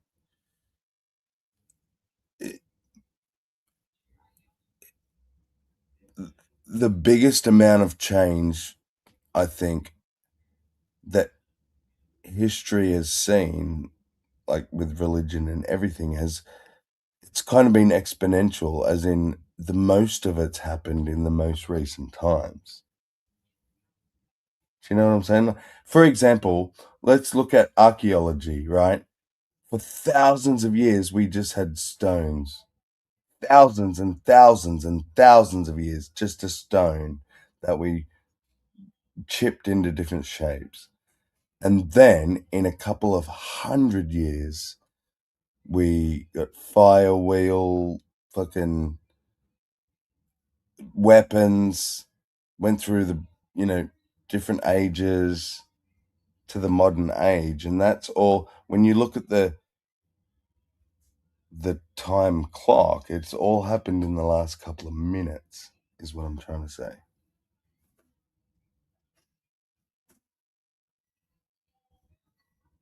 And I actually forget how that applied to whatever we were talking about, but oh, you were saying about how, like, for me, 250 years back then, like, I don't think that much changes over that period of time. Nowadays, 250 years is phenomenal. I can't even fathom what 250 years in the future is going to look like. But go back 100 years, cool, very different to today. But then go back another 100 years, it wasn't that different from 100 years ago. And go back another 100 years, it wasn't that different. You know what I'm saying? It's growth was very slow. Well, I mean, for technology and stuff, yeah. But also, I think with the religions and stuff,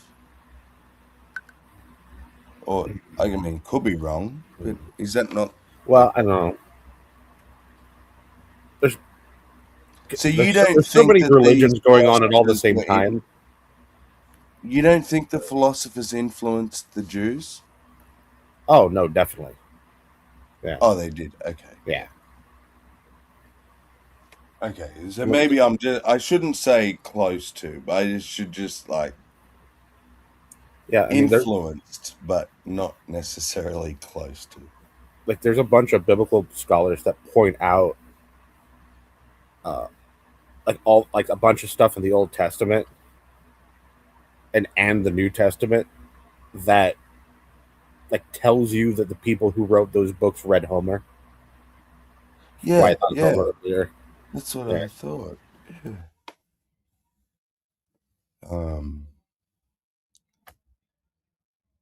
And so that's what I mean by, it's still around. If things were changing so drastically, why were they still, thinking about Homer and Pythagoras 250 years later? Because as far as thinking and all that shit goes, it wasn't that far.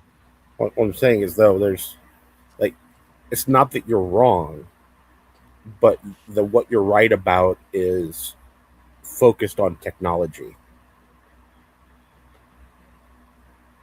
right? Language That's my changes explanation, but I don't I know I was like using the analogy of technology, but I was just trying to say it's a similar thing. But so you don't think that like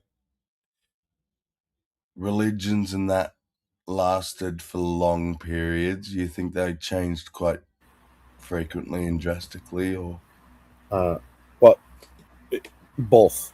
Well, I think religions last a long time, but I think if you took a Jew from 300 BC and a Jew from 300 AD, they would have a lot of disagreements. They had a lot of time to sit around thinking about stuff, and today it's all about technology and just like processing, and we don't actually think the way that they did. Yeah, so if you're, it's all depends on how pure you want your measurement to be, right? Because we say Judaism's been around for a very long time, or Christianity's been around for a very long time, but if what it is to be a Christian is what Christians were at like 200 AD, yeah, that there's no such thing as a Christian. AD. Yeah, they're all gone. Christians haven't existed for quite a while. Yeah. No, I totally agree. I do agree with that. So I guess I was just being a bit simplistic. You're right. It's both. Like, they're obviously going to change because back then a lot of it was all verbal too. Like, it wasn't written down and shit. So, of course, every single time someone tells a fucking story, it's going to change. Yeah, like a more accurate way of saying it is, it's not that things are changing faster. It's that we have more things changing at the same time because we make more things, and there are more people and more places and more countries and more religions. We kept on making more and more and more, and they all change. And now that we have more things changing, it seems like things are changing faster. But if you like narrow into a specific thing, like some specific technology, say, or some medicine or some knowledge that we've gained, anything, pick something.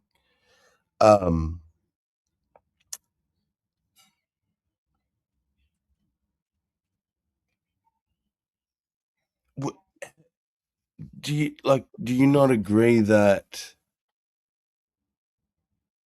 that one thing, I know there's more stuff, but pick its individual thing. You don't think that we have increased the pace of our learning and knowledge? Like, so if you know what I'm saying? I know what you're saying, and it's yes, if you're looking at a broad view, we've increased how much we learn over time, do it quicker and quicker and quicker.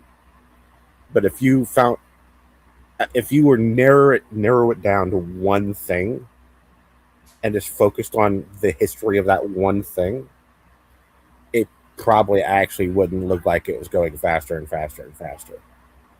So this idea that people spout that technology has gotten exponentially, are grown exponentially faster. You're saying it's kind of an illusion. Okay, It's kind of the amount of things rather than the speed of things. They're looking at it like they're looking at the whole and condensing it down to one simple line and saying, hey, look how crowded the line is. Right? They'll do a time, let's say they'll imagine a timeline and they'll put everything on one timeline and go, hey, look at how many more things are on the timeline here than here. So they'll go, it's going faster. But really, if you took all of those things and put them on their own individual timeline, it's not that fast. It wouldn't look any faster. Yeah. It's all more things changing, not so much a thing changing faster. And in fact, when I do focus in on things, let's say medicine, it's so fucking slow. It's slower than it should be. Yeah. But you always hear about a new medicine almost every day. Exactly. Yeah, it's because there's a billion people working on medicine. Yeah. Gotcha. Wow. Doesn't that change the perspective on things?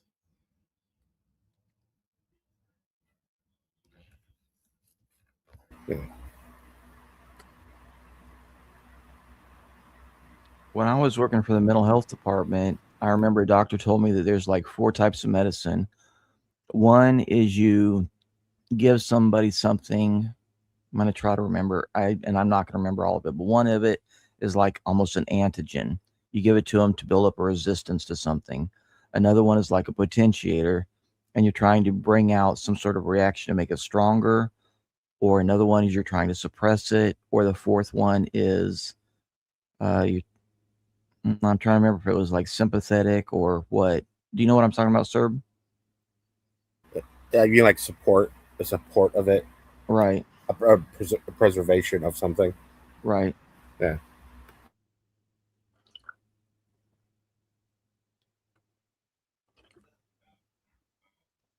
Yeah, that makes sense. That's interesting. I might look into that. I've not heard that before, but that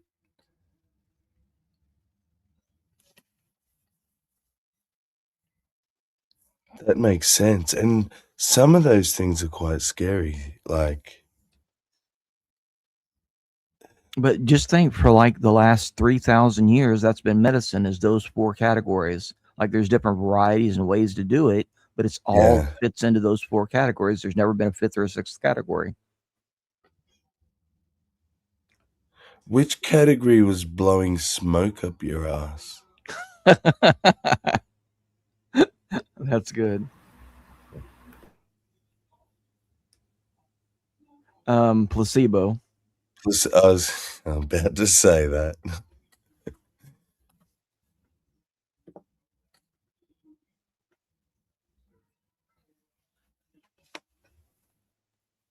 Like the crazy thing with all those old medicines that were just nonsense. How did it come about? Who thought, you know what? I'm going to inhale some smoke and blow it up your asshole. That's going to cure you. Well, a lot of it came about during warfare. So, and I'm going to forget the guy's name, but like he would follow the army, and then when they would get hurt, he would try to treat them. So he wrote down like drawings about setting bones and doing trepanation, which is like drilling a hole in your skull to relieve the pressure. What's his name? Well, anyway, so that was a lot of it, and a lot of it was just like folk medicine. You notice that when 8 different people did something, that there was some effect. You know, they inhale this type of smoke and they see spirits. Oh, okay, well then that must be what that does. Yeah. So, what 8 people blew smoke up their ass and had some effect that? You know, there's always going to be freaky people. I was Come gonna on. say, exactly. It was some just freaky dude who said, "Oh, I can cure you. Let me blow smoke up your ass. Righto, Doc. Whatever you say, you're the expert. They probably just blew pot smoke up their ass when they felt better. Yeah.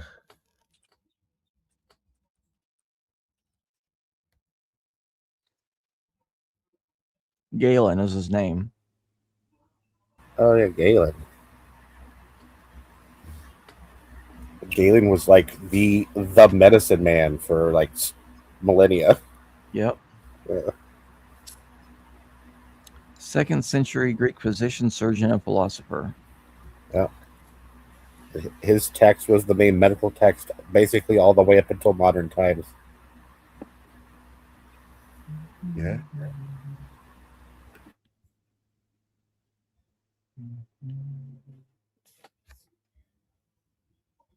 He was that dude that got like heaps of dead bodies and stuff to chop up, and they did that for hundreds of years, like grave robbing to take the body to the medical school. Yeah. And then they like did it late at night when nobody would notice. I mean, they're dead. They don't care. Exactly. Just saying. I have to pee. I'll be right back. All right.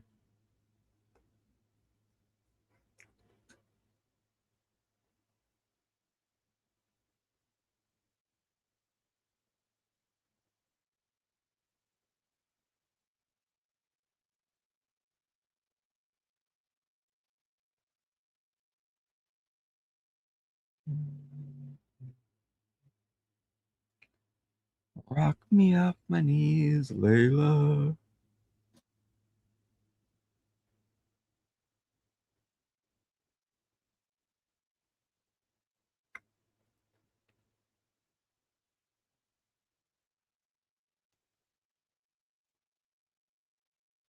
The fantasy pulled Jack deeper as the big rig ate up the miles, the vibration of the engine humming through his like a promise. In his mind, the bedroom scene dissolved into warm morning sunlight streaming through the kitchen windows of their imagined home. The mysterious woman at the counter pouring coffee, still wearing nothing but his open flannel shirt. The fabric hung loose on her curves, barely covering the lush swell of her and the soft, inviting mound of just covering the dead air. Okay.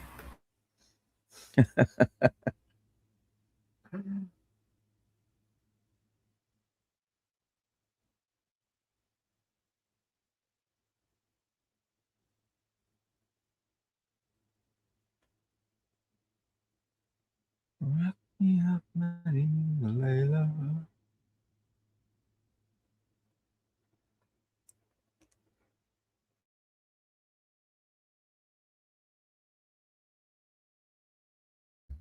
Okay. Sorry about that. No, it's all your fault. It is. It usually is. I've gotten very good at taking accountability, though, so. That's best. What's that? I said that's best. If we make a mistake, get it Yeah. out in the open, take care of it, and then it's done. Exactly. It's gone. And fucking avoiding this shit and just sticks around longer. Like, fuck That's right. that.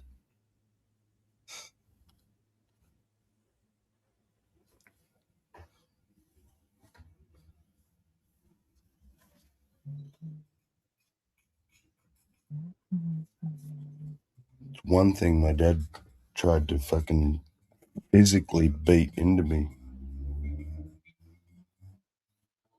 was fucking own your mistakes and shit. And he would always say to me, stop playing dumb. And to this day, I swear to God I wasn't playing dumb. But maybe he saw something I didn't, but Nah, people project their own ideas onto you, and they think that because they understand something that you do, and I make that same mistake sometimes, I'm like, how can you not see this? This is so obvious. And they're like, what are you talking about? I'm like, this right here. That's pretty much what it was. Yeah, like if you don't get it, you just must be pretending because it's too simple. And I'm like, cool, but explain it to me, cunt. I didn't actually say that to my dad, but that's what I was thinking. But he's just old fashioned, high expectations. Like I should have knew, I should have got it, or whatever. Like that's not how the world works, Dad. I'm afraid. If you don't teach me, I'm not just gonna. Like, I didn't get it genetically, for fuck's sake. You expect me to have been born with the skill or something, and not have to show me?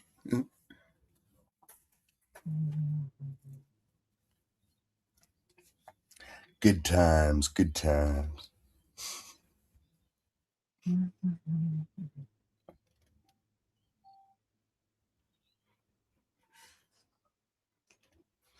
He wasn't a bad old man. He just was shit at being a dad because he just had a shit dad as well and was fucking fumbling through. The older he got, the better he got, which is, I think that's all that counts as long as you're trying to always get better. And he was and did. So he didn't die a fucking nasty old cunt. So yeah. How old was he when he died? 67. And it was of natural causes? Or cancer. Oh, okay. Very, very sudden and a very aggressive one. Like just right. He got it. We had no idea. I actually was the one called my brothers and I said, "Look, Dad's wandering around the yard in his fucking socks, saying weird shit." I just thought it was his alcohol abuse or something, but it's like, how do we get this man to go to the hospital? He hasn't been to a doctor in 30 years. He's, old fashioned, proud, and, if I'm gonna die, I'll die or whatever. So how do we get him to the hospital? And we were scheming how to get him to the hospital the next day, right? And by some chance the next day, he decided to get up early in his cancer tumor induced state and go for a drive. And the tumor actually was blurring the vision on his left side. Uh-huh. Didn't realize though. And he just straight up drove into a parked car. The police realized they thought he was having a stroke or something because they're like, okay, he's not with it. Called the ambos. Hallelujah, he's in hospital. We didn't have to figure out how to convince this very big, strong, old, angry man. I'm not kidding. We were like, let's tell him we're taking him to the pub. And we'll just drive to the hospital. And when we're at the hospital, the security guards come out, like, they'll deal with it. It's scary, but come on, boys, we've got to do it for Dad. We were trying to figure out how the fuck to get this man to hospital. But just some chance he went and crashed his car and the ambulance took him. And they're like, oh yeah, you got a massive fucking tumor in your brain. It's was a lymphoma, like non-Hodgkin's lymphoma. And they're like, it's only stage 1. And stage 1's normally in your lymph nodes and stuff. And then it spreads and blah, blah. And by stage 4, it moves into the brain. And that's like, they're like, unfortunately, you're only stage 1, but your stage 1 is in your brain. So it was in his brain from the go. Was it at the front of it? Was it at the front of his brain pressing on his optic nerve or at the back of his brain on his occipital lobe?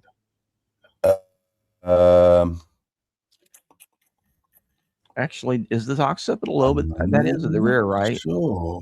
It is. I think it was towards the back. Okay. Yeah.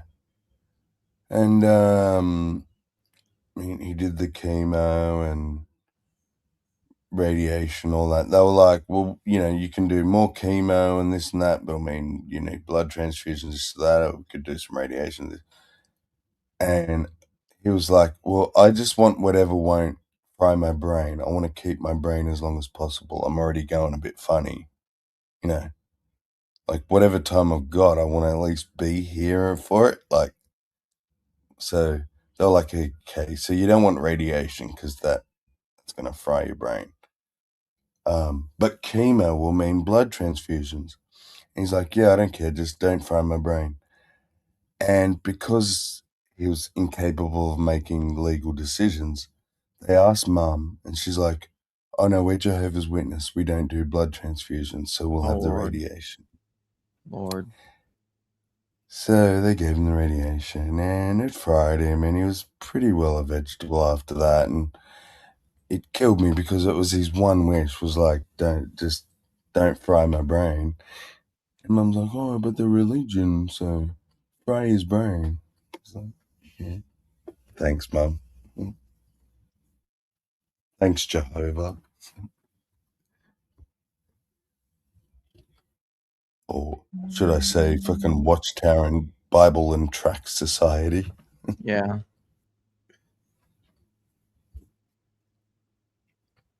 He was dying anyway. He was going to die. There's no cure. It was all about like how long we can give him. But they were like, the chemo is going to give you years, but you'll need some blood transfusions and stuff, to build your strength back up and whatever. Radiation will probably give you another 6 months or 12 months, but it's also going to damage the good parts of your brain. So you're probably going to have, lose a bit of cognitive and that. And that's what Dad's biggest fear was, because his mum got dementia and she was trying to bite him and shit, last years. And it kind of traumatized him. And so he's like, all I care is like, I just want to keep my brain. But it was the one thing that they didn't do because of the stupid religion.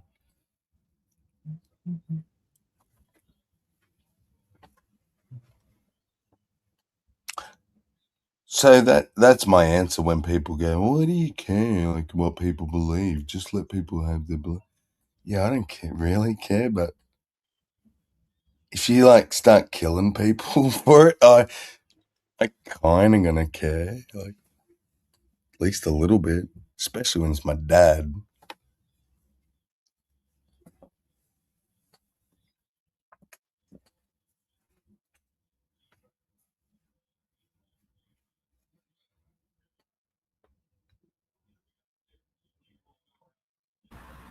That's a sad story, but it was giving me a bunch of nostalgia.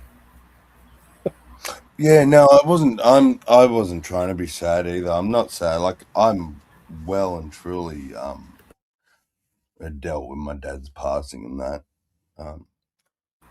I think one of the most powerful things was seeing his dead body. We sat around it for hours and talked and reminisced, and the little kids just thought Poppy was sleeping and shit like that. That was closure like I've never been able to have before or since. So, night house. Yeah, I'm not sad about the dad thing. I just like to tell the story because it's kind of crazy, like how the doctors should have just went, oh, look, this guy's saying he wants this, his wife's saying the other because of the religion. We're saying he doesn't have the mental capacity to choose because of the tumor on his brain. Do we do what the wife says or do we do what the patient says? Like,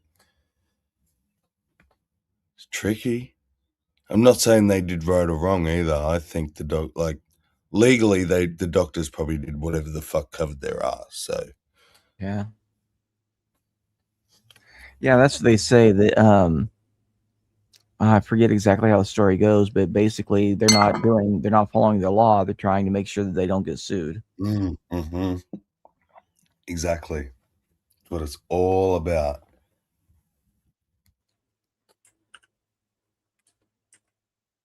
And I understand it. I mean, I don't even blame it.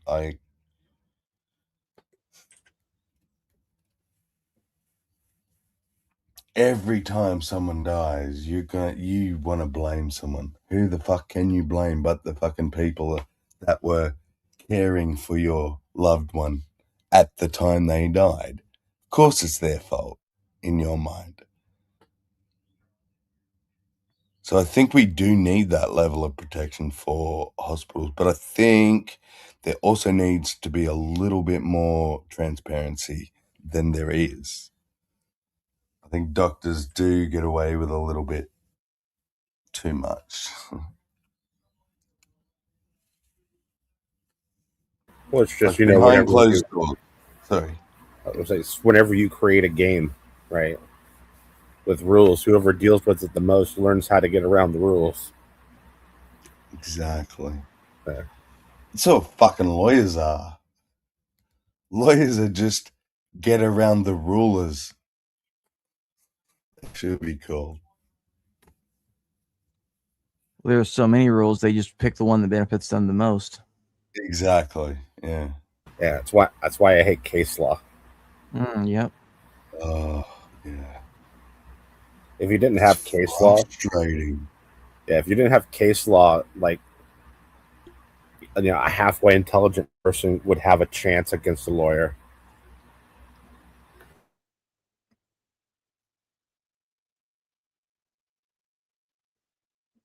Yep.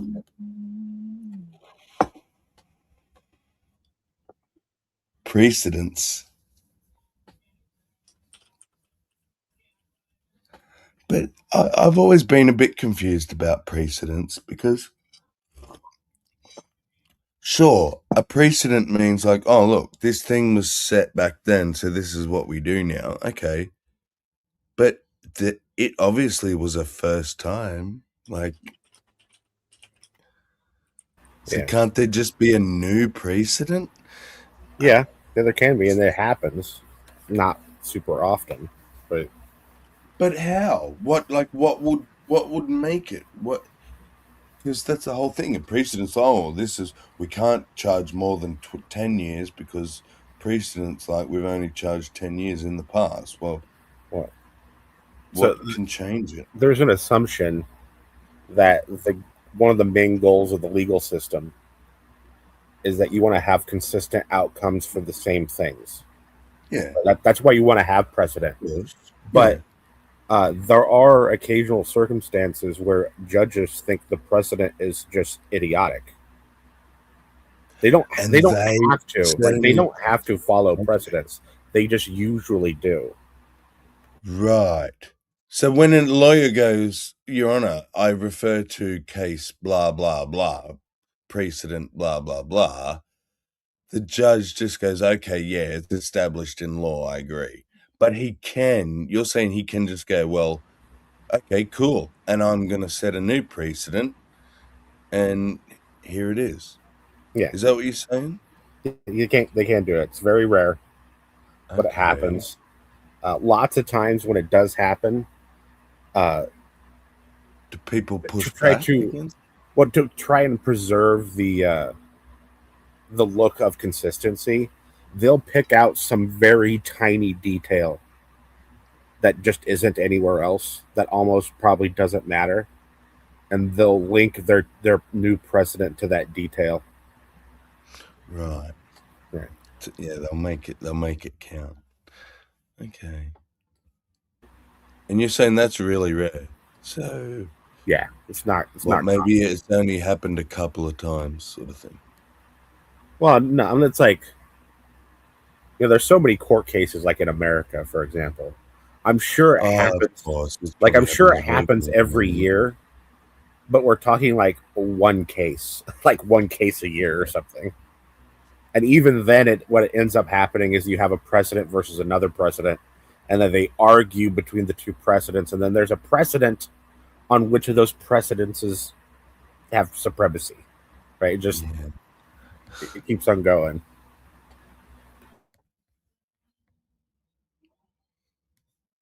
I don't like it because I think it's more important that an average person has a chance of winning their case without spending money, then it needs to have Exactly. consistency across cases.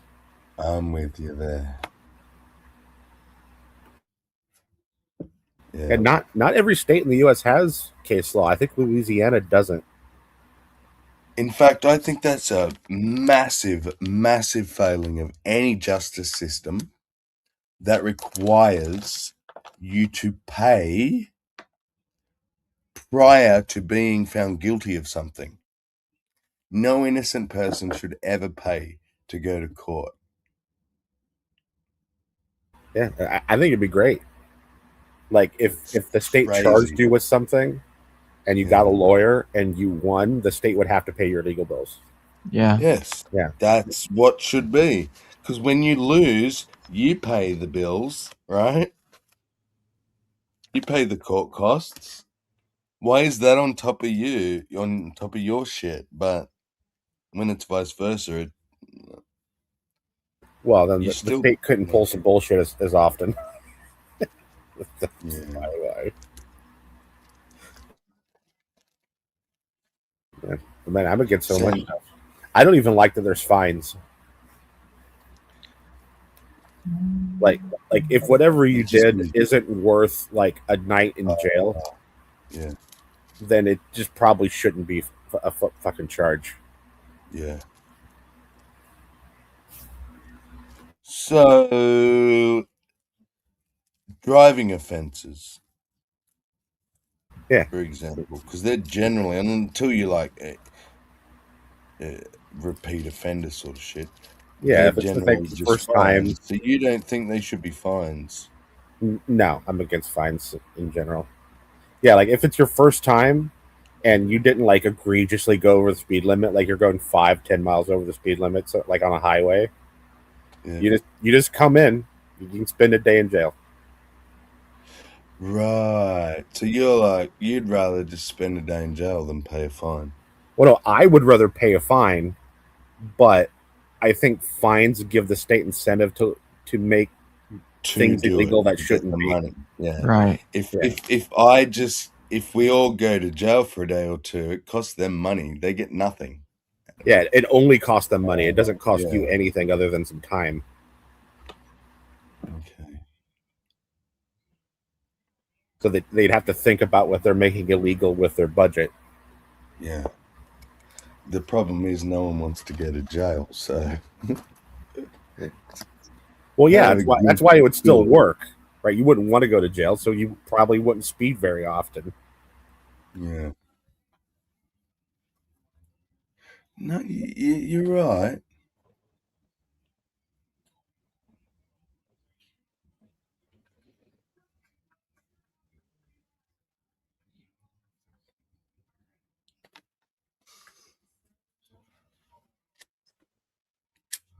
You always make me think, sir. That's because I spend a lot of time thinking. I can only imagine what it's like inside your head. Similar to Hillary's. I think Hillary's is probably a bit sexier and a bit scarier, but probably yes.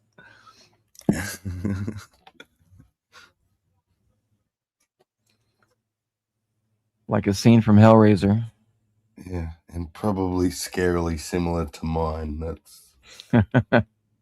That's probably the scariest part.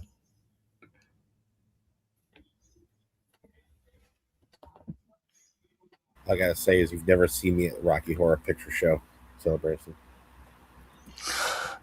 At or starring in? I never starred in the play. No. What character did you dress up as? Well, I've dressed up as quite a few of them. Okay. I'm trying to sit here and think. I've never actually seen it. I've only seen like a few second clips of it, but I know a lot of people that love going to it and dressing up.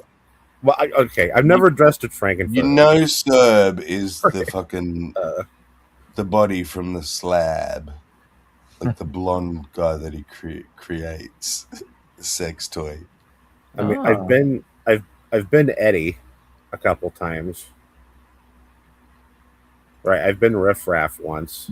No, I did dress as Frankenfurter in high school. You did? Yeah.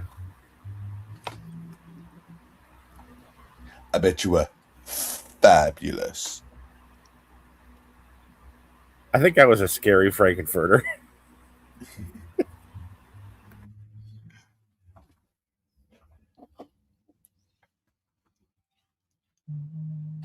What was your build? Were you like fit back then as well, muscly, or were you chubby? I was always fit and muscular. Yeah, of course you were. You're fucking Kim Jong Il. You were born on a mountain at fucking dusk, and you get a hole in one the first time you played golf. I rolled out of my mother's room perfectly clean and made a basket. Already wearing clothes. Yeah.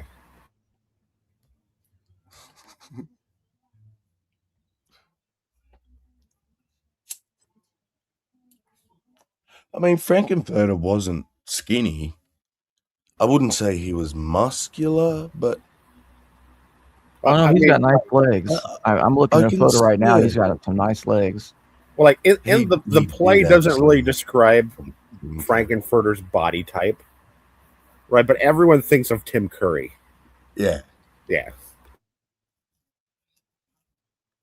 You have to, like, yeah, he was a great Frankenfurter. That's like a perfect role for him. He's actually one of my favorite actors because he did that and It, the original Stephen King's It. Yeah. He was the clown, and that shit traumatized my 12-year-old little brain. I tell you, we all float down here, baby. I'm going to show a photo of it. Oh, Frankenfurter. Yeah. Yeah. Is it showing? Yeah. Okay. Yep, there he is. Yeah. Pretty cool. I'm going to have to watch it. It's probably on Tubi or something. I'm just a sweet transvestite. Man, when you were allowed to say the word transvestite, do you remember that? Fuck, the good old days. Yeah. Yeah, isn't that weird? One of the most pro-transvestite plays ever. Yeah. It says transvestite, so now it's actually anti-transvestite. It's like, yeah. It's banned. It's cancelled. I don't know what trans means anymore, because to me it was always transvestite. And then someone goes, no, transsexual. I'm like, okay. And then now they're like, no, it means transitioning. I'm like, dude, you don't even know what the fuck it means. Don't worry. No, they don't know what any of it fucking means. Yeah. They'll tell you that gender is a... From transsexual Transylvania. Get over it. Yeah, they'll tell you that gender is a social construct and it isn't real. Yeah. And then the next sentence they'll tell you that's how they were born. Yeah. Yeah. Just and you must respect it. My imaginary social construct that I was born with. So I'm a little bit confused, guys. Are we coming or going? Because what the fuck is going on? I totally forgot about that. I stopped doing that with friends and stuff because it started being a thing about kink. Like specifically. What? What did? The Rocky Horror Picture Show celebrations. Oh. There are big parties where everyone really? goes to dress up as a character. You're right. Yeah. Everything's been made into a kink. Like that. So many things have been ruined because people make it really sexual and shit. Yeah.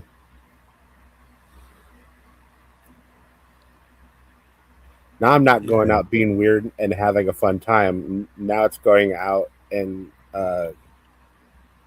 having a fetish. Yeah. Yeah. It's pretty much what it is. It's like, hi, I'm Sam.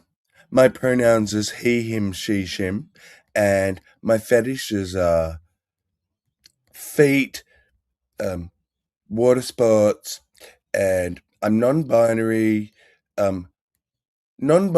binary, converted, unconverted, confused, demisexual. What's your name?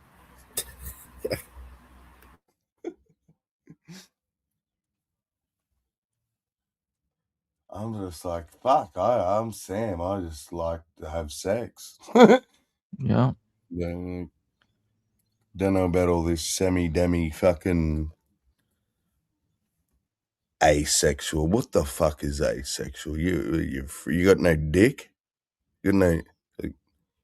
Yeah, I was born with no genitals. I have no hormones. Okay, then yeah, you're asexual. But oh no, I'm asexual. I don't have any attraction to anybody. No, you just can't get a girlfriend. Sorry, is that too harsh? Oh, It's honest. I love it.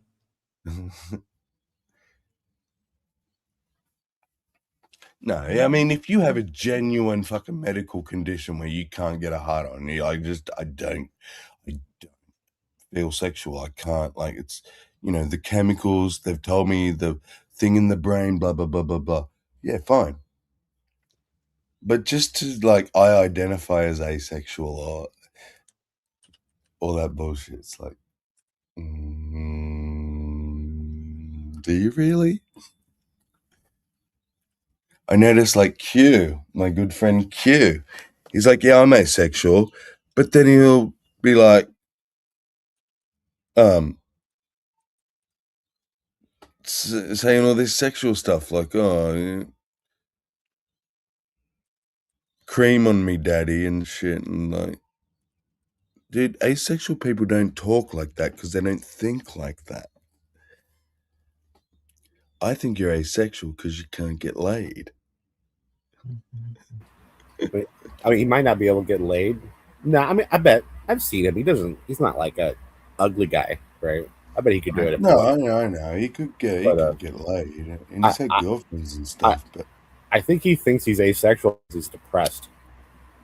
Mm-hmm. And also, like, this is a bit of a touchy subject, okay? But I want to be real. If you are not physically attracted, you may not be physically attractive yourself, but it doesn't matter, right? It just means, yeah, you're stuck with other fat, ugly people. But if you're not physically attracted to the person you're with, you can't just conjure up a fucking heart-on or the will to want to do it when you're like with the person on just like a habitual thing, like you're just used to being with them, or you like hanging out with them, or if you don't, like, when they take their clothes off, get excited and get a big stiffy, then you're probably with the wrong person. You're not asexual. You're not attracted to the people that you're with. And the thing is, women aren't even so much about physical attractiveness of men. They want power and status. Yes. So if you give off that aura, then that's what they're attracted to. Yeah.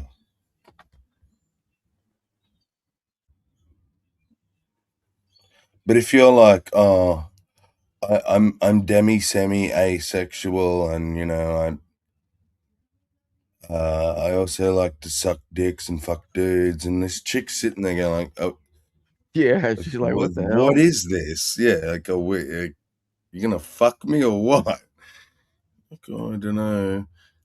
All the anxiety and bullshit. She just wants a man to just grab her around the throat and fucking push her down and start going for it. Like, true.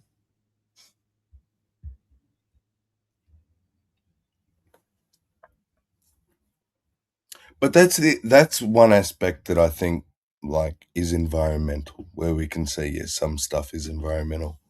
Some stuff you are born with, but some stuff you can't be born with. Like, you can't be born a cuck.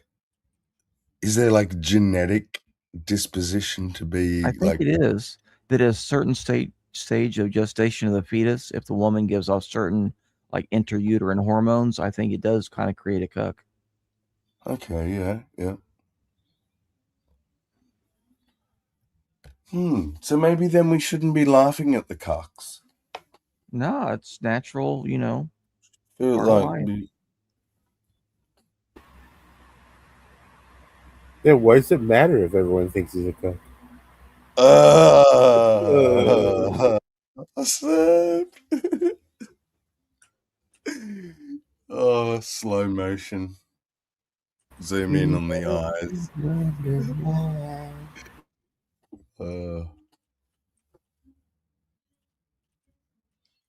I don't know. Hey, Seb, would you ever like watch some dude fucking rail your missus? No. Where you sit in a chair on the other side of the bedroom in the cuck chair? Dressed as Superman? No. Fucking hell. Me either. I kind of like. Just, it's not even the cuck thing, but it's like, what are we doing here? I'm not sitting around for this. Fuck that. I'm either in or I'm out. And not Now, watching. let's say I was in a terrible marriage and I hated my wife and I wanted to get divorced without getting her anything. Yeah. I might pretend to be a cuck to record it to use as evidences of infidelity.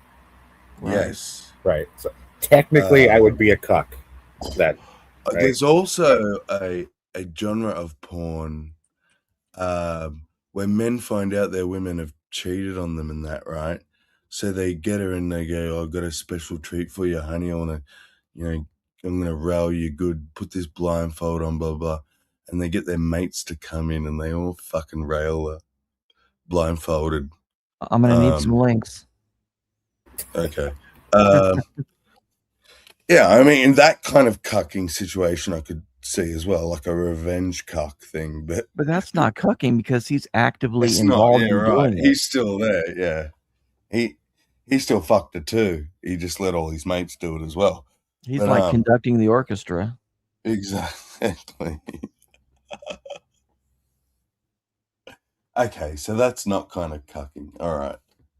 So it's you've literally got to be sitting there just watching some other man do it. Yeah. You don't. Yeah. You have no involvement. Possibly even hiding in the closet. The man doesn't know he's being watched. Gentle praise. Praise I am. In one of the chapters, he's hiding in the closet watching.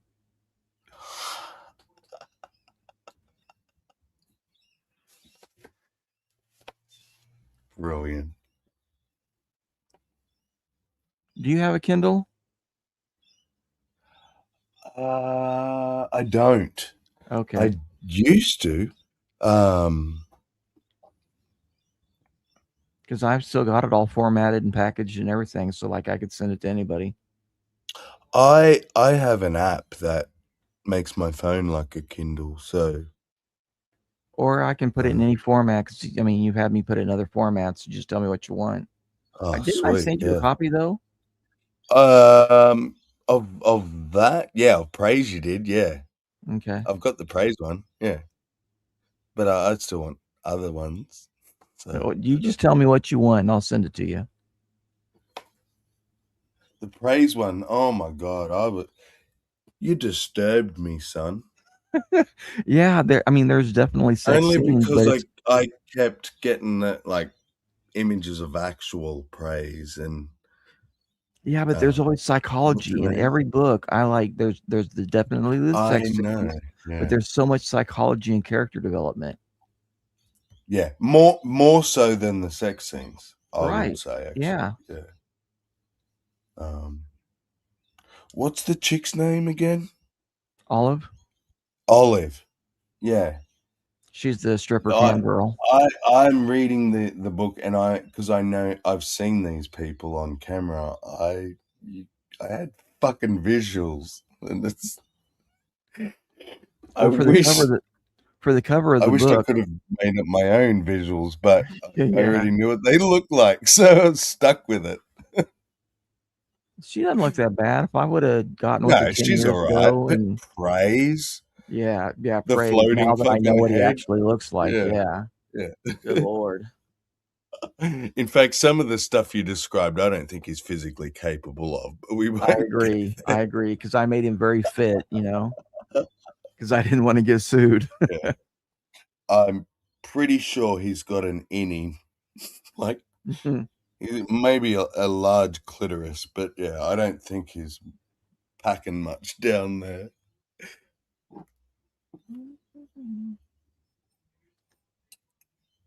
I could be wrong. I mean, that floating head might have a fucking 1.5 foot long fucking beast hanging off the end of it, but I'm kind of doubtful. Like, I'm seeing micro penis or extra large clitoris at best. I don't even remember how I described it. I just remember him like dry humping her thigh and then like coming on her thigh and then licking it up. But now you know how big he is. Picture that man dry humping anything. Yeah, I agree. It's not physically possible, the things that I wrote. It's great. And I don't want to fat shame, but I mean, he's a fat bastard. I don't know what else I'm supposed to do. I want to know what he does for the phone company, because that's what he says he does. If it's even accurate. I mean, he might be on imagine he disability. works from home online, probably answering like complaint calls and stuff. Well, I have a distant family member who's a gay guy in Dallas, and the phone company loves gay guys to be their like operators and stuff, at like the central office. So I could see him doing something like that, like doing switching equipment and stuff that he really didn't have to move around much. Just That's like what enter Chopper did orders. when I met him. Oh, cool. And they were devastated that he left, because he was like that personality. Yeah, you're right.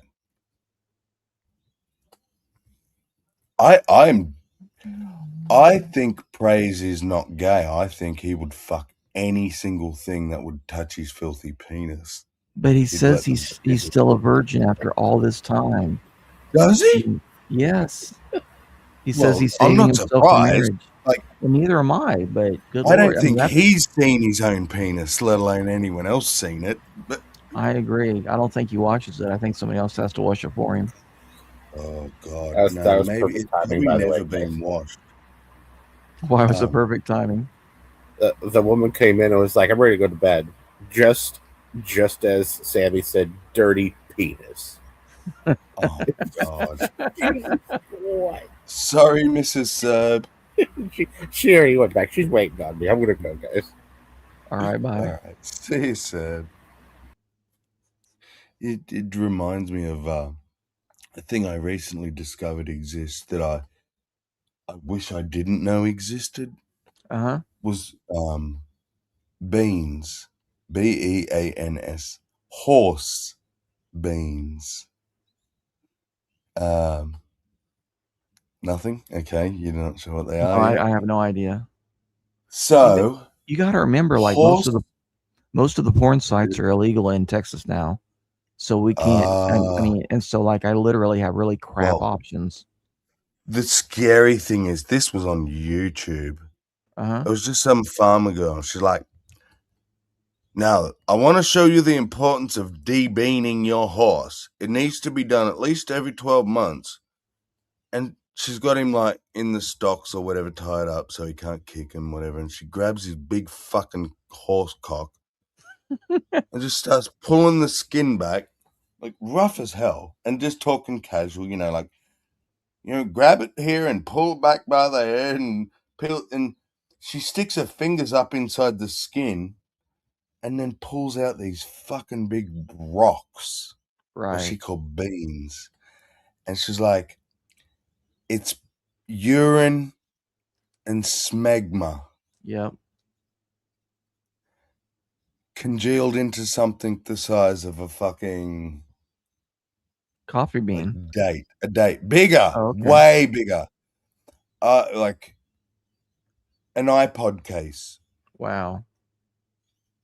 Yeah. But she pulled this thing out, and I'm like, holy fuck, yeah, it's got a big dick, but how did that big bean like live up there under the skin? But then she pulls another one out. And another one. I'm like, where the fuck are these things coming from? And she pulled like 4 or 5 of these massive beans out of the horse's cock.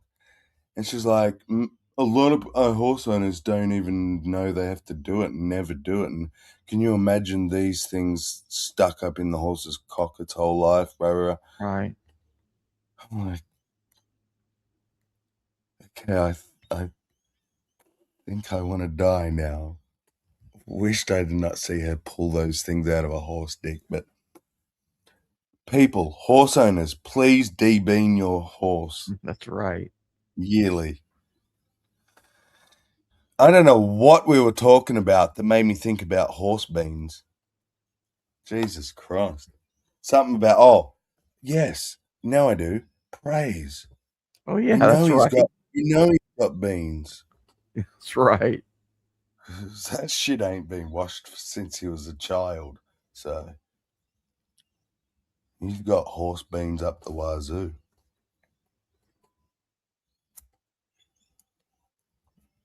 That's a very long-winded way to say he's got a dirty dick, but yeah. But sorry, it made me think of horse beans. I was like, if I have to know about horse beans, you have to know about horse beans. And now I know. And It now is you not. know. It is nothing like I expected. No, and much larger than you were thinking too. You were like Yes. coffee bean. No, Yep. God no. I wish they were little coffee beans. This fucking thing she pulled out of its cock, like just under the skin, not out of the actual eye of the cock, but I just couldn't understand where it came. Like, where was it? How did it not have a big lumps on it? Maybe it did have big lumps. Like, these things were huge. It's like, that's only 1 year. Like, I guess if I didn't clean my dick for a year, it might get, I don't know. But fucking hell, dick beans made of smegma. Puts a real dampener or a question on the idea of intelligent design, doesn't it? Yeah. Yeah. Why You was have it? to, like, Why wasn't it designed as self-cleaning? exactly. Those beans should fall out. I should not have to reach up inside my horse's cock and pull that stuff out. Thanks, God.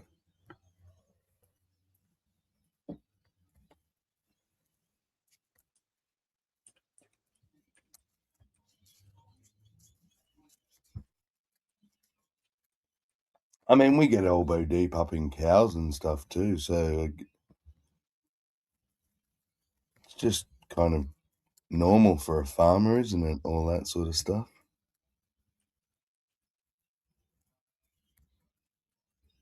I love that funny clip. I can't remember the name of the British comedian, but he's a farmer and he's like, "Oi, you want to make a bit of money? I'll tell you what. See this? It's fucking corn. Grows out of the fucking ground. Pull it up. Instant money." Like, you know, sheep, a bit woolly and all that. It's fucking wool. Cut it off. Fucking grows right back.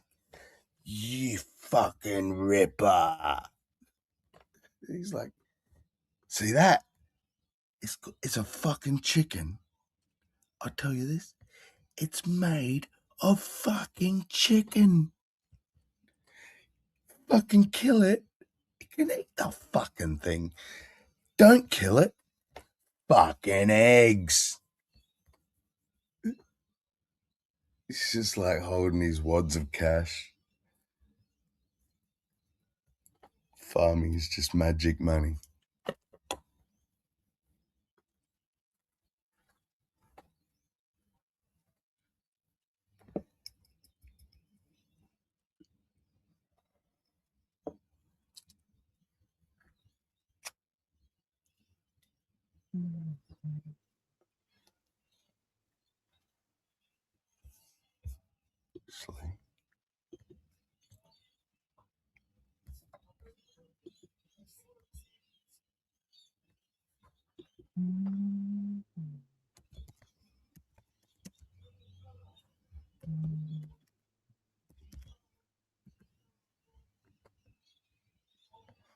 Here we go.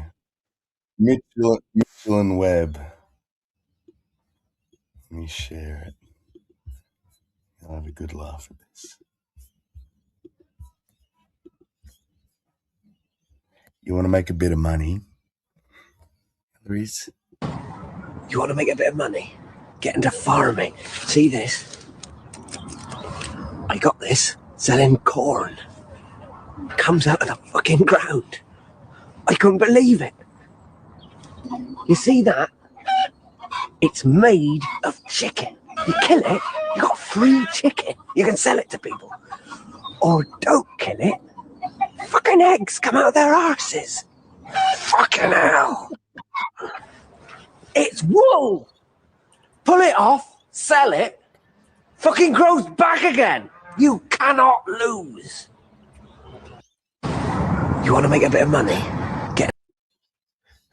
That was a condensed version, but yeah. You cannot lose.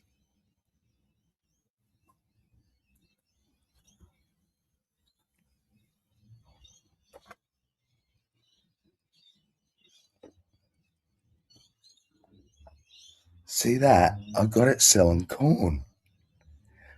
Fucking grows out of the ground. Couldn't believe it.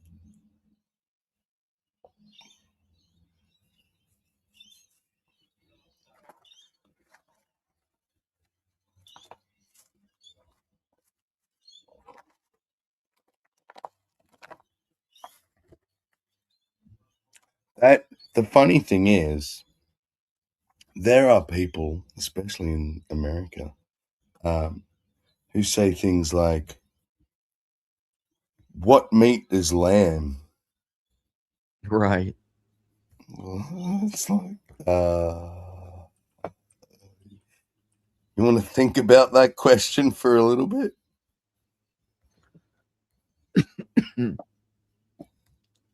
They did another show and they showed British kids how like chicken nuggets are processed, that all the waste meat goes into this like centrifugal spinner and a slurry like oozes out of it, out of the little holes in the side. And he's like, okay, kids, who all wants to eat some chicken tenders? And they're like, no, that's disgusting, yuck. And then they went to a bunch of American kids in the school and did the same thing. And he asked them, okay, who wants it? And they're all, me, I want it. Yeah. Like, I don't give a shit where it came from. I just want to know it tastes good. I want my nuggies. Wow. But it's not just American. That's kind of a Western thing too. Like, yeah, you go anywhere in Asia and go, "What's your favorite food?" And this kid will go broccoli. The next kid will go green beans. The next kid will go plain rice. The next, fish. Go to Australia. What's your favorite food? Nuggets. What's your favorite food? Pizza. What's your favorite food? Hot dogs. Yeah. Like, what about broccoli? Ew. If these little fucking 5-year-old Asians, that's their favorite fucking thing, broccoli. So what are we doing wrong as a society?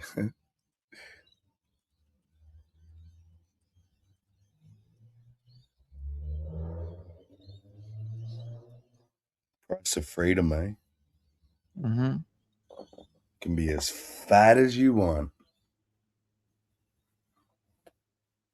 You can have even fatter kids.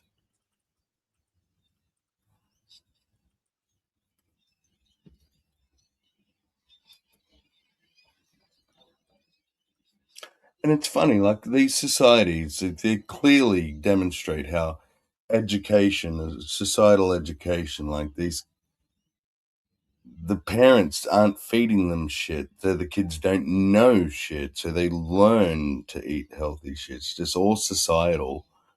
Whereas our government's like, oh, you're all too fat, we're going to tax sugar. Okay.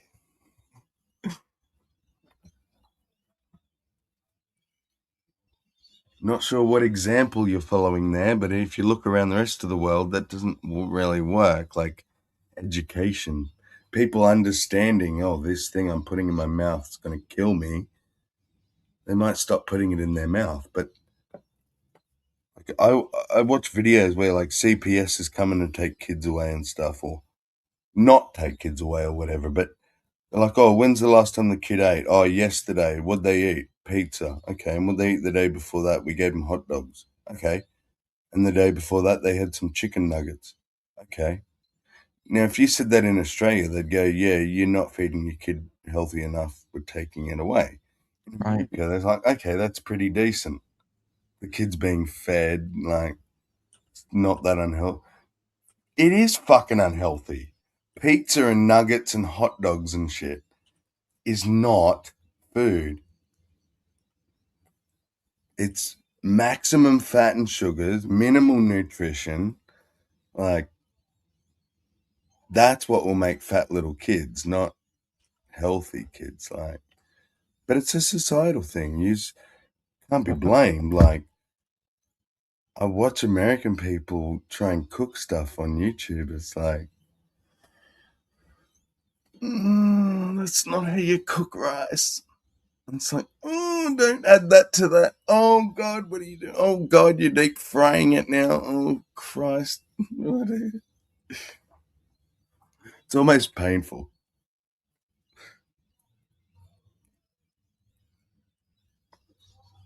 Or like, watch me like make dinner for 8 kids. It's just, oh, shit. And I'm like, fuck. Probably going to be spaghetti. Just a whole bunch of pasta and a little bit of meat and sauce. Exactly. Lots of carbs. And they're all either all chubby little kids or very skinny little kids. Yeah.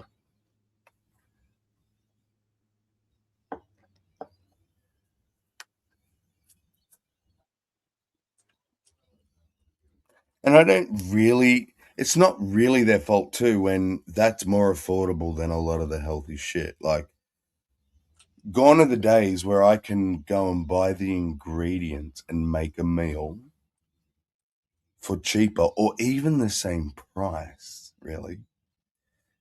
Like one man, okay, there's no one serving of anything. So I have to buy a jar of this, a jar of that. I make a meal, cost me 20 or 30 bucks. Minimum. Okay. I can go next door and get a pub meal for 15 bucks. Like, why the fuck would I ever cook? You know what I mean? Right. When it costs me more, and that's the problem. We're not incentivized to buy healthy food because it's too fucking expensive. We charge more like it's some specialty. Oh, low sugar, healthy food, and it's like twice the price. But the fat shit's half, like, cheap. So, guess I'll stay fat until I get rich.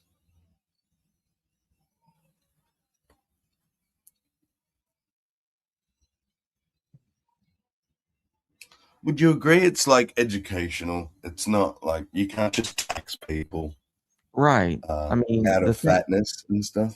Yeah. right. I mean, you're just punishing behavior, but it's not going to really alter the behavior. Yeah. Those people are still going to try and get their sugar and shit. Like, Yeah. And what do poor people really have to look forward to? TV, socializing, and sugar.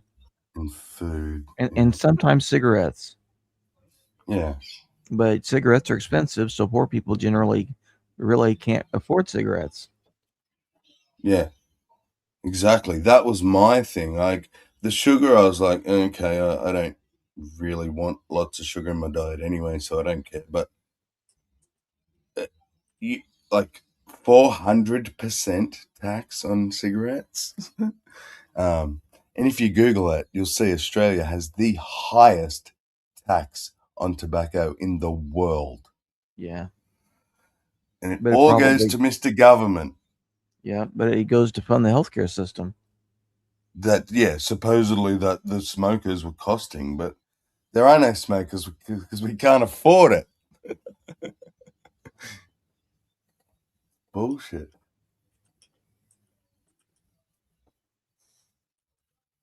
And every year they just keep putting it up too. They're like, we're going to put it up 25% every year for the next 5 years. It'll be like each government's promise. And then it does. It's already $40 for a packet of cigarettes. And then 25% on that's another $5 or $6. So now it's $46. Then another 25%. So now we're up to 50 something bucks a packet of cigarettes. Like, I'm It's not kidding. insane. It is $50 a packet. Like 20 for 20 smokes. The little skinny packet with fuck all smokes in it is like $50 in Australia. Thankfully, most tobacconists turn to black market tobacco, so you can Right. get cheap stuff illegally. But hello, what the fuck? Great job, society. Tax the fuck out of us. Now there's this massive black market. Duh. What the fuck? It's happened every time throughout history, and yet we're still doing the dumb shit. Does it go? Maybe that's why I think it's all rigged. The government wanted the black market tobacco because they weren't dumb enough to know it wasn't going to happen. I knew it was going to happen before it happened, and I'm a Yeah. layman. So how did they not know? That game I mentioned last night, City State 2, it has all kinds of like government policies that you can do, and you play around with the sliders, like free healthcare for everybody, and then you'll get certain economic benefits and other problems, and then Costs and stuff. pay for half of the education for like university, pay for free university for everybody, and then you're going to get all these rich people that demand all these services, and then there aren't any poor people having babies. So there aren't any rich people having babies because rich people don't have very many babies. So if you want to grow your population, you got to have a lot of poor people, and that's something that until somebody studies economics and sees how historically humans actually behave, they don't understand.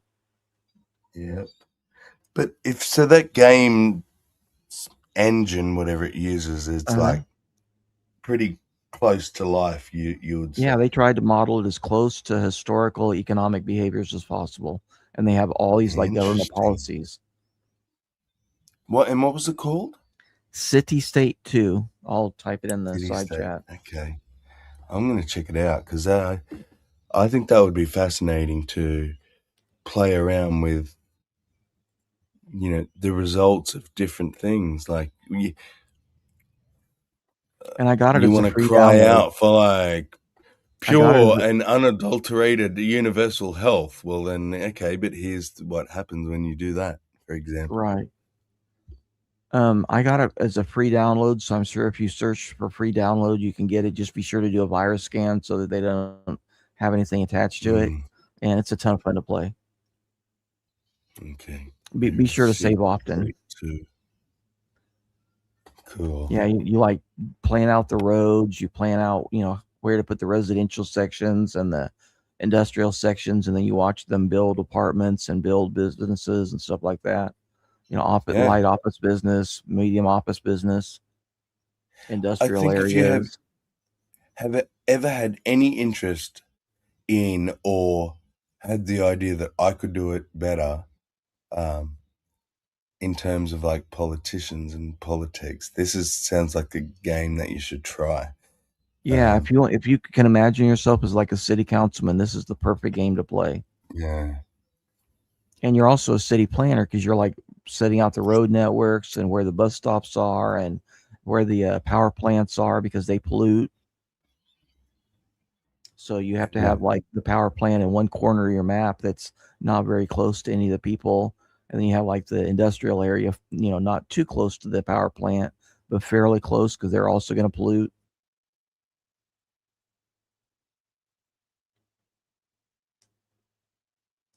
And then you put in churches because there's a segment of the population, especially the poor people, that want churches. And you put like a variety of Christian, Muslim, Buddhist. And then there's like overlays, like everybody within this area gets so much like health benefit because they go to church. Yeah. And then school. Isn't that interesting? Yeah, And school. Go ahead. Oh, just that fact about poorer people are more likely to be religious. Yeah.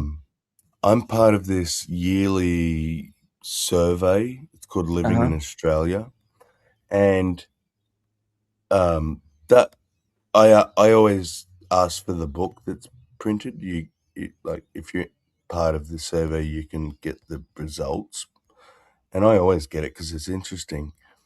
And not last year, but the year before, it was all about economics and like family statistics and stuff like that. And what it showed that in Australia, the way it worked out was the more money you had, the less likely you were to be religious. Right. So Very the true. poorer you were, the more religious you were. The poorer you were, the more likely you were to vote right than left. So like richer people voted left. All these things that I've kind of always assumed and we've always said, but that's what I love about this survey is like, well, now here's the actual numbers, and it is the case. You're more likely to be religious if you're poorer. And vice versa too. So I think that was the favorite fact I had. Not that I learned because I already knew it, but it was my favorite fact that I had endorsed. Whatever word I'm looking for there. Confirmed. It's my favorite fact. It was like, yes, see? And, but no, sorry, not just the economics, the education as well that we assume. So the less education you have, the more likely you are to be religious. Right.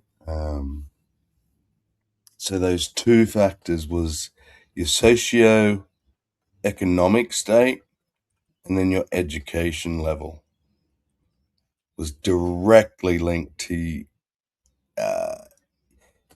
like attendance in church and that. So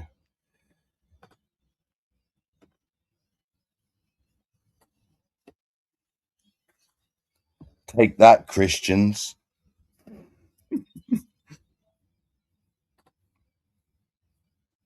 Well, here It's they'll not your even be fault more. you're poor, but it's your fault that you're dumb. Sorry. Well, here they'll even break it down into the demographics for each type of church. So, like Roman Catholics have a whole bunch of kids, and they're kind of middle class, usually not very rich, but kind of working class, middle class. And then you'll have like the Baptists, and then they're, all these different groups. And like the Pentecostals are usually the very poorest, and they have the least skills. And then you'll have the Mormons, and they're all business owners. Yeah,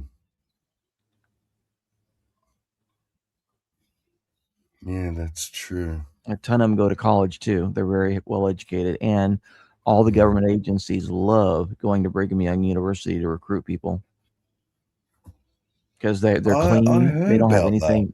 Yeah, they're clean. They don't have anything in their background. They're straight laced. They're going to do what they're told. And they all sort of get pretty decent results. Like right.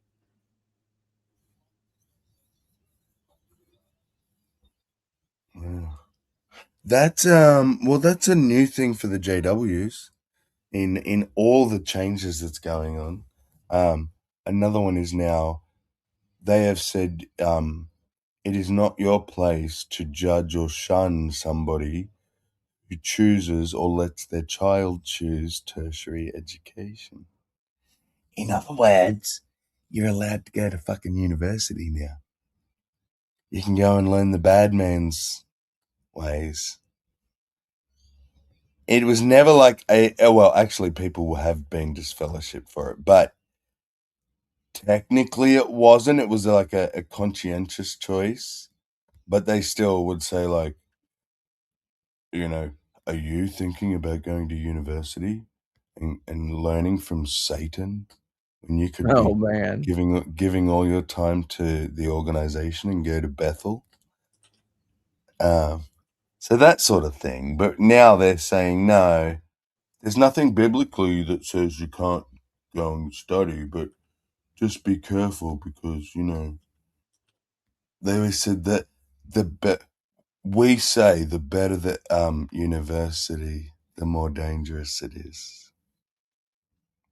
In other words, the smarter you are, the more likely you are to wake up and leave us. So Exactly. The more like you But are yeah. to notice it's all bull. Yeah, but no, they've turned around. You can have a beard, and now you can go to university and stuff. They're fully just copying the Mormons and the Seventh-day Adventists because they realized, especially after the Australian Royal Commission into CSA in Right.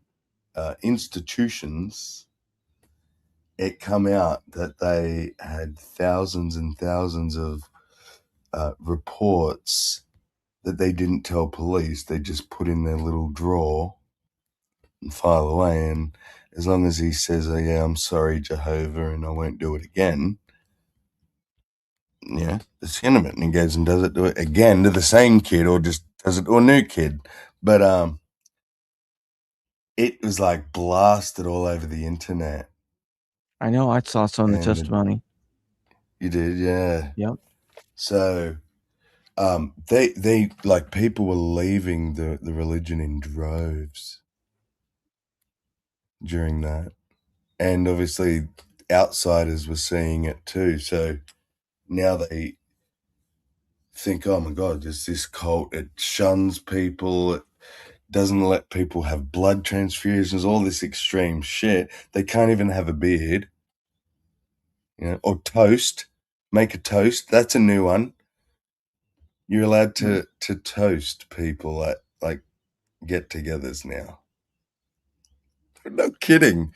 That was apparently used to be against the rule, and they had to make an announcement. The governing body has decided that making a toast is not unbiblical and therefore should not be judged if someone chooses to participate in a toast. Wow. That's funny because I remember growing up when we would go somewhere like worldly and people would toast, we'd just sort of stand there and ignore it. And I always felt rude because, like, how rude are you to not lift your glass up at a toast? But to us, that was some satanic ritual. And then now I was like, oh no, don't be silly. It's not biblical. Like, why the fuck did I have to do that shit for 20 years and now it doesn't matter? You're Yeah, just when fucking Jesus making shit up at this point. Well, when Jesus broke bread and said, take and all this, I mean, that's kind of like a toast, isn't it? I mean, it's not with a glass of wine, Yes. but Well, he did do the wine too, though. He took the wine Yeah. and said, "This is my blood." That's a you're toast. you're right. Yep. But yeah, beards. So if you used to have a beard, you couldn't serve in any manner. You couldn't give a talk. You couldn't be an elder. Couldn't even be the dude that stands up the back and holds the microphone. So when people put their hand up, you walk up, and you couldn't even do that if you had a beard. Now, the governing body have beards. As soon as they said we're changing it, they all instantly grew a beard. Yeah. I'm trying to remember what Tony's name was. Oh, Tight Pants Tony. Remember Yes. Tony? Yes. Oh man! And then he got caught buying all those bottles of liquor, and they're like, "Oh no, Yeah. they're all for gifts. They're not for him." Yeah, right. Yeah. And I think they just got sick of him saying all that silly off the cuff shit like, Right. you ever smelled burning bodies? Yeah, that's what it's Like going to smell like. sausages cracked open on the barbecue. That's Yep. what Armageddon's going to smell like. I think they just went, look, Tony, we'll buy you a house. You can live here. You can keep drinking your McCallums. But we can't have you in the public eye anymore. And all that was said was, we would like to announce that Brother Tony Morris is no longer serving on the governing body. And that's it. On to the next, like, no explanation, no ask questions. We'll tell you what, he's just no longer serving on the governing body. Yeah, and they had to get 2 people in just so they could vote to replace him. Exactly. 2 people who break the logic of when the cutoff line for anointed ones was. So only anointed could be in the governing body, right? And the last anointed people were from the 1940s. Now, the latest 2 are only 40 years old. So they're as old as me. That means they were born in the 80s. So they're like 20 or 40 years after the cutoff. They technically can't be anointed. But they just turned around and said, who are we to say who God chooses as his anointed? Right. Again, my whole life, you fucking told me it was this certain date. Now, everything's just changed about it. It's crazy. I honestly don't recognize it. And my poor mom, she's like, you got to come back. You don't understand how much it's changed. Yeah, I do actually, Mom. And it doesn't help the case. It just shows you how fickle and feeble it all is. But in her poor mind, the like closer it gets to some sort of normalcy, the more proof that it's the right way. Like, but Sam, we can have beards now. That's proof that it's Jehovah's organization. Oh, it's funny just to say the words out loud, honestly. Oi, 1 second.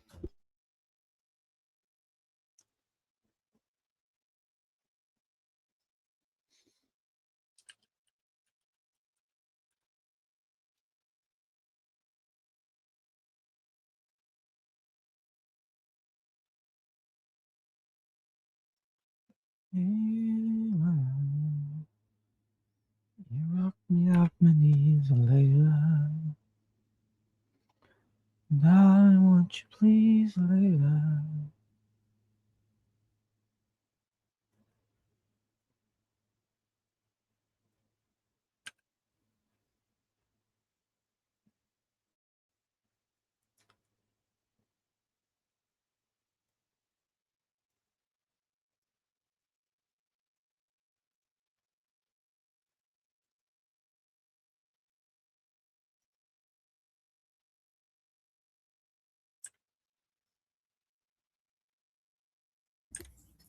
Oh, yeah.